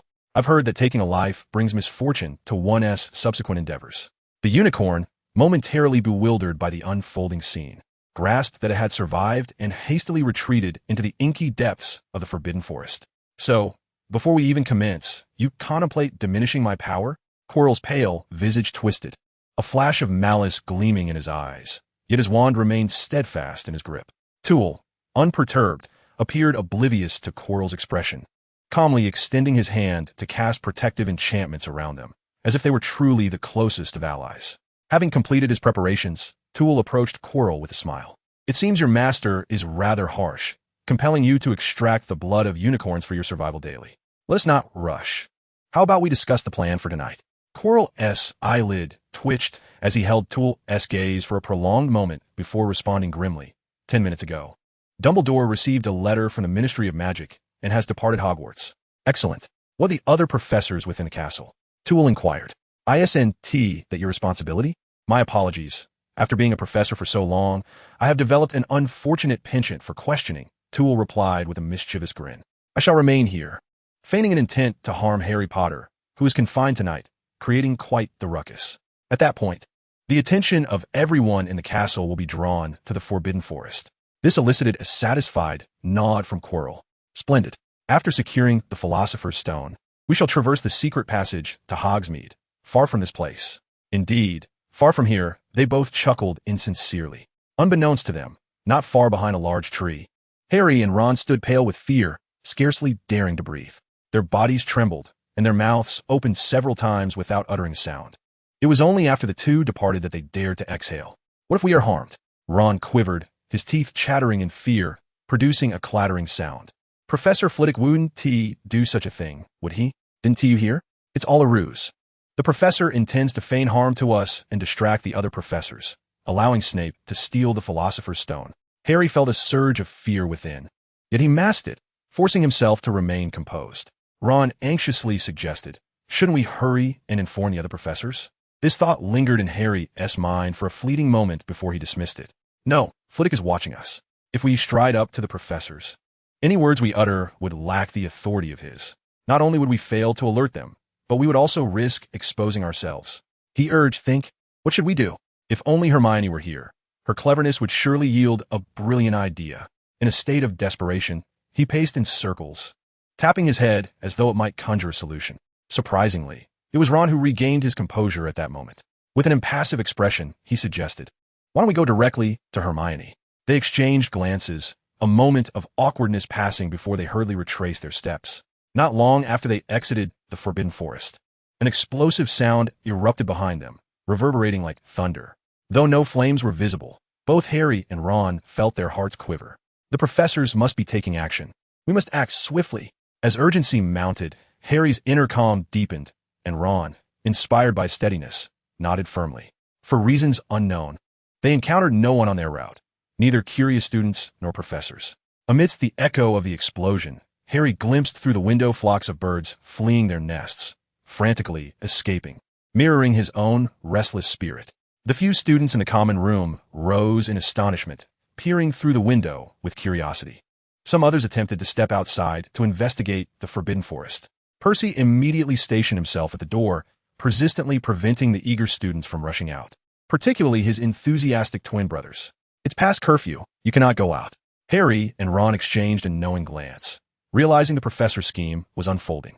Wasting no time, they swiftly located Hermione, who was anxiously watching them from a distance. What happened? The astute young, which immediately sensed something was amiss upon seeing the seriousness etched on their faces. "Our detention is within the Forbidden Forest, searching for an injured unicorn." Harry swiftly and quietly recounted their recent encounter to Hermione. Upon hearing that Professor Flitwick and Snape intended to steal the Philosopher's Stone that very night, Hermione's body trembled slightly in fear. "But the Philosopher's Stone is guarded by a three-headed dog. Isn't it? Although I harbor a profound disdain for Snape," Harry lamented, "one must concede that he possesses at least 1,000 methods to render that ferocious three-headed dog as docile as a puppy." "So what shall we do now?" Ron inquired anxiously, clenching his fists tightly. "With Dumbledore absent from the school, we ought to inform the professors. Their presence would surely prevent Snape from pilfering the Philosopher's Stone," Hermione hesitantly suggested. Ron immediately shook his head in dissent. "I would wager that the professors are presently in the Forbidden Forest by the time we locate them. Snape will have conjured a veritable mountain of gold." A sudden calm enveloped Harry, and he gazed resolutely at his companions. "Therefore, we must thwart Snape." Chapter 73. Heroes. Quirrell contentedly stowed away the parchment. In truth, he had remained in his office throughout, whether it was to meet with Quirrell or to stir commotion in the Forbidden Forest. He had employed a dummy to act in his stead. Having ample alibi, he awaited the benevolent Quirrell to procure the Philosopher's Stone for him. Casting a disillusionment charm upon himself, Quirrell leisurely departed his office and made his way to the 4th floor. Upon reaching the corridor, the harp set up by Quirrell had ceased its melody, and the three-headed dog, relying on its keen sense of smell, was drawing near. This was untenable. What would he do if Harry and the others arrived? Wielding his wand, he continued to coax the harp into playing, ensuring the music would resonate until the following evening, allowing the three-headed dog to enjoy a sound slumber. Upon completing this task, the trio, cloaked in invisibility, hurriedly approached. Coincidentally, Quirrell found amusement in experiencing the role of an observer. At the beginning of the term, Quirrell had presumed that Harry and Ron belonged to the category of underachievers. However, after half a year of instruction, he recognized this to be a flawed impression. The two simply lacked enthusiasm for pre-study and seldom reviewed theoretical material post-class. Nevertheless, they were diligent in attending lectures and taking notes. Their grades, while not on par with Hermione's brilliance, placed Harry at a commendable level. Ron lagged slightly behind, yet his performance could not be deemed poor, hovering between exceeding expectations and mere pass. Moreover, in practical situations, the trio played varying roles in executing the professor's assignments. Ron's chess prowess was nothing short of exquisite, as he courageously utilized himself as bait to ensure Hermione and Harry's safety, ultimately vanquishing the opposing forces. Even if Quirrell himself had entered the fray, achieving such perfection would have been no small feat, of course. Those chess pieces posed no threat to him. Subsequently, Hermione's reservoir of knowledge and logical reasoning proved commendable, though relative to Ron's contributions, her impact was somewhat diminished. As they reached the final chamber, Harry clutched the advancing potion tightly, inhaling deeply. "But must you confront Snape alone?" Hermione anxiously grasped Harry's arm. "I should not have permitted you to come here. Let the Philosopher's Stone remain with Snape." "How could you entertain such thoughts?" Harry expressed bewilderment at Hermione's hesitation. "For the sake of gold, Or perhaps for the elixir of immortality. I once held a similar belief, until this evening, when Hermione exhibited an extraordinary shrewdness. You mentioned that Professor Flitwick referred to a master who relies on the blood of unicorns for sustenance. Who might such figures be within the realm of magic? Harry swallowed hard. Furrowing his brow as he voiced the answer he had been apprehensively contemplating. Are you suggesting Voldemort? Indeed. Only he would covet the Philosopher's Stone to resurrect himself. But hasn't he already perished? Hermione gently shook her head. I do not know, but regardless of the truth, I cannot allow you to take such a perilous risk. Yet Harry chuckled lightly. If it truly is Voldemort, should I not endeavor to thwart him? Hermione gazed at Harry, resolute in his conviction, and found herself unable to utter words that might dissuade him. This is... Hermione blinked, her eyes suddenly glistening with tears. He said that only a hero like you is worthy of wielding this. Tears streamed down Hermione's cheeks as she embraced Harry tightly. And you are also the bravest person in my heart, but that's sentiment. Let's leave it for you to express when the time comes. With that, they ceased their delay and parted ways toward opposite ends of the room. Twivel, observing from the sidelines, felt his lips twitch. What a poignant scene. It resembled a tearful farewell, and he wished to lightly tap Hermione on the head. Do not make such pronouncements lightly. However, he was taken aback by how much Hermione could glean from a single utterance of his. Truly, she was the intellectual pillar of their trio. As Harry entered the next chamber, he swiftly emitted an invisible red light that struck Hermione with precision, rendering her unconscious. I cannot allow you to leave so soon. Twivel lifted her onto a table, re-establishing flames at both doorways. This time, however, he utilized his own fire, augmented to a greater intensity.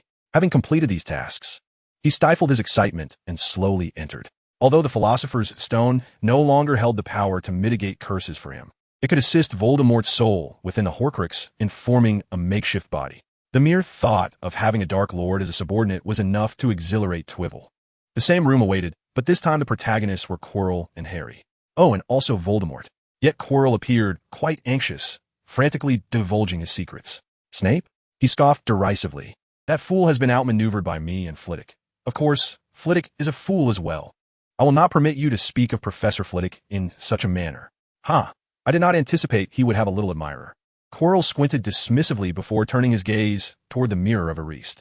However, he could not come to your rescue now. On the contrary, without his assistance. I will not have made it here so easily. Yet he stated that this mirror holds the Philosopher's Stone, though he did not disclose the method to obtain it. I can see the stone in my grasp, but that vision resides only within the mirror. Damn it, I didn't get it, and he shouldn't expect to fare any better. Quirrell muttered to himself, searching the surface of the mirror with his hand, his expression growing increasingly frantic. According to the plan, he should have already acquired the Philosopher's Stone and departed Hogwarts through the secret passage, soaring away with his master.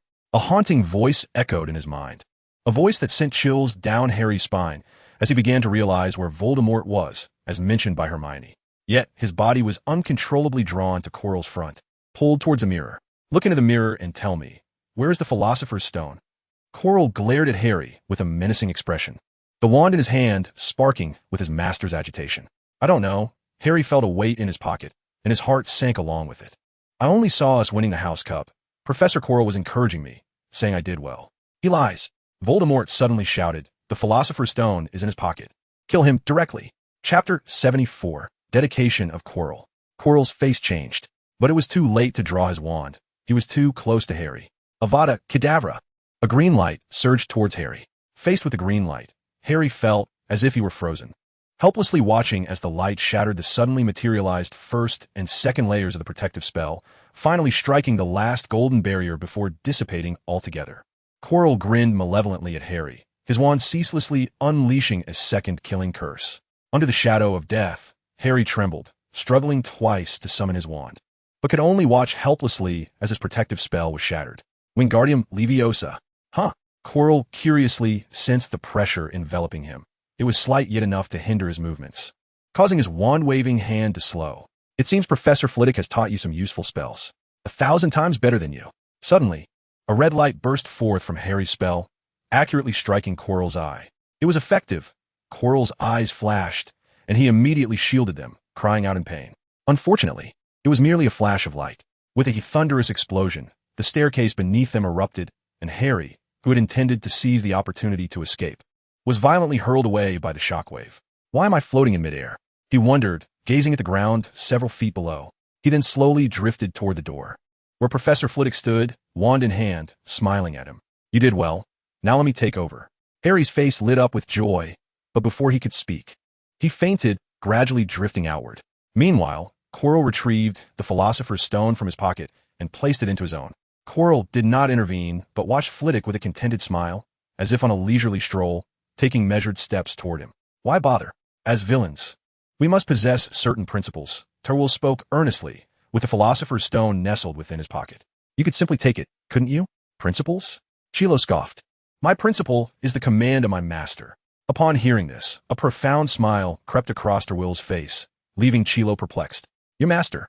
Your master. Such words easily lead one to misconstrue the nature of your peculiar relationship. He furrowed his brow in contemplation, yet could not decipher the meaning behind Terwell's words. Enough of this nonsense. Hand over the Philosopher's Stone, or you shall take the place of that little wretch in death. The smile vanished from Terwell's face, and though he made no additional movements, he instilled an immense pressure upon Chilo. Are you certain?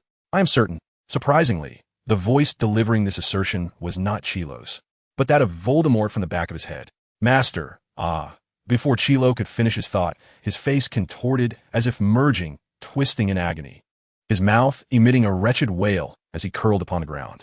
Terwell's heart trembled at the sound. Soon, Chilo's cries ceased, and he stood again. Yet at that moment, he could no longer be referred to as Chilo. Terwell scrutinized Chilo's visage, which appeared as though shrouded by another face, overlapping upon his own. So, you extracted so much of Chilo's vitality merely to seize his body on this day? Chilo, no, at this juncture, Voldemort grinned, his hands moving involuntarily as if acclimating to this new face and form. Chilo was destined to perish. Granting him a chance to devote himself to me is a splendid opportunity, is it not? Voldemort extended his arms, the wand casually grasped in his right hand. The question remains, what purpose does this serve you? Terwell tilted his head, observing the dissonance of Voldemort's current form, noting the peeling skin that betrayed its instability. To kill me and seize the Philosopher's Stone? Yet Chilo's body cannot endure for long. When it collapses, you will still be unable to claim the stone. No. Ever since I became aware of Dumbledore's constant vigilance over this place, I realized that neither you nor Chilo could take the stone, Voldemort declared with satisfaction. Terwell's expression grew grave. The greatest variable in his plan was Dumbledore. I suspect you remain unaware of what Dumbledore has unleashed here. Voldemort gestured to the torches surrounding them. He need not set up sensing magic. He merely utilizes the characteristic of these magical torches to illuminate upon the presence of individuals, thereby aiding him in monitoring this chamber. A look of realization washed over Terwell, accompanied by a hint of resigned amusement. Truly, Dumbledore is remarkable. He consistently employs elements unnoticed by others, yielding incredible results. In a sense, he has returned to the essence of simplicity. Then why do you not flee, remaining here to await Dumbledore's capture? Voldemort mischievously shrugged, making a face, though merely a smile to him, it was a grotesque grimace. After all, I cannot die again. You should be the one concerned, shouldn't you? What do you mean? I have done all this for you, Tveir. He approached Tveir, surveying him with an appreciative gaze. I have never encountered a young man as gifted as you. Join me, and with your assistance, I can not only effortlessly resurrect, but also eliminate all dissenters, crafting an era that belongs solely to us. His excitement grew as he spoke, yet his pallid face betrayed not a hint of color, appearing eerily unnatural. Tveir's heart remained unmoved, and he even felt an urge to laugh. But you are wasting my time. When I encounter Dumbledore later, how am I to escape? With so many students at the school, we can easily capture one or two, and then we can flee as we please, Voldemort replied nonchalantly. Tveir let out a disappointed sigh. Sensing the mockery directed at him, Voldemort narrowed his eyes slightly. Then allow this lowly person to teach you a lesson. Surely, you wouldn't destroy what you cannot possess? Tveir quipped. That is my plan, Voldemort said, stepping back to prepare for his spell. If you do not join me, I will simply bide my time and use Dumbledore's hand to obliterate you. With that, he mockingly bowed. Before he could regain his balance, Voldemort cast a killing curse toward him, which Tveir easily evaded. In response, Tveir unleashed a trio of killing curses in quick succession. Meanwhile, the stone slabs of Voldemort's feet seemed to melt away, instantly transforming into a morass. One misstep, and Voldemort's feet became ensnared in the ground. However, with a flick of his wand, 3 black serpents emerged to deflect the killing curses. He then continued to wave his wand. conjuring a serpent's head from a mire to lift him up. Yet in the next instant, this serpent's head was shattered by Tveir, splattering Voldemort with mud. My sincerest apologies for making you so disheveled. Voldemort glanced at the mud stains upon him. Though it was not his body, his pride had never endured such humiliation. I merely intended to stall for time, yet you. Smack. He raised his wand to block Tveir's spell. Even my students know not to speak too much during a duel. Did your teacher never impart such wisdom to you? Even while speaking, Tveir did not cease his actions, continuously casting spells toward Voldemort. You scoundrel. Voldemort retaliated with a killing curse, his expression finally flushed with anger, rendering him even more ghastly. Tveir calmly deflected it, maintaining elegance. Tom, this is a rare duel, one that can offer you considerable insight. How dare you? For the first time, Voldemort despised someone's words more than the spells hurled at him. Do not let your emotions sway you in battle. Composure is your greatest weapon. This is a private lesson from your instructor. Die, scoundrel. Voldemort cast aside the notion of procrastination, summoning the last remnants of his life, force, and magical energy. With a flick of his wand, the walls of the room, shattered by a spell, began to fracture, and an array of debris swirled together. In an instant, a tornado composed of earth took shape, surging towards Tveir with formidable momentum and obscuring smoke. Boom! The earthen tornado crashed down upon Tveir's location, the swirling mist expanding outward, yet obscuring Voldemort's view of the situation within. After a moment, the smoke seemed to be drawn together as if by a colossal vacuum. It is worth noting that sheer size does not equate to strength. Rather, it can lead to a dispersion of magical energy, rendering it less advantageous in a one-on-one confrontation. Tveir's figure emerged alongside the sound, his wand raised towards the cyclone overhead.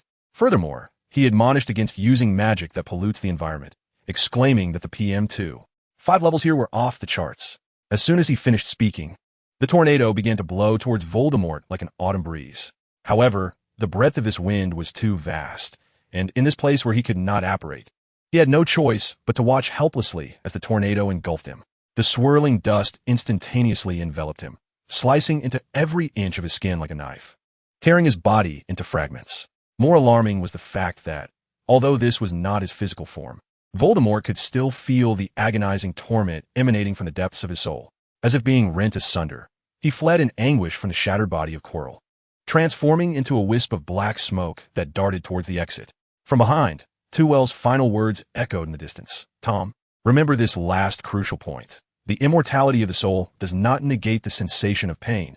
On the contrary, the state of the soul can intensify the suffering you endure. Observing Voldemort's frantic retreat, Tveir shook his head in resignation, uncertain whether his student had absorbed the lesson. Yet, having been a teacher for only half a year, he found himself surprisingly accustomed to the role of imparting knowledge. He cast a casual glance at the ashes of Quirrell, unable to distinguish between the remains and mere dust. I truly am dedicated. Chapter 75, The Philosopher's Stone Acquired.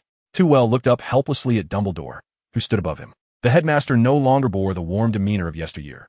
Instead, he regarded Tveir with a detached expression, his hands hanging loosely at his sides, rhythmically tapping his thigh with his wand, emanating an air of smoke and embers. The effortless stance he assumed belied a tremendous pressure.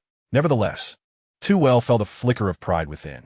The esteemed white wizard regarded him with such significance that it seemed he was on the brink of assuming a combative posture.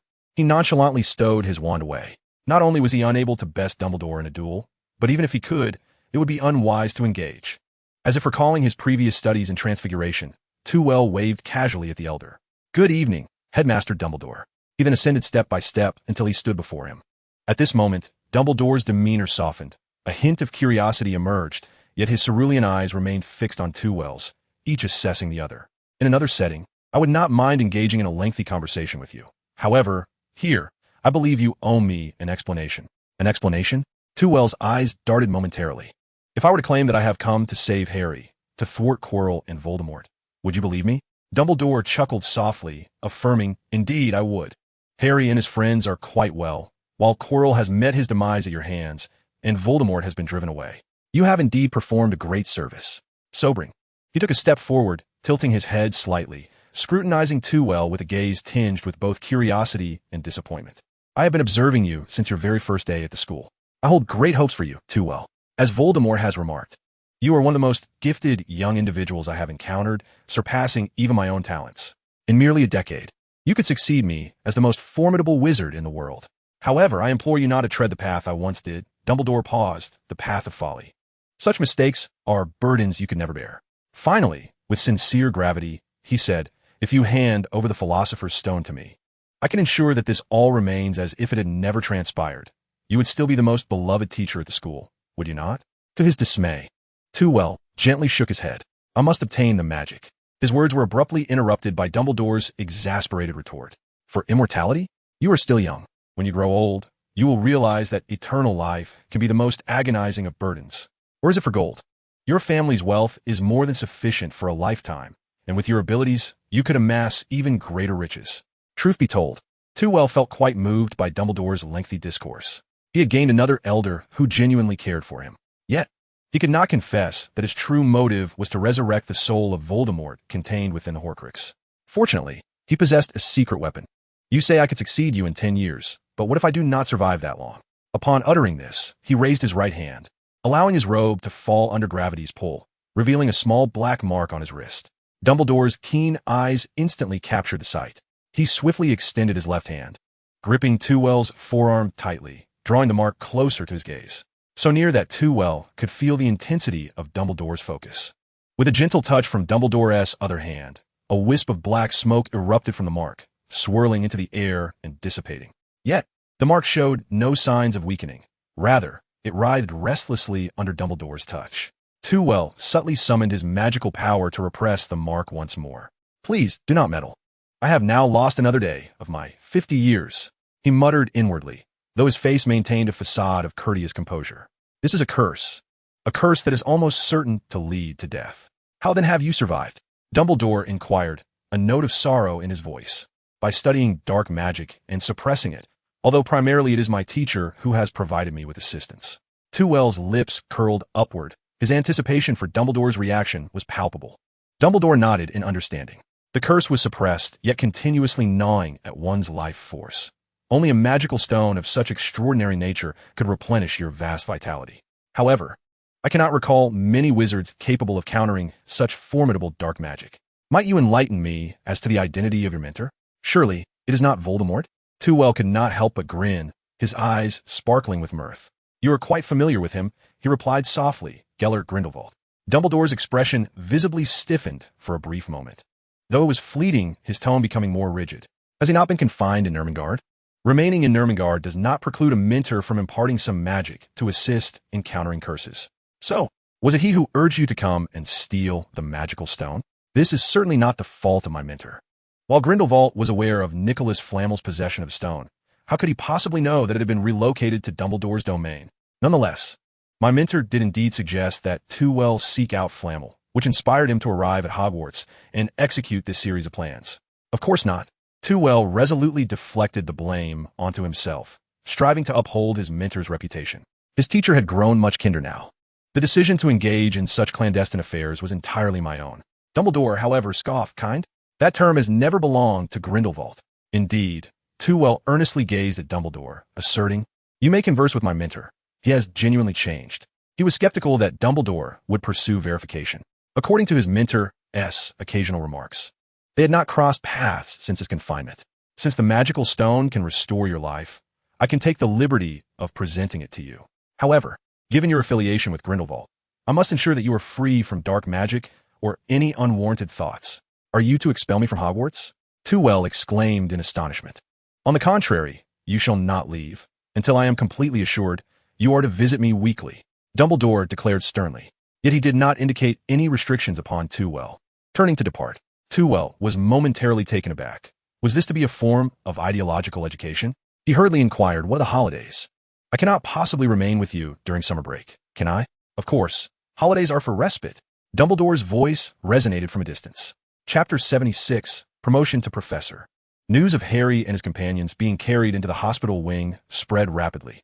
Yet, what astonished the students even more was that they had sustained injuries while attempting to thwart Professor Quirrell in the defense of the school as treasures. Within less than a day, numerous theories regarding the incident had circulated, with those implicating Professor Flitwick gaining the most traction. It is said that Professor Quirrell, feeling discontented with the popularity and adeptness of Professor Flitwick's classes, conceived a peculiar idea. to steal the professor's lesson plans. Upon discovering Quirrell's nefarious plot, the trio of friends bravely stepped forward, willing to endure injuries to safeguard the professor's materials. Consequently, the students' admiration for the trio surged, inundating their hospital beds with gifts. By the time Tveir came to visit, the abundance of presents rendered any additional placement impossible. I had just encountered George and his companions in the corridor, each carrying a toilet seat, seemingly destined for you. Tveir searched for a while, but found no available space, so he distributed his little chocolate treats among the trio instead. "What is this?" Ron exclaimed, his mouth agape in astonishment. Harry, grinning foolishly, unwrapped a chocolate and shared half with Ron, who, as if infected, began to laugh foolishly as well. However, in contrast to the carefree munching of Harry and Ron, Hermione gazed at her chocolate in a daze. "Professor, may I pose a question?" she suddenly inquired. "What is it?" After a moment's hesitation, Hermione resolutely lifted her head and asked with certainty. "The one who truly desires to steal the Philosopher's Stone is you, isn't it?" Upon hearing this, Harry and Ron instinctively halted their actions, shock evident on their chocolate-laden faces as they stared at the two. Tveir chuckled lightly. "Pray tell, how did you deduce that?" Hermione promptly articulated all her suspicions. "Firstly, when Quirrell converses with you, there is no hint of coercion. Rather, he appears to be intimidated by you. You just mentioned the word hero and ultimately saved Harry, indicating that you have control over the situation, perhaps having been there all along, awaiting Quirrell's assistance in obtaining the Philosopher's Stone. Most crucially last night, Harry and the others heard 2 loud bangs, yet I could only hear the second one, suggesting that the sound resonated in their minds. Reminiscent of a spell you have employed, intended to incite panic without allowing them to approach other professors. "I don't deny it," Hermione interjected, her face suddenly flushing. I am familiar with every spell you have used." Tveir comfortingly patted her shoulder. "Remarkable. I had thought my intricate plan would evade detection.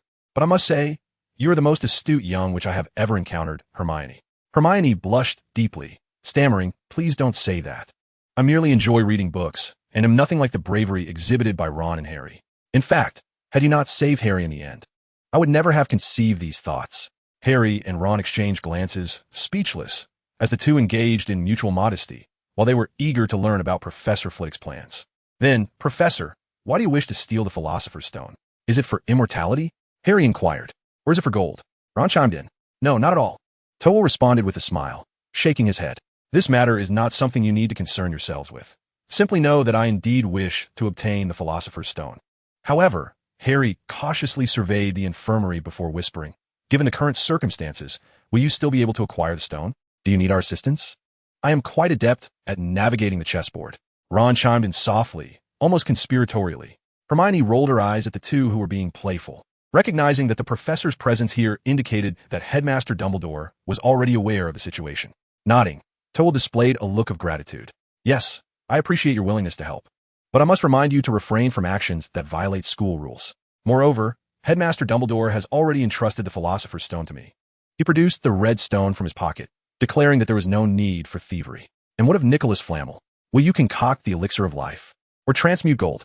The three gazed in astonishment at the Philosopher's Stone, rising from their beds to pose their uniquely personal inquiries. "As for Nicholas Flamel, I believe Headmaster Dumbledore should elucidate that matter for you. Concerning the Philosopher's Stone, I have not studied its usage, and have no desire for immortality or gold. At my age, already a toothless elder, I have grown weary of life." She had come to realize the fate that awaited the Flamel couple.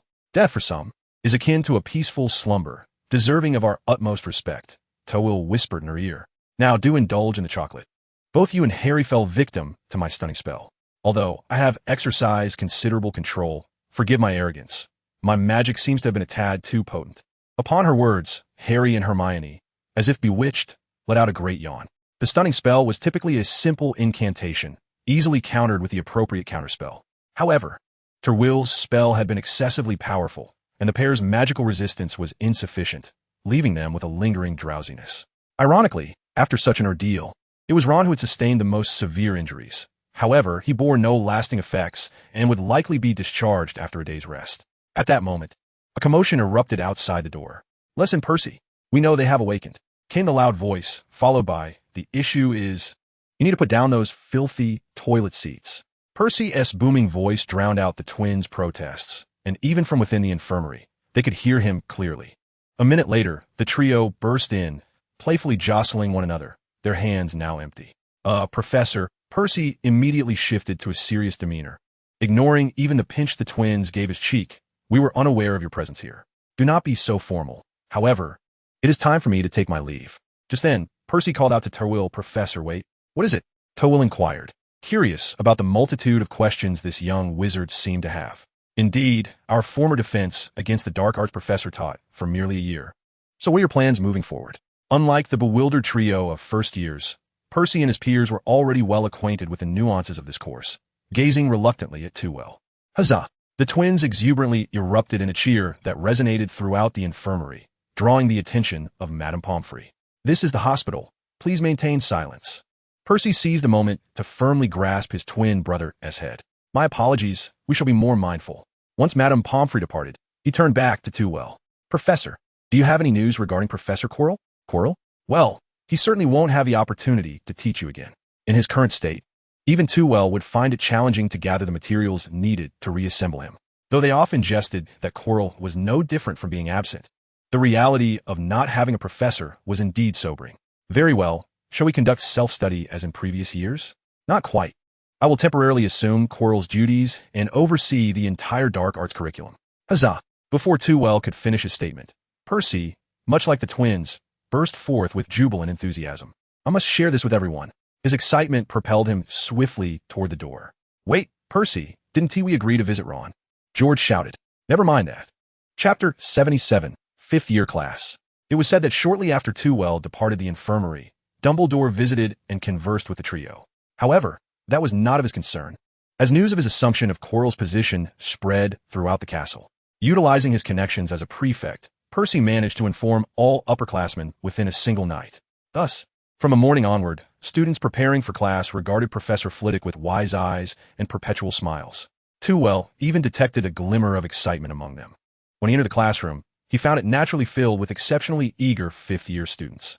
This was their first time in this bright and immaculate large classroom, infused with a subtle scent of lemon. Previously, upperclassmen had attended classes on the 4th floor, where the air was thick with an overwhelming garlic odor. In comparison, the students seemed to have been struck by a forgetting charm, instantaneously erasing any memory of their previous professor's name. I believe you're already aware that I will be responsible for the curriculum in the second half of the academic year, Twill declared, entering with a large bundle of papers. And, I must say, I am delighted to see such enthusiasm among you. Professor, what about next year's curriculum? Percy, emboldened by his familiarity, ventured to inquire.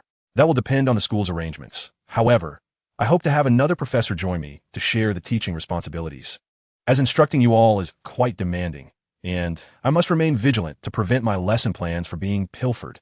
The students erupted into laughter. After 2 days of discussion, coupled with the fragments of truth spilling from Ron's lips, everyone realized that the idea of stolen lesson plans was indeed farcical. However, Twill raised his voice to drown out their laughter. As 5th graders, your most significant task this year is the OWLs. Given the unsatisfactory performance of my predecessor, I will dedicate the upcoming months to thoroughly reviewing the examination content with you. Time is of the essence, and the workload is substantial. I hope you will all muster your spirit, as I wish to see you in the advanced 6th grade class next year. All right? All right. The students shouted enthusiastically. Although they were reluctant to study, recalling the engaging lessons from the past semester, they realized that it would be unwise to neglect their responsibilities. It was far better to exert themselves for this semester so they could continue with the professor's classes for the next 2 years in the advanced program. We are not mere foolish cubs, lacking discernment, are we? The students from both houses exchanged glances, revealing smug smiles. Twill was pleased with their cooperation and waved his hand grandly. Excellent. In that case, everyone, stow your wands and let's begin the examination. The thick stack of papers he brought flew onto the students' desks. They had 2.5 hours to complete as much as they could. If they encountered difficulties, they should abandon those questions swiftly and fill in what they knew to the best of their abilities. Unlike the previous year's papers, there's encompassed all the material from the past 5 years, with a particular focus on the OWL exam content. This was primarily a diagnostic exercise to gauge the student's grasp of the material. Ahem. In fact, these questions were a compilation Twill had prepared while developing the 5th grade curriculum. Although he had taken similar exams before, he had never prepared specifically for them. After all, one does not simply pass an exam by merely having hands. Does one? Quirrell no longer had hands. It was no wonder his students performed so poorly. 2.5 hours later, Tveir casually glanced over the papers and quickly discerned numerous errors on the first sheet. This was still material from the lower grades. In the OWLs, theoretical exams for all subjects would occupy an entire morning, while practical exams would be scheduled for the afternoon. Now, can anyone tell me what this implies? Percy raised his hand. Professor, it means that theoretical exams are as important as practical ones. Indeed, equally important. With a flick of Tveir's wand, a wisp of white mist emerged from its tip, subtly coalescing into a plump figure. This was the Patronus charm, which could help you earn extra points in the practical exam. However, if your theoretical exam scores are poor, those additional points become meaningless. Based on my observations, the scores in the practical exams tend to be relatively close, with the gaps primarily stemming from the theoretical exams, so it is imperative that you take this seriously. The expressions of the students, once filled with anticipation, immediately wilted. The recent examination had dealt a heavy blow to their confidence. The difficulty of the paper was not great, but it covered a vast array of topics, making it rare for anyone to complete it fully, and even those who did often resorted to guessing. Do not be disheartened, for there remains nearly 4 months until the examination. I shall endeavor to maximize your utilization of classroom time, ensuring that you achieve commendable results without impeding your other studies. Tveir offered them a moment of consolation. It does not matter if we fall behind, as long as we can enroll in the professor's advanced class. A boy shouted. The students joined in, gleefully gazing at Tveir, causing him to blush for a brief moment. Ahem, one must not let this reach the ears of the other professors. Once the students quieted, he continued, from now on, our classes will consist of 1 hour dedicated to quizzes, 1 hour devoted to elucidating the theoretical aspects of the examination, and the final hour reserved for practical exercises. Now, the question arises, what spells do we need to practice in the practical content of defense against the dark arts? A bespectacled boy raised his hand. Please, go ahead, Mr. Mig. Based on my analysis of the examination content over the past few years, it generally encompasses curses for counteracting jinxes, defensive spells, and protective incantations from magical creatures. Of course, there's also the bonus charm you just mentioned, which depends on the examiner's personal preference. Excellent summary. 5 points to Ravenclaw. He gazed incredulously at the students. What are you all waiting for? Write this down in your notebooks. Amidst a flurry of rustling, Tveir continued. The spells range in difficulty. The simplest is the defensive charm. If you can successfully cast the shield charm, you will earn high marks. If not, the Protego spell will suffice for some points. You may prepare in advance. But do not forget that reviewing theoretical content is equally crucial. Just then, the bell rang, and the students collectively exhaled in relief. They had anticipated an exhilarating duel or a spellcasting lesson, yet it turned out to be a theoretical class. Though it was taught by a benevolent professor, there was still a sense of letdown. Wait a moment. Each of you come forward to collect a set of exam papers before you leave. Tveir retrieved a larger bundle of papers from his bag. Chapter 78, Diary of Soul Artifact Research. In preparation for the newts, the same procedures were repeated in the 7th grade classroom. However, the number of 7th grade students was relatively small, and those attending the advanced class were quite capable, thus making it considerably easier. The 4th and 6th grades, however, proved to be much more entertaining. As per usual, Tveir introduced them to the advanced version of the light orb game. The speed of the orbs had increased, and students were required to use spells to attack them. Unlike his previous demonstration, the students only needed to master the stunning spell, the obstacle jinx, and the disarming charm. Otherwise, given their current knowledge, few would excel at this game. In addition to the standard curriculum, Tveir also brought a few of the creatures he had been nurturing to the classroom, teaching the students how to handle creatures such as the Grindylow, the Chupacabra, and the Red Cap, which posed minimal danger. In stark contrast to the previous tedious lessons taught by Chilo, the students suddenly realized that the difference between professors could be even greater than that between themselves and pigs. After concluding the weekly educational session on Dumbledore's philosophies, Tveir took some extra time to extract the treasures from the room of requirement. Once he had completed this task, he leisurely made his way to his office. To be honest, he harbored a tinge of regret for agreeing to assume the teaching responsibilities for the 7th grade class. Now, he found himself dedicating at least 7 hours each day to instructing students, leaving him with scant time to delve into the studies of the Philosopher's Stone and Horcruxes. Next academic year, he must persuade the headmaster to appoint an additional professor for defense against the dark arts to alleviate his workload. Otherwise, even Voldemort might find himself too exhausted to conquer the world. Grumbling internally, Tveir entered the brightly lit office, filled with the rustling sound of rapid writing. This noise emanated from 2 faceless dummies wielding quills, seated in the corners of the room, tirelessly grading examinations. However, They primarily assessed multiple choice and judgment type questions. Tveir still needed to personally handle the open-ended responses. Deciphering textual content proved far more challenging than he had anticipated. After all, the dummies lacked genuine intellect and could only comprehend the meaning of complete sentences. A mere change of wording rendered them perplexed. Unless he took control, focusing intently on guiding the dummies, it was akin to grading the papers himself. Casting aside the crown onto the desk, Tveir inspected the papers graded by the dummies. Once satisfied, he devoted himself to the task of examining the Horcruxes. He resolved to adopt a survival of the fittest approach, retaining only those Horcruxes he could master. Before him lay 3 magical artifacts: the crown, a ring, and the Philosopher's Stone. The stone faintly emanated a trace of vitality, infusing a modicum of energy into the malevolent spirits within the office. The crown, on the other hand, appeared ancient and rustic, had he not noticed it absorbing life force. He might have dismissed it as an ordinary crown. However, the ring was different. Sensing the aura of the Philosopher's Stone, it could not resist leaping forth. "You are indeed right," Tveir exclaimed, coming to a realization as he picked up the ring and tossed it into the drawer, deciding to deal with it at a more opportune moment. The most striking feature was the green gemstone, etched in the center, cradled by an eagle, resembling an eye that could perceive the depths of human hearts. The once resplendent gold of the crown appeared dulled, as if tarnished by the passage of time. Yet, the inscription along its base, "The extraordinary wisdom of Ravenclaw is humanity's greatest treasure," remained unchanged. The signs of decay upon the crown were not merely the marks of time, but rather the remnants of dark magic left by Voldemort in the creation of Horcruxes. Legend has it that Ravenclaw cast a spell upon it, enhancing the wisdom of its wearer. Whether it was due to the nature of the Horcrux, Tveir felt not a shred of positive magic emanating from it. Or perhaps, he pondered, one must wear to experience its effects.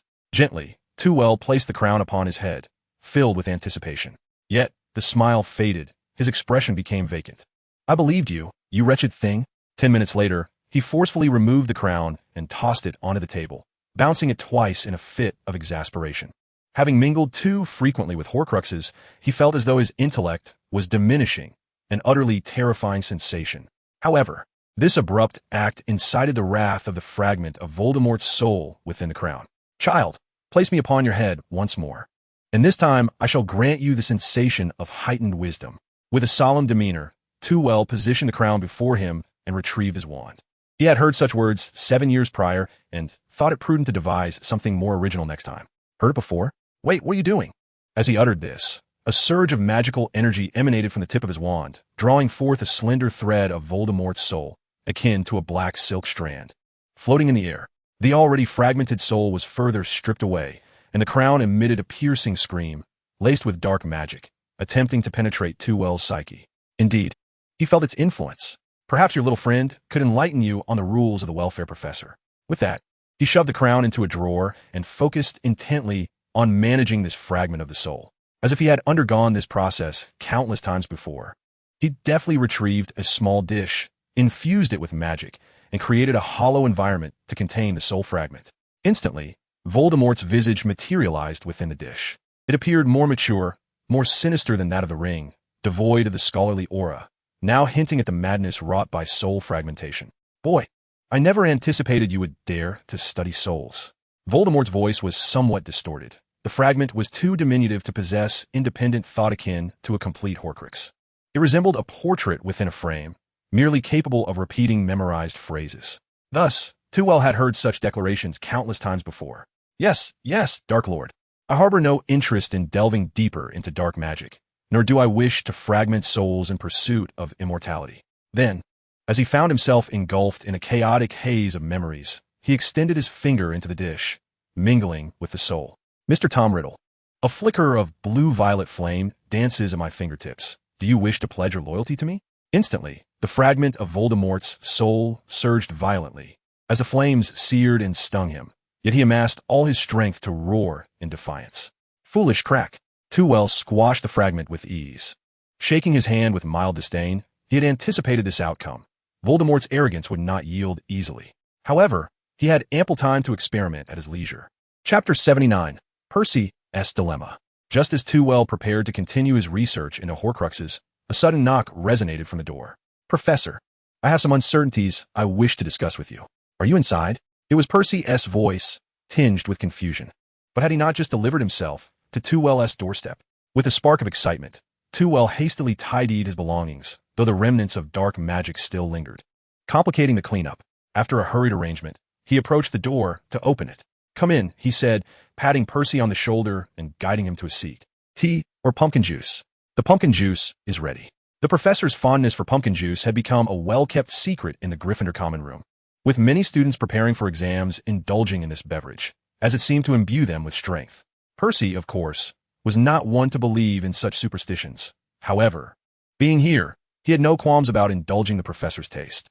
The professor appeared quite pleased, pouring him a generous glass of pumpkin juice. "Thank you." As Percy took a small sip, Twivel began to converse. The same topic can yield dozens of different questions, each concealing various traps. However, practical exercises have been considerably smoother. So he swallowed hard and continued. "My mastery of magic has improved significantly. I can now dismantle spells with greater speed and have acquired a number of silent incantations." Twivel nodded in satisfaction. Even though Percy had chosen to take all 12 subjects, he managed to achieve the top rank in his year, making him one of the most outstanding students of this cohort. Silent incantations were part of the 6th-year curriculum. If you could employ them during the examination, you would astound all the examiners and effortlessly earn the highest grade, an outstanding. Percy displayed a proud yet restrained smile, attributing his success to the professor's guidance. "But are you physically capable of handling this? I hear you intend to obtain 12 certificates, which is no small feat." Twivel produced a piece of chocolate for him. "To be honest, I find it difficult to comprehend this approach. In my view, selecting subjects that best align with one's goals is the wisest choice." Percy held the chocolate, his fingers tracing the crinkling wrapper, producing a crisp sound. "Because I do not know what my goals are," he replied weakly. "Oh, is it because of your uncertainty regarding post-graduation objectives that you've chosen all the subjects to avoid missing out on anything?" Twivel's curiosity was piqued. "I recall Professor McGonagall provided you with career guidance, did she not? Or have you yet to settle on a direction?" Percy nodded, then shook his head, his expression clouded with confusion. "I informed Professor McGonagall that I wished to work in the Ministry of Magic, and she shared many practical insights with me. Yet, I increasingly feel that even working in the ministry may not resolve my dilemmas." "What troubles you so much that it causes such confusion?" "It pertains to my family," Percy said, his tone complicated. "You might have gleaned from Ron that we are not affluent. My father works diligently, albeit with some eccentricities. He truly loves his job. My mother, too, tirelessly cares for us 7 children. Yet such hardworking parents are burdened with worries over Ron's wand and the school fees for my sister, who is about to enroll." As he spoke passionately, Percy's face flushed with emotion, his hands clenched tightly into fists.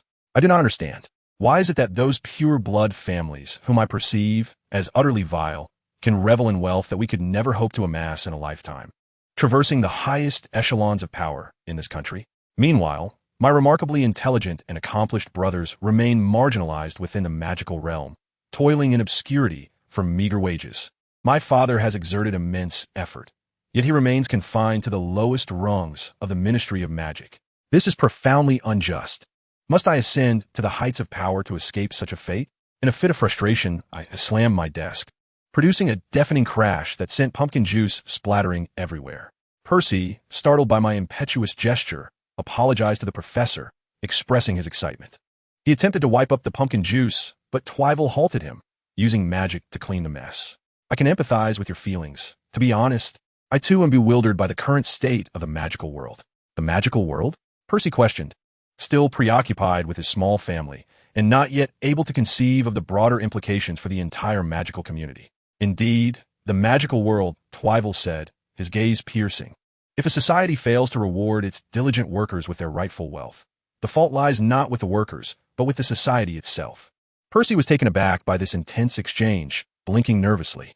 But my father isn't truly that hard-working. He doesn't focus on his job. Instead, he ponders those trivial muggle inventions, playing with rubber ducks and tinkering. And what your brothers? Even if you have not met them, I have heard that their performance in school rivals yours." Twivel leaned forward, his expression growing increasingly grave, his eyes piercing as if they could intimidate Percy into submission. "Or do you wish to be like your brothers, achieving commendable results, yet remaining an inconspicuous pawn, subject to the whims of the inept?" "Percy, the magical world is indeed in turmoil. It cannot be remedied merely through your hard work, just as you mentioned regarding pure-blood heirs like myself." "I'm not referring to you," Percy replied timidly. "No, You are indeed addressing me. I can lie back and inherit wealth that would last several lifetimes, which continues to grow, promising even more in the future. But what of you? You must toil tirelessly to earn a mere pittance for my charity. Twyvel adjusted Percy's gaze, their eyes locking in a powerful connection. The magical world is unwell, Percy. It requires not just effort, but a healer's remedy. Percy, feeling led by the nose, murmured, but where is the doctor? Right here, Percy, in this very office, Twyvel replied with an enticing smile. We are the pioneers who have recognized this issue, and a magical world awaits our intervention to make it healthier and more splendid. Chapter 80, New Allies. But even if we acknowledge this issue, what can we do? Surely, we cannot resort to plundering the wealth of the affluent, can we? Percy gazed seriously at Tveir, subconsciously merging his identity with that of Tveir. Of course not, Tveir exclaimed with a cheerful laugh. Even if you wish to, I would not permit it. For I am a man of wealth. The issue within the magical realm does not stem from the existing riches, but rather from the limited and overly insular avenues for wealth creation. Insular? Having lived in the magical world since childhood, Percy struggled to comprehend why wizards would describe their world as such. Indeed, insular, Tveir pondered. Do you know when the last entirely new magic emerged in the magical realm? I do not know, Percy replied, uncertainty creeping into his voice. Tveir chuckled softly. Neither do I. It could have been just a moment ago, or perhaps a decade past. Now, let me inquire. Do you perceive any difference between your life 10 years ago and your life now? At 6 years old, his memories were not entirely faded, but lacked clarity. After a moment of contemplation, he hesitantly ventured. Was there a new flying broom? Tveir non-committally nodded. And what else? Percy fell back in a deep thought. Yet this time, he could not conjure any further ideas. I do not know. It seems to have always been this way. Perhaps my mother's reading preferences have changed? Or maybe your father's collection has evolved. Tveir offered a hint. Exactly, Percy exclaimed with enthusiasm. My father's collection of radios has transformed. They have become smaller and more exquisite. Witnessing Percy completely absorbed in his own thoughts, Tveir's expression grew solemn. Do you see, Percy? We wizards remain largely unchanged. All progress relies on the Muggles. They have spent years refining radios to be compact and miniaturized, while what have we accomplished in the same time frame? Inventing a new flying broom? Yet how many can actually afford such a broom? Radios, however, are different. Even your father can be their customer. This is why the magical world lags behind. The stage is too small to accommodate great performers. Tveir strode confidently to Percy's side, lifting him up and firmly grasping his arms. You are an exceptionally gifted wizard. Every wizard of your caliber deserves to be seen by a broader audience, rather than being relegated to the corners of the magical realm. You deserve a better life. Percy, do not squander your talent. As if struck at the heart, Percy's frustrations were laid bare. He complained. He resented, for it was merely a hatred of the fact that his talents lacked the stage they warranted, or, more accurately, that none in his family possessed the stage they ought to have. If, he mused, if he could command tens of thousands, would not such authority rival that of the Minister of Magic? Yet in Muggle cities, tens of thousands merely constitute an inconspicuous small town. However, after the initial excitement, Percy suddenly confronted a critical dilemma. But, Professor, we cannot display magic before Muggles, can we? Muggles must not see magic. They simply must not. Not quite. To be precise, for the past 3 centuries, we have been unable to do so. The corners of Tywell's mouth curled into a smirk. Given your exceptional grades in the history of magic, you must recall what transpired 300 years ago. Percy's eyes widened in astonishment. Are you referring to the enactment of the International Wizarding Federation's secrecy law? Indeed, as long as this law remains in effect, we are condemned to live in this world like vermin, perpetually hiding. Percy, astute as ever, immediately grasped Tywell's intent, and he angrily shook off Tywell's hand. I cannot allow you to harbor such thoughts. He dared not meet Tywell's gaze and averted his eyes. We must not exploit magic to enslave anyone. Even if they are Muggles, living in the magical community, especially with parents who are members of the Order of the Phoenix. He was well acquainted with and repulsed by Voldemort's ideology of subjugating Muggles and half-blood wizards. Simultaneously, he felt a profound disappointment in Tywell, which was hard to reconcile. However, Tywell was quite pleased with Percy's ire. Had Percy readily acquiesced, Tywell would have questioned his convictions. How could you possibly think that? I have never considered Muggles as slaves. On the contrary, I regard them as friends, companions with whom we can share the wonders of magic. We can showcase the marvels of magic to our friends, and they can reveal the might of technology to us. What is wrong with that? He gestured amiably. his tone is light, as if discussing a picnic with friends rather than the reform of the magical world. Percy turned away, his mouth opening and closing in shock, unable to articulate a response. You mean collaboration? But Muggle electronic devices would be disrupted by magic, wouldn't they? It seemed that Tveir had nearly breached the defenses in Percy's mind, and he felt a surge of triumph. Do you know why? Percy shook his head in confusion. I do not know either, but if we do not investigate, we shall never unveil the secrets between magic and technology. Yet, I am merely an ordinary student, perhaps with decent grades. How could I possibly tackle such a monumental subject? Now, we are merely a step away, Tveir mused. We will not lack for researchers. He whispered in Percy's ear, what we need are reformers. If we dismantle the barriers between wizards and muggles and become intimate allies, countless individuals will assist us in uncovering the mysteries of magic and technology. The hammer lies in our hands. Tveir straightened, extending his hand towards Percy in a gesture of temptation. Will you stand with me, to be one who wields the hammer? Percy's heart raced violently. He recognized the beauty of the future Tveir envisioned, and he was eager to witness such a reality. His trembling hand, though quivering with excitement, resolutely clasped Tveir's. When Percy exited the office, his mind still swirled in a daze. After shaking hands with the professor, he felt almost breathless with exhilaration. They had discussed numerous matters concerning the magical realm and plans that required his mind to operate at full capacity just to keep pace with the professor's thoughts. A gust of cold wind in the corridor stirred him from his stupor. The Ministry of Magic stands as our most significant objective, a long-term ambition indeed, and I hope you shall pursue a career within its hallowed halls post-graduation. Until then, I implore you to maintain utmost secrecy. Unbeknownst to him, Tveir was lurking behind an ostensibly transparent door, fixated on him. Such a naive child, the ring mused. Are you not afraid he might confide in Dumbledore? I perceive his innermost thoughts with clarity, Tveir replied, his visage shrouded in darkness. There exists a purity within him, so untainted that a gentle grasp allows me to comprehend him fully. Chapter 81, The Nicomeda. The ring, of course, refrained from contesting Tveir's assertion, as he could discern the essence of Percy's purity. Tveir teasingly toyed with the ring. Ideals and interests are not inherently at odds. It is only those who harbor grand aspirations that can wield formidable power. Yet, he remains a student, no matter his academic prowess. He pales in comparison to Cynthia, does he not? Impact knows no hierarchy. Tveir did not elaborate further. In his vision, Percy could serve not only as Cynthia's asset within the ministry, but also as a representative capable of swaying the pure-blood families on the side of virtue. However, that was a matter for after Percy's graduation. In truth, tonight was more about his sudden whim to test his prowess in rallying subordinates. Frankly, coaxing Cynthia posed little challenge. Upon merely articulating his vision for the future, she was ready to draw her wand and confront the International Confederation of Wizards. It was only through Percy's struggles and indignation that he experienced a semblance of the thrill of manipulation. According to his instructor, was he not then at the threshold of mastery? The ring, however, could not fathom such thoughts, perceiving only the distinction between useful servants and ineffectual foes. What purpose did it serve to win over this child? Yet, he refrained from advising Tveir. In truth, he hoped Tveir would continue to seek out such inconsequential subordinates, leading to his own eventual failure and escape from Tveir's tumultuous grasp.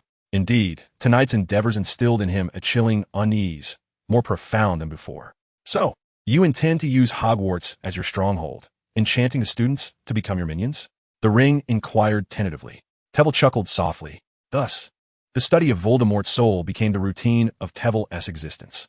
To enhance Percy's efficacy, he also provided additional tutoring, primarily in the art of mental occlusion, thus shielding his thoughts from immediate scrutiny upon entering the ministry. However, Percy's rate of learning surpassed Tveir's expectations. He did not neglect his regular studies and merely utilized his spare time to swiftly master the technique of mental occlusion. This ignited in Tveir a sense of character development, significantly heightening his interest in mentoring Percy. The advancement of strength and the evolution of thought have rendered Percy's demeanor somewhat more mature. However, under the guidance of Tveir, he still maintains a cheerful and optimistic exterior.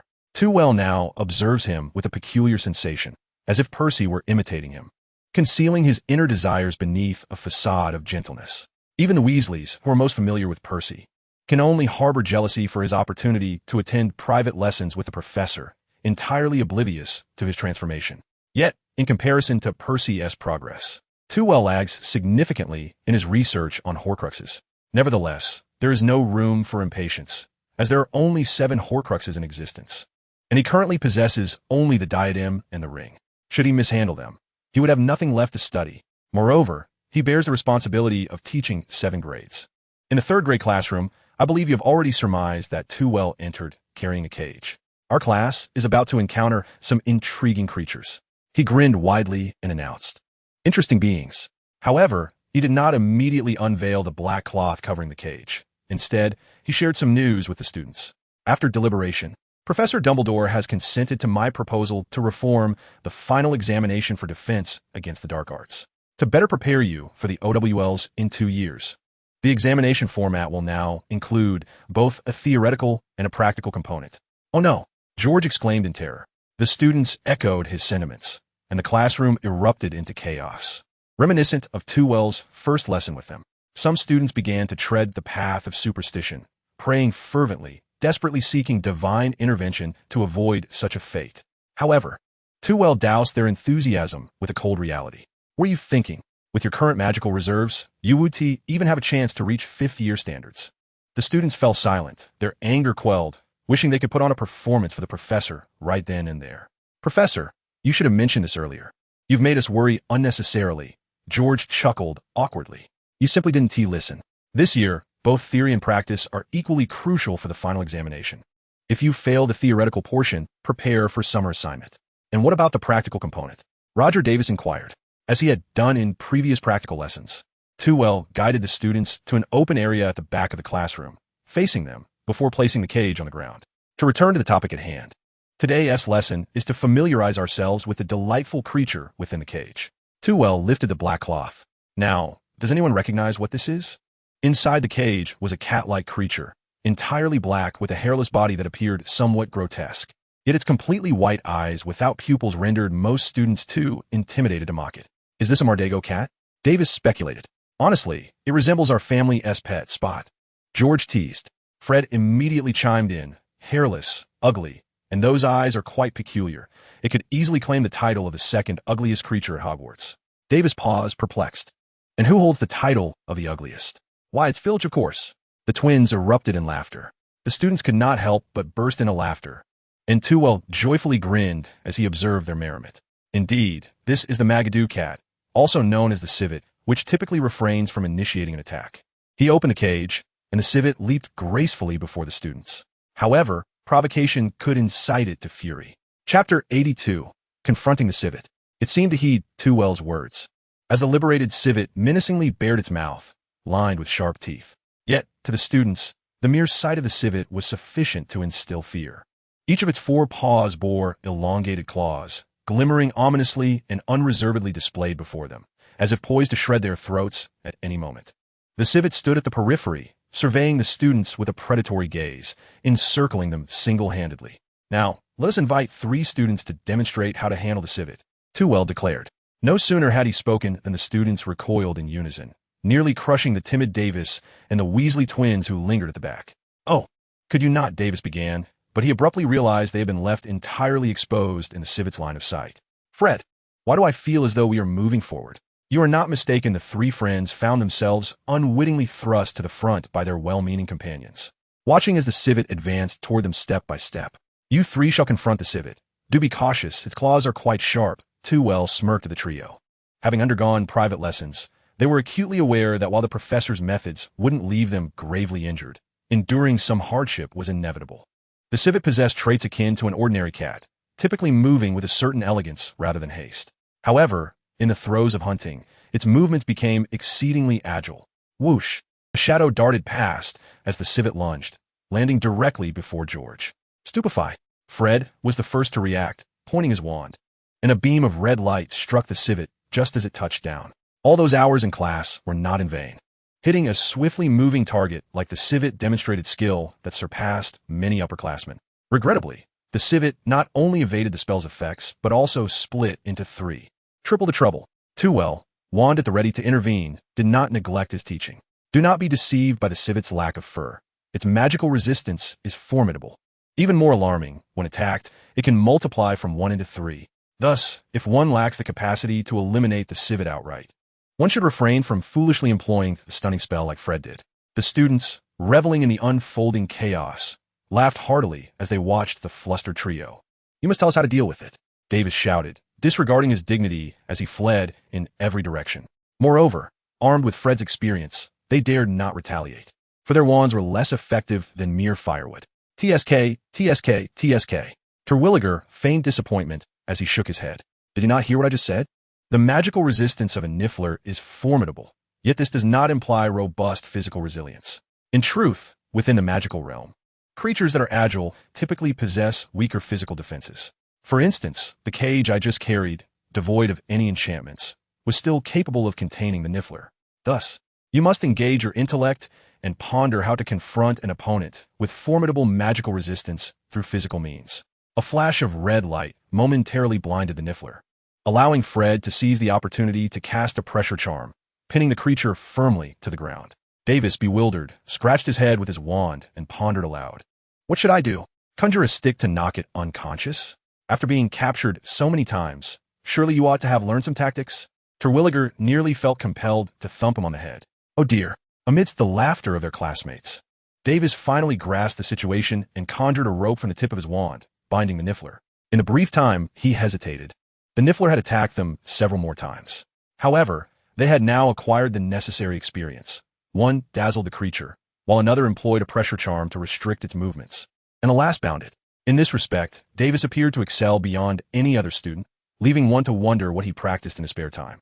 Indeed, they could essentially be counted as one, though this arrangement proved advantageous, dividing the task into 3 for the students to practice. Terwilliger summoned the 3 Nifflers to his side. Excellent. Gryffindor earns 4 points, and Ravenclaw receives 2. The actions of the trio were, in truth, a nascent form of teamwork. Each member performed their role and trusted their companions. In reality, we do not trust each other, George muttered. Therefore, in today's lesson, you shall not only learn how to handle Nifflers, but also contemplate strategies for dealing with creatures possessing strong magical resistance, while also practicing how to complement one another and attempt collaboration. These are techniques you can employ when faced with formidable magical beings. You are free to form your teams, whether of 3 or 4 members. A larger group provides strength but complicates coordination, so weigh your options wisely. Once they hastily assembled their teams, Terwilliger released the 3 Nifflers, assigning one to each group. Ingenious strategies and traps are effective methods for dealing with Nifflers, but heed this warning. They are exceedingly agile, and you must be cautious not to fall into your own traps while they remain unharmed. Terwilliger rescued a girl from one of the traps they had set. Professor, what if we encounter a flying dragon? Should we use binding spells or traps? A student inquired. No, Terwilliger replied, casting a sidelong glance at her. What you need to utilize are your legs. Kick it, the girl exclaimed in astonishment. No, I mean you should run. After the tumult of the practical lesson subsided, Terwilliger let out a weary sigh. This marks their second encounter in practical combat, the first of which dates back to their initial lesson, where the students were utterly defenseless. Compared to that time, they have made considerable progress. However, when confronted with real combat scenarios, they still often find themselves at a loss. To be candid, I am delighted that over the past 6 months, you have acquired such an array of combat skills and magical techniques. Nonetheless, it is evident that you still lack substantial experience in practical situations. Therefore, for the remainder of this semester, we shall engage in practical training exercises. With a look of astonishment on their faces, the students watched as Tveir produced a hefty stack of examination papers. The review of theoretical knowledge must not be neglected. Chapter 83. The Selection of a New Professor. Once Tveir distributed the review papers to the students in grades below the 3rd year, a palpable atmosphere of intense study enveloped the castle. Other instructors, seasoned in their craft, diligently crafted review plans for the students, aside from Tveir. The professors refrained from introducing any new material. Of course, this did not imply that Tveir relaxed the students' review efforts. In fact, he had observed numerous students displaying signs of emotional distress, with some resorting to inexplicable antics, particularly among the 5th and 7th graders. The pressure of preparing for exams had taken a toll on their mental state. According to Percy, he had uncovered several incidents of low-quality potions, charms, and cheating devices being sold. Despite the professor's repeated admonitions, there were still instances where students ended up in the infirmary due to the consumption of potions with severe side effects or those that were merely ineffective. Thus, Tveir chose not to impose excessive pressure, opting instead for an educational approach that incorporated enjoyment, alleviating the students' burdens. At the very least, he aimed to ensure that they could find some joy in completing their examination papers. Reflecting on this, he mused that he truly was a commendable teacher. "Headmaster, I deserve a raise," Tveir exclaimed as he pushed open the door to the headmaster's office and settled comfortably before Dumbledore. Dumbledore smiled wryly, silently poured a cup of tea, while Tveir took it upon himself to serve his pumpkin juice. He had begun to regret the weekly discussions he had with Tveir regarding transfiguration and the current state of the magical world. The studies in transfiguration were manageable. Although they had ventured into realms of unimaginable magic and soul transformation, Tveir's demeanor had remained remarkably composed, even in the realm of soul studies. His approach was tentative yet constructive, far surpassing that of his mentor. However, discussions pertaining to the magical community proved to be a greater source of frustration. As the foremost figure in a magical realm, Dumbledore, despite his long tenure at Hogwarts, maintained connections with numerous prominent wizards across the globe. He was consistently well informed about the latest magical research. Although he did not concur with Tveir's insinuation that the magical community was lagging behind, he acknowledged that wizards were gradually adapting to Muggle technology. Consequently, after each discussion with Tveir, he found himself dedicating considerable time to contemplate the present state of the magical world. It was indeed more challenging than attempting to instill ideological education in that young man. "You have already appropriated half of the school's budget for the next academic year. If you were to receive an additional salary, would the school be able to recruit new professors?" Observing Tveir unreservedly pouring himself a generous glass of pumpkin juice, Dumbledore rapped the table in mild irritation. Tveir, however, remained unfazed. Their numerous disputes over the past few months had hardened him to Dumbledore's displeasure. After sipping his pumpkin juice, he gradually articulated, "Is there a significant change in the defense against the dark arts curriculum next year? The funding is not being hoarded for my own gain. Ultimately, it is for the benefit of the students." Suddenly, he set down his glass in astonishment. "Have you already found a new professor?" Taking charge of 7 grades for the first time, he found himself perpetually in a whirlwind, scarcely having time to attend to his own matters. It was no wonder that the professors at the school had made little advancement in their prowess. With such a hectic schedule, when could they possibly delve into the study of magic? Nevertheless, Tveir's thoughts drifted to a certain professor from the narrative, Gilderoy Lockhart, dressed in extravagant attire. With a lavish cloak draped over his shoulders, Lockhart beamed a radiant smile that showcased 8 gleaming teeth. His immaculate smile appeared to sparkle even in photographs. From the images, one could argue that he resembled more of a toothpaste advertisement model than a powerful wizard. At least, he was far more dazzling than the shampoo he held. Although Tveir had no desire to belittle others, he pointed at the photograph with a bemused expression, remarking that the man's visage seemed far more formidable than his magical abilities. Dumbledore, with a resigned sigh, produced a book titled The Magical Me. You might want to peruse some of his works. The content is quite remarkable. If he can showcase even a third of it, the students will benefit from a commendable professor. Faced with the book, Tveir felt no flicker of interest. What if he cannot even manage that? Surely, he must be better than Quirrell, no? Dumbledore sighed again, noting that few were willing to teach defense against the dark arts. Perhaps he was merely an ostentatious wizard. I assure you, if you were to leave your photographs everywhere like he does, the effect would undoubtedly surpass his. Tveir imagined substituting Lockhart's visage with his own and shuddered involuntarily. At worst, he could delegate some theoretical content to him, thereby alleviating a portion of his teaching responsibilities. Surely, Lockhart could manage at least that much. By the way, Lockhart's interview will take place at the start of the summer vacation. Would you like to join? Dumbledore placed the book before Tveir, suggesting he might wish to examine Lockhart's works if he were to attend. With Dumbledore's encouragement, Tveir reluctantly picked up the book, though he remained uncertain of his interest in interviewing a charlatan. Speaking of summer, do you have any plans? Dumbledore inquired casually, observing the elder's feigned nonchalance. Tveir's lips curled into a faint smile. Let us assess the situation. Initially, I shall explore the realm of magic at school, and, subsequently, I may pay a visit to my elders. Would you care to join me? This time, Dumbledore exhibited no semblance of embarrassment as he had previously. Instead, he met my gaze with unwavering composure. I have already enlisted the help of a friend to visit Grindelwald at Nurmengard, where it is said his living conditions are quite dire. Since you are his pupil, I have no objection to your providing him with some assistance in his daily life. However, Dumbledore leaned forward, his eyes fixed calmly on Tveir, asserting that he could not leave Nurmengard. That is my unwavering stance. Headmaster, unless you personally go to investigate, It will be impossible to discern the teacher's magic. Twyvel mused triumphantly in his mind, yet maintained a composed exterior. Rest assured, the professor is currently in good spirits. Reminiscing about the past, I did not explicitly state that it was necessarily at Nurmengard, he thought to himself. Dumbledore shifted his gaze, unwilling to delve further into the topic of Grindelwald. Let us continue discussing matters pertaining to Muggles then. I was unaware of your profound knowledge in Muggle studies. Twyvel reluctantly proceeded to cautiously introduce his thoughts on Muggle technology. He dared not express himself too overtly, as influencing Dumbledore was a gradual endeavor.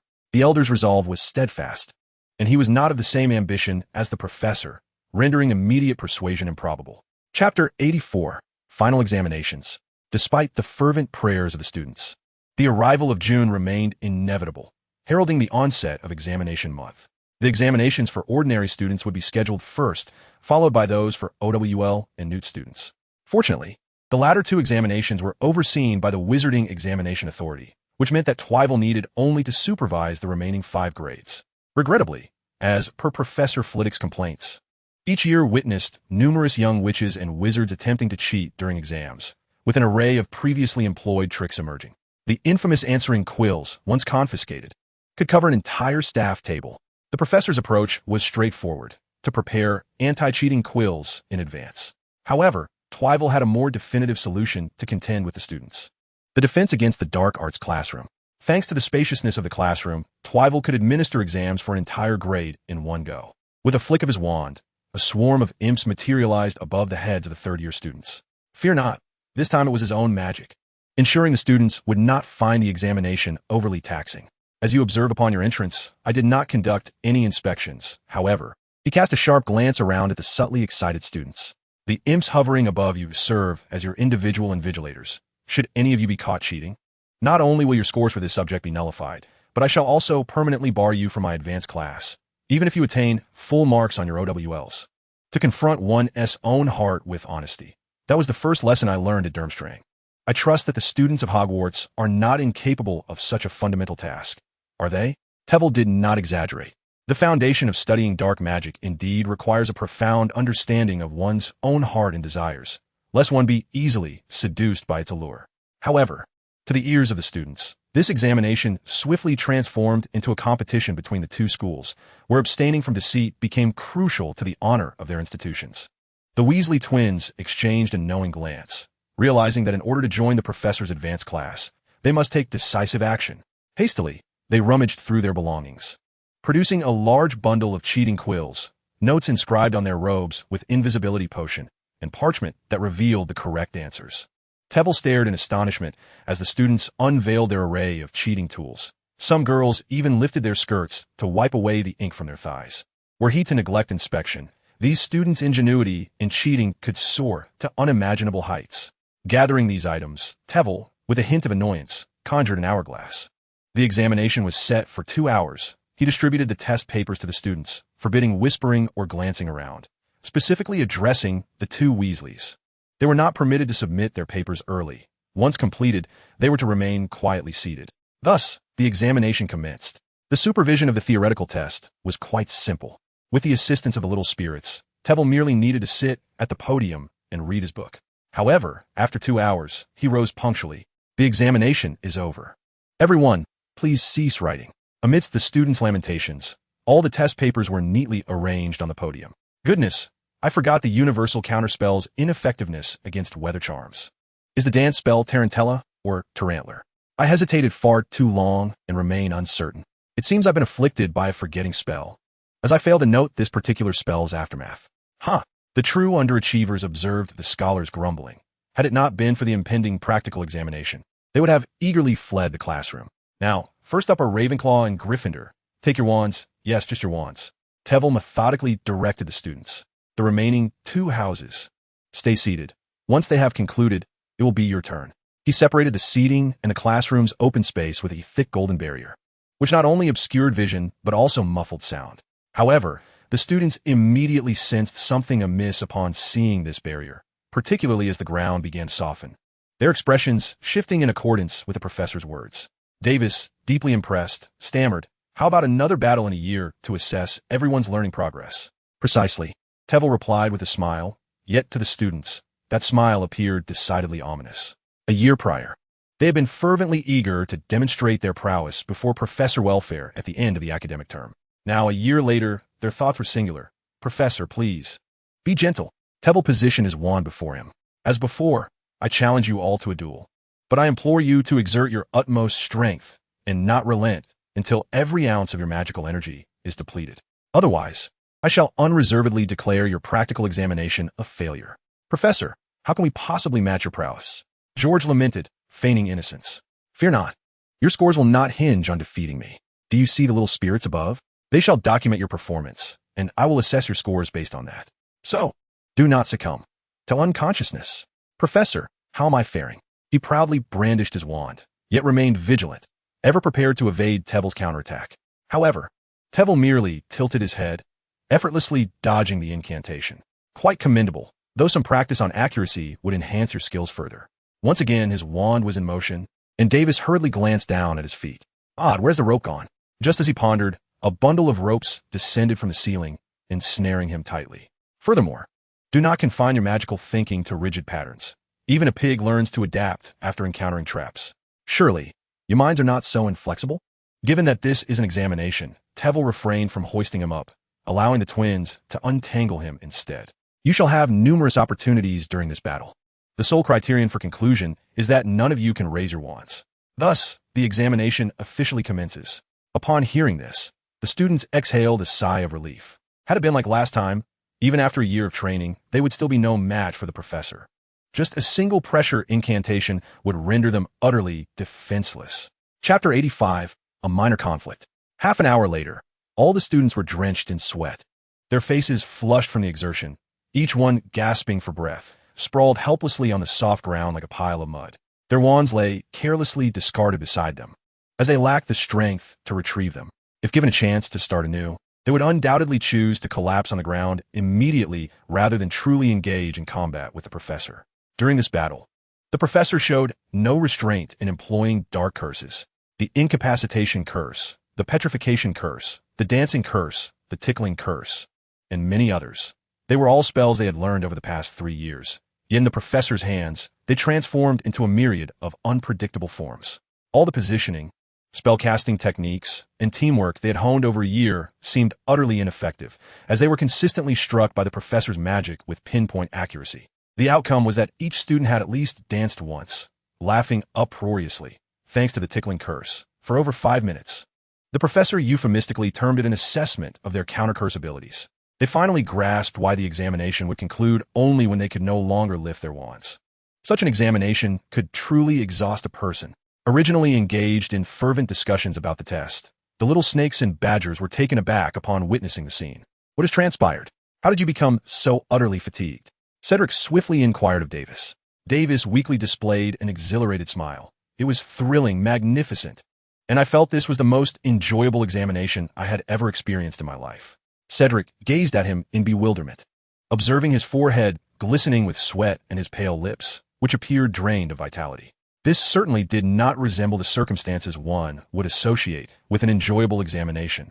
Inspired by Davis, the students mustered the last remnants of their energy and began to boast to one another about how delightful the exam had been.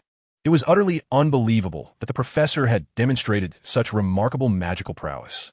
Have you ever witnessed magic that twists and turns? The professor executed it flawlessly. With a flourish of his wand, he unleashed 3 beams of light. It was simply spectacular. Observing their animated expressions, the remaining students approached the smiling professor with a mix of skepticism and anticipation, ready to embrace their unique examination experience. Such practical assessments were typically reserved for students in the 3rd year and above, as only they possessed the marginal capability to contend with the professor. As for the 1st and 2nd years, they were better off engaging in the light-hearted game of orbs. Thus, Tveir efficiently completed all examinations for the students within a mere 2.5 days, marking it as the swiftest conclusion among all subjects. Tveir then devoted another day and a half to meticulously grading the students' papers and reviewing the practical examination content, assigning comprehensive scores to each student. As he gazed upon the report cards, he noted that over half of the grades were the highest, O and E, while the remainder predominantly consisted of passing A's, with only a few glaring failures. Although previous examination results might not hold significant weight, The contrast with the students' performances from a year prior, particularly those in higher grades from 6 months ago, demonstrated sufficient progress to satisfy Tveir. This would provide him with a solid foundation when discussing a salary increase with Headmaster Dumbledore. After neatly organizing the report cards, he realized it was not yet time to disclose the results to the students. He would wait until all subject grades were finalized and distributed alongside the textbook list for the new academic year. With ample time at his disposal due to the early vacation, Tveir found himself with considerable leisure.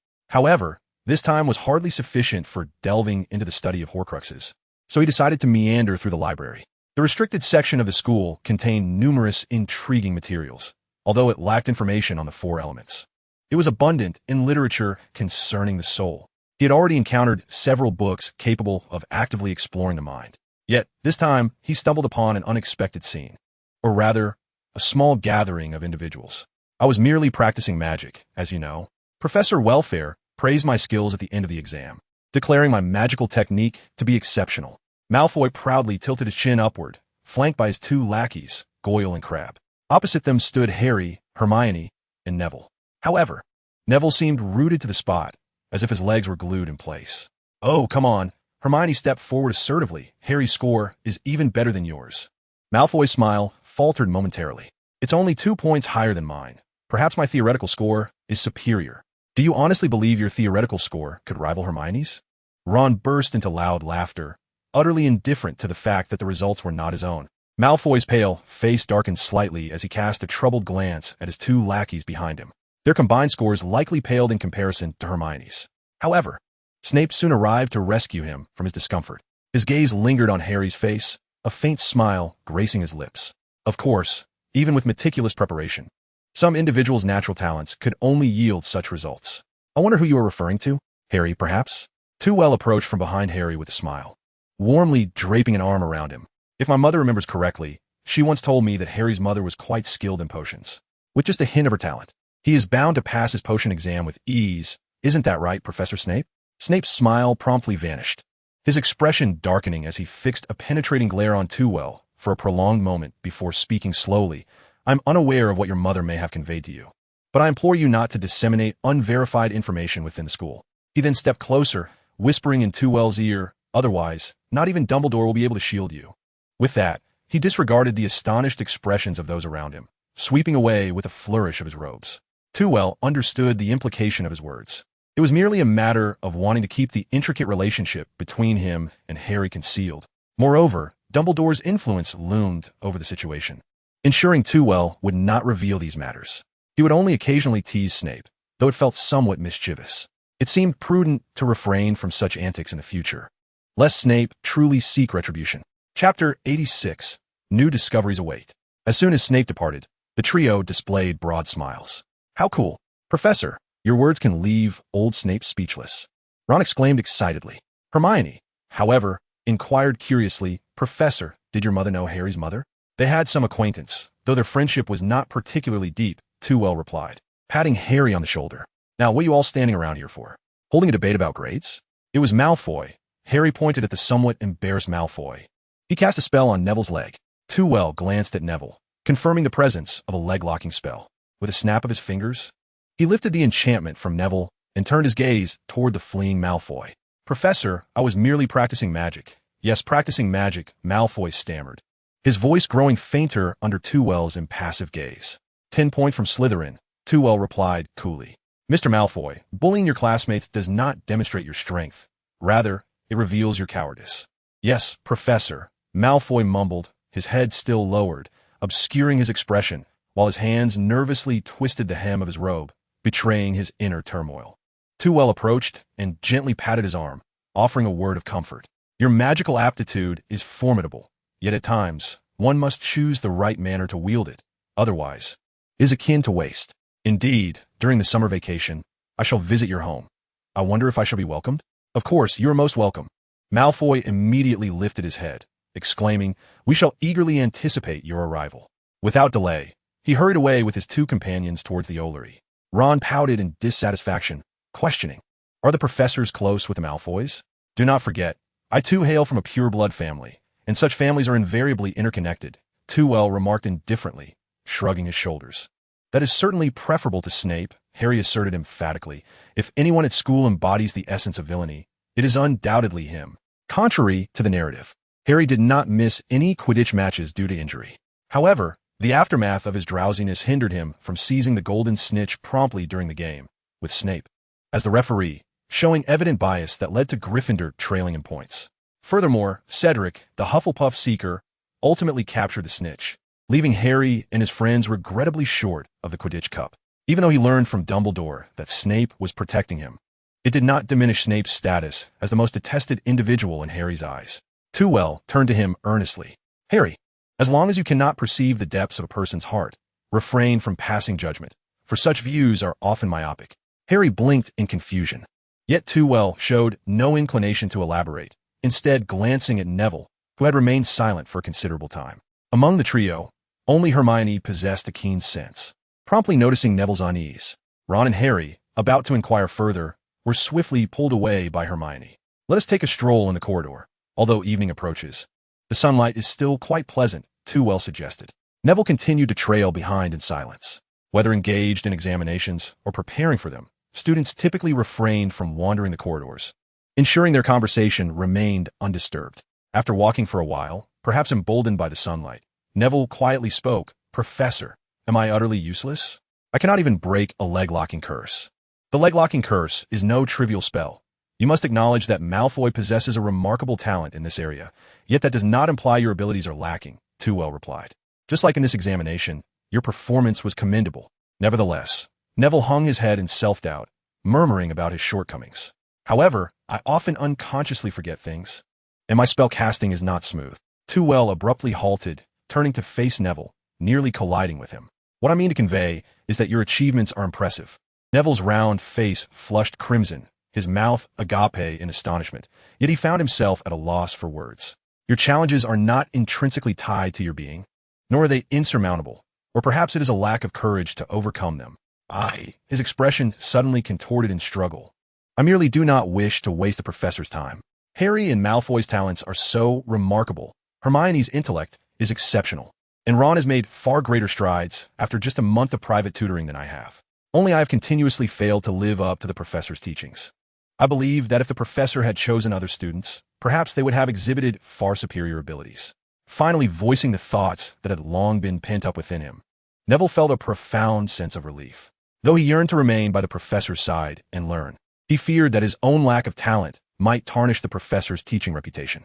Such an outstanding professor should not squander time on someone like him. Terwilliger shook his head in resignation. He could hardly tell Neville that his soul was worthy of study. Moreover, from his previous examination, he had gleaned the essence of magical intent from Neville, which aided him in locating Helga in the Forbidden Forest. Just this insight alone was enough to warrant 7 years of instruction for Neville. Furthermore, Terwilliger still struggled to comprehend Neville's situation. He had a premonition that within Neville lay the key to understanding the soul. Look into my eyes. Terwilliger's demeanor was as cold as Snape's, causing Neville to look up in alarm. He had been pushed into the Black Lake from the dock by a family member and nearly drowned at 8 years old. He was hoisted upside down from a window, only to bounce back and fly across the garden, landing abruptly on the road at the tender age of 1. He witnessed a villain invade his home. However, the account ended there, suggesting that this was a portion erased by the forgetting charm. Terwilliger ceased his attempts at extracting Neville's thoughts. Neville's memories appear to have a small gap, yet this gap did not correlate with the casting of spells. Logically, even if he were forgetful, it should not impede Neville's spell-casting abilities unless this small gap affected his soul. Terwilliger quickly suppressed his jubilant smile. Though he was eager to validate his theory, he felt grateful for Neville's selfless contributions. Do you see? He smiled as he crouched before Neville. You are a true wizard. It is merely certain obstacles that hinder you, waiting for you to overcome them. But what are those? Neville asked, puzzled. That is something we must tackle together, Terwilliger encouraged. Do not give up easily. Face it bravely. This academic year has concluded, but fear not, for starting next year, I shall always be here to assist you. Or do you wish to remain unchanged? Chapter 87, Mr. Boggins. No matter how arduous the examination, it must eventually conclude. With the final History of Magic exam for 7th year completed, this academic year reached its end. Professor McGonagall, unable to contain her excitement, discreetly informed Terwilliger that this year's defense against the dark arts results were better than ever, especially the OWL and Newt scores. If the trend continued, as in previous years, Where O's and E's in the OWL could lead to advanced classes, he needed to prepare himself for a significant increase in class sizes. At the year-end feast, Dumbledore unsurprisingly awarded extra points for the trio's performance, indirectly validating Ron's boastful claims. Thus, although Gryffindor did not secure the Quidditch Cup, they nevertheless surpassed Slytherin to claim the House Cup.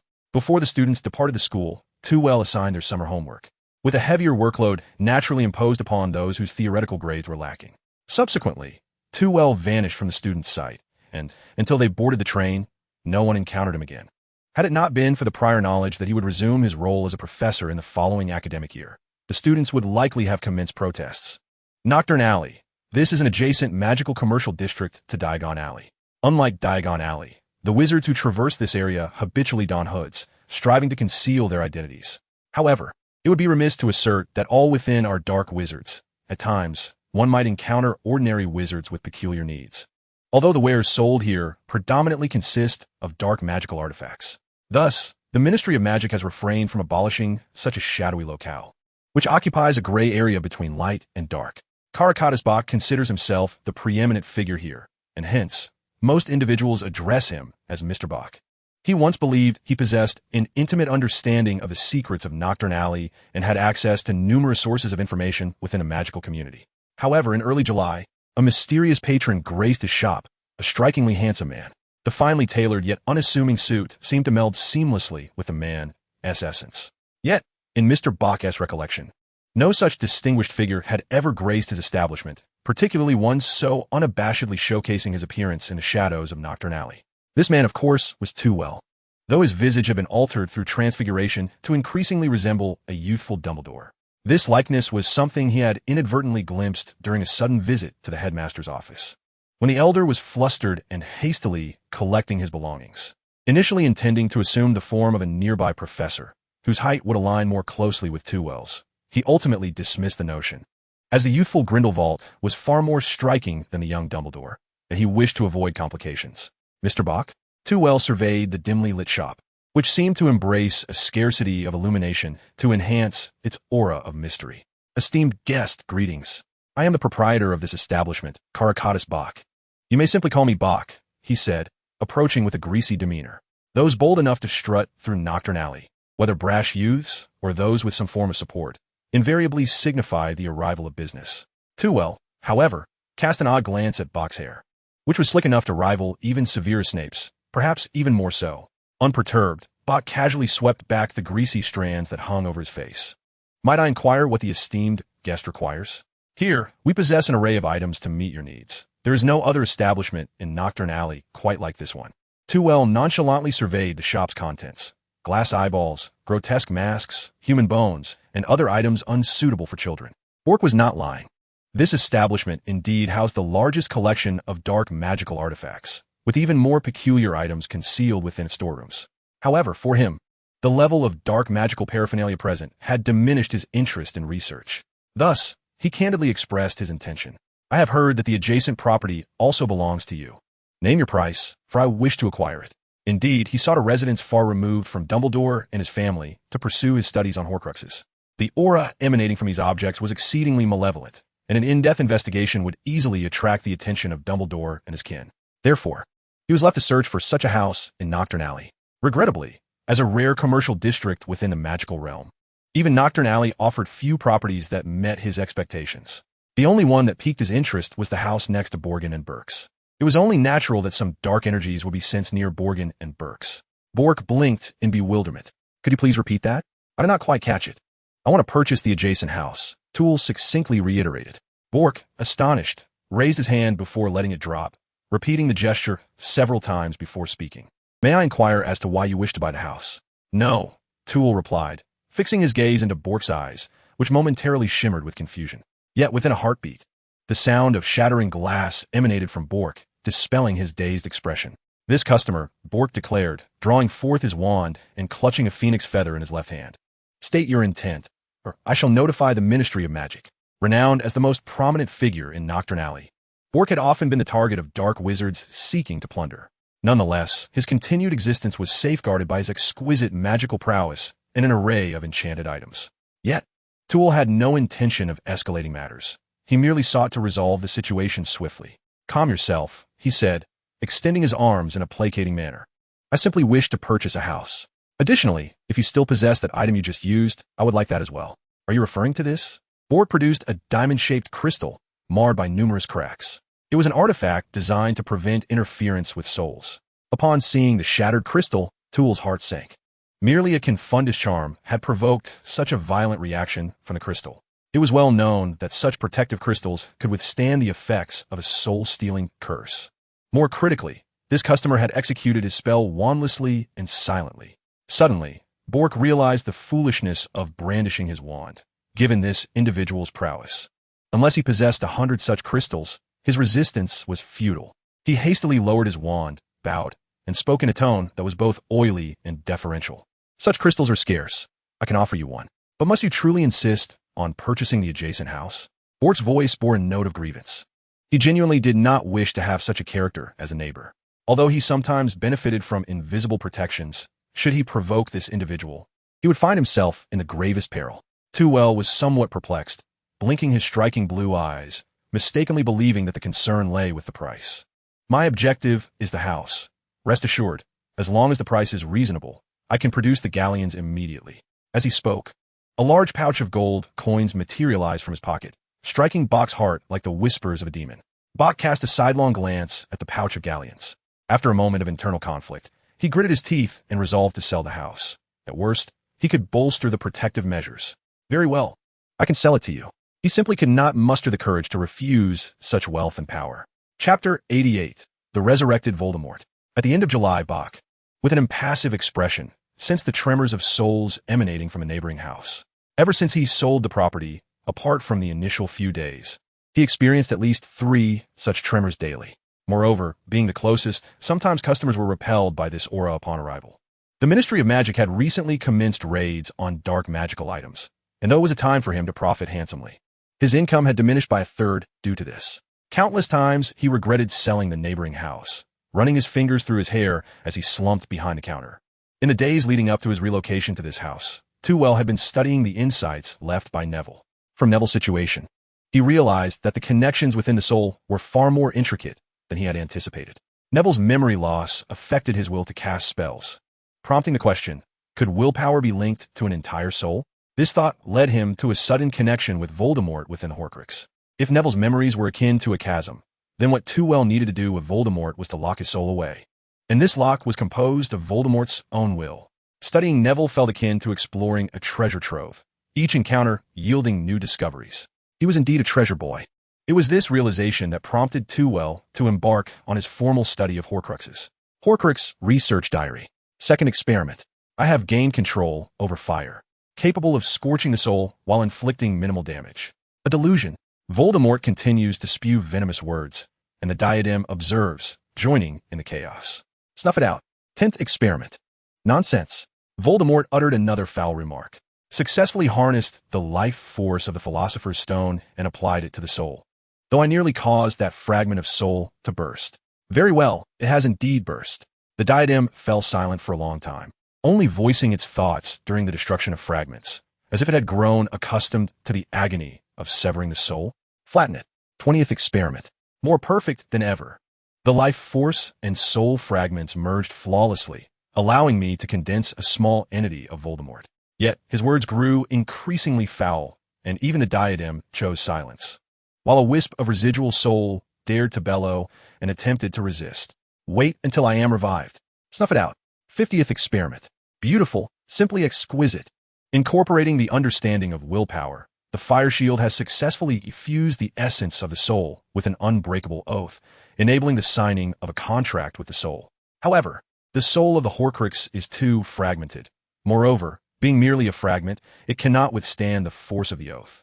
The diadem has grown increasingly silent. Is it perhaps quietly devising a plan of rebellion? Squeeze. The 99th experiment. At last, the power of the fire shield has become manageable at will, marking the first occasion after mastering it that I have controlled this magic to such an extent. I dare say I'm not far behind my instructor. The fractured soul has also become quiet, gazing at me with a peculiar expression. What is its intention? It appears almost humiliated. Squeeze to detonate. The 100th experiment. After the preceding 99 attempts, Tveir has completely mastered the usage of the fire shield upon the soul. Thus, he has set his sights upon the diadem.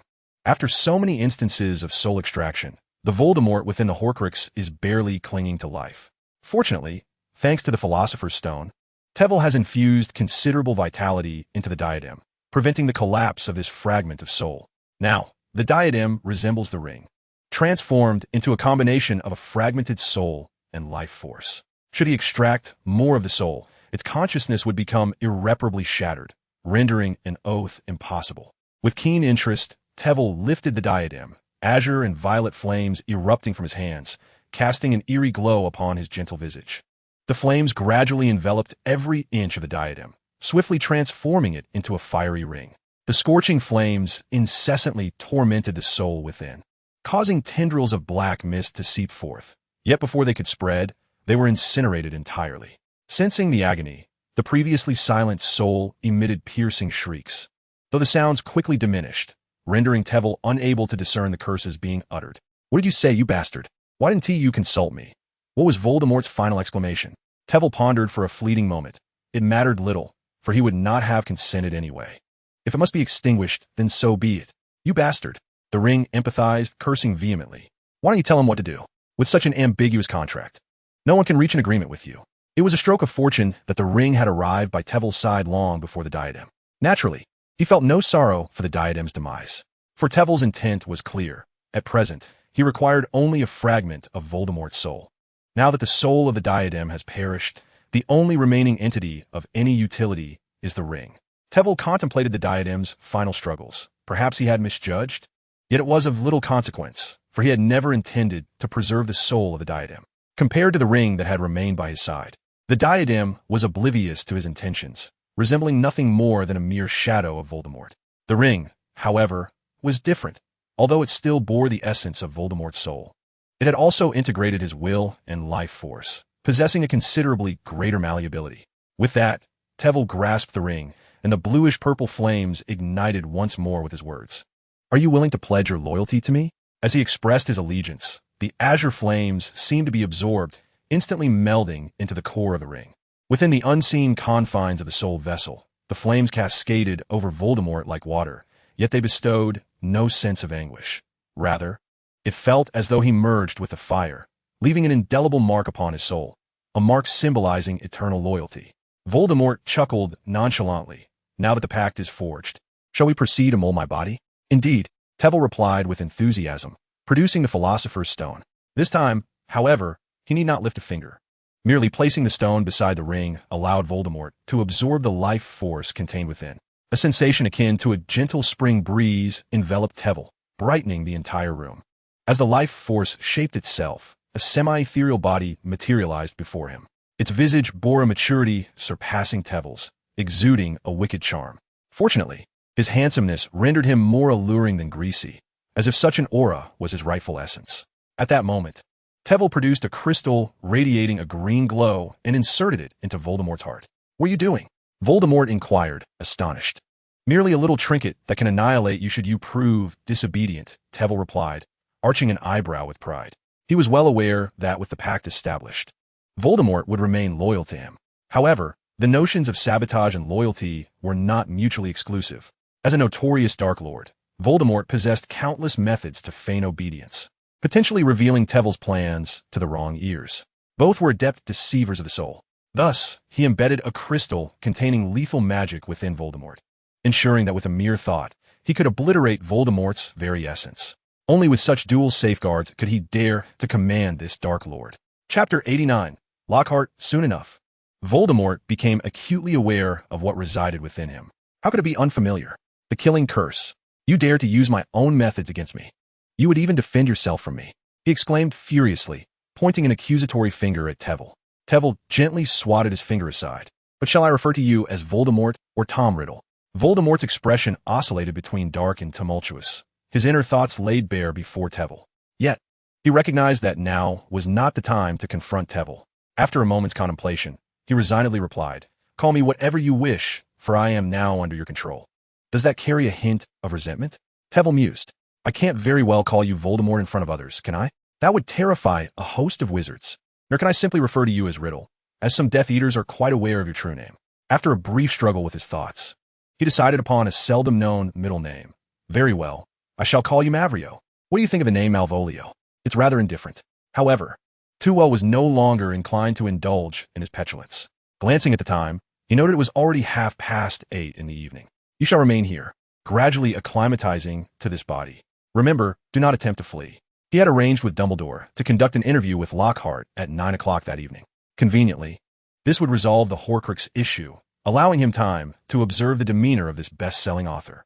With the chatter of students absent, Hogwarts appeared eerily serene under the night sky.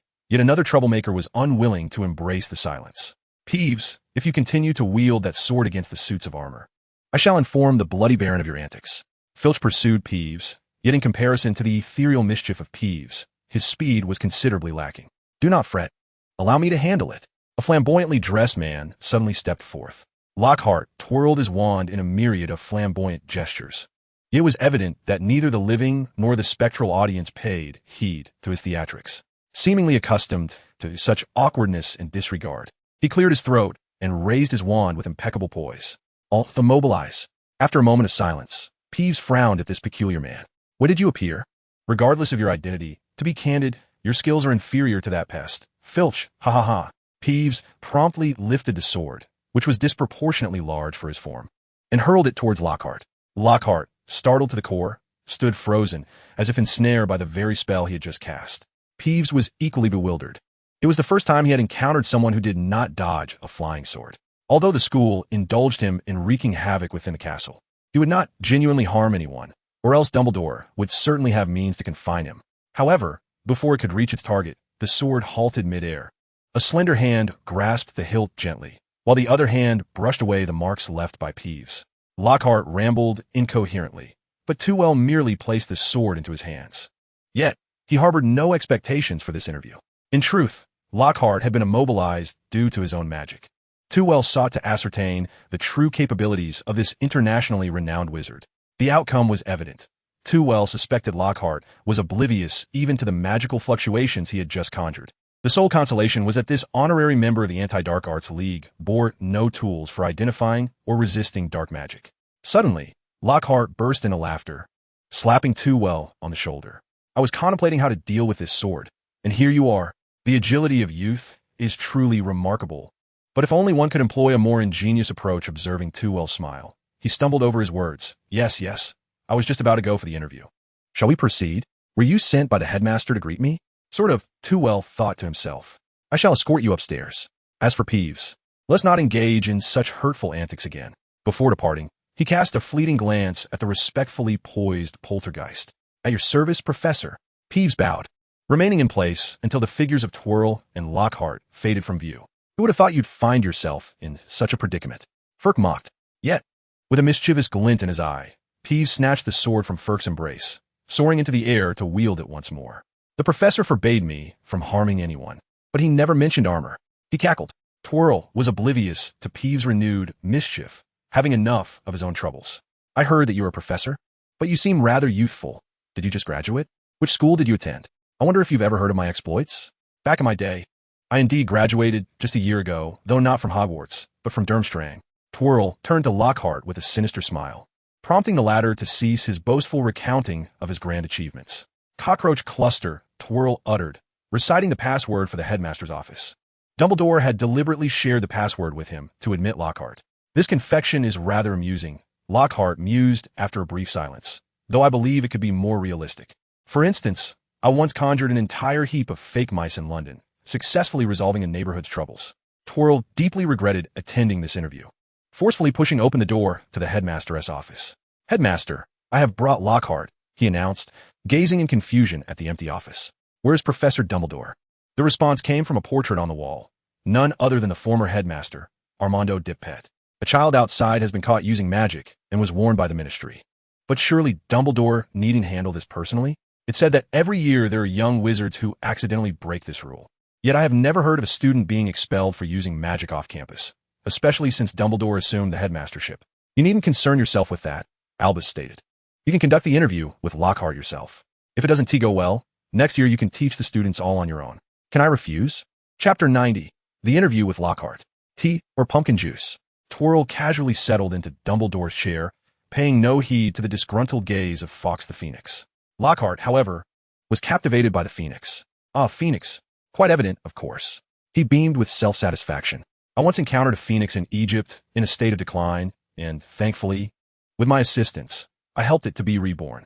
Even without your help, a phoenix can regenerate itself. Twirl coldly commanded a teacup to fill with tea and float before him, repeatedly bumping against Lockhart's head.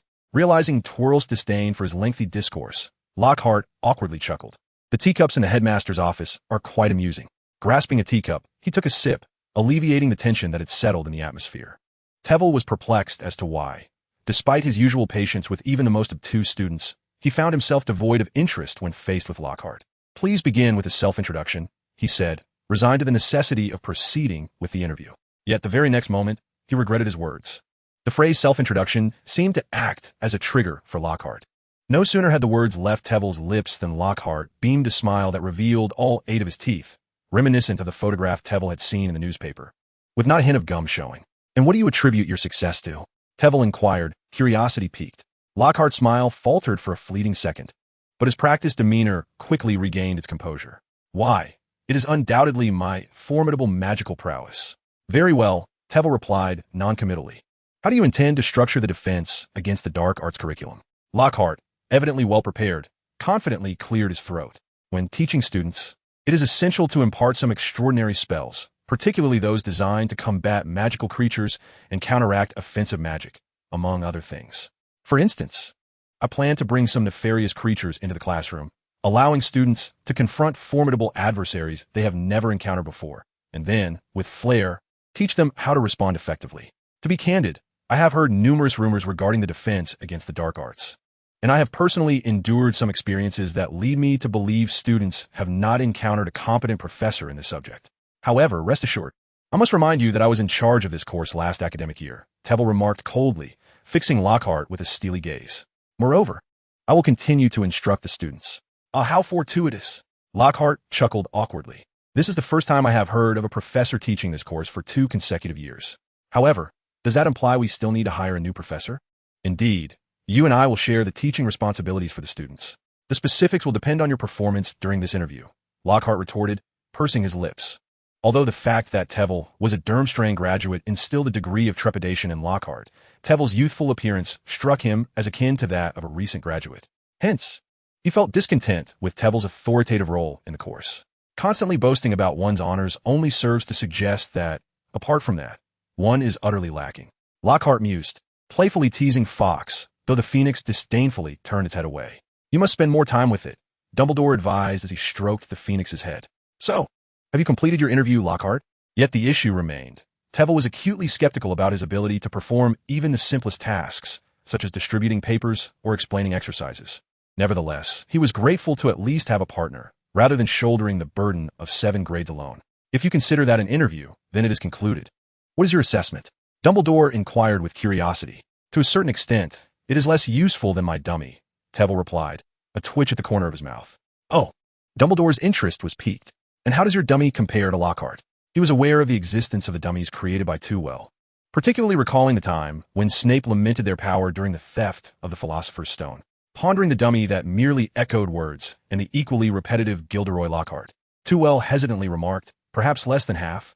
Well, that is commendable, Dumbledore replied with satisfaction, noting that Lockhart was the only one to voluntarily apply for the position of defense against the dark arts professor this year.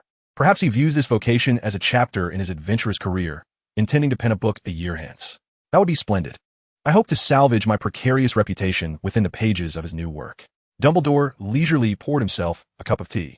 However, I suppose you wouldn't wish to be portrayed as a gossip in his book, would you? Tveir mused internally. It would be a challenge for him to include me at all. What does that imply? Am I so gossipy? It is Snape, whom you know well, isn't it?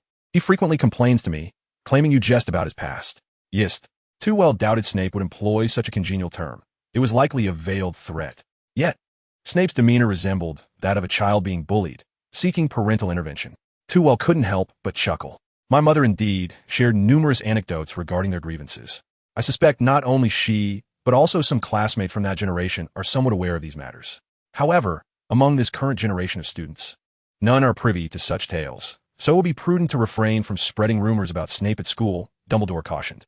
There remains a Dark Lord at home, and he cannot guarantee that Malfoy will remain compliant. Dumbledore called Tveir, who was about to step out the door, back. I have arranged your request. Would you like to come and see it when the time comes?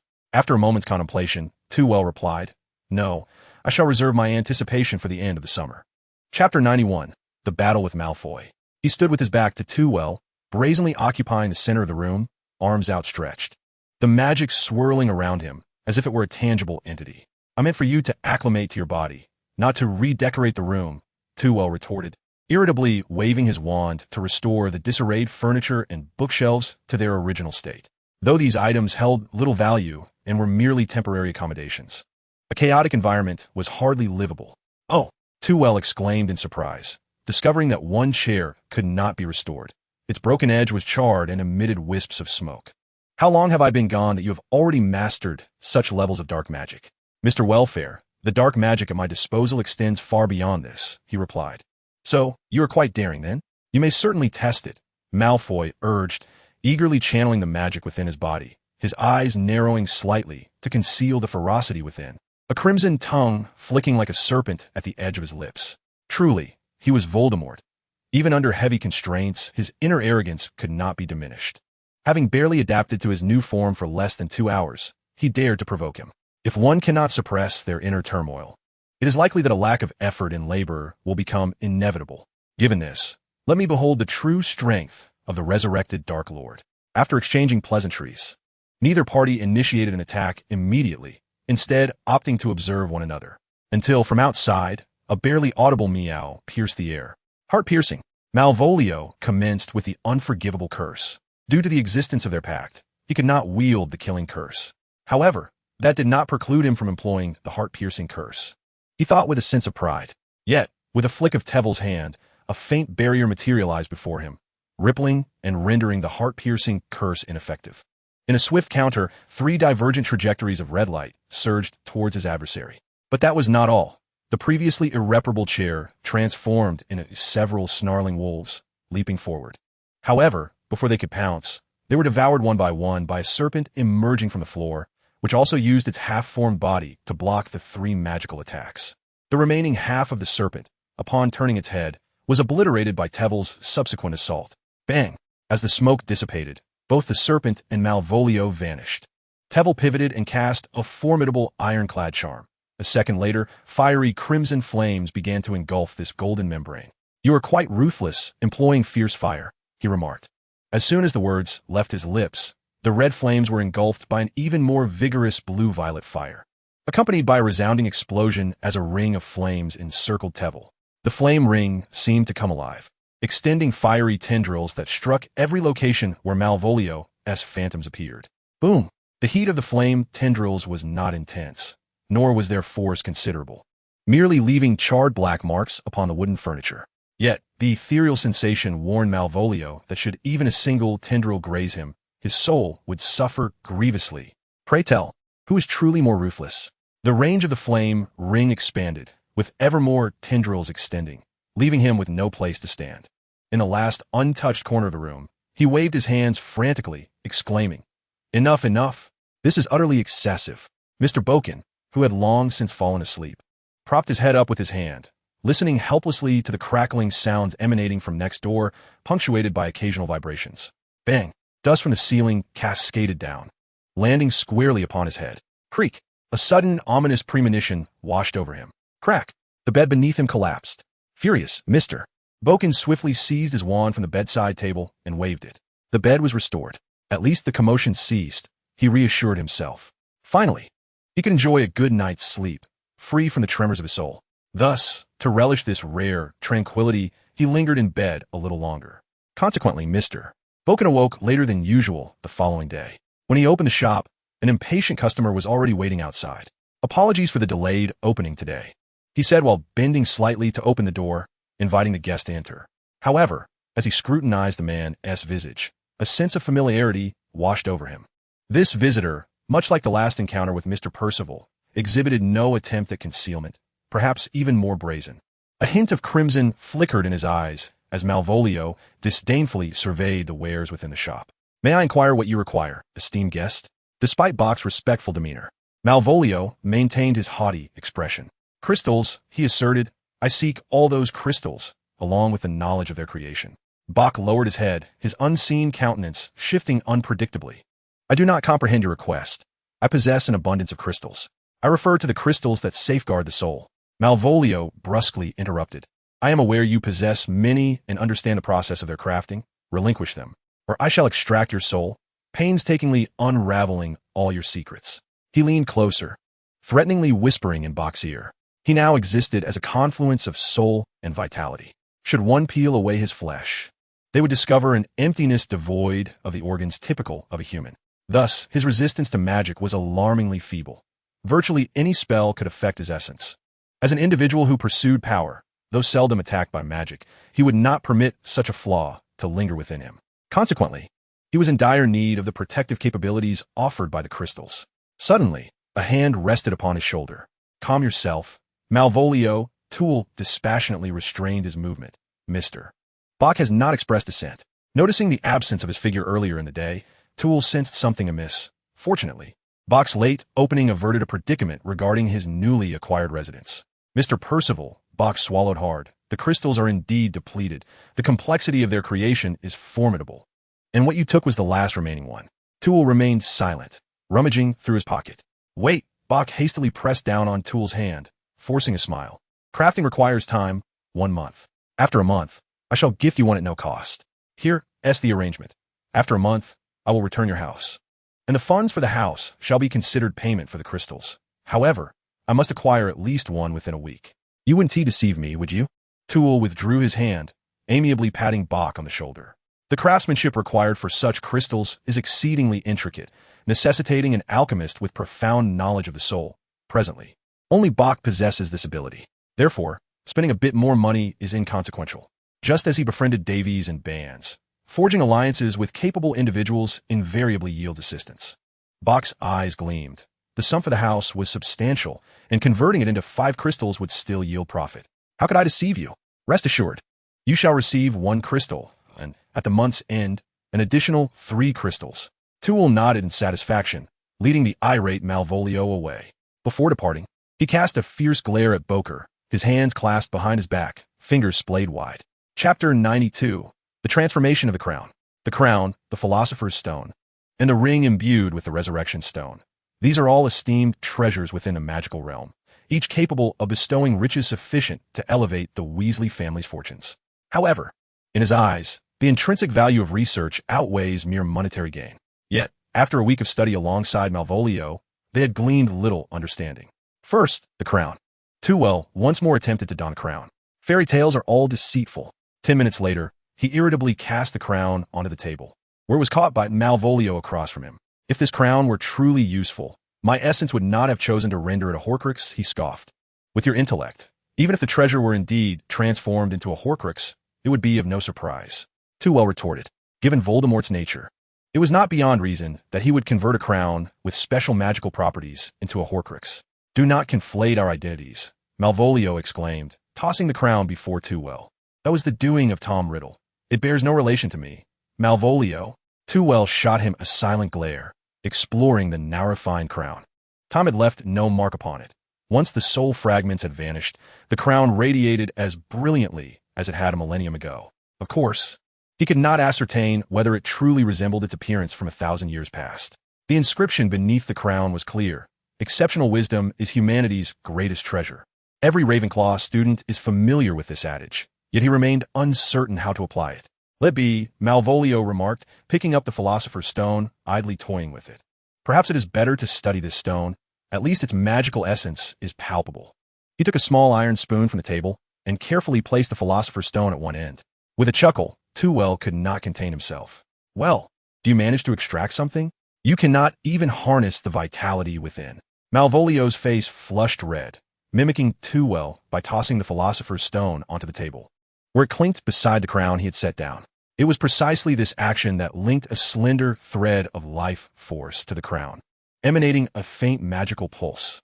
This pulse was as subtle as a gentle spring breeze, yet both Tewell and Malvolio, not ordinary wizards, immediately focused their attention on the crown. It was absorbing vitality, but still no magical energy was returned. After observing for a moment, Malvolio furrowed his brow and spoke, in truth. The crown not only fails to provide magical feedback, but it seems as though the vitality it absorbed has vanished, as if the life force that had just surged was merely an illusion. The crown remained unchanged. Well, this could be considered a slight alteration. It is certainly preferable to our previous state of confusion, Tveir remarked. I recall that the diadem was previously placed alongside the Philosopher's Stone. Why has there been such a transformation now? That would be a question for you. What did you just do? I merely awakened the vitality within the stone, akin to how I shaped my own body, though this time it was not for the purpose of absorption. So, are you suggesting that the diadem is also drawing upon this life force for resurrection? Could the soul of Ravenclaw be residing within? Tveir was startled by his own conjecture. Malvolio, too, recognized the implication, yet as the only known wizard to have crafted a Horcrux, he promptly dismissed the notion. If there were indeed a soul present, my late brother would have been aware of it. Furthermore, the sensation of residing within a Horcrux is something you may not comprehend. It is akin to having complete dominion over the object, with every inch perceptible devoid of blind spots. The diadem cannot possibly be Ravenclaw's Horcrux, otherwise he would have detected it long ago. Moreover, judging by Helga's demeanor, the founders would disdain employing such a pedestrian method to attain immortality. Nevertheless, I do not know what it feels like to be a Horcrux, nor do I wish to. He rose irritably, sweeping the items on the table into his pouch, ensuring that the diadem and the Philosopher's Stone were carefully placed in a separate bag. Hey, that ring has been my vessel for so long. Could not be a bit gentler? Malvolio complained. Tveir, however, was indifferent to his grievances. The resurrected soul was inexplicably petulant, incessantly seeking to encumber him with complaints. Let's go fetch box crystals. With his movement, his face gradually morphed, transforming once more into Dumbledore's visage. Having witnessed so much magic in your presence, my greatest regret is not having taken transfiguration seriously back then, Tveir remarked as he walked outside. Aren't you the one who shapes vitality? Can't you simply mold yourself a new face? I can only conform to the visage of the soul, becoming younger or resembling a bald figure like the diadem. At Bach's shop, when they arrived, the store had just opened its doors. At least they were willing to pay, and not a small amount. Are you implying that we are disturbing your slumber? Malvolio, following closely behind Tveir, glared at him unceremoniously. Well, this Mr. Malvolio is not particularly amiable. We were in the wrong previously. I did not anticipate that the protective magic would be weakened by the walls. However, such will not be the case again. Tveir smiled apologetically at Bach. I did not intend to place blame upon you, Bach replied, bowing in surprise. Regarding your commission, I have completed it. He quickly approached the counter, retrieving a small pouch containing 2 crystals. You may examine them. Before Tveir could extend his hand, Malvolio eagerly snatched them up, pouring the 2 glistening crystals into his palm. Excellent, he said, squinting with delight as he sensed the protective properties of the crystals, although they were somewhat lacking. He immediately began to murmur to Bach. As for Tveir, he regarded the black cabinet before him with great curiosity. If his eyes did not deceive him, it was a vanishing cabinet, a relic gradually fading from the magical realm. Through specific incantations, it could open a passage connecting 2 locations. However, due to its fragility and the prevalence of apparition, such cabinets had become a rarity in the sight of wizards. Tveir could not fathom the principles behind the vanishing cabinet, much like he could not comprehend why Harry Potter would be inside it. Surely, this must be a malfunctioning cabinet? He inquired, pointing at it. Naturally, Bach immediately ceased his quarrel with Malvolio, raising his voice as he remarked that he did not even know where the other matching cabinet had disappeared to. Sensing the increasingly frantic breaths emanating from within, Tveir mischievously tapped twice on the cabinet. Quite intriguing. I wonder if you would consider selling it? Bach gaped in astonishment. And fortunately, Malvolio voiced the question, what would you want with such a thing? It is neither safe nor convenient. On a whim, Tveir shrugged, stating that if Mr. Bach found another one, even if it were defective, he would be willing to purchase it. I shall keep an eye out for you. Bach readily agreed without a second thought. Chapter 93. The Dark Lord's Reemployment. Creak. Just as they were engaged in conversation, a handsome blond man entered, accompanied by his son. To his surprise, Mr. Bach's business seemed to be thriving today. Lucius Malfoy cast a cursory glance at Tveir and his companion, but his eyes narrowed slightly upon noticing Malvolio. Tveir was not particularly concerned. According to Malvolio, Lucius had been by his side since after 1972. By then, his appearance had greatly changed from his youth. With hair long gone, he nearly called out master upon seeing the man's silhouette, feeling fortunate in his heart. Tevil had little interest in lingering here. It was inconsequential whether Malfoy recognized him, but he feared what inappropriate remarks Malvolio might make. I shan't disturb you any longer. I shall return at the end of the month, he said, smiling as he bid farewell to Bach, leading Malvolio, who was now scrutinizing Lucius, out of the shop. I truly do not comprehend why you insist on being so courteous to these ants, Malvolio inquired irritably as soon as they stepped outside, even going so far as to apologize to someone like Bach. Allow me to share a piece of wisdom. Tevil replied with a calm demeanor. Treat friends with the warmth of spring, while being as cold and unyielding as the harsh winter towards enemies, even if it is pretense. Malvolio paused, a thoughtful expression crossing his face. So, am I considered a friend or an enemy? For now, let us regard you as a friend. Tevil answered nonchalantly as they strolled through the upside-down alley, depending on what you choose to do in the future. Dark wizards always exert more effort than mere white wizards. It was still morning, yet the relatively narrow alley was already crowded with early risers and those who had stayed up all night. Amidst them, Tevil, dressed in splendid attire, stood out conspicuously. Even Malvolio appeared more akin to a wizard accustomed to survival in this realm. As a friend, I must caution you, we are being watched. Malvolio glared at an elderly witch, their eyes locked in a fierce contest of wills. A week had passed since their encounter, and Tevil remained nonchalant. Turning to the old witch with a smile, would you not agree, madam? The witch's eyes twitched momentarily before she bowed her head in silence, no longer following them. How can I not know? Malvolio scoffed, casting a scrutinizing glance around him, unabashedly inquiring, do you genuinely believe that Cat's meow was mere coincidence? Or have you ever seen a stray cat capable of surviving an upside-down alley? A realization dawned upon Malvolio. It seemed that the magic I employed while adapting to this body had drawn them here. The two meandered for a while, the surroundings gradually growing desolate, devoid of shops or passers-by, save for three shadowy figures lurking in the distance. The group showed no signs of departing. On the contrary, sensing their intentions had been exposed, they became increasingly brazen. It appears your mercy has proven ineffective, Malvolio jested. Then I must implore you to be a touch more ruthless. No sooner had he spoken than Tevil's figure vanished instantaneously. In that fleeting moment of Malvolio's distraction, the three hooded figures suddenly materialized around him, encircling him. They brandished their wands, pointing menacingly at him. Hand over your valuables, or we may search your corpse for them, one of the hooded men commanded coldly. You vile scoundrel, you dare to send these lowly minions to confront me. The trio of dark wizards stared blankly in the direction indicated, where there was naught but emptiness. Before realizing the scoundrel referred to them, enraged, they shouted, Avada, Kedavra. A blinding green light flashed, and when they focused their gaze again, Malvolio's presence had vanished. Just as confusion settled over them, the ground erupted with three enormous pythons, which promptly swallowed them whole. Amidst the cacophony of hissing and their anguished cries, the snakes morphed back into the floor, revealing three bloodied corpses slowly surfacing. The intense pressure had left their bones shattered and contorted beyond recognition. Tevil and Malvolio reappeared nearby, Tevil casting a disdainful glance at the gruesome scene. This is utterly repulsive. Such is the fate when one is bereft of a wand. Malvolio shrugged nonchalantly. I needed a swift resolution without causing too much commotion, and this was the most expedient method. Tevil examined one of the bodies, notably the most intact. This individual's bone density is significantly greater than that of an ordinary person. Could they be a half-breed? Certain magical creatures can interbreed with humans, producing offspring possessing traits of both species. Hagrid is a prime example. This is a werewolf, Tevil concluded, and without transformation, their skeletal density is the most discernible characteristic. He nodded in understanding. Compared to established wizards like Dumbledore and Voldemort, his greatest shortcoming lay in the myriad of such experiences. Despite being given time, he could still discern that this was a werewolf, though certainly not with the same swiftness as Malvolio. Wielding his wand, he tidied up the corpses.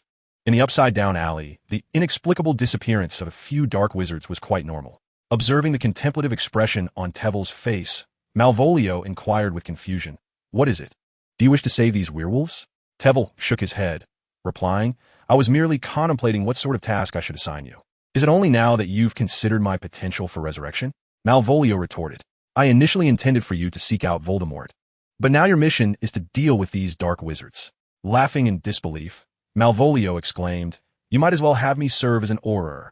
Tevil regarded him with surprise. I genuinely did wish for you to become an Auror, feeling the sincerity in his gaze.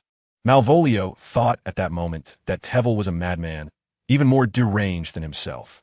How could one possibly propose that the Dark Lord become an Auror? Would it not be more fitting for Dumbledore to assume the role of the Dark Lord? Was this a plan conceived by a rational mind? Are you out of your mind? Even I cannot forge a set of academic records or an identity that would withstand scrutiny. Tveir smiled as he elucidated, in truth. You only need to control an Auror and then transform into his likeness. This way, you can appear legitimately before the Department of Magical Law Enforcement, thereby becoming a distinguished Auror. After this clarification, Malvolio began to grasp the potential of this idea, and his restless spirit gradually ignited with excitement. Are you certain that the current Aurors can be so easily deceived? That Moody left quite an impression on me. Moody has retired. The ministry is now populated by younger Aurors. Moreover, Cynthia will mobilize an Auror under the guise of the Cooperation Department. At that point, the two of you can collaborate and naturally manage that unfortunate soul. You will also support each other within the ministry. And your accomplishments in handling dark wizards will undoubtedly surpass those of your peers. Tveir enthusiastically patted Malvolio's arm. What could be more gratifying than orchestrating a Dark Lord to become an Auror? But I cannot consume the Polyjuice potion, Malvolio countered. Therefore, for this month, I shall diligently instruct you in the art of human transfiguration. Chapter 94, The Bookstore Conflict. Having presented Malvolio with a book on human transfiguration, Tveir strolled alone towards Diagon Alley. This book was a unique creation penned by their teacher specifically for his guidance, a singular volume in a magical realm. It is worth noting that the most perilous aspect of transfiguration is indeed human transfiguration, as a moment's inattention could lead to permanent harm. Only a daring and meticulous individual like their teacher would dare to explore such a capability. However, Malvolio was unconcerned with such dangers. To him, the greatest threat was merely insufficient skill. With his already commendable proficiency in transfiguration, he would surely grasp the essentials of human transformation within a month. He immediately sensed the distinction between the two adjacent commercial districts. The sun shone brightly, bustling with life, and everywhere was filled with joyous smiles. He felt a slight uplift in his spirits. However, this fleeting joy was soon shattered. "Guests, please be kind," a man dressed as a shop assistant shouted, his voice echoing from the bookstore to the street, naturally drawing the attention of passers-by. It is human nature, whether muggle or wizard, to revel in the spectacle. After much effort to push through the throng, Tveir managed to enter the bookstore.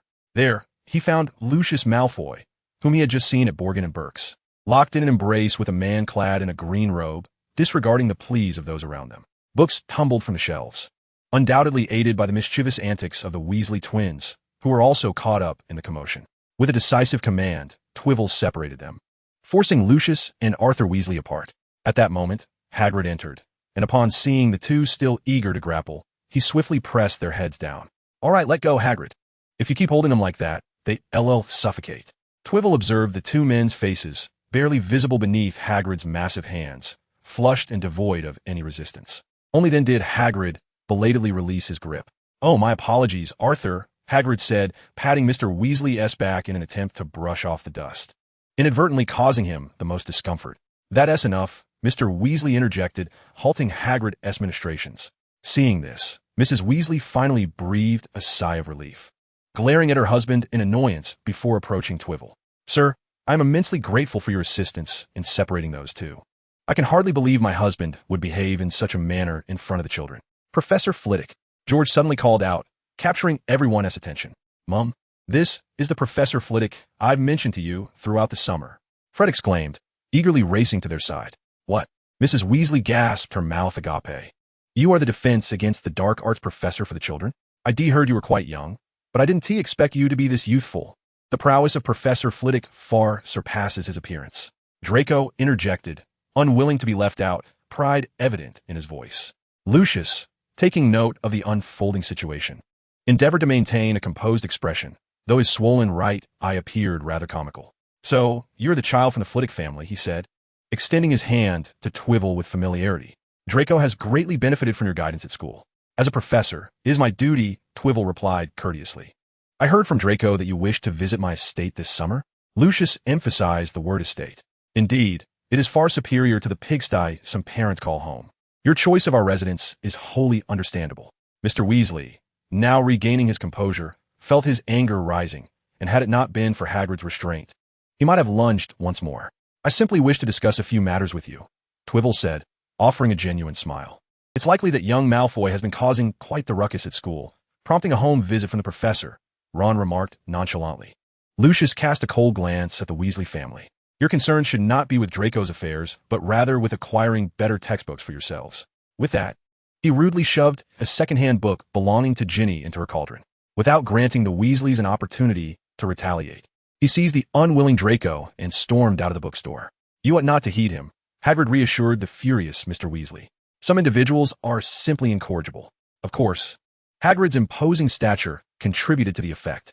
The group walked conspicuously down the street, with Hermione's parents, the Grangers, trailing beside them, their expressions a mix of curiosity and concern. Professor, what brings you here?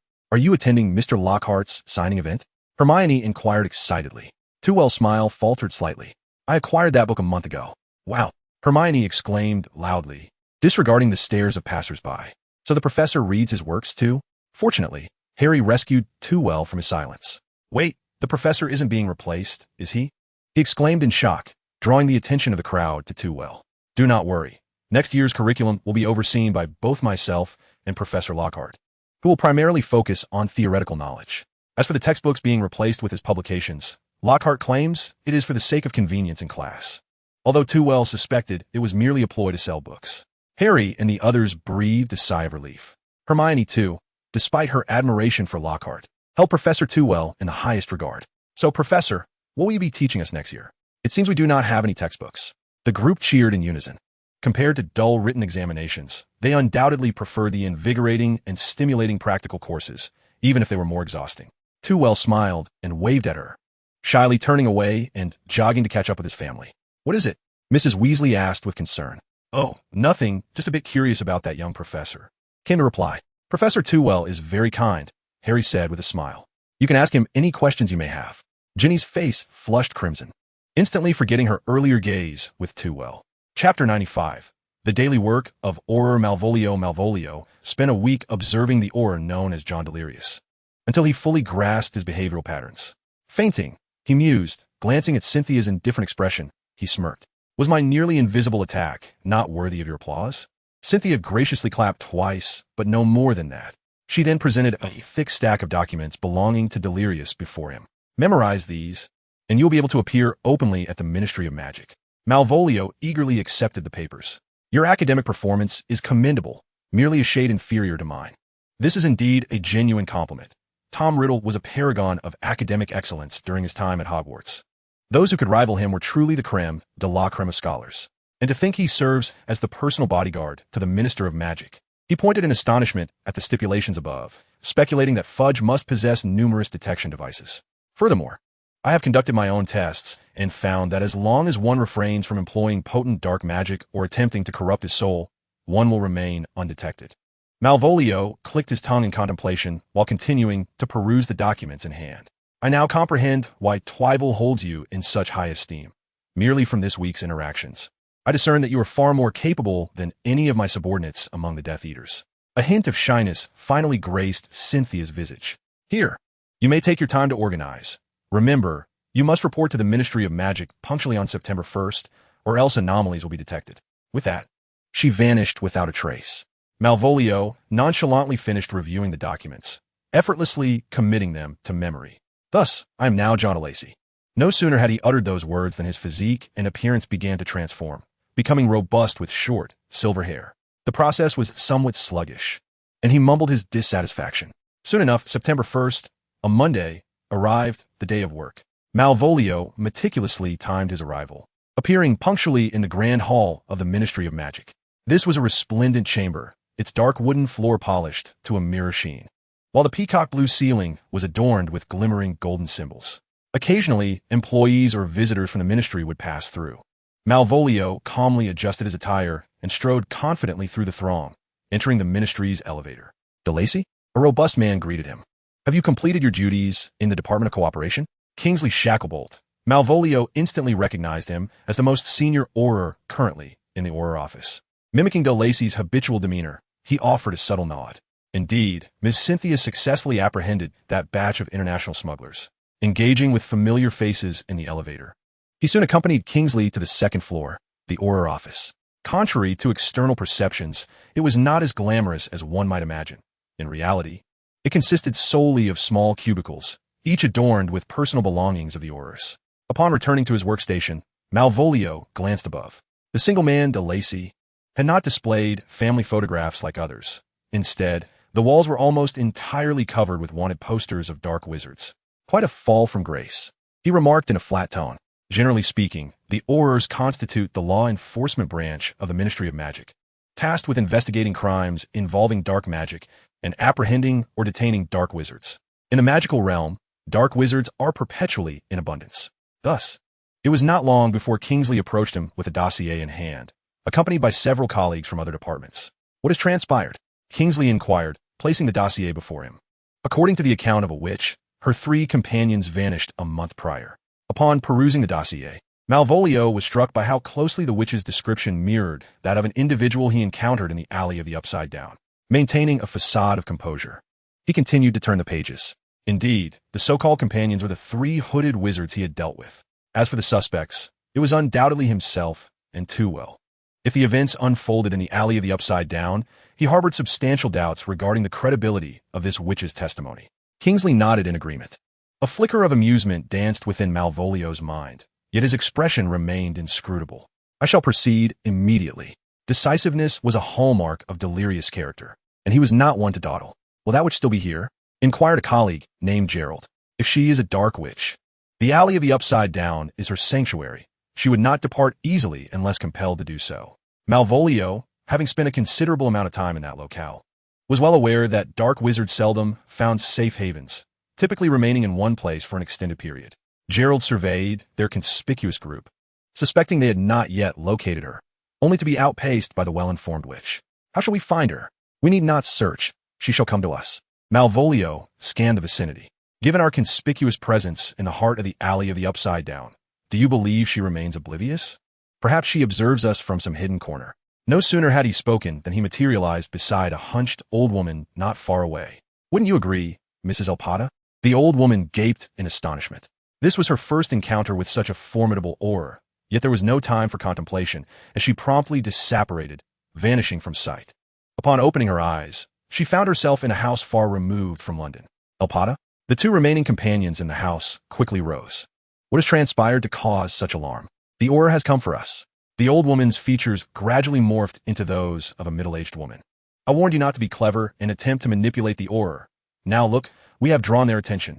One tall, slender man lamented loudly, yet the woman beside him gripped her wand tightly and coldly interjected, "Enough of this, Elpata. Have you revealed our location?" The atmosphere grew tense, and Elpata felt a twinge of trepidation before the indifferent woman. "Of course not. I deliberately took a circuitous route." The tall man sighed in relief. However, the next moment, his heart sank once more. "Who are you?" he stammered, pointing a trembling finger at something behind Elpata. "Me?" Malvolio gestured to himself. "I am now an Auror. It is a pleasure to make your acquaintance." He bowed, an elegant motion combined with a sinister grin and a robust physique, creating an unsettling tableau. Avada Kedavra! With Elpata's incantation, her companions swiftly joined in, unleashing the killing curse, and chaos erupted within the room. After a dazzling flash of light, only Malvolio remained in the room. Elpato lay sprawled on the floor, mouth agape in astonishment. Regrettably, he would never utter another word in this lifetime. After a while, Gerard arrived with several colleagues. "Mr. Delis." I must say, he gazed in shock at the 3 individuals lying on the ground. "What has happened here?" Malvolio innocently raised his wand. They turned on each other due to their exposed hideout. I had not yet intervened when they all fell to the ground. "What about the 2 suspects?" One colleague, upon examining Elpato's visage, exclaimed in disbelief. "If I am not mistaken, these individuals belong to a notorious band of marauders." Wow, Gerard also took a look, comparing it with the wanted list he always carried. "It seems we have accomplished a significant feat." The colleagues' worries swiftly transformed into joy. Unjustly eliminating criminals is no trivial matter at the Ministry of Magic, but if they are wanted felons, it changes everything. This was their achievement. Malvolio was momentarily taken aback. It turns out that Aurors are not only permitted to take lives legally, but also to reap the rewards. Why had he not discovered such a promising vocation sooner? Chapter 96, A Home Visit. In the midst of summer vacation, Draco Malfoy awoke with excitement from his plush bed, shaking off any semblance of the languor typical of the holiday. After hastily attending to his morning routine, he scampered down to the living room on the first floor. Dobby, have you prepared the ingredients for lunch? Good morning, Master Malfoy. Dobby quickly concealed his bandaged fingers. Everything is ready. Once I finish preparing the breakfast for the masters, I will begin. Draco longed to insist on starting lunch immediately, but the grumbling of his stomach could not tolerate a breakfast-less morning. Very well, just remember, it must be a sumptuous and delicious feast, understood? At that moment, his mother, Narcissa Malfoy, stifled a yawn as she entered the living room. Draco, didn't Professor Wulfric say he would come around noon? After a moment's hesitation, Malfoy found a suitable excuse. Well, preparations must begin early. Father has stated that this is a formal meeting with another heir from a pure-blood family, and it must be taken seriously. He nodded gravely to lend weight to his words. However, Narcissa pointed at his lower half. Your zipper is undone. She took a seat at the dining table and patted the chair beside her. Do not be nervous. Come, tell me what kind of person Professor Wulfric is. Speaking of which, since the last minister, the Wulfric family has rarely appeared before the public. The Minister of Magic? Draco obediently sat down, curiosity piqued. Has a relative of the professor held such a position? Indeed, by relation, that minister is his grandfather, but due to his passive resistance against Grindelwald, he was replaced after only 10 years in office. After that, the Black family seldom involved themselves in the affairs of the magical world. Even during the last reign of the Dark Lord, they had not explicitly declared their allegiance to us. Malfoy gazed at his mother in astonishment. Does that not place our family in opposition? Narcissa nodded ambiguously. Not necessarily. I believe that after the minister's resignation, out of resentment, he forbade the descendants of noble families from engaging in such matters. Perhaps it is also due to lingering animosity towards the White Wizards, which has led them to maintain their neutrality. Malfoy speculated optimistically. Regardless of the reasoning, the Dark Lord has vanished. Lucius solemnly reminded the two. As their conversation continued, time gradually approached noon. Dobby, under Draco's urging, had already prepared lunch, awaiting the arrival of Tewell. Just as Draco checked his attire for the 4th time, Lucius suddenly spoke. Tewell is at the door. Draco, please bring him in. The Malfoy estate was still quite expansive, and Tewell's apparition merely appeared at the entrance of the manor. As Draco hurried over, he spoke breathlessly. Professor, he wiped his forehead but maintained his decorum. I shall escort you inside. Thank you. Tewell replied with a smile. How is your summer assignment progressing? The image of his unopened backpack instantly flashed in Draco's mind. It is rather challenging. I have only completed about half. Tewell saw through his hesitation, but chose not to expose it, merely allowing a slight smile to grace his lips. In truth, he was unaware of a rather harsh reality. Professors never thoroughly check summer assignments. Concerned for his students' well-being, Tewell noticed the Malfoy couple standing at the front of the house from a distance. Striding forward, he feigned meeting Lucius for the first time, warmly shaking his hand. I truly appreciate your hospitality. This is what is termed noble etiquette, a set of practices Tewell had rehearsed in his youth. However, his parents had always been rather indifferent, leading him to regard such formalities with a degree of skepticism. Nevertheless, this did not imply he would be disrespectful. After a brief exchange of pleasantries, they entered the opulent mansion. Compared to the conventionally reputable Black family, the Malfoys were evidently more illustrious. Or rather, the Malfoy family had become the most prominent among the existing wizarding families. Tewell found himself somewhat at a loss for small talk as he arrived at the dining table, simply accepting the gracious arrangements made by the hosts. Amidst the clinking of glasses and the flow of conversation, they continued to engage in idle chatter. I seem to rarely see your parents in a magical world. What do they usually do? Lucius inquired curiously. Tewell's parents spent more time in the Muggle world than at home, let alone in the magical realm. They, enjoy traveling. I scarcely see them myself. He opted for a more diplomatic phrasing. Narcissa, with a hint of envy, remarked, I wish I had the time and mindset for such pursuits, but alas, there are too many family affairs to attend to. Tewell was quite curious about the affairs of ordinary pure-blood families. From his perspective, with house elves to cater to their needs and no pressing work obligations, what could they possibly be busy with? Even someone as perpetually occupied as Mrs. Weasley had enough leisure time to knit or indulge in reading. However, this inquiry felt somewhat inappropriate, so he stifled his curiosity. Lucius voiced a question that had plagued him for 2 months. The curse associated with this course had existed since his own schooling, and for decades. No professor had managed to break the cycle of a year. Such a perilous position typically attracted thrill-seekers or those with ulterior motives. A pure-blood family head like him would certainly steer clear of it. For the sake of learning, one must acknowledge that the world's most formidable wizard resided at Hogwarts, and being in his presence afforded countless opportunities for enlightenment. Tveir was not entirely fabricating. His proficiency in transfiguration had indeed advanced through Dumbledore's inspiration. As for the Chamber of Secrets, the Philosopher's Stone, and Horcruxes, those were merely supplementary gains. Even when on opposing sides, Lucius had to concede that Dumbledore's prowess was unmatched in this realm. Surely you must have had numerous exchanges with Dumbledore? Indeed, quite a few. I endure his ramblings weekly. Could it be any less? What topics do you usually discuss? Tveir raised an eyebrow, feigning nonchalance. Oh, a multitude. Transfiguration, potent spells, classroom strategies, and the possibilities of Voldemort's resurrection. Clatter. What is it? Though unseen, Tveir imagined his smile was radiant. Chapter 97. The Gradual Decline of the Malfoy Family. Lucius, forcing himself to maintain composure, set down his cutlery. Dobby, please fetch me another set of cutlery. Once the house elf presented the new utensils, Lucius, his voice trembling slightly, inquired, "Have you yielded any results in your research?" His emotions were exceedingly complex. Once the most loyal, albeit not entirely so, servant of the Dark Lord, Lucius now found himself at a loss regarding the prospect of Voldemort's potential return. The Malfoy family could escape their gradual decline and rise to glory once more. Yet, a flicker of fear gripped him. 12 years prior, he had evaded judgment through betrayal of the Dark Lord's faith. More critically, just recently, he had dismissed an important task assigned by Voldemort as a nuisance, offloading it onto the youngest daughter of the Weasley family. If Voldemort were to rise again, the first to face punishment would undoubtedly be him. Thus, he found himself in a turmoil of conflicting emotions. Observing Lucius ensnared in his inner conflict, Tveir jested. Results? Oh, I have gathered in abundance. I have mastered Dumbledore's signature transfiguration techniques, and can even incorporate powerful magic into my transfiguration. As for spells, the headmaster even demonstrated the ancient Goblet of Fire for me, which, as long as it is not extinguished, will continue to burn indefinitely. He is also quite adept at certain classroom tricks, employing clever designs that can captivate. I refer, of course, to the matter of the Dark Lord. Lucius suddenly interjected, surprised. Both Narcissa and Draco halted their dining utensils, their eyes widening in astonishment as they gazed at him. Apologies, Lucius recognized his breach of decorum, yet he remained eager for answers. One must concede, however, that the affairs concerning the Dark Lord are of greater concern.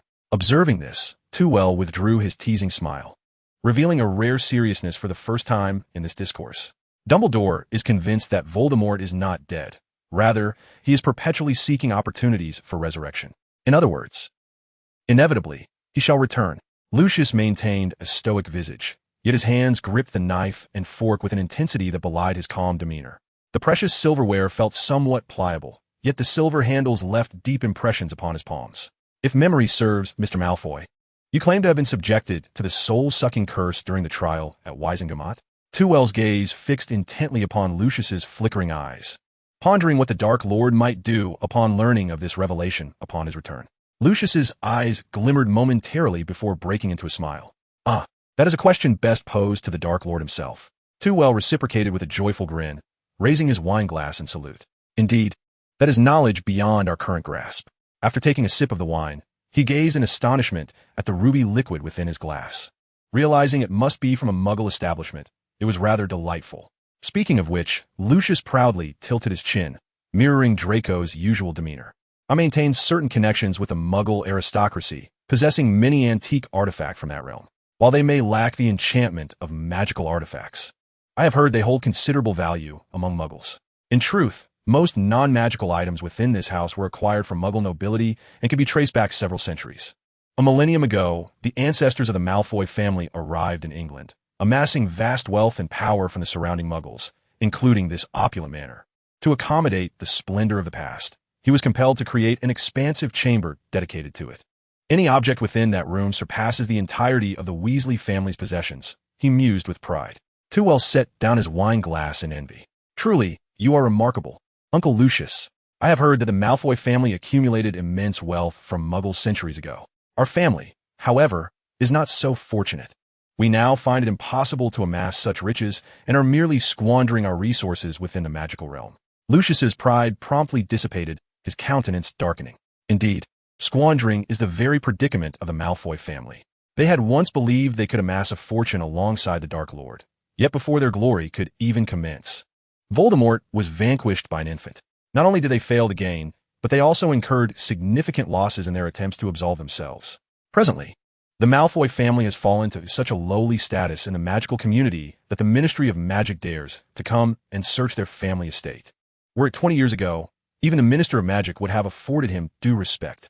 Alas, the wealth amassed by the family has dwindled to less than a third of its former glory, particularly that which was accumulated 3 centuries ago, now reduced to unsellable Muggle antiques. Unless we could once more profit from a Muggle world. As if discerning Lucius's innermost thoughts, Toole seductively suggested. Startled, Lucius quickly scanned his mind, finding no trace of intrusion. Observing Toole's expression, which remained inscrutable, he cautiously replied, "The International Confederation of Wizards would not permit you to do so." "Then let them permit it," Toole retorted.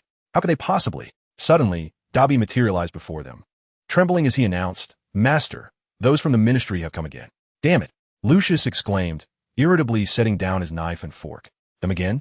Narcissa inquired, her brow furrowed. "Who else could it be? This marks the 3rd time this month they've come to search." Lucius inhaled deeply, forcing a relaxed smile onto his face. "Show them in." Dobby, turning to Toole, he added, "I apologize for this spectacle." "I understand," Toole replied, reluctantly glancing at the plates before following the Malfoy family to the entrance. He had quite enjoyed the desserts Dobby prepared. Moments later, a group briskly entered, led by the current Minister of Magic, Cornelius Fudge, a stout man. However, Toole's attention was drawn to Cynthia, who stood behind him. After half a year, Cynthia still donned her dark red trench coat. Though the youthful innocence in her face had faded, her movements were brisk and decisive in her high heels. Among the group, she exhibited a commanding presence that surpassed even the aurors flanking her. Her eyes swiftly scanned the 4 individuals at the doorway before she exchanged pleasantries with Fudge and Lucius. "By the way, allow me to introduce you," Fudge said, stepping aside to reveal Cynthia. "This is Cynthia Vasica, a trusted assistant to Barty Crouch. From the Department of International Magical Cooperation." Lucius furrowed his brow tightly. "What brings you here?" Cynthia, her expression impassive, stepped forward assertively and replied in a cool tone. "We are currently investigating a batch of dark magical artifacts that have entered the country. We've heard that such items are plentiful at Malfoy Manor, hence our visit." Lucius sneered as he appraised her. "You've certainly gone to great lengths to concoct such excuses to search my home. And what of Weasley? What is his role in this?" "We have received evidence that you are harboring numerous illicit items in your residence." Mr. Weasley, positioned at the rear of the group, declared loudly. "We all know your home is devoid of such things. Lucius, this is merely a routine inspection. We will leave once it is complete," Fudge stated, clearly in a predicament. On one side lay the duties of the ministry, while on the other stood a benefactor of the ministry. He wished to avoid disappointing either party. Lucius coldly surveyed the group from the Ministry of Magic and stepped aside at the entrance before Fudge could speak again. However, this inadvertently exposed Tewell to the crowd. "Who is this?" Fudge inquired in surprise. "Tewell Welford," Tewell replied amicably, extending his hand. "A child of the Welford family." "Ah, I see," Fudge exclaimed, shaking his hand. "Hector Welford is my grandfather." "Well, your grandfather's reputation was quite impressive. I held him in high regard," he said hesitantly. Tewell and Fudge did not converse for long, as they had official matters to attend to, and Tewell was a guest of the Malfoy family. Thus, Tewell cast a meaningful glance at Lucius before departing the estate amidst Draco's reluctant gaze. Chapter 98. The Opening Feast of Another School Year. September 1st, evening. The white structure stood in stark contrast to the ancient style of the castle, yet it was extraordinarily grand. Indeed, this low building covered an area equivalent to half a Quidditch pitch, adorned with exquisite reliefs. However, it was too late to discern the designs upon its surface. On the way to the castle, George suggested, "Shall we sneak a peek?" Fred nodded in agreement without hesitation, but Hermione frowned disapprovingly at the two. "Can't you spare a thought for Harry and Ron?" she exclaimed. "We haven't seen either of them since we boarded the train. They're not first years anymore. Surely they know how to manage school?" Fred replied with a hint of exasperation. Hermione's outburst drew attention to their small group, causing them to miss the optimal opportunity to slip away. Observing Hermione's continued concern, George reassured her, "Though Ron may be a fool, Harry is not. If something were amiss, he would at least send us a message. Perhaps they are preparing to surprise us." "All right," Hermione said, feeling somewhat reassured. At that moment, Davis swaggered over to them, brimming with pride. "Guess what? A prize guessing game," he declared, pointing at the white structure. "What do you think it is?" George's eyes widened. "You been inside?"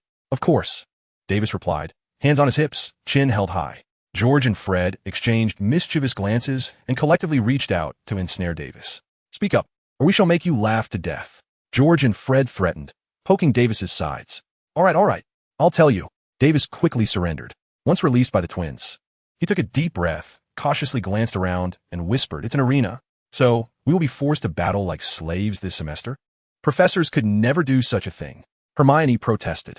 "It's probably intended to hone our combat skills, perfectly complementing Professor Lockhart's teachings, one focusing on battle, the other on adventure," she said, revealing a smile of anticipation. "If you are referring to that Lockhart, I truly cannot muster any excitement." George made a dismissive gesture. At that moment, they stepped into the bustling auditorium, where their eyes were immediately drawn to the flamboyantly adorned Lockhart, who was engrossed in self-aggrandizement. Even amidst the cacophony of the hall, his ostentatious voice resonated clearly. "I had encountered castles far more resplendent while in France. Indeed, the gracious host had warmly invited me over, a gesture I could not refuse, as I had saved their family's lives." In contrast, the other defense against the dark arts professor was far more understated. Tewell was engaged in conversation with Professor Flitwick about the arena. "Are you planning to host a dueling competition at Hogwarts?" Professor Flitwick surmised part of his thoughts. A formal match might not be feasible. They could only utilize class time for students to engage in friendly duels. Tewell aspired to hold competitions monthly, akin to Durmstrang. Yet the number of students at Hogwarts was evidently far greater. Should they attempt to replicate such an event, the schedules of both professors and students would become untenable. "I look forward to the students' progress." Flitwick suddenly glanced toward the center of the auditorium. "Ah, the sorting ceremony has commenced." This year's newcomers trailed behind Professor McGonagall, too timid to utter a word, a typical demeanor for first years. Tewell regarded this new crop of younglings with keen interest. However, Professor McGonagall was different. After sorting, she hurriedly followed the oddly expressioned Snape. After a while, Dumbledore approached and whisked Tewell away from his spectating perch. Following the spry elder, Tewell found himself in Snape's office for the first time. Harry and Ron stood in a corner near the fireplace, yet offered them little warmth. Professor McGonagall was vociferously reprimanding them, while Snape loomed in the shadows, a half-smile playing on his lips as he observed. In his hand, he held a newspaper featuring an ordinary car, extraordinary only in that it was flying through the air. Under McGonagall's interrogation, Harry and Ron hesitantly recounted the events at the platform. "Then why didn't you let the owl deliver a letter to us?" McGonagall shot them an irritable glare. If someone intentionally sealed off the platform, they could likely intercept the owl. Tewell interjected suddenly. Snape paused, perplexed. "What do you mean? We all know that platform 9 3/4 is heavily enchanted. It would not be sealed without reason. The only explanation is that someone has done so deliberately," Tewell elucidated. Snape considered this possibility, his gaze turning icy. It could also be that they lied intentionally just to drive that flying car and make a spectacle at school. Doesn't that seem to fit their style? Harry and Ron bristled with indignation, eager to challenge Snape. "This is true. If you don't believe us, go check the platform right now," Ron exclaimed angrily. Harry, wide-eyed, concurred. "We have no need to risk expulsion for the sake of drawing attention." A chuckle escaped from Tewell, who was struggling to contain his laughter. "I am reminded of something rather delightful." "Well, at times we do tend to be rather reckless," Harry added with a flushed face. "Yet this time was truly an accident. Regardless, you should not engage in such perilous activities," Dumbledore remarked with a hint of disappointment. Ron's expression immediately fell. "All right," he said glumly, "we certainly deserve to be expelled." "What are you talking about?" Professor McGonagall's face softened. "The school would certainly not expel you just like that. However, if there is a next time, I shall have no choice but to take such action," Dumbledore stated with a calm demeanor. Seeing the two break into smiles, he added, "To make you aware of the dangers of your actions tonight, I shall write to your families." Snape still had something to say, but was preempted by Professor McGonagall. "You will also face the punishment of detention. It won't be another trip to the Forbidden Forest, will it?" Ron asked with a grimace. Their previous encounter in the Forbidden Forest was still fresh in their memories. "Let me handle it," Twivel volunteered for the task. Dumbledore cast a silent glance at him. Chapter 99, The Feast Continues.